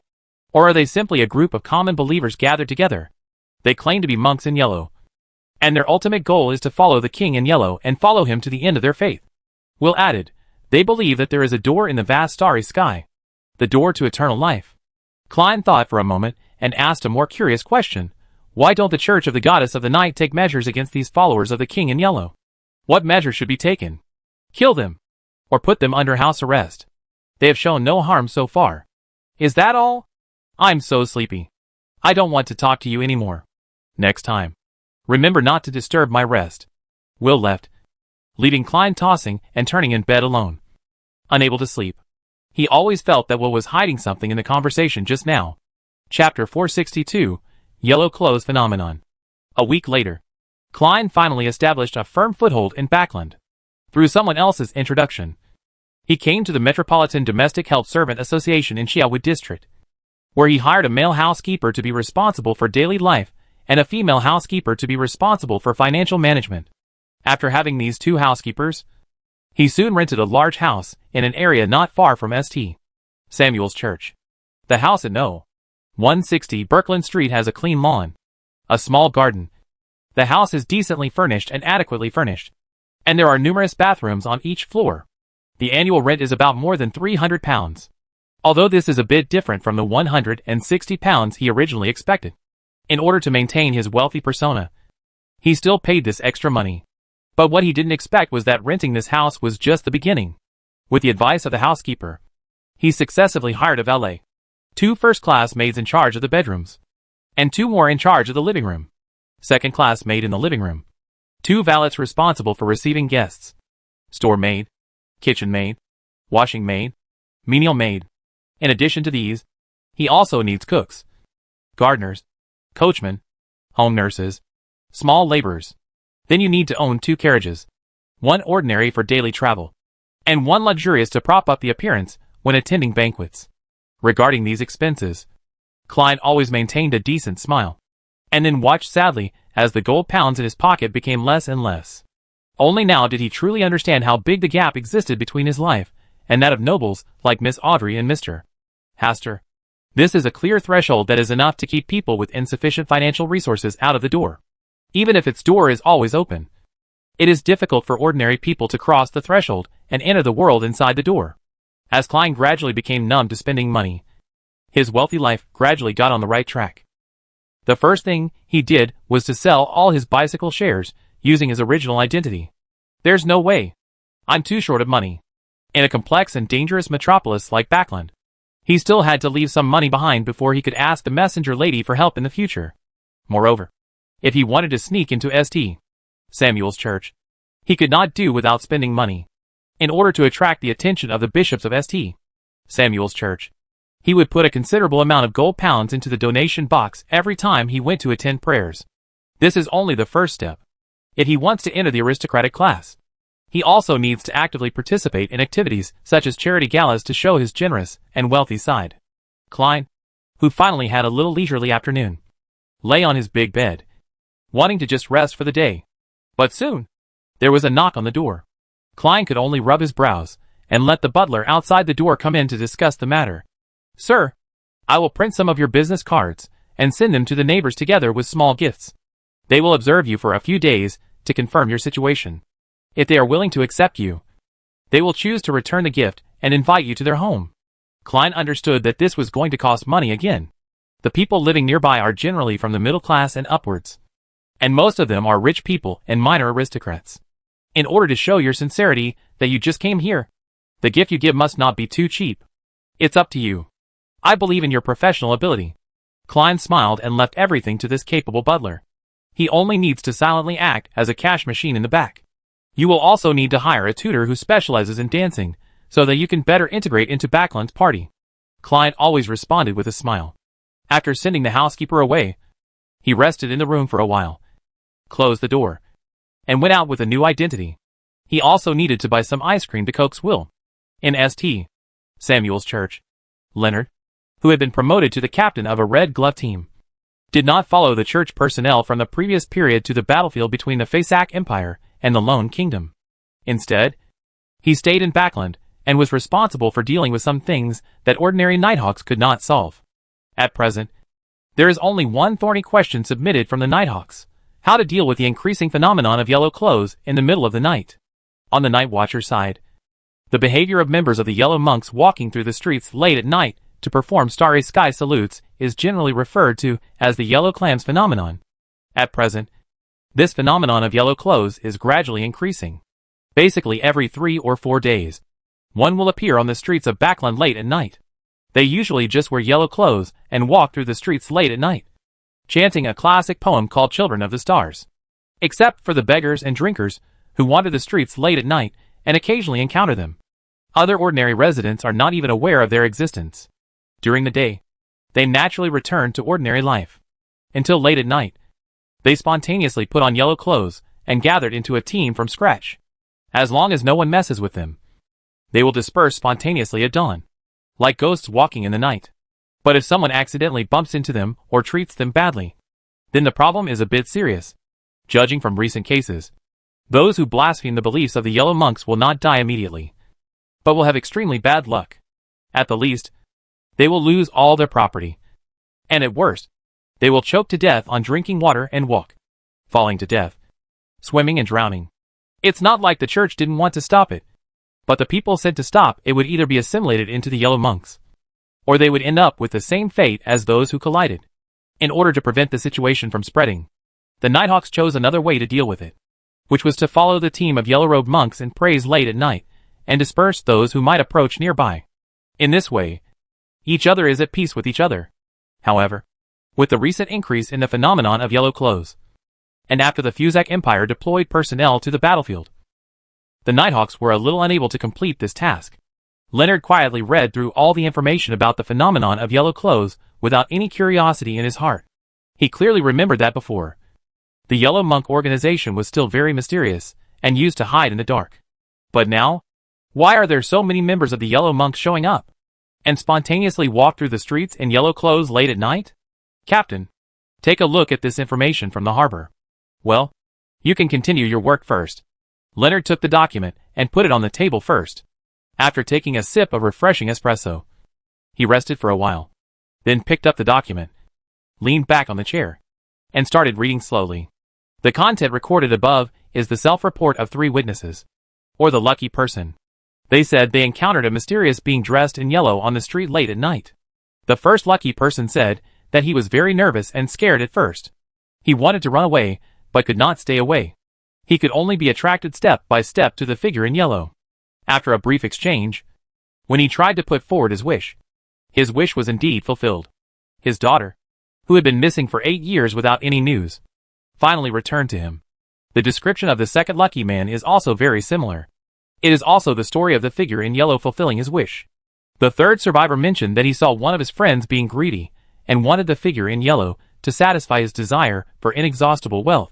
But in the end, he himself was turned into a gold coin, which was collected in the palm of the hand by the figure in yellow, and then thrown into the bowl of a beggar on the roadside.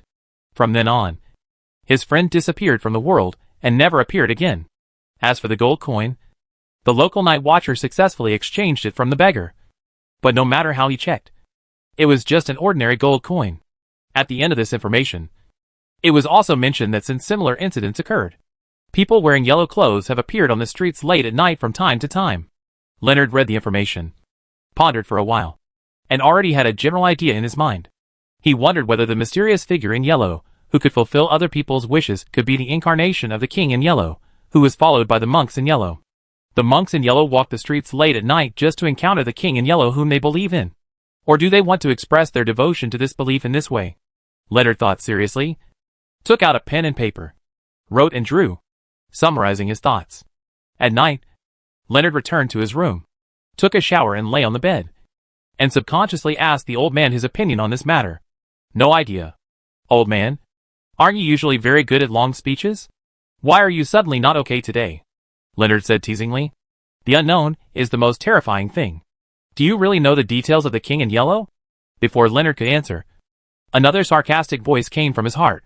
Do you really want to understand? In no mood. Cherish life and stay away from the unknown. Leonard's answer naturally emerged in his mind. But I can't just let it go forever. Can I? Won't you report something that you can't handle? As if he disliked him for being too stupid. The old man fell completely silent after saying this. Leonard was speechless, but he also felt that this was the best way to handle it at the moment. Chapter 463. Leonard, is there really a king in yellow? Leonard reported the news, and after waiting for 3 days, he received a reply, weigh the pros and cons and handle it yourself. Well, that's a piece of nonsense that's so correct that it's impossible to find fault with. Leonard sighed, originally wanting to pretend that the yellow clothes phenomenon never happened. But in just a few days, there was a priest from the Church of the Goddess of the Night in Dixie County, because he met the king in yellow on the street late at night. He actually chose to abandon the faith of the goddess and fall into the arms of the king in yellow. It is certainly a big thing to break one's faith. The pressure dropped layer by layer, falling on Leonard's shoulders. While sending people to find out the truth, he also needed to take certain measures against the yellow monks in Backland. Late at night, on Westminster Street in the South District of the Bridge, another member of the Yellow Monks spontaneously took to the streets, following the back of an unknown figure in yellow. In order to prevent accidents, this time Leonard personally led 2 capable team members, and followed the group of yellow-clothed monks at a short distance. Apart from walking on the streets late at night, and reciting the poems from Children of the Stars, there was no other unusual behavior. Captain, are we going to stop them? Wait a minute. Leonard stopped them from taking any rash action. Under their gaze, the group of yellow-robed monks lined up in a row walked through the streets, walking under the shining light of the stars. Yes, the light of the stars. This is something Leonard suddenly noticed. In those data, every time the phenomenon of yellow clothes is recorded, it must be a clear night with stars. Star Child. The light of the stars. If you connect the two. Leonard's heart beat violently, and he swallowed dryly. He was just about to ask one of his team members to explore the way ahead. But suddenly he discovered that the two team members following him had disappeared.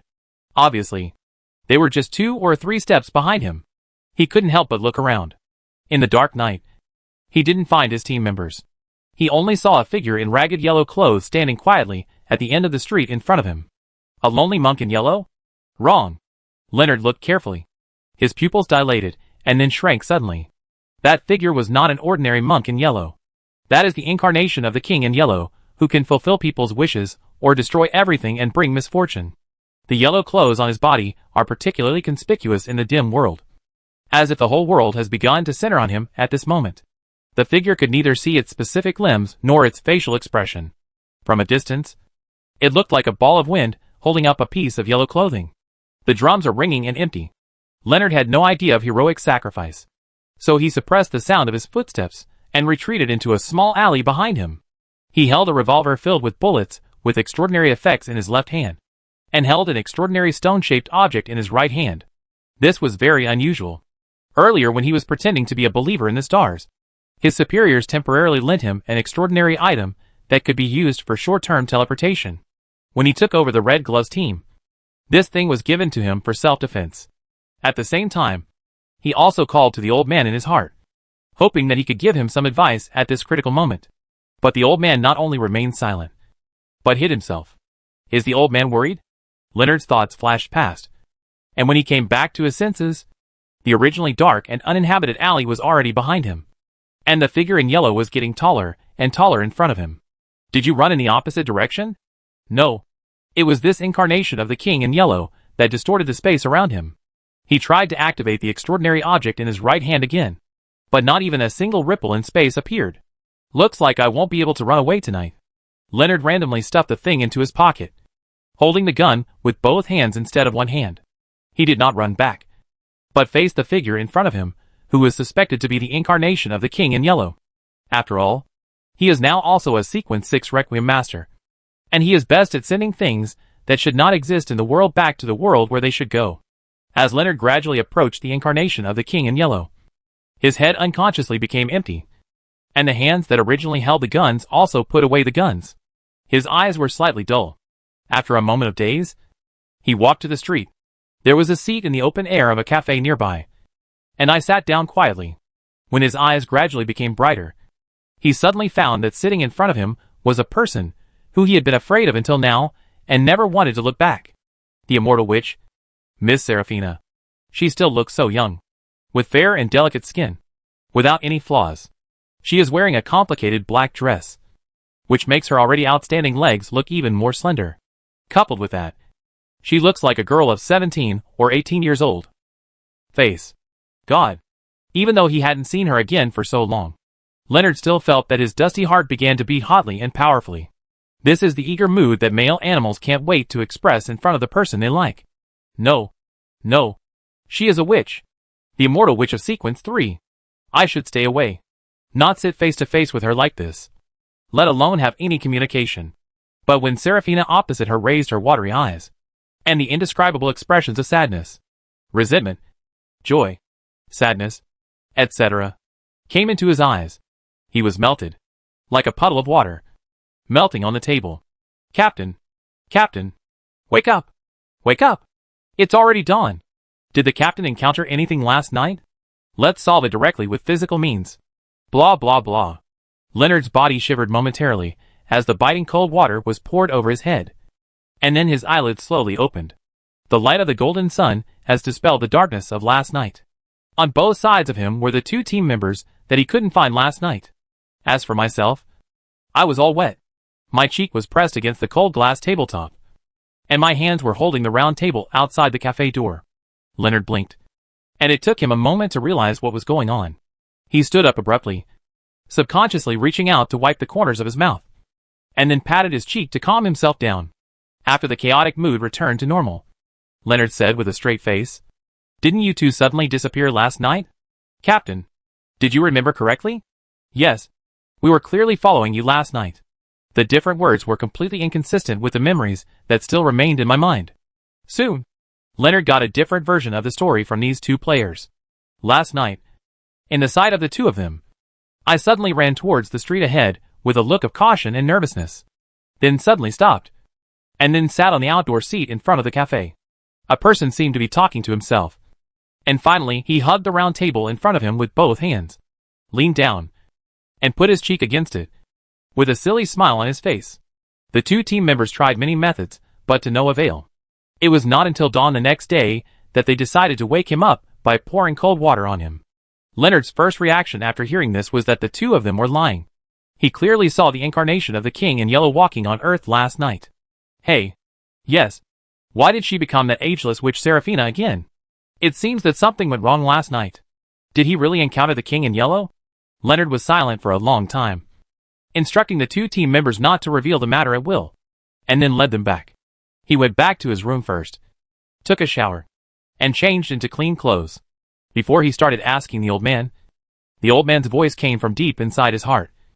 I don't know anything about what happened last night. Old man, do you really feel nothing? Oh, only you can feel it. Leonard was stunned for a moment, and then his face turned red at a speed visible to the naked eye. He tried to defend himself, but the old man fell silent. Good news. Good news. The Republic of Intis has declared full war on the Fasak Empire. The Kingdom of Fenaport, Sagel, Lemberg, Massey and other countries have also declared war on the Fuzak Empire. Breaking news. Big news. The kingdom's army has retaken the Lozek front and is advancing towards the capital of the Fuzak Empire. On the streets, children selling newspapers quickly sold out all the newspapers in their hands. Klein, who was shopping, also bought a newspaper. After reading it calmly, he handed it to a middle-aged man next to him who wanted to buy the newspaper but was unwilling to pay for it. Seeing that the time had already reached noon, Klein found a higher-end restaurant, Intis Serenzo restaurant, which had the purest Intis dishes, and many of its signature dishes were sold under the name Russell. Soon, a waitress came over and introduced them to the features of this restaurant. Each dish can be ordered a la carte, or the restaurant can customize a set meal for you. The set meal is divided into 3 sizes, 8 gold pounds, 12 gold pounds, and 15 gold pounds. Klein smiled and chose the 15 gold pound package.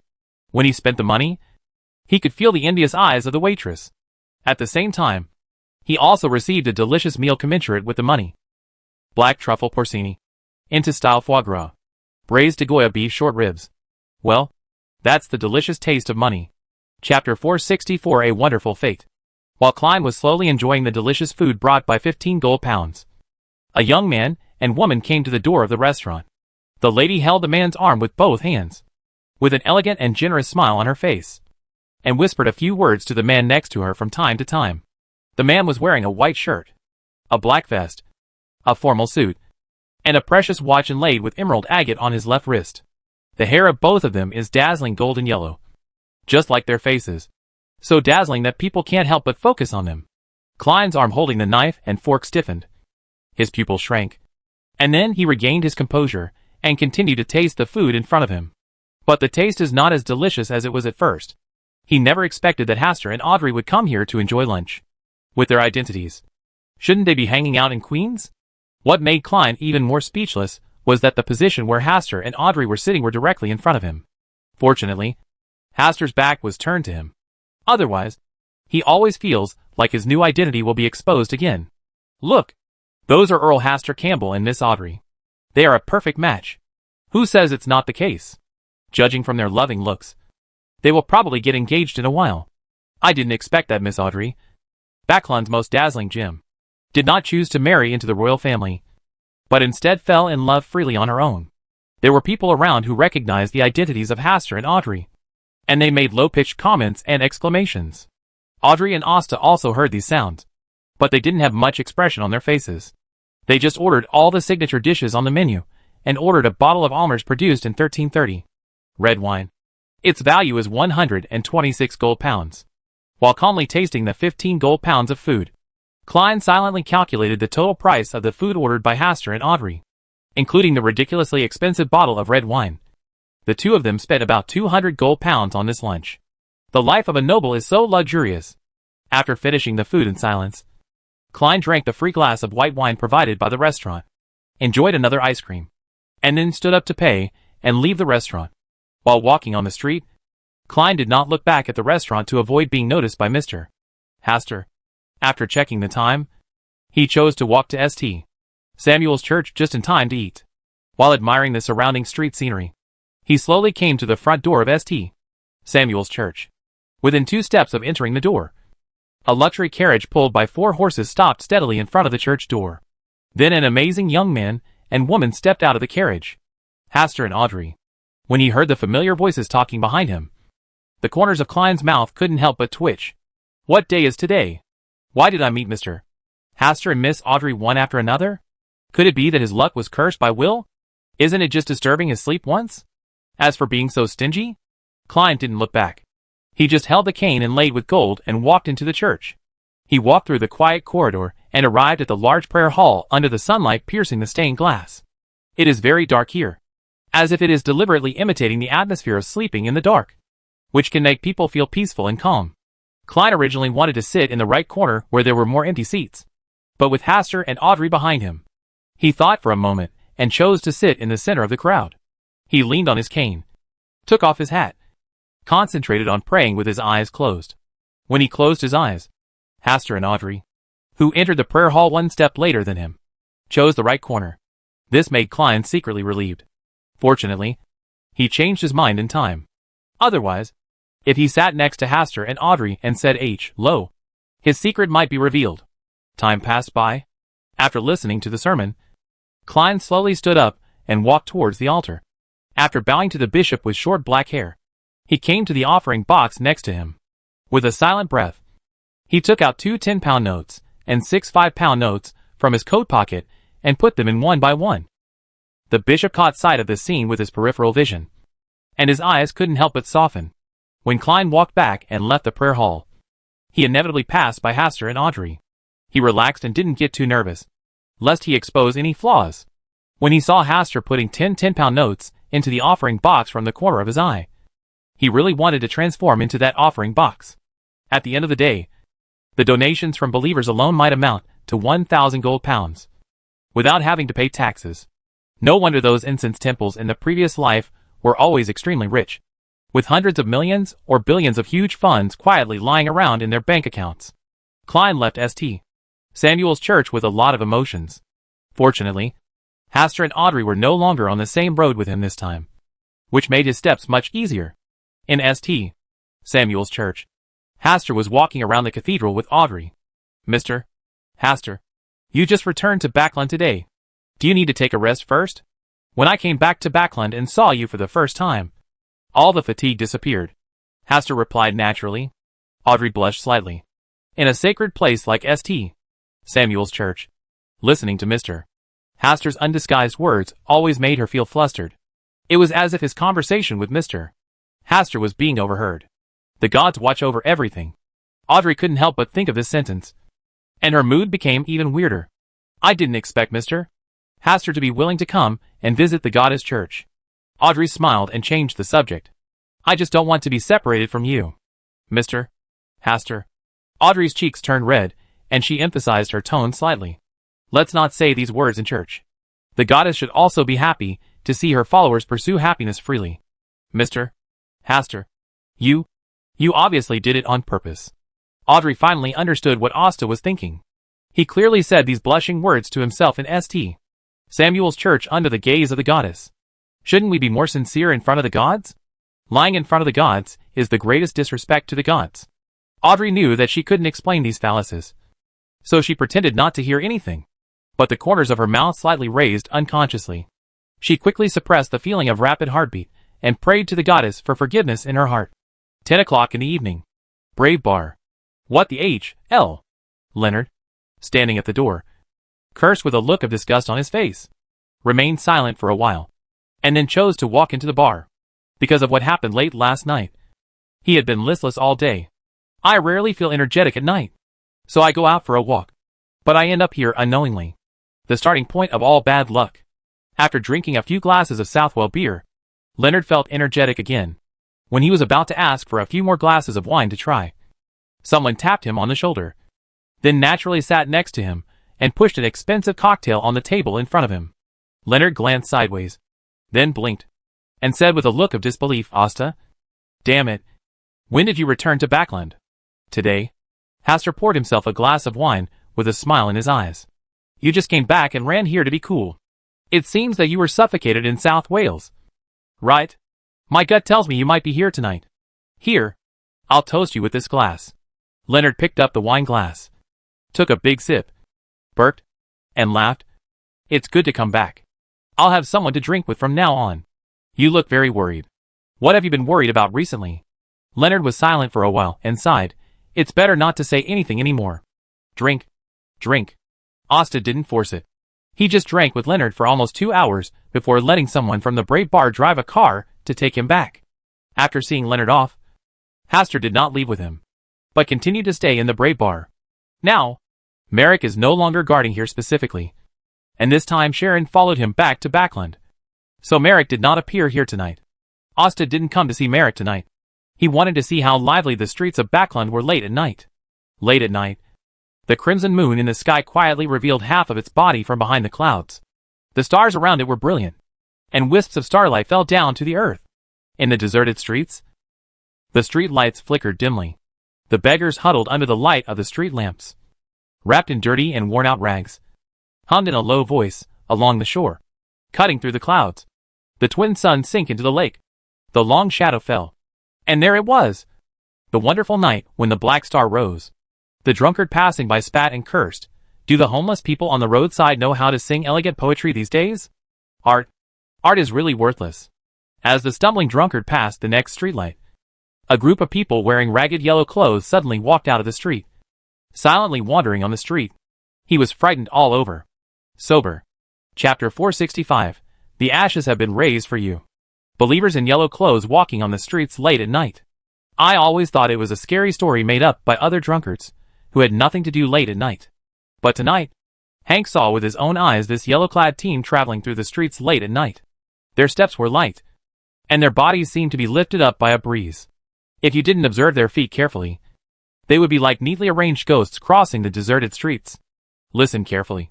They are humming the same songs as the tramp just now. What clouds! What twins! What black stars! Hank's whole body froze, and his heartbeat was much faster than usual.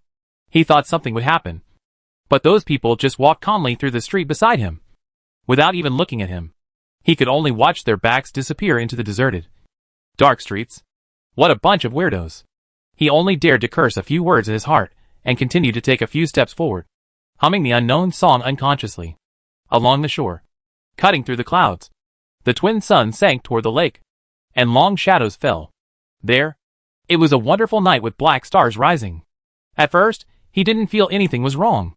After singing the entire song, his face turned pale, and a small and dense cold sweat broke out on his back. He shivered all over, looked around with fearful eyes, then spread his legs and covered his head. Running in a dark world. When Hank's legs were sore, he was panting, and he almost tripped over the ground. He ended his run, raised his head, and saw another line of ragged yellow clothes. The difference from before was that there was only one person and a figure in front of him, not groups of yellow-clad believers. He suppressed the fear in his heart, took 2 steps back, leaned against the cold wall, and lowered his head silently, hoping to wait for the yellow-clad believer in front of him to pass through the street first. But the figure in ragged yellow clothes gradually walked in his direction, making no sound or talking, just passing by him. Hank seemed to smell some special fragrance. His hands pinched his neck uncontrollably, and his face gradually turned the color of pig liver. His legs were struggling hard, but his hands were squeezing his neck, getting tighter and tighter. Finally, he stopped struggling, slumped down along the wall, and died late at night. This scene shocked the homeless man under the streetlight not far away. He quickly looked away, curled up, and kept trembling. The ragged yellow clothes that I passed by were not found, but were still floating on the streets late at night. Finally caught you. A sharp shout came accompanied by multiple bright lights. The man in ragged yellow clothes was shrouded in bright light and remained silent. A fully equipped Heart of Machine member was already surrounding him. We've been following you for a long time. In the past half-month, You have often come out late at night wearing a yellow suit to commit crimes. Johnson 14 days ago. Patton Sr. 8 days ago. Hank today. You have killed 3 people in succession. Faced with such accusations and siege, the figure in ragged yellow clothes showed a slightly panicked look on his face. But instead, he snorted coldly. You want to blaspheme the great king in yellow? Bullshit! We've found out who you are. Stephen Pat. A criminal just released from the Docklands last April. You were originally arrested and imprisoned for the crime of theft. You were originally sentenced to 10 years. Later, someone paid to help you smoothen your relationship and reduce your sentence. You only stayed in prison for 2 years before you were released. You have been wandering around the dock area and the south area of the bridge since you came out. Your current place of residence is inside the 3rd bridge opening of the Backland Bridge along the downstream river. A member of the Heart of the Machine made it clear where Stephen Parker came from. Stephen Parker, whose true identity was exposed, finally panicked. But he still roared fiercely, I am the master of the black stars. I am the direction that all faiths follow. I am the one in yellow. Before he finished speaking the last sentence, his whole body was like a pile of loose sand disintegrating on the spot, leaving only a ragged yellow coat to prove that there was a person standing in this position just now. The 2 members of the Heart of Machinery braved themselves and took a closer look, only to see a pile of white bone powder inside the yellow robes. Under the light of the light in his hand, the bone powder flashed crystal white. Suddenly a gust of wind came, swirling and blowing the pile of bone meal on the ground. The yellow robe was also blown up by the gust of wind, filling it with bulges. It floated higher and higher, then floated into the dark night world and disappeared. Is this just a pure coincidence? From Stephen Pat's mysterious death to his ashes being raised, it only took a few moments. The 4 members of the Heart of Machinery present felt the same feeling of horror all over their bodies, as if a pair of eyes were staring at them in the shadow of the night. Is this divine punishment for impersonating the king in yellow? Or perhaps, there are members of the yellow-robed monks secretly, because they can't stand people pretending to be the gods they believe in. So they take action to defend the majesty of the gods. Let's go! The 4 members of the Machine Heart did not stay here for long. The prisoner was already dead under their gaze. As for why he died and who was behind it, it no longer matters. In the mysterious world, extraordinary phenomena are always difficult to understand. The beggar huddled under the streetlight, with a look of horror on his face and trembling all over, ran along the street towards the nearby church holding his only tattered jacket. Late at night, the night with the stars shining down gradually returned to its usual tranquility. The meandering water of the Taysok River is not too clear, but it still reflects the light of the stars in the sky. Backland was filled with fog in the middle of the night, and dim yellow light balls floated on both sides of the dark street in the distance, resembling the small lights on the forehead of a lanternfish. The monks in yellow clothes, who originally walked on the streets late at night, walked along the dark streets to the east bank of the Taysok River. They extinguished the oil lamps in their hands, and only the starlight fell, illuminating everything. Figures lined up along the river, devoutly looking at the stars in the river, and began to worship and praise. The whole process was orderly, and except for the faint sound of chanting, there was still silence here. On the river, there were no other obvious changes except for the water plants that couldn't stop shaking due to the flowing water. There was no disappointment on their faces. They were used to days like this. No one knows whether the gods will come or how they will come. The devout worship and praise is just to add a little chance. I want to add a non-zero number after the decimal point of the number 0, even if the distance after the decimal point is very long. When they were about to end their activities for the night, the entire river shrouded in starlight seemed to suddenly come to life. Starlight filled the entire river. The stars hidden in the river seemed to be breaking away from the constraints of gravity and rising slowly from the bottom of the river. But this change was only temporary. And soon, the starlight dimmed again. This means that the gods appeared tonight, but they had no chance to see them. Whenever the spirit walks the world late at night, the stars will follow him and bring endless brilliance. The night will eventually dissipate, and a new day will begin again. Leonard got up from the bed holding his head that was a little heavy and dizzy, went to the bathroom to wash up, and then gradually recalled the details of last night's drinking. I shouldn't have said anything nonsense last night. Right? I think should not be. Would I be foolish enough to tell Hastur what happened at night? Leonard muttered to himself in the mirror for a while, then changed his clothes and went out. He bought a sandwich and milk on the way, and ate along the way to the office.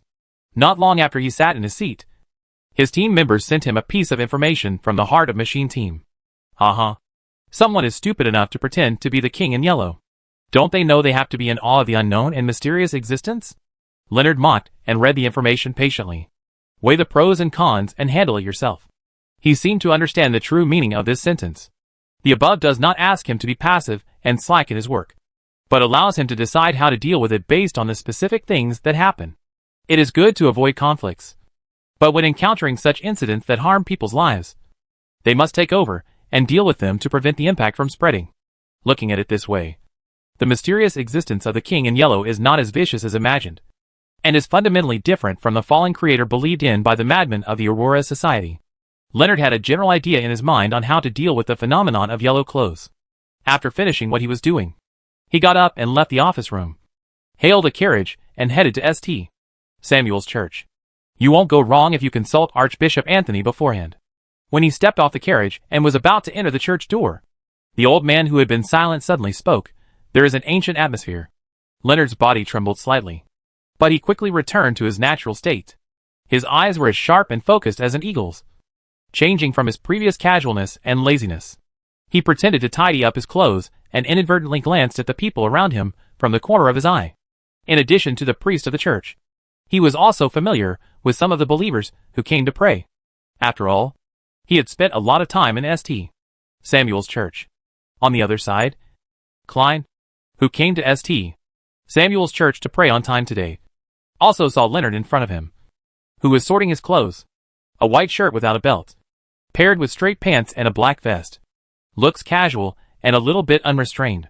After just taking a look, Klein looked away, but he couldn't help but murmur in his heart, "It's a coincidence that I met him here today. I thought he had moved out of the North District." But he had no intention of saying low at the moment. He always kept a decent smile on his face, holding a cane inlaid with gold, and walked past Leonard naturally. Chapter 466. Mr. Klein, how are you doing? Is it him? It's him. Could the ancient aura on his body be someone you know? Possible. Then, old man, you have to hide yourself and don't be caught out. After a brief conversation, Leonard looked at the middle-aged gentleman who was already walking in front of him. With frosty white temples, hale and hearty, an elegant temperament, he looks like a wealthy man with a successful career. Apart from feeling a bit like a nouveau riche, there are no big problems in other aspects. This is the Church of the Goddess. As a member of the Red Gloves, he naturally has nothing to fear. Leonard naturally followed the rich man in front and followed him through the corridor to the prayer hall, sitting in the third row behind him.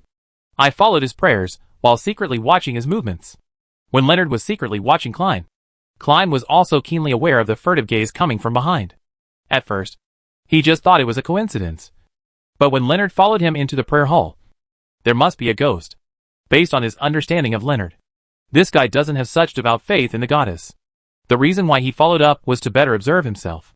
With Leonard's ability, he would definitely not be able to see clearly the abnormalities in himself. But if an old man were added, it would be hard to tell.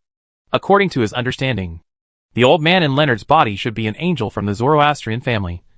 That is, an angel from the thief path, and is on the same extraordinary path as the blasphemer Amon. He should have discovered the power, or traces, in himself that came from the gray mist. Sure enough, at close range, I still couldn't hide it from these surviving antiques. After praying, Klein stood up naturally, under the smiling gaze of the bishop. He put another 50 gold pounds into the donation box.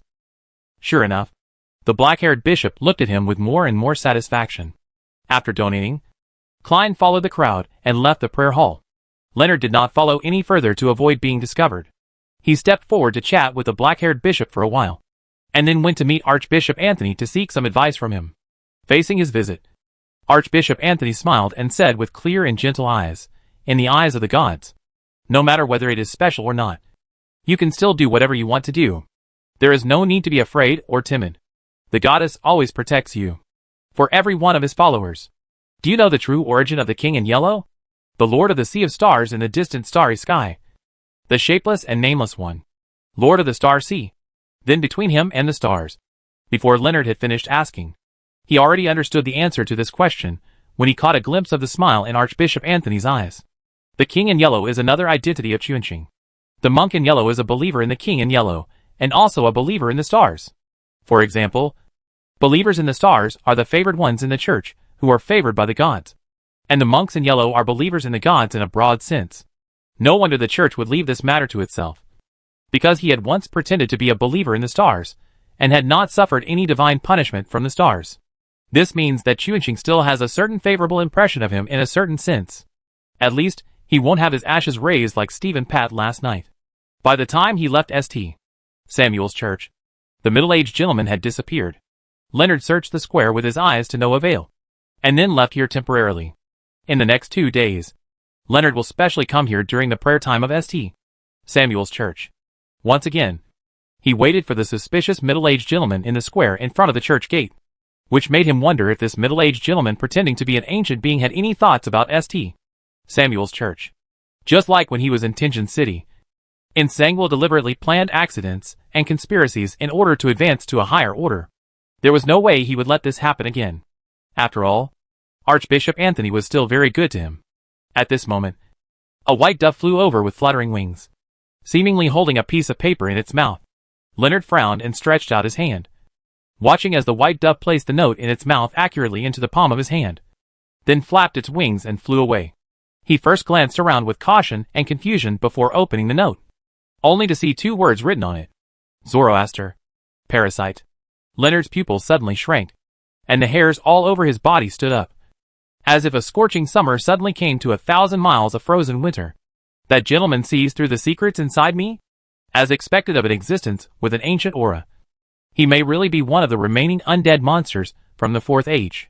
He wanted to warn himself in this way to stop himself from interfering in matters related to him. At the same time, he also told himself to take action. If he chose to report the matter, the old man hiding in his body would no longer be able to hide it. Old man, I backed down this time because of you. Leonard crushed the note and sighed. This time, the old man rarely struck him with words, but whispered, "Is he familiar? Who could it be? No matter who he is. At least, he doesn't have any ill intentions towards you or me now."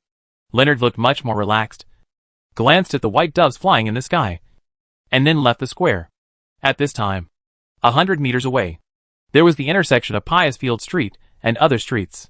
Inside a 4-wheeled luxury carriage, Klein leaned back against the carriage wall and slowly closed his eyes. The note just now was naturally a warning he sent to Leonard, lest he really come to investigate him and cause unnecessary trouble.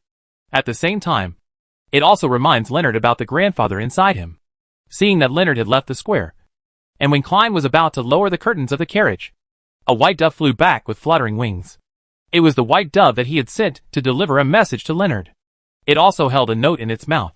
Such a discovery set off alarm bells in Klein's heart. He tightened his grip on his cane, and his eyes were filled with vigilance. Obviously he had been very careful. Even Leonard couldn't find his location for a while. How could he be discovered by others? Moreover, he also used the same white dove to send himself a note. Klein was silent for a while, but still stretched out his hand to catch the note in the white dove's mouth. After the white dove flew away, he first lowered the carriage curtain, then opened the note and read it. There are also 2 words written on it. Klein Moretti, a consummate performer. Having someone expose his original identity in this way, Klein was so frightened that he almost stood up. Such words mean that the other party knows everything about him, and even his every move may be under the watch of the other party. An unprecedented panic and uneasiness enveloped him. Fortunately, his mental quality had been greatly improved after his adventure on the sea, and he was not so panicked that he couldn't think, "Where did I go wrong? Who could be the person who secretly sent the note to him? What is his purpose in doing this?" The question that Klein was pondering finally got the answer when he saw the back of this note. On the back of this note, there are 2 sentences written. "Mr. Klein, how are you doing? Welcome to 12 Kings Avenue, Queens, this Saturday at 7 p.m. to attend a charity gala about the protection of magical creatures." Klein read these 2 sentences silently and felt like his body was about to burst. After a long time, he looked complicated and sighed heavily. "Mr. Hastur, you really know how to play." Just through these 2 sentences, he knew that the initiator of this surprise was Mr. Hastur, because among the people he knew, only Mr. Hastur and Miss Audrey lived in Queens, and they were the only ones who had met him recently. Miss Audrey is Miss Justice, who represents justice. She will definitely not use such means to notify herself of attending a charity party. Only Mr. Hastur, who has always been mysterious and whose purpose is difficult to discern, would do such a thing. And I'm afraid he is the only one who can know so clearly what he really looks like under the faceless mask. It's just that if you are not a big-hearted person with this kind of surprise, you may have been frightened into having a heart attack when you received it, especially when he pretended to be profound and pointed out his true identity. It really made me scared for a while. But then again, where did he show his flaws this time? Does he really only need to see himself once to see through the faceless man's disguise? What kind of eyes should that be? It is simply more powerful than 24K pure gold dog eyes. Klein couldn't help but curse a few words in his heart to express his mood at the moment. As for this charity gala to protect magical creatures, he will naturally attend. This will help me further integrate into Lone's upper class, and greatly shorten the time I spend playing the role of a rich man. It seems that my purpose of wandering around St. Samuel's church has been known to Mr. Hastur. What a mysterious and magical person. I hope he will not be my enemy. Klein murmured silently, regained his energy a little, and then asked the coachman to take him back home. He was almost scared into a cold sweat just now, so he had to go home and take a long bath to relax his mood. Chapter 467 The Glory of the Campbell Family. A charity gala for the protection of magical creatures on Saturday night? When Leonard returned to the office, he received an invitation from Hastur. He had never been interested in charity galas that were mostly for show, but his superiors required him to attend, said to be to prevent any accidents that night. With that guy Hastur here, accidents will happen even if there are no accidents. Leonard sighed and accepted the task, treating it as a free meal. Saturday in Queens. Earl Hastur Campbell is a rising star in the aristocratic circle of the Kingdom of Lone. The news of his return from South Wales soon spread throughout the aristocratic circles, and a large number of noble ladies were very interested in this handsome young earl. Although he has a close personal relationship with Miss Audrey of Earl Hall's family, they are not married yet. And even if they are married, it does not mean anything. When the young earl wanted to hold a charity party, it naturally attracted the attention of many nobles. As for the name of the charity party, it didn't matter at all. Not to mention protecting any magical creatures. Even protecting curly baboons is legal and reasonable. Outside the luxurious villa at No. 12 Kings Avenue, luxury four-wheel carriages were parked, and many members of the royal family were also present. At around 6:30, Klein had already arrived at the big villa in advance. His arrival was very inconspicuous in this grand party. He was happy to be a little transparent, shuttling between the food and wine. Listen to the chatter from the crowd. After listening for more than half an hour, he had a more specific understanding of Hastur, because there are always some people who like to recount other people's life experiences, and then find out what makes them extraordinary. Is the turning point of his story only half a year ahead of mine? Klein heard the key point, which seemed to be an important turning point in Hastur's life, which made him feel strangely moved. Before he could think too much, there was an aristocratic lady nearby who was beautifully dressed and wearing dazzling emerald earrings. She walked over with elegant steps, her bright eyes and slightly raised corners of her mouth. It was obvious that she was I have a lot of interest in him. Klein picked up the wine glass, smiled slightly, and naturally started chatting with the other party. During the conversation, he also learned about the identity of this noble lady. She was the kind of noble lady who was very lucky. The second year after she married her current husband, her husband died of illness, leaving her a considerable fortune. Such people are not a minority in the aristocratic circle of Backland. Some newspapers have conducted statistics on this aspect and found that the lifespan of male nobles is generally shorter, and accidents are easy to occur between the ages of 40 and 50. And the wives they marry, if it is their second wife, are often 10 or 20 years younger than them, and they are at the best age of their lives. This gave Backland the birth of an association that specializes in eating soft food. Many young and handsome guys are members of this association. Loud and Honesty News also published several articles to satirize this phenomenon. The final result was that the number of members of this soft rice association was increasing. After all, no matter what era we are in, there are always some people with bad stomachs. Under the bright lights, every time he faced the topic that the other party wanted to talk about, Klein always responded calmly, neither rejecting nor agreeing. With his rich adventure experience, it was easy to find topics that the other party liked to talk about, and then change the subject calmly. Dawn downstairs. I think this name will be the best thing I get from coming here tonight. Mrs. Lisa gave Klein a meaningful look and left. Klein breathed a sigh of relief and caught a glimpse of Leonard, a dozen or so steps ahead, holding up a wine glass, taking a small sip. and looking towards him. I guess I'm thinking about something not very serious. Klein had no intention of saying hello to him. He just raised his wine glass and gestured to him from afar, then naturally left here and headed to the next lively place. TSK. The old cow eats the young grass.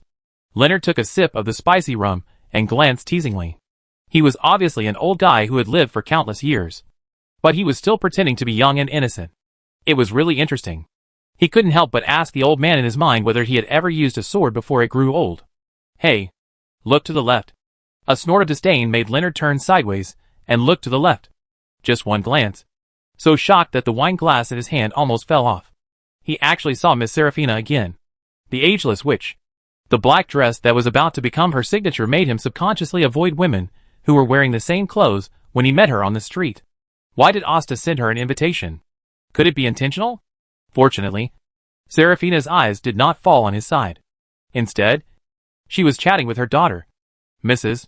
Germani, who looked almost as young and beautiful as herself and had a somewhat similar appearance. Leonard turned his back on his stiff body and left the area with trembling legs.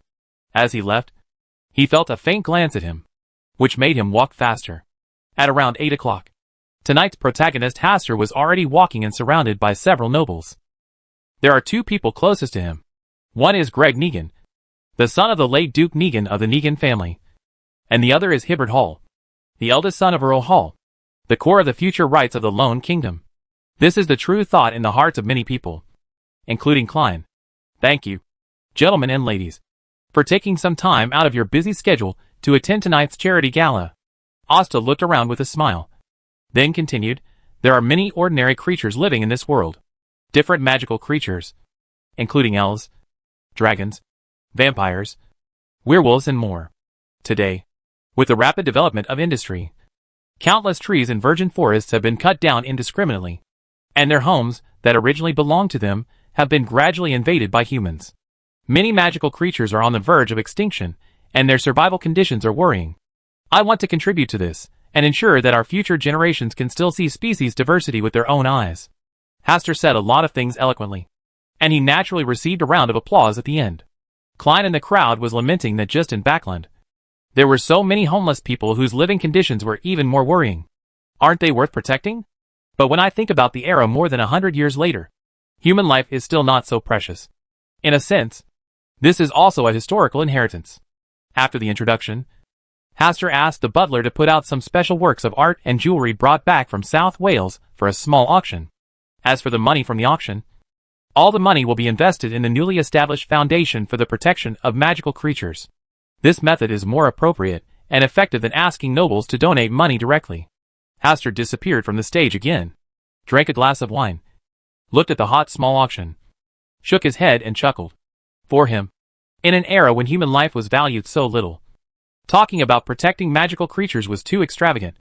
This charity party only announced that he had returned from South Wales, and was a way of communication based on his noble status.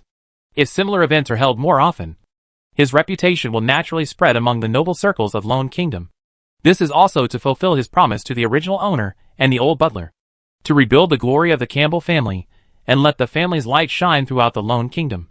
If he wanted to, he could become the next Archduke of South Wales, and the Lone royal family would only hold their noses in recognition. He has fulfilled his promise to restore the family's glory, even though he is currently the only one left in the Campbell family. A person's family is a bit like a man's back then. Hastur was thinking quietly, and a voice suddenly came from beside him. You have changed a lot during your time in South Wales. He looked sideways, and saw that the person speaking was Mrs. Germani with a complicated expression. Asta initially disliked Mrs. Germani, who had a beautiful appearance and a proud figure. But the other party did not do anything to him after all. Mrs. Germani, long time no see. How are you doing? What do you think? Mrs. Germani just stared at him with a faint gaze, but she quickly withdrew her gaze and asked casually, are you and Miss Audrey of Earl Hall's family going to get engaged this year? Asta was stunned, but still said with a smile, let everything take its course. We are all still young. Mrs. Germani seemed to be relieved, chatted for a few more words, and left with brisk steps. Hibbert, who heard the conversation from the side, came over, shook his wine glass, and chuckled, you are indeed still very young. But you can consider getting engaged first, and waiting 2 or 3 years before getting married. This method is very popular among the nobles. Common. Hibbert, are you so desperate that you want me to call you uncle? Of course. I've been looking forward to it for a long time. Hibbert smiled and clinked his glasses with Asta. Greg also came over after socializing, and couldn't help but joked, I said at the beginning that you and Miss Audrey are very suitable. But who is not taking it seriously?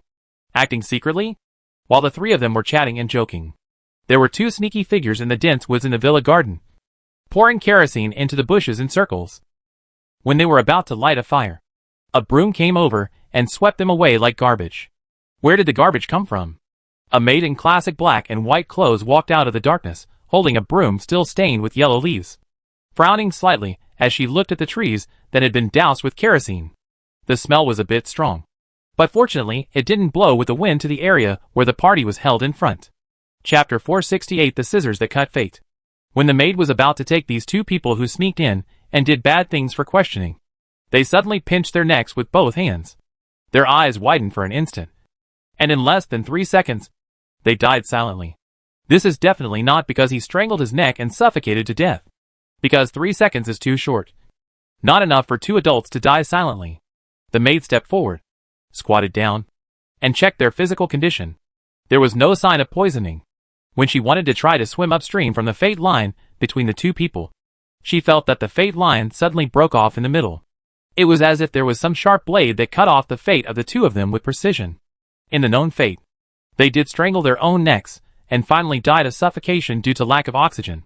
There are extraordinary people who are good at destiny hiding behind. The maid's frown relaxed. When it comes to fate, the monks in yellow are also very good at it. Although things tonight are a bit strange, as long as they are given a little time, they can definitely catch the instigator lurking in the dark.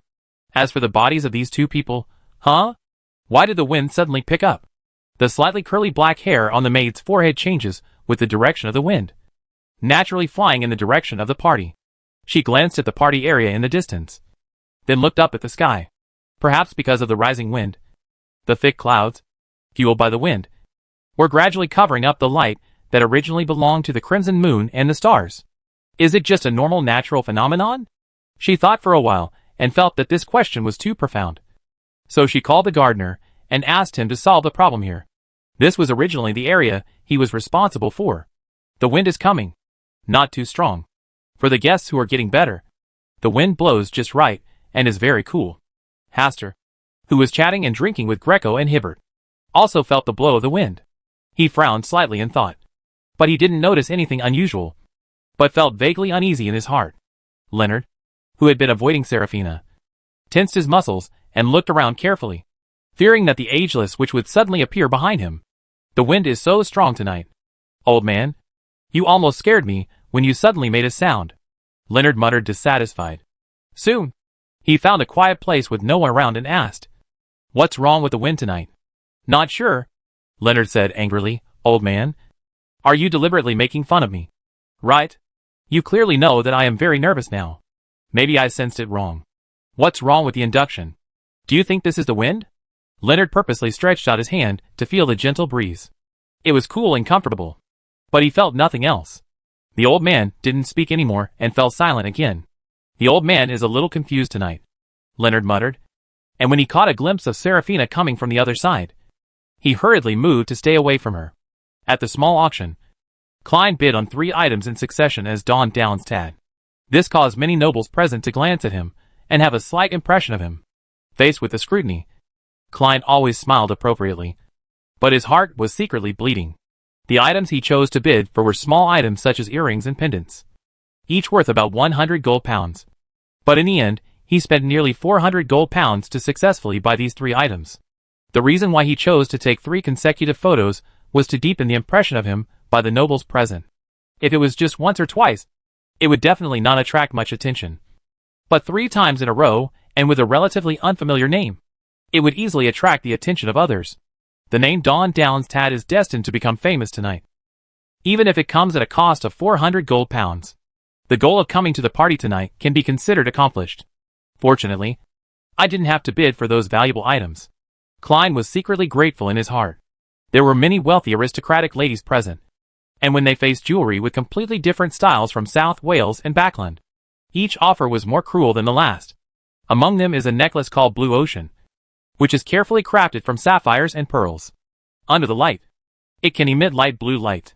If you look at it from a certain angle, you can even see a blue ocean swaying gently inside the sapphire. This blue ocean was eventually acquired by a lady named Germani at a high price of 12,000 gold pounds. According to his estimate, the total auction amount tonight may exceed 100,000 gold pounds.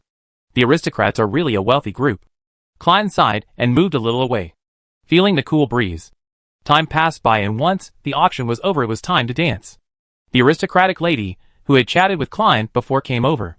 Klein naturally smiled, held her hand, and invited her to dance. While dancing, Klein caught a glimpse of Mrs. Germani, who spent the most money tonight, and successfully danced with Hastur. This seems to be an unspoken rule in the aristocratic circle. As the host of the event, he should not refuse a small request from the most popular guest tonight.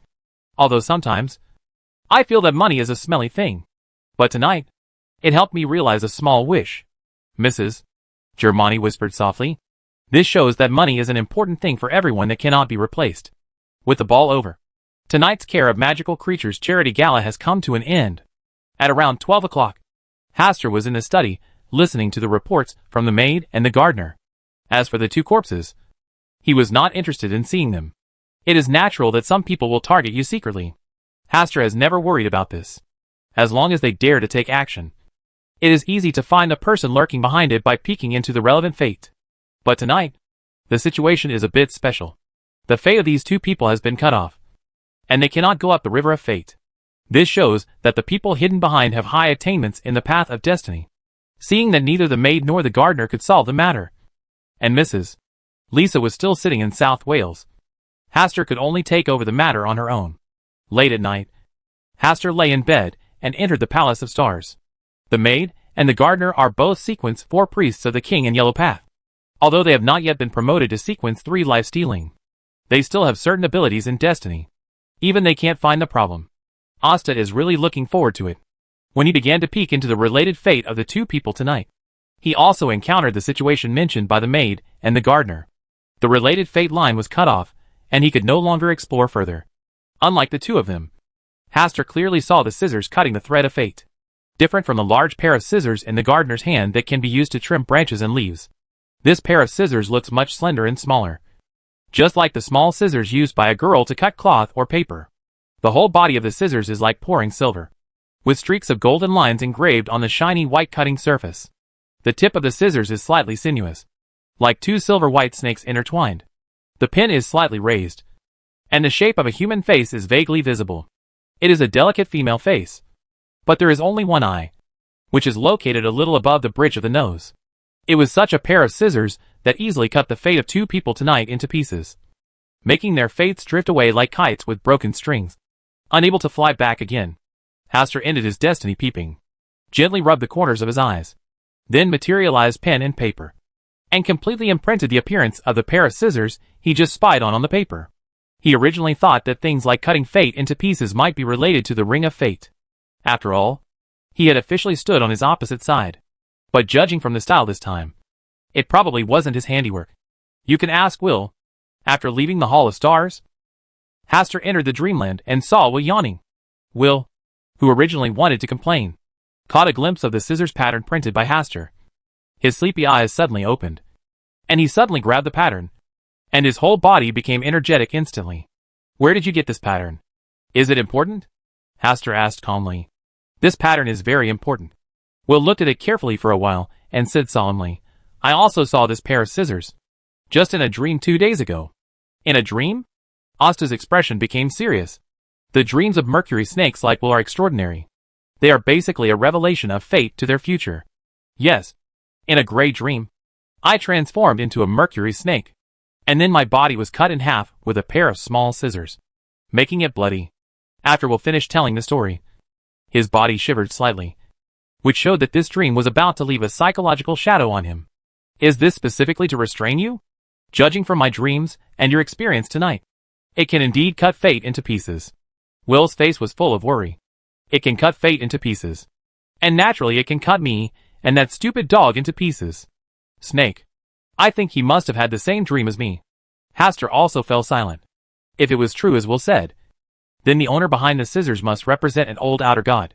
And it was an old outer god that he had never known before. There are too many outer gods in the starry sky now. The Mother Tree of Desire and the Superstar Overlord are just the more powerful or famous ones. There are still many outer gods that have not revealed any trace of their past. I don't care. This matter must be related to you. You must protect me. Will raised his big, watery eyes with a pitiful expression on his face. Can you bear to reject me? I can't bear it. Before Hastur could say these words, Will hurriedly said, I know you can't bear it. Chapter 469 Demonstrations and Provocations. TSK. I have already learned to answer this. Asta smiled, and told Will not to be too nervous.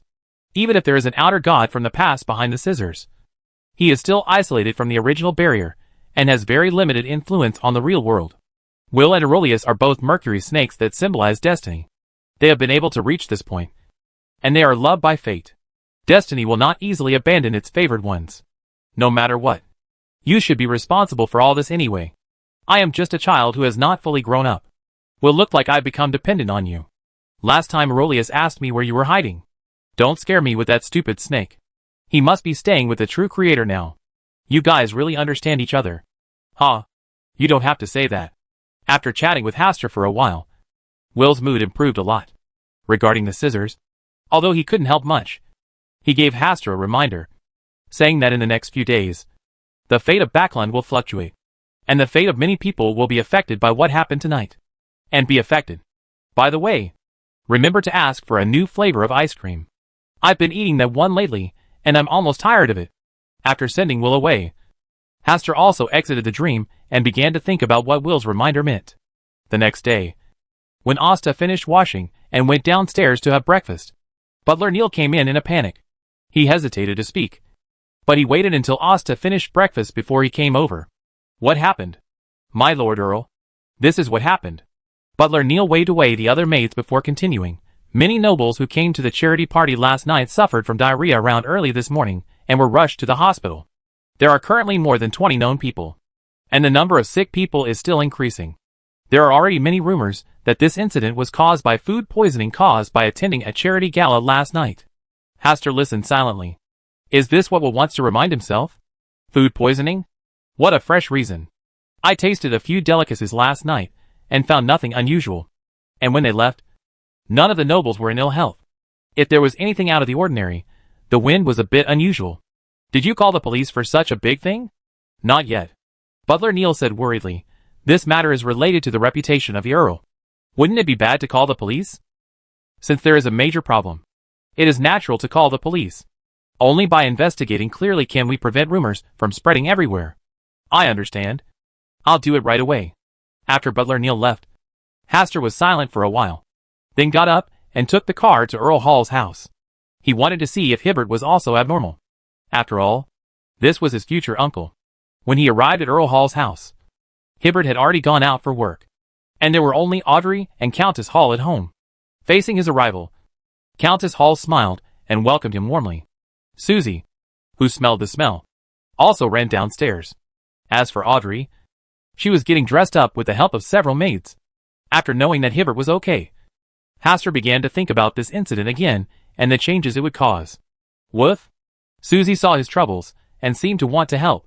Asta thought for a while and said with a smile, maybe you can really help me this time. Woof. Susie, you look happy? Beautifully and exquisitely dressed.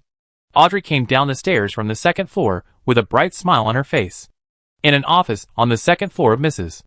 Vincent's cake shop in Chiawood district. On the right, Leonard, who had been anxious all night, received another case not long after he came to the office. He opened it and saw that this case was related to him. No wonder it was sent to him beyond the Nighthawks. Food poisoning incident at charity gala? Leonard was stunned for a while after reading the content. He had eaten a lot of food last night, but he didn't feel anything, let alone being poisoned. And this is a charity party hosted by Hastur. Can he let others pour dirty water on his head? After just thinking for a moment, Leonard placed the case on the table, with his feet on the table and his body leaning back slightly. I believe Hastur will find out this case on his own, so there is no need for him to worry. Sometimes the old man seems to have noticed something. Thinking of this, Leonard shouted a few words in his heart. And after a while, the old man's voice came out. Poisoning is not impossible. Leonard became interested. Old man, you can't just say half of what you said. Wind. After the old man left these words, he fell completely silent. No matter how much Leonard scratched his head, he could never get any more response. Wind, the poison hidden in the wind? But I also smelled it. So why didn't anything happen? Also, who is behind this matter? It's really courageous to dare to offend someone like Hastur. At night, Leonard received the latest information from the Nighthawks. Intelligence pointed out that this incident was indeed poisoning. This was a judgment made personally by a bishop from the Mother Earth Church after examining many patients. According to the bishop, there are many seemingly non-toxic medicinal powders that can induce corresponding symptoms once they enter the human body. Making a medicinal powder that can cause diarrhea is a very simple matter for a qualified pharmacist. As for how to poison, it can be spread through alcohol, food, or through the air. Is it that simple? Leonard was speechless after reading the report. He thought he could dig out something deeper. But he didn't expect that it was just a simple poisoning case. And it was only diarrhea. And no lives were lost. Perhaps it is precisely because this is not a highly poisonous thing that people are unsuspecting. It seems that the purpose of the people behind the scenes is very clear. This is to demonstrate against Hastur. At the gate of Grayling's villa, Grayling was obviously stunned for a moment when he saw Hastur, Audrey and Susie visiting. But he soon warmly welcomed Hastur and Audrey in. Woof. Susie suddenly barked at Graylint, as if she was targeting a certain criminal suspect. Hastur and Audrey also looked at Graylint with strange eyes. Did something happen? Graylindy was a little overwhelmed by such a look. Hastur looked at him for a while and said seriously, "We are looking for the suspect." Crime suspect? Graylindy had a question mark on his forehead. Was he a suspect? You heard right. You are the suspect we are looking for. Audrey also cooperated with a straight face. Woof. Susie also cooperated. No. Hastur. Miss Audrey. Why can't I understand what you are talking about? Seeing the troubled and confused look on Graylint's face, Hastur said slowly, "Have you lost 2 male servants in your family recently?" "I don't know. These matters are handled by the housekeeper at home." Graylint led Hastur, Audrey, and Susie into the door, and at the same time asked the housekeeper to call for questioning. It is true that the 2 servants responsible for pruning and gardening have not shown up today. Graylinty's housekeeper responded cooperatively. Where were the 2 of them last night? Their work usually ends before 6 o'clock in the evening. They also showed up to have dinner together last night. As for later things, I didn't pay attention to them all the time. Hastur asked a few more questions, then asked the butler to leave first, and then followed Graylint to the study. At this time, Graylint could no longer suppress his curiosity. "Asta, you are so mysterious tonight that it almost confuses me." Hastur just smiled and asked, "Have you developed a medicinal powder that can make people have diarrhea?" "There seems to be such a medicine," Graylint said uncertainly. "You know, I have always been obsessed with various researches. Sometimes I forget about it when I am busy." After hearing this, Hastur was basically sure that Graylint really didn't know anything about the situation. "Asta, you're not really going to interrogate me as a prisoner, are you?" Graylinty became a little anxious. "Since I came back from your place last night, I didn't even go out the door all day today." Hastur waited to him to calm down, and then patiently told him what happened today. When he saw Susie today, Asta thought of a feasible investigation method. Since no useful clues can be found through occult means, then normal channels should be used to solve the problem. Susie, a good hunting dog and a future fantasy dog, has a very sensitive nose. The bodies of the 2 people last night were still there, so he asked Susie to help smell them, and then followed the scent left by their activities all the way to Graylint. Coupled with the latest information coming back, and Graylinty himself being a pharmacist, the matter has basically come to light at this point. The 2 people who secretly poured kerosene last night were the servants of Grayling's house. They also stole the medicine developed by Grayling and spread the powder in the air. When the wind blows, it blows these colorless and odorless tiny dusts to the party area in front, causing people close to the garden to suffer from diarrhea. Apart from the invisible hands, that's all that happened. As for why the other party chose Graylint, the reason was very simple. He had a good relationship with Graylint. Moreover, the other party doesn't care at all whether he or she can find out the truth. He or she just uses this matter to lose his or her face in the aristocratic circle. To be more precise, This is a demonstration to oneself. Chapter 470 Detective Audrey. Grayland listened to Asta's explanation of what happened with a confused look on his face. After a while, he hurriedly said, Asta, Miss Audrey, you must believe me. I really don't know. It's even more impossible to send someone to do this kind of thing. Woof. Susie emphasized her presence. Oh, and Susie, you also have to believe me. How could I do such a thing? Right? Susie just wagged her tail and didn't answer. Graylindy had no choice but to look at Hastur and Audrey. With their aggrieved expressions, it was written on his forehead that he had been wronged. Grayland, of course I believe you. Asta smiled and said, but the police will probably come to question you in the next few days. So you should try to stay at home and not go out. Okay. Graylindy sighed deeply. After leaving Grayland's villa, Hastur and Audrey got into a black four-wheel carriage, and Susie lay quietly at Audrey's feet. As the carriage moved forward slowly, Audrey's eyes flashed with worry. Mr. Hastur, the other party is obviously targeting you. You should be more careful. I will pay attention. You and Susie are the same. You must pay attention to safety. When you are really in danger, remember to ask me for help. Audrey nodded and asked curiously, Mr. Hastur, what are you going to do next? Don't pay attention. Just pretend this never happened. Audrey's eyes showed great confusion. When the police judge a case, they usually analyze the prisoner's psychological activities when he does bad things. You can try it too. Audrey pondered for a while and asked tentatively, performing personality? Absolutely. As expected of Miss Audrey, who is good at psychology. Asta smiled and gave Audrey an affirmative look for her answer. With Asta's affirmation, Audrey was more confident to analyze. He has made such a big circle. In addition to provocation and demonstration, he also has a mentality of wanting to see you nervous, flustered, and overwhelmed. Like a spider opening its web and getting ready to hunt. He weaved a net, watched the prey fall into the net, and then slowly admired the expression of the prey struggling in despair, and finally swung the scythe to end the prey's life. Audrey spoke with the corner of her mouth slightly raised. If Mr. Hastur keeps ignoring him, he will definitely make some noise again to attract Mr. Hastur's attention, which will make it easier to catch him. A well-prepared stage will definitely be very boring if he is the only one dancing solo on it. He should be very proud and confident in his own wisdom and methods. He feels that he is a god and can easily arrange the fate of others and let others follow the stories he writes. Perhaps he had a not-so-good childhood, which led him to crave validation from others. In daily life, he may be a very inconspicuous person, or an insignificant existence that is often ignored. Audrey couldn't stop once she analyzed, and her eyes became brighter and brighter. This feeling made her feel like she was a great detective gradually analyzing the prisoner's psychology and then solving the case. Peel away the cocoon, starting from the tiny details, and find out the real murderer hidden behind the scenes step by step. Hastur did not disturb Audrey at this moment, but just looked at her with a smile.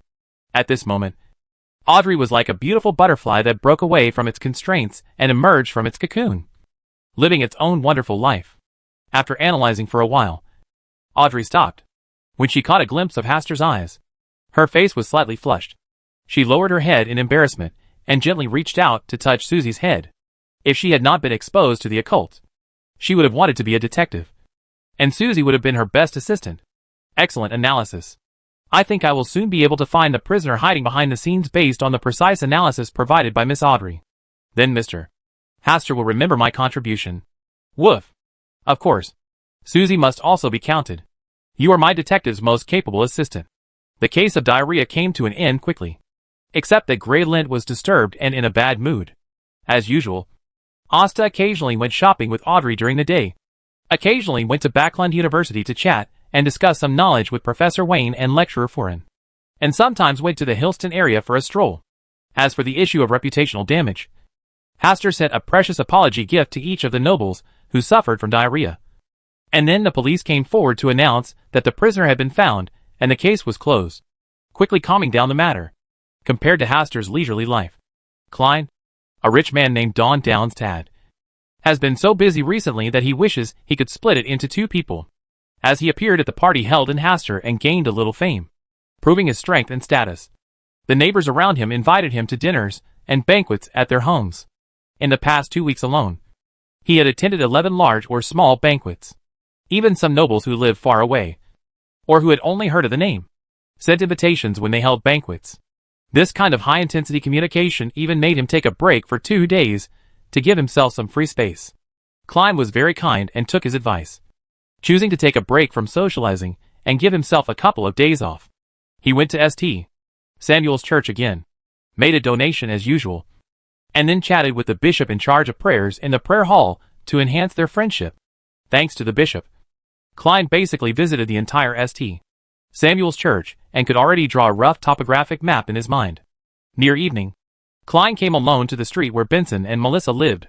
Seeing that they were living a good life, he hid his whereabouts and left with peace of mind. Then he went to the school where Melissa was studying and donated money to the school in the name of supporting outstanding poor students. I hope it can indirectly help Melissa and also learn a lot about Melissa's life in school. Leonard was quite conscientious, and even said hello to the school, asking the principal to pay special attention to Melissa's campus life. At the same time, he would come over basically every other week to see if Benson and Melissa needed help.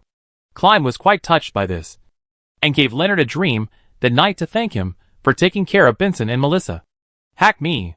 Late at night, Leonard, who was sleeping soundly, pulled back the quilt, sat up straight, and wiped the cold sweat from his forehead.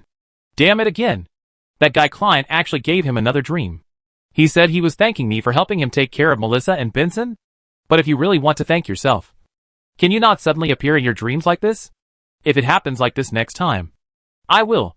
There will be no next time. Leonard sat on the bed to rest for a while, then got up and went to the bathroom to take a shower. There's nothing I can do about it. Klein in the dream still looks terrible, and it almost gave him a heart attack. Monday. Backland time. 3 o'clock in the afternoon. Above the gray fog, streaks of deep red light lit up on both sides of the mottled long table, solidifying into blurry, different figures. Audrey was in a happy mood. Since Mr. Hastur returned to Backland, she had often followed him to places that Earl Hall usually didn't want her to set foot in. She really gained a lot of knowledge. Good afternoon, Mr. Fool. Audrey raised the corners of her mouth gracefully, stood up, and naturally greeted all the Tarot Club members. After greeting each other and sitting down, Hermit Catlett gave Klein a small surprise. Mr. Fool, here are 3 pages of Emperor Russell's diary. When Catlett handed over the 3 pages of Emperor Russell's diary, she especially glanced at the magician Miss Forsey. Her eyes seemed a little proud. Forsey was a little confused. Why did you take a look at me when you handed in Mr. Fool Russell's diary? Still showing that look? She thought for a while, and felt that this hermit lady should be showing off to her the 3 pages of Russell's diary in her hand. But is there anything worth showing off about this thing? I have handed over many Russell diaries to Mr. Fool before. Hee. It's so childish to still act like this when you have grown up. Forsey felt a sense of intellectual superiority over Catlett for a moment, and then gave Catlett a look of contempt. Catlett was also a little confused. These 3 pages of Emperor Russell's diary were personally selected by the Queen and given to her. This represents absolute trust from the Queen. But why does the magician's eyes look so dismissive? Is there any closer relationship between her and the Queen? What could be a more intimate relationship? Catlett thought silently for a while. Then her eyes suddenly widened. She glanced at Forsey in disbelief, then quickly looked away, shook her head, and got rid of the incorrect thoughts in her mind. Audrey on the side looked thoughtfully at the eye interaction between MS. Hermit and MS. Magician. Klein was obsessed with the contents of these 3 pages of Russell's diary. It was indeed a diary selected by Bernadette herself. The contents of this diary were important and allowed him to increase a lot of mystical knowledge. Chapter 471 The Anchor of the Gods. On September 11th. Ever since I became an angel, I have had a feeling of split personality. In my heart, my spirit, and deep in my spirit, there are always voices urging me, influencing me, and creating things. Uncontrollable indifference, cruelty, bloodthirsty, and madness. This does not come from the outside world, nor is it the influence of gods on my own path. I can clearly feel that it comes from genes, from the collective subconscious passed down from generation to generation by humans, and from the extraordinary characteristics themselves. No wonder Mr. Min said that sanity is temporary, but madness is eternal. When he saw this, Klein paused for a moment. Combined with what happened on Russell Island last time, this gave him a rough guess about Russell's later years. Could it be that Russell in his later years is being replaced bit by bit? transformed from the inside out into the shape of someone else? Is this due to his own madness, the interference of the gods, or the pollution from beyond the starry sky? After just pondering for a while, Klein continued reading. On September 28th, I haven't written a diary for a long time. In the past half-month, I seem to have watched myself being replaced by strangers little by little, becoming cold and terrifying little by little. Even my daughter Bernard Di can only give me very little fatherly love. When I was about to go crazy, I seemed to hear countless praises. Those were my subjects. Those were all the people who benefited from me in the reform. And those were the believers who regarded me as the son of steam. Sing to me, erect statues to me, write stories to me, create poetry to me. Their voices are like anchors to the ship, helping me orient myself. I began to have the ability to fight against the longing for that kind of cry from the heart. I came out little by little, and I was able to have the normal emotions that a father, a husband, and a man should have. A ship's anchor? What an interesting statement. Is this also the way the gods fight against their own madness? Klein thought a lot at once about why the gods founded churches and vigorously developed believers. At this moment, he seemed to have the answer. They need anchors. Many, many anchors, to help them anchor themselves against the madness that comes from deep within their souls. And believers are anchors. Only in this way can they maintain their sanity for a short time and avoid completely falling into the abyss and being swallowed by madness. So the so-called evil god is the other side that cannot maintain its own sanity and is swallowed up by desire and madness? On September 29th, when I reread yesterday's diary, I remembered the rituals corresponding to my sequence 4, sequence 3, and sequence 2. They all have obvious cruel and crazy meanings, just like what the villains in novels would do. Matter. The sequence path is a path destined to madness and despair. And this is the only way for humans to gain extraordinary powers. It's so funny and ironic. We strive to save ourselves only to better and more completely destroy ourselves? After reading this page, Klein's heart became heavy, because Russell, who wrote the contents of these diaries, is already a sequence 2 angel, has also joined the Twilight Hermits, has read the Blasphemy Slate, and has a far better understanding of the extraordinary world than he does now. But Russell was so pessimistic, filled with such deep despair whether for himself, for the future, or for the origin of the world. Russell is a senior time traveler. Even he is like this. So what about his future self? Will the same happen when you reach a higher level? Should I continue on this extraordinary path full of despair, distortion, and madness? After a while, Klein continued to look at the other 2 Russell diaries. The contents were also very sufficient and important. In it, the specific concept of the King of Angels and the scope of strength are explained in detail. They are more powerful than ordinary sequence 1 gods, but they are not yet at the sequence 0 true god level, equivalent to quasi-gods. This includes accommodating uniqueness and taking an additional sequence 1 magic potion. The 8 kings of angels in the ancient sun god era all meet the criteria of this definition. Klein also agreed with Russell's speculation about the ancient sun god. This ancient sun god is definitely in existence beyond the level of ordinary true gods. And the ancient god's authority he has taken back is too many and complicated. Therefore, there was more and more chaos and madness in his body. So he decisively gave birth to 2 children, Adam and Ammon, and gave them corresponding authority to eliminate some of the impurities in his body. To put it simply, Ammon and Adam were given by the ancient sun god when he drank the magic potion, as gifts. It sounds a little weird, but it should be close to the truth. However, if having children can eliminate the madness and chaos in the body, why didn't the ancient sun god have more children? Anyway, giving birth to 2 is still life, and giving birth to 10 is still life. Why not take this opportunity to rid your body of impurities? It should be that this method has certain limitations, or the ancient sun god has his own unknown considerations. Such an existence is still too far away from him, and where his eyes are looking is far beyond his reach. Klein didn't think too much about this issue, but looked at the last page of content, which mentioned Green and the island that contained the last Black Emperor's tomb. After reading these contents, Klein let the diary in his hand disappear, looked sideways at Katla the hermit, and said with a smile, "What is your request?" Klein, who has a lot of high-end mystical knowledge today, is in a good mood and doesn't mind giving some gifts to this Bernadette follower. A drop of the blood of at least a sequence 2 angel. Katla made her request. This is a gift from the queen, because the queen has long passed the level of needing to analyze such a drop of blood, which is prepared for her promotion to a higher order. Hey, This is not a question. Klein was slightly stunned. But this condition was not too difficult for him, and will definitely met the needs of MS. Hermit. Will is a sequence 1 mercury snake, but a drop of his blood should be sold at a higher price. MS. Hermit and Bernadette behind her are both wealthy owners. Recently, she has spent too much on Backland and needs to recover some blood. It's not enough. Klein refused and then said, he is a sequence 1. This means that if you want blood, just add some chips. The eyes of other Tarot Club members flashed with shock. They knew that Mr. Fool must have an angel under his command. But they didn't expect that it would be a sequence 1.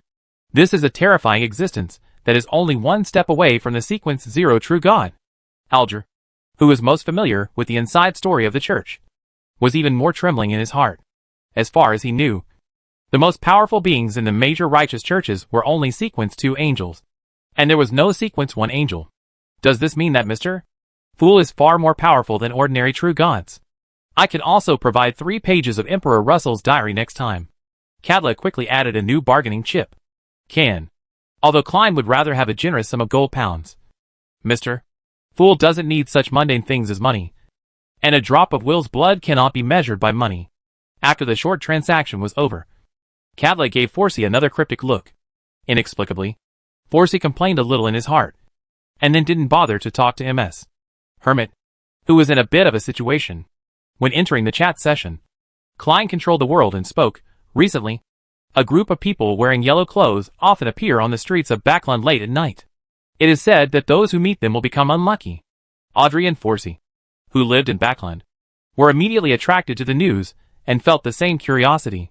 Alger glanced at Audrey and Forsey, who were silent before taking up the topic. They call themselves the monks in yellow clothes. This is a very secretive organization. They believe in a man named the King in yellow clothes. Mysterious existence. Even the church doesn't have many records about them. If you encounter them accidentally, remember to be careful. They also compiled a book called Children of the Star, which details the story of the King in yellow walking the earth. One of the songs in it is very evil. People who read this book must remember this, to avoid being accidentally contaminated. Starchild. An evil book.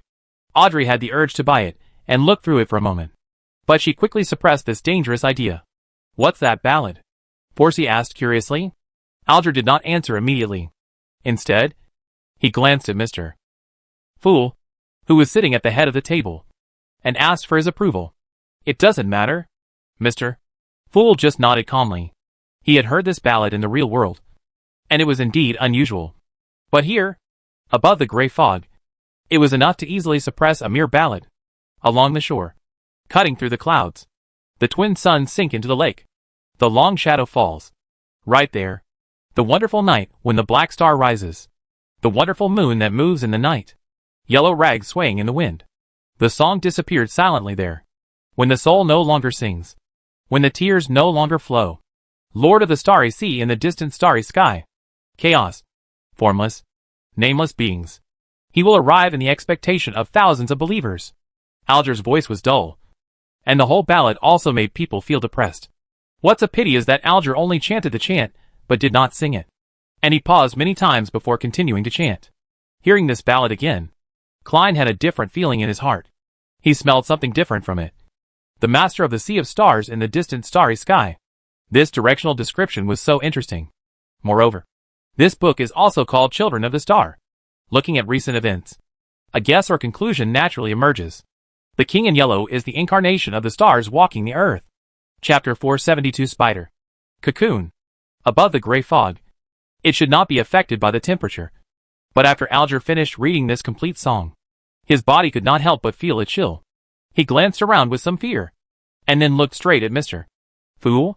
From the smiling calmness of Mr. Fool, he gradually overcame the fear deep in his heart. The King in Yellow Clothes. The Lord of the Star Sea in the distant starry sky. Little son Derek whispered twice, shook his head and said, I have never heard of this being's honorable name. And there is no such thing in the history of our Silver City. There are no relevant records. Oh, your Silver City only has a few years of history. Emlyn habitually sneered and coughed slightly. After I go back, I will read through the vast and great history of our vampire clan. I believe I can find relevant descriptions. Audrey, Forsey and others cast their eyes at Emlyn, and then looked away in disappointment. They didn't have much hope for this. I have heard many legends about the king in yellow at sea. Katla opened her mouth to educate Audrey and others about the late-night street legends in the harbor for free. Stories and legends about the king in yellow and his followers have only begun to spread across the sea in recent months. It is said that many lucky people have met the king in yellow and realized their wishes. Of course, there are also many unlucky people who have been punished by the king in yellow. After listening to Katla's story, Aldra agreed yes. This is a legend that has become popular in the sea recently. As for whether it is true or not, only those who have experienced it personally can know. Audrey and Forsey, who had also been adventuring in the sea for a while, did not speak for fear of accidentally exposing their identities. After all, the original combination of 3 people and 1 dog still had a certain reputation on the sea. After discussing for a while, the members of the Tarot Club couldn't help but look at Mr. Fool, wanting to seek his explanation. The king in yellow, the incarnation of an ancient being. Klein spoke slowly. He did not directly point out that the king in yellow might be the incarnation of the stars, but instead used an ancient one. This is to avoid exposing Chuanqing's background, so as not to interfere with what Chuanqing wants to do. After all, Mr. Fool's relationship with Chuanqing is pretty good. The incarnation of the ancient one? Is he the same as Mr. Fool? Everyone in the Tarot Society had a clear understanding, and they made a tacit understanding not to continue discussing the king in yellow. Instead, they focused their attention on the organization of the monks in yellow and their increasingly frequent activities recently. Don't go out late at night, otherwise you'll encounter people wearing yellow clothes. Klein controlled the world and gave a small warning to prevent the Tarot Society from taking risks. After the tarot session, Klein washed his hands in the bathroom, wiped his cheeks with a towel, tidied his clothes, and then walked out. As soon as he went out, he got on the carriage and went to pick out a bunch of delicious and latest ice cream styles. At night, Klein went to sleep early to avoid causing Will to complain again. When he said that he needed a drop of Will's blood, he immediately encountered firm opposition from Will. Fortunately, he had made sufficient preparations this time, constantly offering the temptation of ice cream, and finally persuaded Will to provide a drop of blood at the cost of providing the latest ice cream for 3 months. There's one more thing you need to pay attention to for me. When Klein was about to end his dream, Will quickly called him to stop him. Klein looked at him deeply. He was really cunning. He waited until he promised to provide so much ice cream before saying that he had something to trouble him. Ahem. As a qualified gentleman, you shouldn't be so fussy with a child. Tell me, what's the matter? If you have recently encountered someone who cannot peek into destiny, or a pair of scissors that can cut it into pieces, please remember to pay attention. Scissors? I'm not sure. It might be something similar. Anyway, just be careful. After saying that, Will hurriedly left. It's a bit baffling, but it feels a bit important. Klein thought for a while, but couldn't come up with any clues, so he stopped thinking for the time being. Late at night, on the streets of Backland's dock area, a group of more than a dozen monks in yellow clothes were walking along the coastline. The light of the stars in the sky is dotted on the sea, reflecting the sparkling sea. The street lights along the street not far away were still shining with the same dim light as last night. He who follows the indescribable figure walks in the kingdom of night under the light of the stars. Suddenly, there seemed to be a gust of wind, whining and blowing, causing the dim light from the street lamps on both sides of the street to come on and off. The monks in yellow robes, who were marching devoutly, were not disturbed or even glanced sideways, as if the street lamp was overwhelmed. The last faint light suddenly disappeared completely, leaving only darkness covering the surrounding area. I don't know when a dark cloud blew in the sky, temporarily blocking the light from the stars. A figure suddenly jumped out from the dark corner and silently took away the last person in the team of yellow-robed monks. The advancing team still didn't stop, as if they didn't notice anything. As the team moved forward, the figure came back and took away the person walking at the end in the same way. At this time, the person responsible for leading the way suddenly stopped, turned around and looked back, and the entire team also stopped. After whispering for a while, they began to count the number of people, and were surprised to find that 2 people had disappeared from the original team of 14 people, and there was no sign or movement at all. The leader closed his eyes and tried to find some clues by searching for relevant fate, but to no avail. At this time, another figure came out and took away the third person. This time, many monks in yellow saw with their own eyes how the man at the end of the queue disappeared silently into the night. But the mysterious shadow that has already kidnapped 3 people will not give up. It is still hiding in the darkness. ready to kidnap the fourth person at any time. The lord of the sea of stars in the distant starry sky. The formless and nameless being. The end of endless faith. The great king in yellow. At this time, the leader prayed loudly to the great king in yellow. And other monks in yellow also prayed at the same time. In the sky, the stars suddenly bloomed with light, dispersing the small dark clouds and spreading the light again. The soft light of the stars is like a veil draped over the bodies of his devout believers, and like an indestructible armor that can resist dangers from the outside world. The mysterious shadow in the darkness finally slowly retreated into the darkness behind it, fearing that it would be illuminated by the light of the stars. When everything returned to calm, the leader first led the rest of the monks in yellow to thank the king in yellow for his blessing, and then continued to check the team members. There are indeed 3 people missing. There was silence for a while, and the leader continued to lead the monks in yellow clothes tonight along the established path. The gods they believe in will protect every devout believer.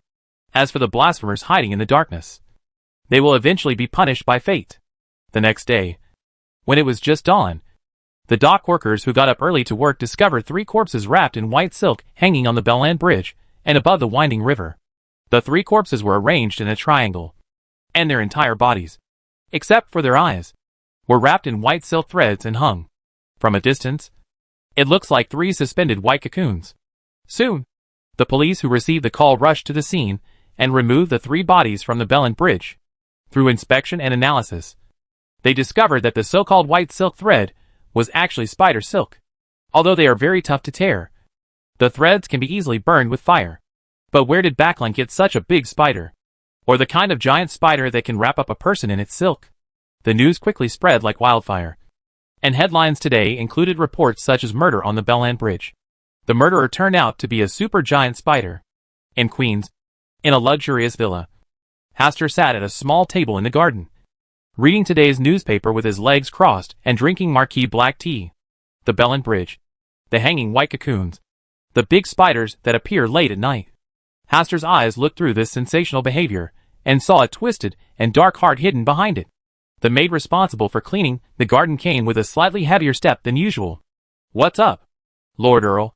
A pilgrimage team was attacked in the dock area last night, and 3 believers were abducted by a mysterious shadow lurking in the darkness. Have you read today's newspaper? I saw it. What are you going to do? The gardener and the cook have already gone to deal with this matter. They will not be able to come back to work in a short time. I am here to inform the Earl. Is there anything else? There is none left. Well, let's get down there. Hastur did not give any new instructions. He just asked the yellow monks to play with that person. He couldn't handle everything personally. The maid didn't say anything else, and left here as she was told, continuing to take a broom to clean the leaves in the garden that had fallen due to the wind last night. This is her job. Chapter 473, The Late Night Lurker. This murder case quickly attracted the attention of the police and was secretly handed over to the local night watchers. In a place like Backlund, the death of 3 people was already considered a major case, and the murderer hung the bodies provocatively on the Bellland Bridge, which attracted the attention of many people. As for the identity of the 3 members of the Yellow Monks, they have not been disclosed to the outside world, and they have only been replaced by the names of ordinary citizens. Leonard from the Overwood district also noticed this case, but he did not intervene and let the local night watcher solve it. He is focused on something deeper: revenge from the Yellow Monks. In just 1 or 2 days, yellow-robed monks appeared in many places in Backlund. Beggars on the streets, homeless people nearby, drunkards in bars, etc. Everyone who may be related to this case has been thoroughly investigated. As for those unofficial extraordinary people who like to hide their traces, they have become the focus of observation. Anyone who dares to resist will be punished by fate and die misfortune. Such a large-scale action quickly attracted the attention of the Church of the Goddess of Night, the Church of Storms, and the Church of Steam and Machinery. It has to be said that on such a large scale, the crude and barbaric approach of preferring to kill by mistake rather than letting go did play a certain role. In the dock area, a down-and-out homeless man who often sleeps under a street lamp late at night shows extraordinary strength when faced with a large-scale investigation by the Yellow Monks. With the help of the cover of the night, he successfully steals from the Yellow Monks. Escape. The trace is currently a mystery, and the situation is unknown. Leonard carefully read through the details of the case. When no one was around, he curiously asked the old man in his body, It's strange that neither the Church of the Goddess of Night nor the Church of Storms and Mechanics can find out the specific identity of this prisoner. It's as if he's suddenly coming out of the soil. Hide your fate. Is the murderer an extraordinary of the destiny path? Uncertain. Are there other extraordinary pathways involving destiny? The old man in the body was silent for a while. This is not something you need to worry about. Hee. Just out of curiosity. Oh. Then continue to be curious. Hey, old man. Don't you know the answer too? Leonard tried to use the provocation method, but did not get any response. He leaned back in the chair and murmured, "An old immortal appeared not long ago. And now such a case has appeared. It always feels like Backland is going to change again." Late at night, in the house at No. 160 Birkeland Street, Klein was lying in bed and resting. A breeze blew gently, and then the closed windows were pried open by a mysterious force, and the curtains were blown slightly. Klein immediately woke up from his deep sleep and remained on high alert, but did not open his eyes. He just tried to keep his breathing steady and pretended to be asleep. Someone sneaked into his room, and that person was hiding behind the curtains and secretly observing him. Didn't Nighthawks come to investigate him last time? It's only been a week. Why are they investigating me again? But after waiting for a while, Klein didn't notice any other movement. The person who sneaked into his room just hid quietly behind the curtains, like a hunter, watching him silently without making any noise or making any unnecessary movements. It was more like using his house to hide, track down the enemy. Klein didn't say anything, just pretended that he didn't know all this, and continued to sleep soundly. After waiting for almost 20 minutes, the man hiding in the curtain left along the window. Before leaving, he glanced at the bed here, and then closed the window again. The whole process was silent, and there was no unnecessary movement at all. If it hadn't been for my excellent spiritual warning, it would have been impossible to notice that someone had sneaked into my room tonight. Is this an unforeseen disaster? Klein lifted the quilt, sat up straight, and looked at the curtains that had stopped moving vertically. As for the identity of the person just now, he pretended to sleep just now, and did not see his true appearance. He just vaguely felt that he was a man with a delicate mind and extraordinary courage. Should we call the police? Klein pondered for a while, and finally chose to pretend that this incident had not happened. After all, he was just an ordinary rich man, and there was no way he would have noticed such a mysterious figure sneaking into his room late at night. Moreover, calling the police will not only attract the attention of the police, but may also lead to retaliation. But he was still very interested in the identity of this late-night stalker. After waiting for a while, he got up and went to the bathroom, walked 4 steps backward and entered above the gray mist. He planned to use divination to try to find out the identity of this person tonight. But the result of the divination surprised him. In one sentence, there was no such person. This means that the other party has detection methods that can block divination and the like. Anti-divination. Anti-prophecy. Klein was silent for a while, and then leapt above the gray fog. When he returned to his bedroom, the window was opened again, and there was a note on the table under the moonlight. Despite his doubts, Klein walked over and spread out the note on the table. It read in beautiful words, "Someone just sneaked into your room. Is this a reminder from a well-intentioned person?" Klein reached out and picked up the note and smelled it under his nose. The faint fragrance showed that the person who wrote the letter was a woman. Combining what happened around him and the people he knew, he quickly thought of Miss Hazel, who lived in the nearby Congressman Mock's house. He once saw the other party sneaking into the sewers of the street late at night. He probably saw someone entering his room tonight, and then wrote himself a note to warn him. What a kind girl. Klein smiled and burned the note as if nothing happened. The infiltrator tonight is definitely a troublesome person, and he doesn't want to cause trouble. The next day, at dawn, Klein got up and went to the window, opened the curtains, and with his keen eyesight, he noticed that there was an invisible thread of spider silk growing behind the white curtains. It's very thin and new, like a net just tied last night. Are there spiders in your house? No. The Belander Bridge case. Klein recalled the newspaper he had read a few days ago, which recorded a bizarre murder case. The victim was tied into a cocoon with spider silk and hung from the bridge. Is the infiltrator last night the criminal in this case? Was he trying to evade the police last night? But there was no sound of police action. If it were the police, they would definitely conduct door-to-door searches. What a hassle. Klein frowned slightly. Should he call the police? He didn't want to let the brutal criminal go, but he couldn't tell the police that he concluded that the intruder last night was the criminal based on this thumb-sized spider silk. Right? Then he should change his name to Detective Sherlock. In the end, he did not call the police. He simply had breakfast and went out for a stroll. When he happened to meet Miss Hazel on the street, Klein could see the doubt hidden in her eyes. 2 more days passed, and Backlund's nights became increasingly restless. Many witnesses claimed that they suddenly saw a black shadow flashing past on the street late at night. The police just asked them to go back and wait for news, and then sent the new information to the night watchers as soon as possible. Late at night, at Earl Hall's house, when Audrey was sleeping soundly on her big bed, she suddenly heard Susie scream, which made Audrey wake up immediately and turn on the night light beside the bed. The light instantly illuminates the entire bedroom. Audrey only saw Susie on alert, staring out the window with bright eyes. Susie's scream also woke up the maids, attendants, and servants of Earl Hall's family. Soon, the lights came on one by one. The entire Earl Hall's house soon became bright and shining like daylight. Earl Hall, wearing a purple nightgown and a gray coat, hurriedly led people to Audrey's room and eagerly asked her what happened just now. Because Susie is usually very well behaved and very intelligent, she would not yell randomly late at night. She must have discovered something before she let out a warning roar. There seemed to be a dark shadow flashing outside the window just now. Susie realized something was wrong, and then she started barking. Woof, Susie echoed, indicating to Earl Hall that this was what happened tonight. Earl Hall's face was solemn, and he asked several attendants and maids to stay here with him to protect Audrey. He led the people with lanterns to search the area outside the window. No sign of anyone was found.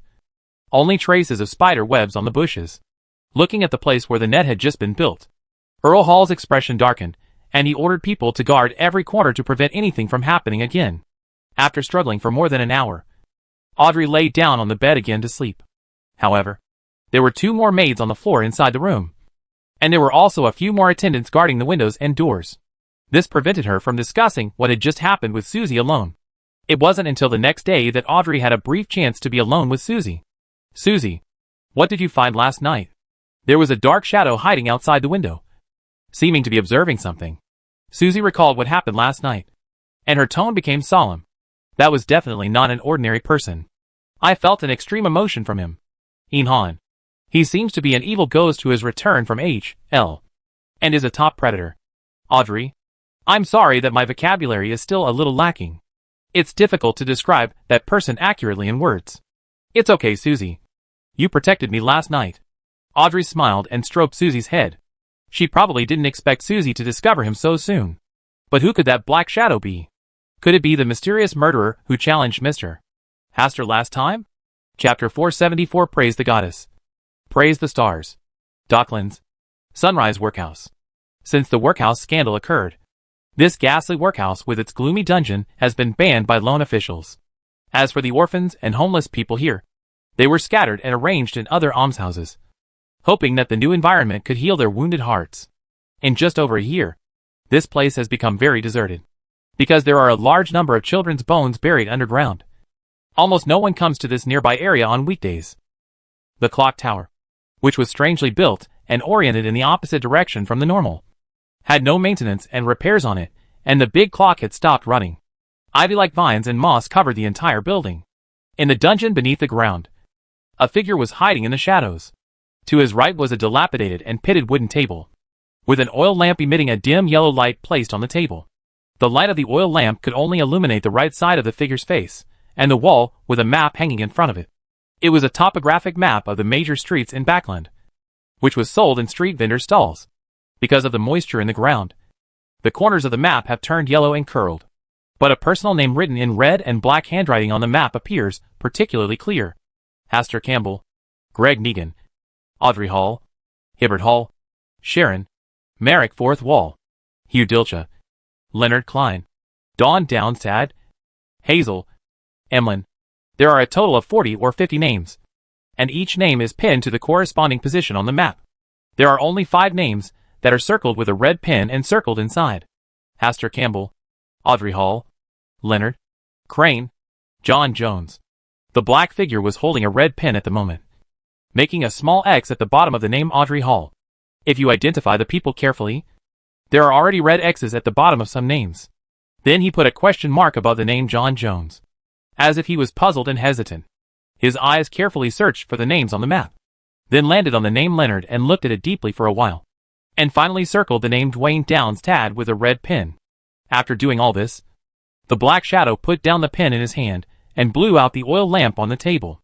At the moment when the oil lamp was finally extinguished, the original human-shaped shadow's torso and limbs began to twist, and 2 rows of symmetrical eyeballs were revealed on the face, reflecting that the figure on the map first shrunk a bit, and then swelled up. It was as if he was undergoing some kind of pain. His figure was shaking and shaking in the dark world. And then a hoarse and low voice came out, looking for, eliminating, the stars. The fool. At St. Samuel's Church, Klein came to the prayer hall again to attend prayers. Unexpectedly, he ran into Leonard again. His face didn't look very good. Klein only glanced at it briefly and looked away to avoid being noticed by him. When praying to the goddess of the night, Klein clearly heard the pious prayer from Leonard. Has Leonard completely fallen into the arms of the goddess of the night? The last time I saw him, his prayers were not so pious. Did something happen recently? Soon. The prayer time ended while Klein was thinking. He invested money as usual, but unexpectedly Leonard also invested a sum of money. A full 100 gold pounds. Based on Leonard's current salary. This is at least 1 month's salary for him. When did he become so generous? It is estimated that what he encountered recently was very dangerous, so he had to pay a high price to show his piety to the goddess of the night. Do you want to give him a dream at night and ask him what difficulties he has encountered recently? While Klein was thinking, Leonard had already left at a significantly accelerated pace. Judging from the direction he was walking, he should be heading deeper into the church, probably to talk to Archbishop Anthony. It seems like something really big has happened. Klein looked at Leonard's leaving figure again, turned around and left St.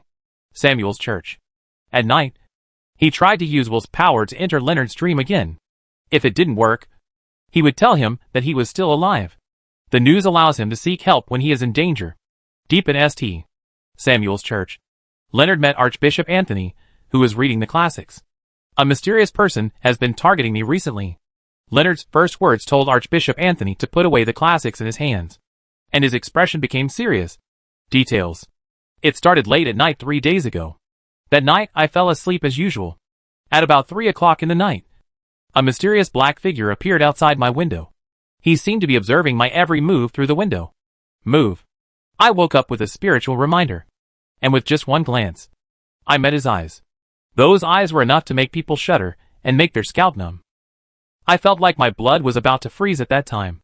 I watched the stalemate with him through the window for a while, and then he disappeared into the darkness and went away. The next night, he appeared outside my window again. Even during the day, I could feel the peeping eyes from the dark. He showed up again last night. This time I didn't hesitate. I rushed towards the window, broke the glass and chased him out. In the hazy moonlight, I finally saw his back clearly. His arms and legs were like bamboo poles, thin and slender with not much flesh. His body was lying on all fours, like a reptile, moving very fast, fleeing into the darkness, disappearing around the walls and roofs of houses. When Leonard said this, he paused for a moment, cleared his throat, and then continued, every time he comes late at night, I can find traces of white spider silk not far from the window. This reminds me of the case that happened on the Bell End Bridge some time ago. The deceased was hung on the bridge by being cocooned by spider silk. I have tried to find clues about him, and even with the help of the magic mirror of the heart of machinery, I couldn't find any clues. It's as if his destiny doesn't exist, or is covered by some powerful secret. When Leonard said this, he secretly observed Archbishop Anthony's face, and breathed a sigh of relief when he found that he was not angry. The fate that does not exist. Archbishop Anthony pondered for a while, comforted Leonard with a few words, and asked him to go back in peace. After walking out of St. Samuel's Church, Leonard's pace became much more relaxed. Reporting the matter would at least attract the attention of the superiors. He did not want to face the lurker hidden in the darkness alone. If it hadn't been for the old man's reminder, he wouldn't have been able to discover that someone was secretly observing him outside on the first night. That mysterious figure's method of concealing his aura and destiny was so powerful that even the old man couldn't know his origins. It was the old man's idea to report to Archbishop Anthony. He once asked the old man if he could cooperate with him to catch the lurker hiding in the dark. This suggestion was rejected by the old man, and the reason given was, once he takes action, there will be some terrible consequences. This was the first time he had seen the old man in trouble. He was hesitant, uncertain, and even came out less frequently. Well, I hope nothing happens tonight. Leonard glanced at the distant hills where the sun was already setting, and stopped a carriage to go home. At night, at 2 or 3 o'clock, Leonard, who had no sleep at all and had been tense and staring at the window, once again saw the black shadow appear outside the newly installed glass window. Leonard tried hard to see his face clearly, but he always felt that the other person's face was covered with smoke, making it difficult to see clearly. What the hell are you? Leonard let out a deep shout, but it did not scare away the black shadow outside the window. He stretched out his thin palm and pressed it against the window, as if he was identifying something in his own unique way. At this moment, the light of the crimson moon and the stars suddenly fell. The black image outside the window seemed to be suddenly illuminated by a strong light. It quickly left the place and escaped into the darkness in the distance. Leonard quickly came to the window, opened the glass window, and looked in the direction where the black figure escaped. Several figures in yellow clothes appeared out of thin air there. They are hunting that dark shadow. The monk in yellow? At this time, the only people wearing yellow clothes who appear and go around are probably the monks in yellow clothes. But soon, the monks in yellow also disappeared from his sight. In the sky, the crimson moon and stars tonight are exceptionally bright and dazzling. Leonard looked up for a long time before he felt that his irritated and panicked heart gradually became peaceful. Praise the goddess. Leonard bowed deeply towards the crimson moon in the sky. Although he had said this on many occasions, this time was undoubtedly the most pious one. This made him instantly feel that the £100 he donated during the day was really worth it. Don't you also want to praise the stars? The old man inside suddenly said. Leonard was obviously stunned for a moment. Why should I? Leonard looked at the night sky full of stars and said devoutly, praise the stars. As the saying goes, it is not strange to be polite to many people. If nothing happens, praise the stars. Maybe you will be protected by the stars at some point in the future. After closing the glass window, Leonard lit the oil lamp in the room. It was better to keep it bright to make people feel at ease. He sat at the table, drank a large glass of warm water, and then returned to the bed to lie down. He was still not sleepy, but for some reason, he felt that his eyelids had become heavy, and as soon as he was in a trance, he came to a place full of gray. In the world of fog, a long bronze table appeared in front of you. At the end of the long table, at the head, sat an ancient and mysterious figure. Damn it. Is tonight going to be over or not? Chapter 475. Gaze from the starry sky. The mysterious gray mist, the unknown space, and the figure exuding an ancient aura all made Leonard, who was stimulated tonight, feel speechless again. Everything seems to come to him lately. Where is this place? Leonard suppressed other messy emotions and spoke with a slightly humble tone. A gathering space. What party? Tarot Club. You are a fool. Hearing the word Tarot Society, Leonard instantly understood the true identity of the ancient existence in front of him. This is an ancient resuscitator recorded in the archives together with the stars. He is suspected to be an old guy from an unknown number of epochs ago. Klein, who was sitting at the front, just looked at the panicked Leonard with a smile. He originally wanted to enter Leonard's dream through will tonight, but will happen to have something to deal with. He thought about indirectly providing him with some help by pulling Leonard to the gray fog for a meeting. As for the resurrected Klein, he can contact Leonard through the identity of the world. It was a great way to handle it, but it just scared Leonard a little bit. However, with his ability to accept, he should be able to integrate into the Tarot Club soon. Although he looks a bit silly now. What do I need to do? Leonard took a deep breath and tried to calm himself down. Choose a tarot card as your codename. Klein will select the remaining tarot cards and present them in a row in front of Leonard, allowing him to choose the tarot cards he likes. I choose the star card. After just a brief glance, Leonard grabbed the star card. The star is also a symbol of the goddess, and he is a believer of the goddess. Klein scattered all the other tarot cards, glanced at Leonard, who was still a little confused, and said with a smile, I can answer some of your questions for free. Why choose me? Everyone who can come here has something special about them. In other words, every member of the Tarot Club may be the protagonist of this era. Leonard's heart trembled inexplicably, thinking of the old man inside him. Was it because of the old man that he was chosen by the fool? But just now I kept calling the old man. But the old man never responded, as if he was isolated in the real world and did not follow him to this gray fog space. Are tarot meetings held regularly? Every 2 weeks. It is held on Monday at 3 p.m. And there are only 3 days left until the next tarot session. Leonard was silent for a while before asking the question he wanted to ask the most. What is Mr. Fool's purpose? Are you sure you want to know? Such a casual and teasing tone made Leonard's heart tremble. Finally, he shook his head and refused the answer from the fool. He was afraid that he would accidentally hear knowledge he shouldn't have access to. The members of the Tarot Society are all similar to you. I believe you will get along very happily. Without continuing the conversation, Klein sent Leonard away from the gray mist. When Leonard returned to the real world, he looked around nervously. Everything familiar in the room made him feel at ease. Where did you go just now? The old man's curious voice came from deep within his body. Only then did Leonard confirm that the old man was not in his body just now. Also, with the old man in such a state, how could he possibly hide it from the fool? I saw the fool. This time it was the old man's turn to be silent. After a while, the old man's voice came from his body again. Goddess of the night. Stars. Fool. Is your luck good or bad? Old man. What do you mean? Literal meaning. Hopefully it's good luck. Leonard himself was not sure. At this moment, it was still dark and silent outside the window, and the light of the crimson moon and stars seemed to be obscured. In the dock area, the late-night street chase came to an end here. Most of Backlund's monks in yellow gathered here, searching along every inch of suspicious land. In the end, they followed the traces left by the mysterious black shadow and found the abandoned Sunrise workhouse. When they opened the dungeon and saw a map with dozens of people's names hanging on the wall, the gardener and cook in charge silently put the map away. In Backlund during the day, the gray weather continued to cover the entire sky, and workers from various professions were already busy. Damn. This map came from nowhere. Leonard went to the office on the second floor of Xiaowood District as before, picked up the teacup, and before he had a chance to take a sip of hot tea, he saw a folded map placed neatly on his desk. He opened it out of curiosity and almost spilled the hot tea in the cup. On a map that was obviously Backlund's, there were many names written densely on it, and many of them were people he knew. There's Haster, Crane, Dwayne downstairs, and his own name. More importantly, his name is one of the 5 red circles. What is this? April Fool's Day prank?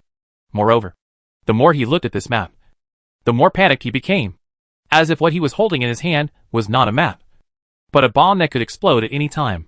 Leonard hurriedly put the map back on the table, took a sip of hot tea to calm down, and his rationality gradually returned amidst the smoke of tea. He began to ask the Red Glove members who were on duty last night to see if anyone had put this map on their desk. But the answer was no.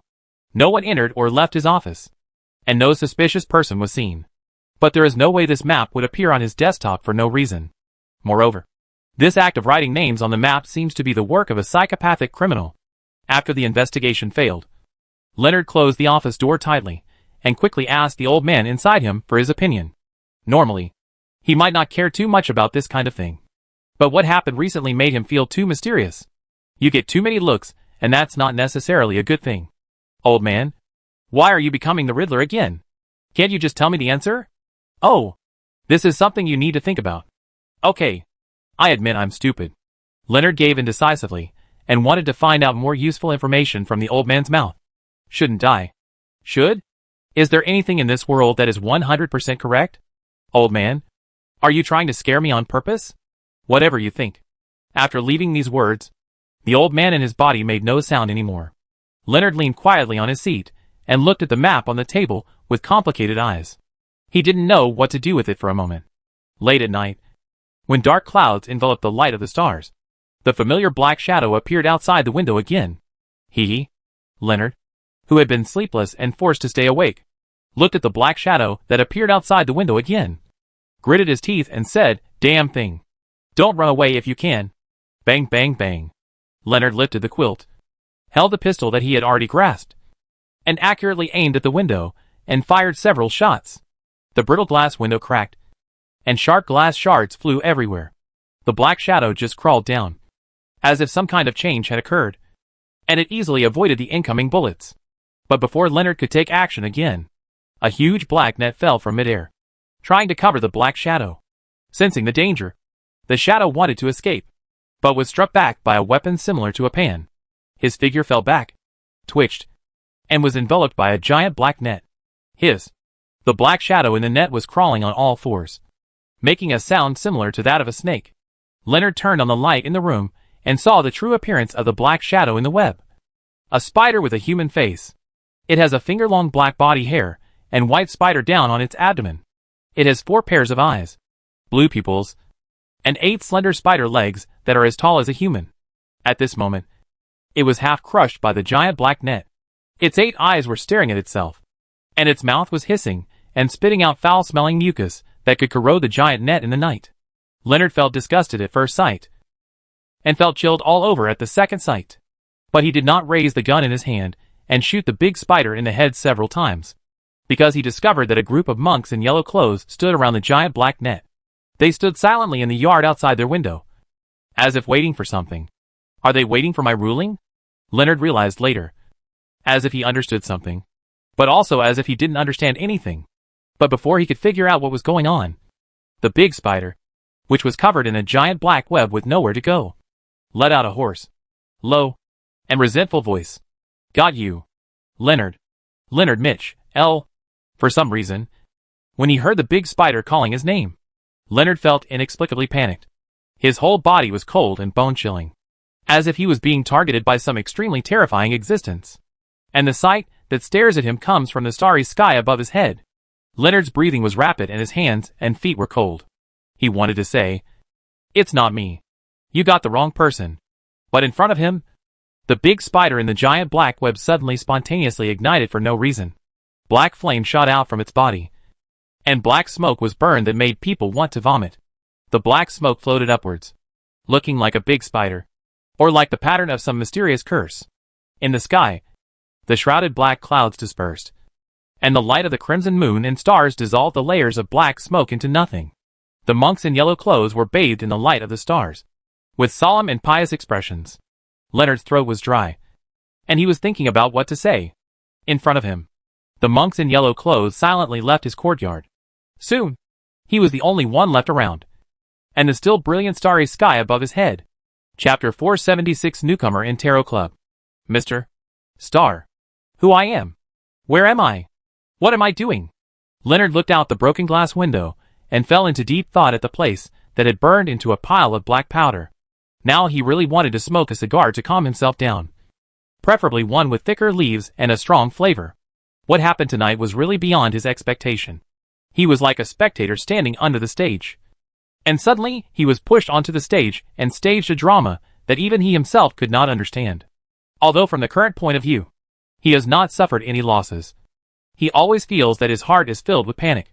The goddess of the night, the fool, and the stars, had their eyes really fallen on me? So who pushed himself out and staged the drama tonight? Or all of them? Leonard suddenly smiled. So what if he knew the answer? It would just add to his worries. Old man, why don't you come out and say a few words tonight? Misfortune is the beginning of good fortune. That's how I comfort myself. That's not necessarily a bad thing. Is this statement true or false? Huh.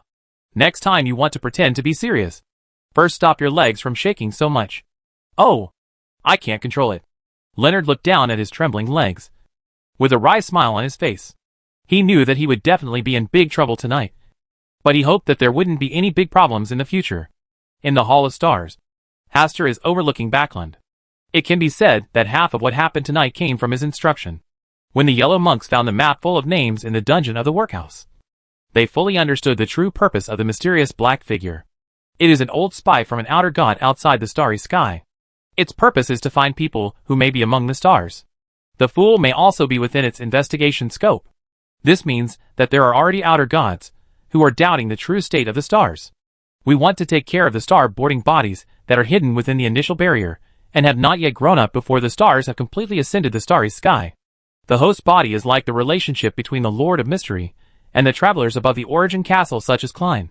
Those densely packed names are the suspicious objects in Backland. They all have more or less unusual aspects. After a series of explorations, it focused on 5 names circled in red. Crane, Dwayne Downstad, Leonard, John Jones, and myself. Last night, it probably leaked the dungeon on purpose, threw out the map as bait, and then took the opportunity to target the most likely target, because under the strict search by members of the Yellow Monks, there was not much time left for it. Hastur guessed its thoughts, so naturally he couldn't let the gardener and could bring the map back to him. Klein and Dawn downstairs are the same person. A fool. So naturally they cannot be exposed to the old eyes of the outer god in the starry sky. The only suitable options left are Leonard and that John Jones. Hastur originally wanted to choose John Jones as bait. But this person did not exist at all. It was the guy who deliberately introduced him to prevent himself from disaster. Therefore, his only choice is Leonard. So the next day, the map appeared in Leonard's office. And it fell into Leonard's hands smoothly. The mysterious black figure did indeed use it to find Leonard, which happened to fall into the hands of the yellow-clothed monk, inside the trap that the soldiers had already laid. This is what has happened so far. Everything went smoothly, except that Leonard suffered a little bit.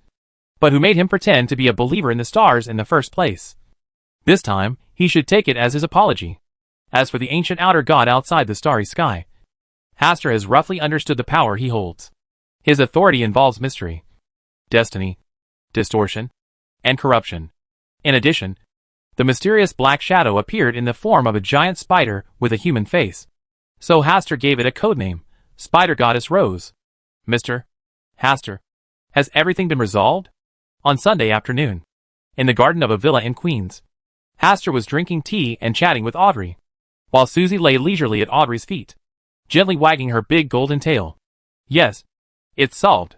Asta nodded and said with a smile, thanks to Detective Audrey's wonderful deduction. Things went so smoothly. Really? Of course. I am thinking about how to thank Detective Audrey for her key role in this case. And Susie. Audrey mentioned Susie's name. And Susie barked. Susie, what other books do you want to read recently? Hastur's eyes looked at Susie lying on the ground. But before Susie could stand up to answer, Audrey spoke first. Mr. Hastur, Susie has been quite greedy recently. You'd better prepare some for her. Great food. Is that so? Susie. Asta gave Susie a look. Wow. Susie understood instantly, and nodded to acknowledge what Audrey said. Trying to fool Audrey first. Audrey had a smile on her face, and was in a very good mood. Susie was also wagging her tail, and was in a good mood. Monday, 3 p.m. When Leonard finished his daily work and left in the morning, he told the players that he had something to deal with in the afternoon. Since 1 o'clock in the afternoon, he has been alone in the bedroom of the house he was assigned, waiting uneasily and glancing at the time on the clock on the wall from time to time. When the time hand gradually moved towards 3 o'clock in the afternoon, he closed his eyes, took several deep breaths, suppressed the distracting thoughts in his heart, and lay on the bed waiting for the call of the fool. There was nothing unusual, and he suddenly arrived above the gray mist.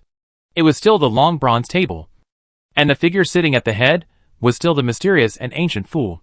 The only thing that was different from last time was that there were 7 more figures around who couldn't clearly see their specific appearance. But they were as vague as himself. These should be other Tarot Club members. There were only 7 people, which was less than I expected. Leonard was a little flustered at first, but quickly calmed down and began to carefully observe other Tarot Club members. Good afternoon, Mr. Fool. Audrey also saw that the Tarot Club had a new member this week, and she was very happy to say hello to Mr. Fool and all the Tarot Club companions. Mr. Xing, a poet with a delicate and sensitive mind. Klein gave a brief introduction.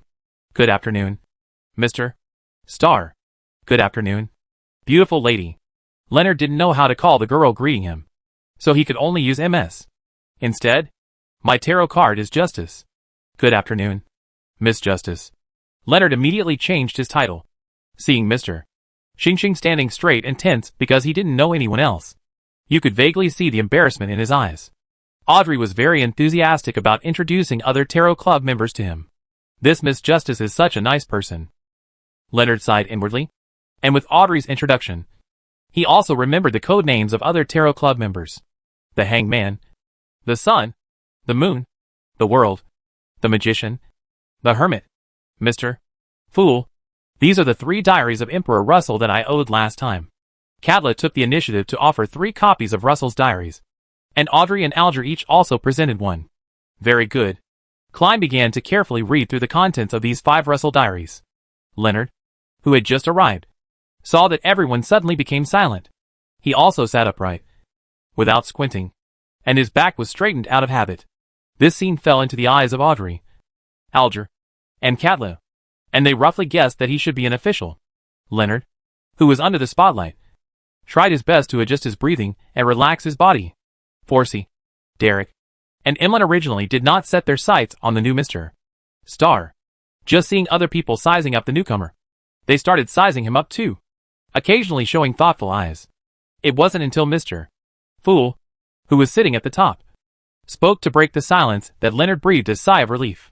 When entering the free transaction and chat session, Sure, who had always been taciturn, suddenly spoke. Poet. I once had a poet friend. That low and hoarse voice made Leonard tremble subconsciously. Being Mr. World's friend must not be easy. Right? Audrey answered naturally. He was a very trustworthy friend. After Klein controlled the world said this, he looked at Leonard specifically, and then stopped talking, seeing that the world didn't want to discuss this topic in depth. Audrey said instead, some time ago, a mysterious murderer appeared in Backland. He wrapped 3 people into cocoons with spider silk and hung them on the Belland Bridge, which caused an uproar. Paid less attention. I've also heard about this case. It seems that the police haven't found the real murderer yet. Forsey continued. Oh! Instead of believing that those stupid policemen will solve the case, I would rather believe that the homeless man begging on the roadside will fend for himself. Alger sneered. Leonard frowned subconsciously, and then said in a deep voice, the mysterious criminal who committed the murder has been brought to justice. The police did not announce it because they did not want to cause unnecessary trouble. Is that so? Alger let out a soft "oh," raised the corner of his mouth slightly, looked up and down at the new Mr. Star, and had roughly guessed his identity in his mind. At this time, he subconsciously spoke for the police. It can be seen that he usually represents an official who maintains order and often cooperates with the police. He also chose the star card, which should be a believer of the goddess of the night. Taken together, if this Mr. Star is not a Nighthawk, he is a further member of the Red Gloves. Audrey and Katla also looked at the new Mr. Star thoughtfully. The world was expressionless, but Clyde almost put his hand on his forehead. Leonard, you just participated in the Tarot Club for the first time, and you have basically revealed all your details. Chapter 477. Klein, are you showing off your wealth to me? Leonard was stunned for a moment when he felt the strange looks from other Tarot Club members. But soon, he didn't care much anymore. He is a believer of the goddess, a member of the Red Gloves, and a party that maintains official order. This is not an unspeakable secret. How was the mysterious prisoner solved? Audrey asked curiously. Mr. Hastur did not tell her the specific details, but only gave her and Susie a gift each. He died on a starry night. Leonard did not reveal anything about the Yellow Monk. The topic was soon dropped, and Alger talked about the latest situation in the sea. At present, there is only one thing in the sea that deserves the most attention, and that is the mysterious Queen Bernadette's preparation to establish a pirate kingdom. Although many pirates suspected that the mysterious queen was connected to official organizations such as the Church of Storms, there were even more pirates joining in the fun and making noise. In just over 2 months, a lot of pirate forces have gathered around the mysterious queen, and they are entrenched near the Roadside Islands, and are building a lot of construction projects, seeming to use them as a base. The pirates were lively as if celebrating the new year. But the Church of Storms seemed very quiet, and did not do anything about the mysterious queen's founding of the country. The attitude of laissez-faire was obvious. Build a kingdom belonging to pirates. Forsey sighed with emotion. Lord Sage is a believer of the stars. Such a move should also come from the instructions of the stars. I don't know what Mr. Fool thinks about this.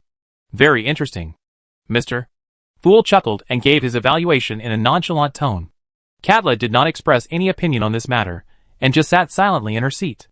After finishing the tarot session and leaving the gray fog, Leonard opened his eyes and looked at the familiar ceiling above his head.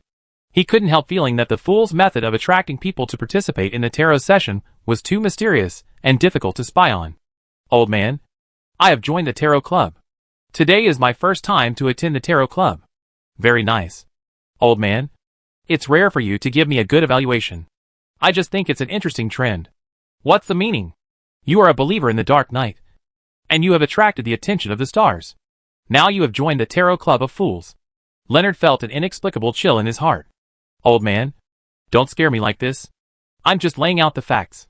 Stop. Leonard couldn't help but tremble, and his face turned pale as he said, let's not discuss this issue. In the house at No. 160 Birkeland Street, Klein walked out of the bathroom and came to the study. I took out a pen and paper and drew the topographic map of St. Samuel's church again. Trying to make sure every corner was correct. A lot of things have happened in Backland recently. And coupled with the war between the Lone Kingdom and the Fasak Empire, there are not too many people guarding St. Samuel's church. As long as you wait patiently for a while, you might have a good opportunity to sneak in. Boom, boom, boom. While Klein was concentrating on how to sneak into St. Samuel's church, there was a knock on the door by the butler. He burned the topographic map he drew and dispersed the smell of burnt smoke before letting the butler Indiana. Earl Haster Campbell just sent an invitation to invite you to his villa tomorrow night. Well, I understand. You can go down first. Klein looked at the luxurious yet solemn invitation that the butler placed on the table. His face became solemn, and he finally chose to go to the banquet. The other party gave him a pretty good feeling. And maybe there would be different unexpected gains from this meeting. 10 o'clock in the evening.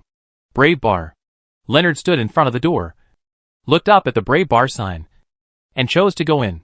A lot of things happened recently, which made him feel irritable, and wanted to come here to drink alone. But he didn't really want to meet the ageless witch. He wanted to switch to a strange bar. But it was troublesome. Man, I am really afraid and want it. Leonard made a mocking comment to himself, entered the bar, and glanced around. Fortunately, he didn't see the ageless witch. People probably had forgotten about him. I didn't see Haster's figure, and my mood suddenly became relaxed. I sat in front of the bar and skillfully ordered several drinks that I usually drink. In Backland, as long as he doesn't think about marriage, he can live quite well with his salary level. After drinking for more than half an hour, Leonard suddenly felt someone tap his right shoulder. Looking sideways, I saw it was Haster.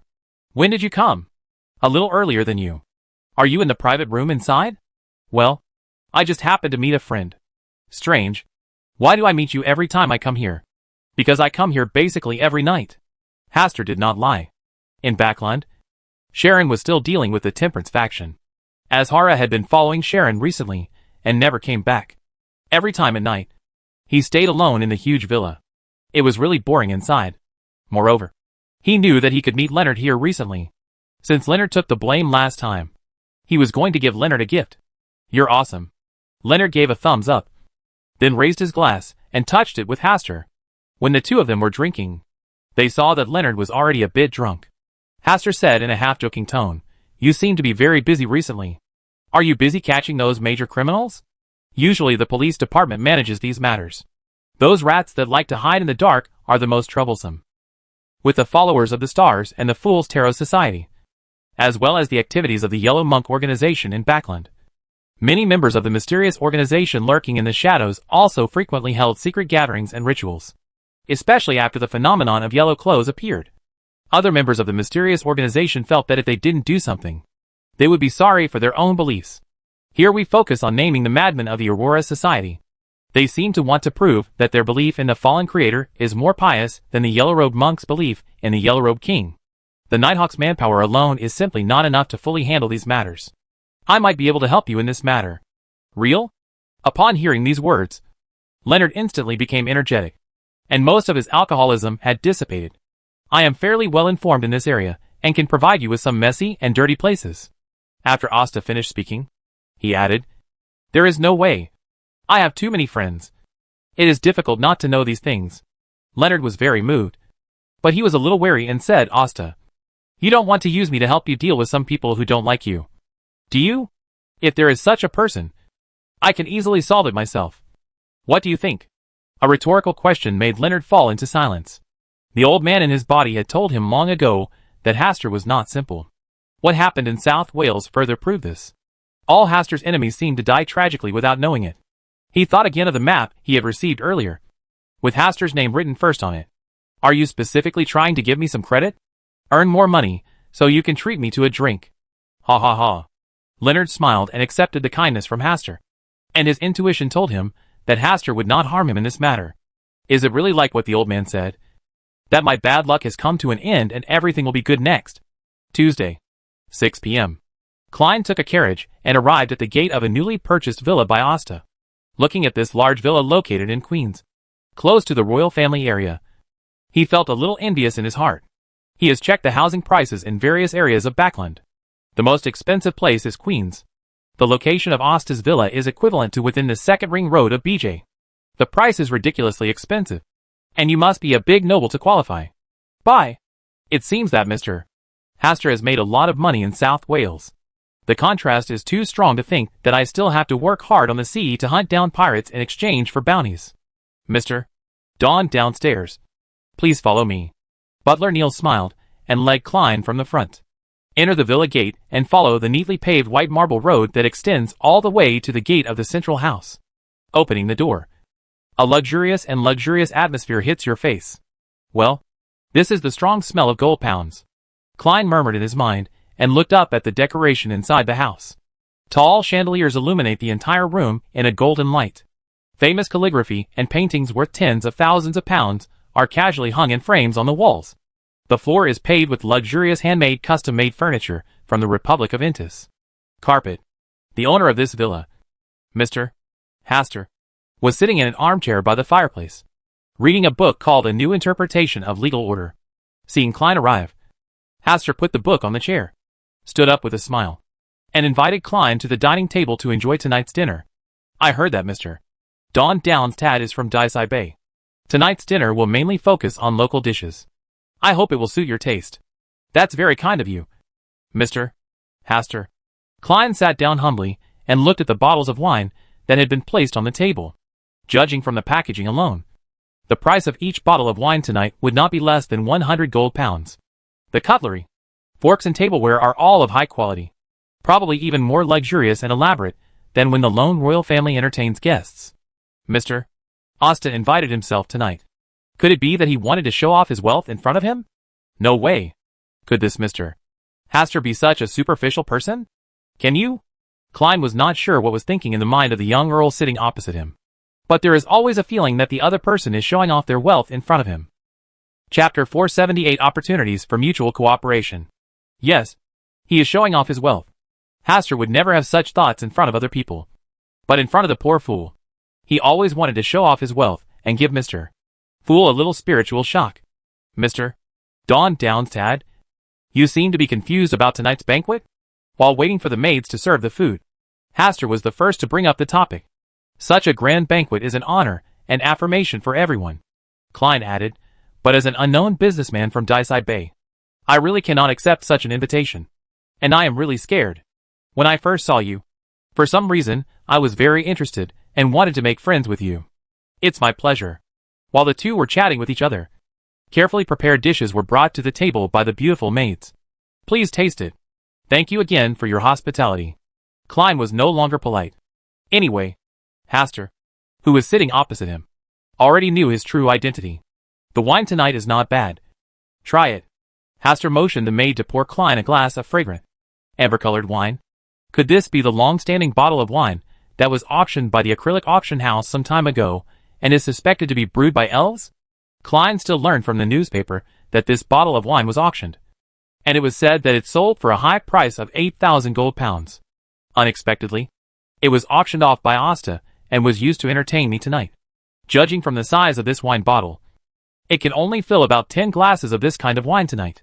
In other words, each glass of wine is worth 800 gold pounds. This is not about drinking. This is simply about eating money. My previous year's salary could only afford this glass of wine. Luxury and corruption must be severely criticized. Klein drank a glass, and then drank another glass. Not to mention, the taste of this wine is indeed very different. It not only has the aroma of money, but also seems to have a vitality for the growth of all things. Once you drink it in your stomach, it is like a seed of life, which is breaking open and blooming little by little. He suspected that it was his imagination that had given this glass of wine too much. When this bottle of elven wine worth 8,000 gold pounds is finished, tonight's dinner is considered over. After dinner, Hastur invited Klein to the study on the second floor. Entering the study and sitting on the comfortable and soft sofa, Klein said with a wry smile, "How did Mr. Hastur see through my disguise this time? Your name. Is there anything special about the name Dwayne Downstad? Before I returned to Backland from South Wales, I saw that such a character would appear. Seeing through the future? Just a glimpse into the future," Hastur answered sincerely.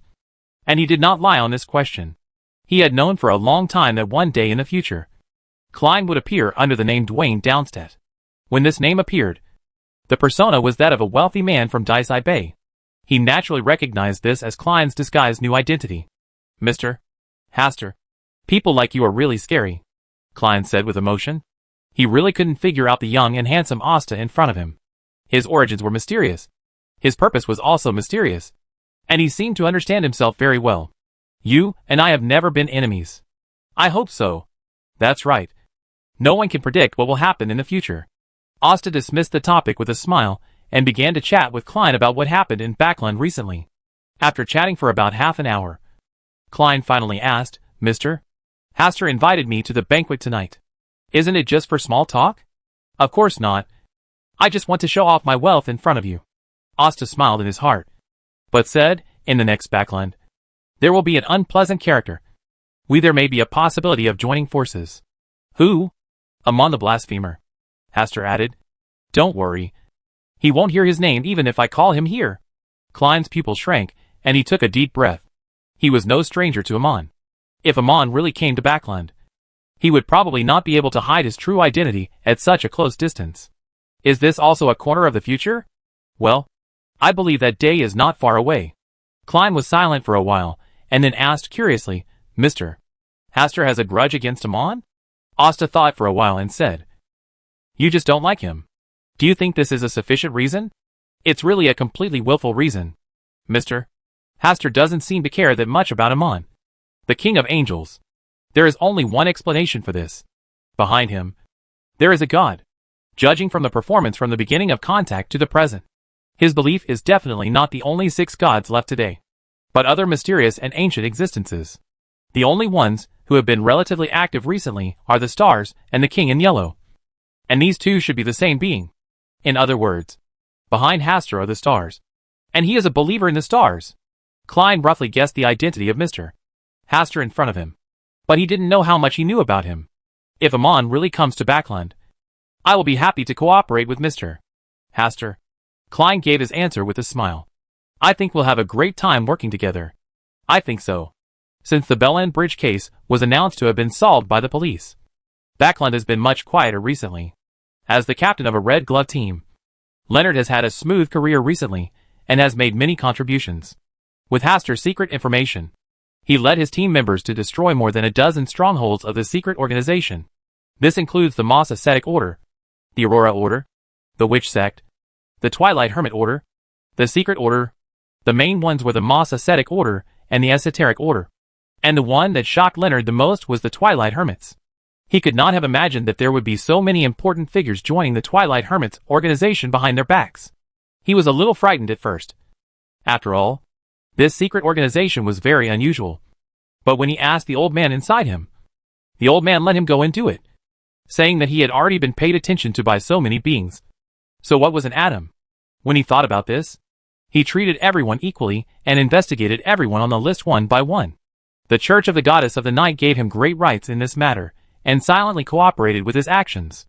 After more than 2 weeks of this sweep, the entire Backland became much quieter, and the number of rats who dared to show up again was much smaller than before. Leonard also got the bounty for his meritorious service as he wished, and everything went so smoothly that he couldn't believe it. Old man, what you said before really makes sense. Misfortune is the beginning of good luck. The old man in his body just chuckled and ignored the silly boy. Old man, why did you suddenly stop talking? Oh, you really want me to say it? You can say whatever you want. I'm blessed with good fortune and everything is smooth. Be careful when extreme joy leads to sorrow. Old man, I don't see where the sadness is. Leonard's pupils shrank immediately, and he clearly saw where his sadness was. The ageless witch Miss Selenophina was actually standing on the street below, waving to him through a window 2 floors away. Earl Hall's house. Mr. Asta is going to be a guest at home tonight. He likes sweets, so he has to ask the pastry chef in the kitchen to prepare them in advance. But, will it be bad to eat too many sweets? Audrey thought for a while, and couldn't help but raise the corners of her mouth slightly. She turned her beautiful emerald eyes, saw the time on the wall clock, put away all her thoughts, and returned to her bedroom. In the corner of the bedroom, Susie, the big golden retriever dog, was lying on the ground, with her 2 front legs crossed, looking very elegant. There was an open book in front of it, with lines of words densely written on it. From time to time, Susie raised one of her front legs and fiddled with it to turn the pages of the book. reading very carefully. Every time she sees Susie reading so seriously, she feels a little ashamed. Audrey, you can't relax in your studies, lest you be surpassed by Susie. Audrey encouraged herself and slowly moved closer to get a clear look at the book Susie was reading. When she saw the content clearly, her brows furrowed slightly. Susie quickly turned the page and covered the entire book. She moved forward slightly and covered the entire book with the cover under her body. Audrey, you're back. Susie, don't try to change the subject. Audrey pointed to the book that was already under Susie's body and asked, why don't I remember this book? Where did you find it? Just as Susie's sparkling eyes were about to turn, Audrey said first, Earl Hall has not purchased any additional books recently. He only buys the books from the previous month at the beginning of the month. Books that just came out. My eldest brother Hibbert, his study room at home is basically furnished. If he buys books, they are placed outside. Susie couldn't think of a good reason for a while. She looked up at the time on the wall clock and said excitedly, Mr. Hastur is coming soon. I'll go greet him. After saying that, it ignored Audrey's suspicious gaze, held the book in its mouth, and hurried out. Susie, you are becoming more and more dishonest now. Audrey was already sure that the book was definitely not a collection in her home. Mr. Hastur must have secretly bought it for Susie. No wonder Susie agreed so readily last time. Mr. Hastur. Huh? You are also being dishonest along with Susie. Audrey pouted slightly and waved her fist slightly at the door of Earl Hall's house. Hastur, who had not yet gotten off the carriage, yawned for no reason, always feeling that something was wrong. Chapter 479, the prelude to the battle between cats and dogs. Before Hastur got out of the car and walked into the door of Earl Hall's house, the big golden retriever Susie ran out from inside, giving Hastur a knowing look as he ran. Well, was he caught peeking at a banned book? Hastur instantly understood Susie's look of help and signaled it not to worry. Even though they were banned books, they were just some books that Audrey did not allow Susie to read. They were not forbidden knowledge. Woof. Susie very obediently turned around and led Asta from the front. Entering Count Hall's house, Audrey and Countess Hall stood together. When she saw Susie, she raised her eyebrows slightly and secretly gave Hastur a small look. In front of Countess Hall, she did not investigate Susie's secret reading.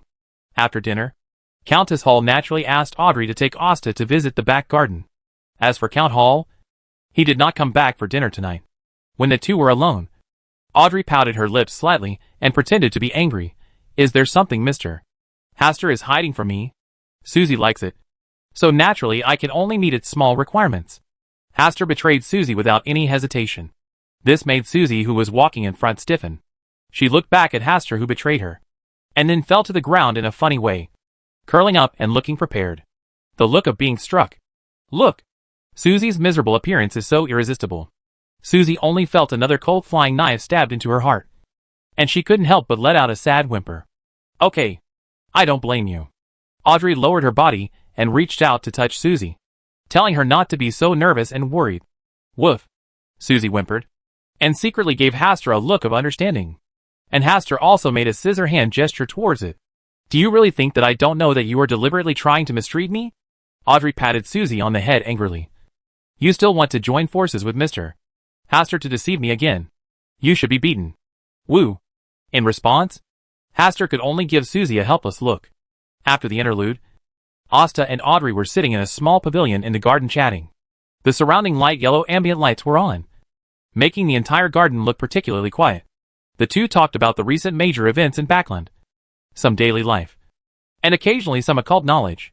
It wasn't until Earl Hall returned that Hastur and Audrey ended their unfinished chat. After chatting with Count Hall in the study about the development of the situation in the Kingdom of Lone and the countries in the northern continent, Hastur left Count Hall at around 9 o'clock. Looking at the direction Hastur left, Countess Hall sighed in a low voice. You guys don't look like a couple in love. Audrey's face turned red. She held Countess Hall's arm and said with a smile, That's good. Not in a hurry. Not slow. Accompanying each other. Such a plain and enjoyable relationship is what she wants. Instead of being like those infatuated men and women who have to be tired of being together all the time. After returning home, Hastur had just gone up to the second floor when he saw a black cat nimbly rushing in his direction. He reached out to catch Azhara and flicked its head with his fingers. Did Sharon follow you back? Meow. Azhara looked up in grievance. After not seeing each other for so many days, her master's first words were to ask about Miss Sharon. This was obviously trying to make her jealous. Looking at your appearance, she must be back.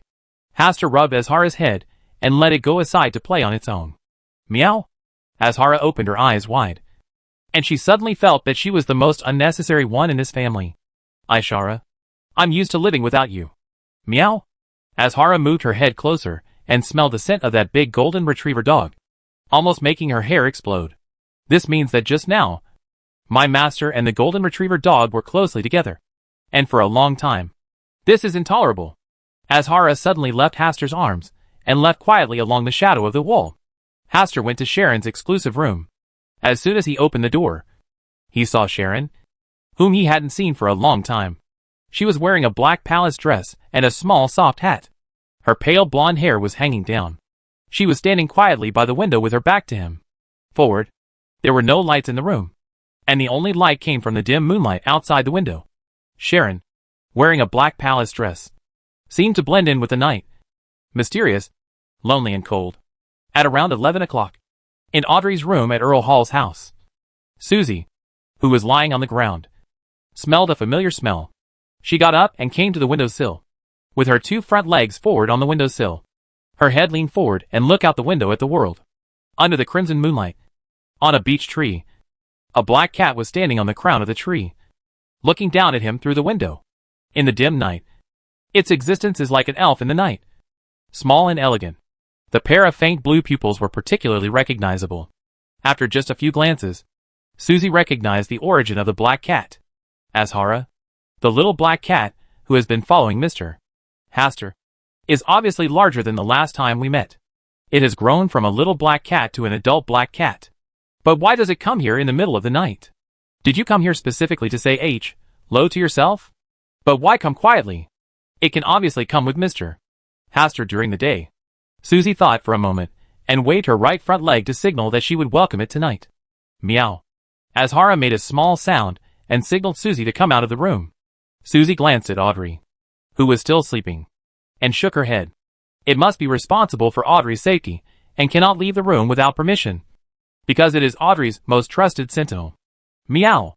Azhara raised her voice a little more impatiently, but she also didn't want to disturb the sleeping Miss Audrey. This is a private matter between him and this golden retriever. It won't let its owner be snatched away by this big golden retriever dog. Well, it must stand firmly on Miss Sharon's side. Otherwise, there will really be no place for it in the family in the future. Azhara called out twice more. But Susie just laid her head on the window edge and had no intention of going out. The meowing soon attracted the attention of the patrolling guards. They carried lights and searched around. Seeing this scene, Azhara did not stay any longer, and her light body gracefully shuttled through the crowns of various trees. What a beautiful jump! Susie was very envious of Azhara's ability to move so lightly. Unlike it, it couldn't even bother to climb a tree, let alone jump around nimbly on the tree crown. It wasn't until Azhara's figure completely disappeared into the dark night that Susie returned to her original position and lay down. He closed his eyelids and continued to dream of it turning into a spiritual dragon and flying freely. On the other side, Azhara, who had failed to make an appointment, scolded the big golden retriever dog for being cowardly, and returned home along the way he came. Its elegant and light figure easily shuttles on various rooftops. Late at night, the dark night is its best protective color. When approaching a street, it caught a glimpse of a group of people in yellow clothes walking through the street below. Their expressions were solemn, as if they were worshipping the most devout faith in their hearts. It just stood on the roof and stared for a while, then withdrew its gaze and walked back home gracefully. After returning home, it naturally jumped from the window on the first floor to the balcony on the second floor, and then walked along the shadowed windowsill, preparing to go to the bedroom where the owner rests, which also has its own private nest, just like the big golden retriever dog accompanies its owner, Miss Audrey. It also wants to accompany its owner quietly. But Azhara didn't see her master's figure in the master's bedroom. She thought about it, and then came to Miss Sharon's bedroom. Before it even got close to the window, it smelled the scent of Miss Sharon and its owner in the room. The master is with Miss Sharon. But why is there no light in the room? Are you discussing something quietly? It restrained its breath and footsteps, curiously approached the window, put its ear against the wall, and listened carefully to what was going on inside. Can I stay here tonight? Not good. How about we go to the spirit world to visit your teacher tomorrow? Not good. Do you like Sharon? After a brief conversation, Azhara heard a sound similar to a smacking of the mouth, which lasted for 2 or 3 minutes. Sharon, you are of the temperance lineage and are good at restraining desires. So are you also good at restraining lust? This is different. Wherever they are different. They all come from people's almost instinctive desires. I'm also helping you overcome your desires. Need not. Sharon, are you trying to escape? Hearing this, Azhara's blue eyes opened wide, feeling inexplicably shocked. It listened carefully for a while, and finally Miss Sharon seemed to be hiding in the mirror, and no more sounds came out. Azhara walked to the roof of the villa with silent and odorless steps, laid down quietly facing the bright starry sky, and sighed quite tiredly. Chapter 480 Cats, Dogs and Rats. Late at night. 39 Birkeland Street. Congressman Mock's home. Hazel got up from the bed, using her night vision ability to put on clothes that would facilitate movement. She climbed down from the balcony of her bedroom, carefully avoiding the bodyguards at home, and sneaked out of the garden all the way to the middle of Birkeland Street. She skillfully removed the manhole cover, climbed in, and closed the manhole cover from the inside. Teacher! Teacher! Are you still there? Hazel's soft cries echoed in the dark sewer. After a while, a pair of red eyes appeared from the darkness, and then its body appeared in front of Hazel. This is a red-eyed mouse. It doesn't look very good at the moment. It's trembling all over, as if it's fighting against some force. Teacher, are you okay? Hazel looked at the mouse in front of her worriedly and affectionately called it teacher. My situation is getting worse and worse. The environment here is too suitable for rats to survive. If I continue to stay here, sooner or later I will turn into a real rat and completely lose my mind. Teacher, you can follow me back home first, and then find a place to hide. I can also take care of you from time to time. Okay. It's just that I can't maintain my sanity all the time. When I'm about to lose my mind, remember to remind me. Okay. Teacher. Hazel stretched out her hand to open the pocket of her clothes and motioned for her teacher to go inside first and stay for a while. You don't have a cat at home, right? No. That's good. Soon, the manhole cover of the sewer was lifted again. Hazel carefully observed the surrounding situation. When she saw that there was nothing abnormal, she climbed out of the sewer. After putting the manhole cover back on, she returned to her home along the same path, also on Birkeland Street. Klein stood at the bedroom window on the second floor, taking in Hazel's every move. Such an elegant and beautiful lady actually likes to enter the sewers late at night, and she is very skilled at it, as if she is hiding some secret. However, he didn't expose the other party. He just lamented that Birkeland's night was really lively. The next day, at dawn, Klein finished washing, went downstairs, had breakfast, and then took a carriage out with a cane inlaid with gold. Ever since Haster reminded him that Amon would come to Birkeland in the near future at the last party, he rarely went out. It had been a while since he attended prayers at St. Samuel's church. If this continued, the bishop there would doubt his belief in the goddess. In the prayer hall, he met Leonard again, and he couldn't help but wonder, what happened to Leonard again? After the prayer, Leonard left in a hurry, looking disturbed. If I tell him again that Amon is coming to Birkeland in the near future, it will probably scare him again. Right? Well, let's talk to him tonight. Aswell seems to be in a good mood recently. Late at night, Leonard was sleeping at home, and suddenly he had another dream. This time it was not the familiar sea, but in Birkeland, in the big square in front of St. Samuel's church. Klein finally appeared in his dream in his complete form. It's not easy. Leonard was moved to tears. He kept dreaming about Klein's mutilated and terrifying appearance, which almost made him forget what Klein really looked like. Tell me, this time you came to me in a dream. Do you need my help for anything else? Leonard was already familiar with the process and directly interrupted what Klein was about to say in order to save some time to sleep. He was not a fool. After several dreams and the old man's guidance, he had already guessed that Klein was not dead yet, but was just hiding. After all, it is impossible for the dead to keep giving him dreams, because he is the requiem master of the path of the goddess of the night. Klein suppressed the smile on his lips and said in a calm tone, I'm here to thank you for taking care of Benson and Melissa. This is what I should do.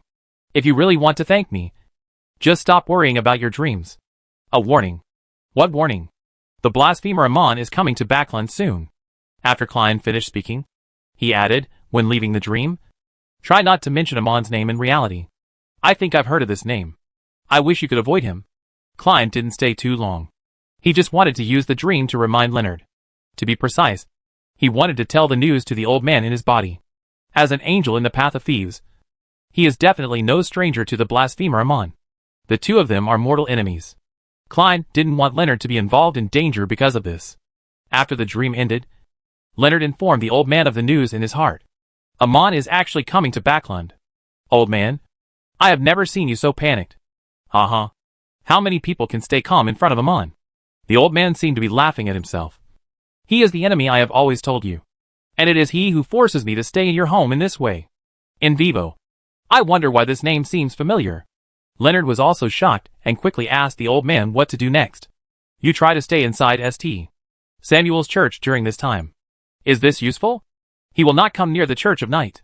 "Good." Leonard nodded with a heavy face. Meow. Woof. Meow. Woof. Meow. Woof. Late at night, under the bright starry sky, there was a unique confrontation. A black cat with blue eyes and a big golden retriever dog. Azhara was still standing on the canopy of the beech tree, and Susie was still lying by the window in Audrey's bedroom. Different from last time, Audrey slept very lightly tonight and woke up when she heard any movement. When she saw Susie chatting with Azhara outside the window, she couldn't hide her curiosity. When did the relationship between Azhara and Susie become so good? Have they become friends? That's great. Audrey just watched quietly without disturbing her.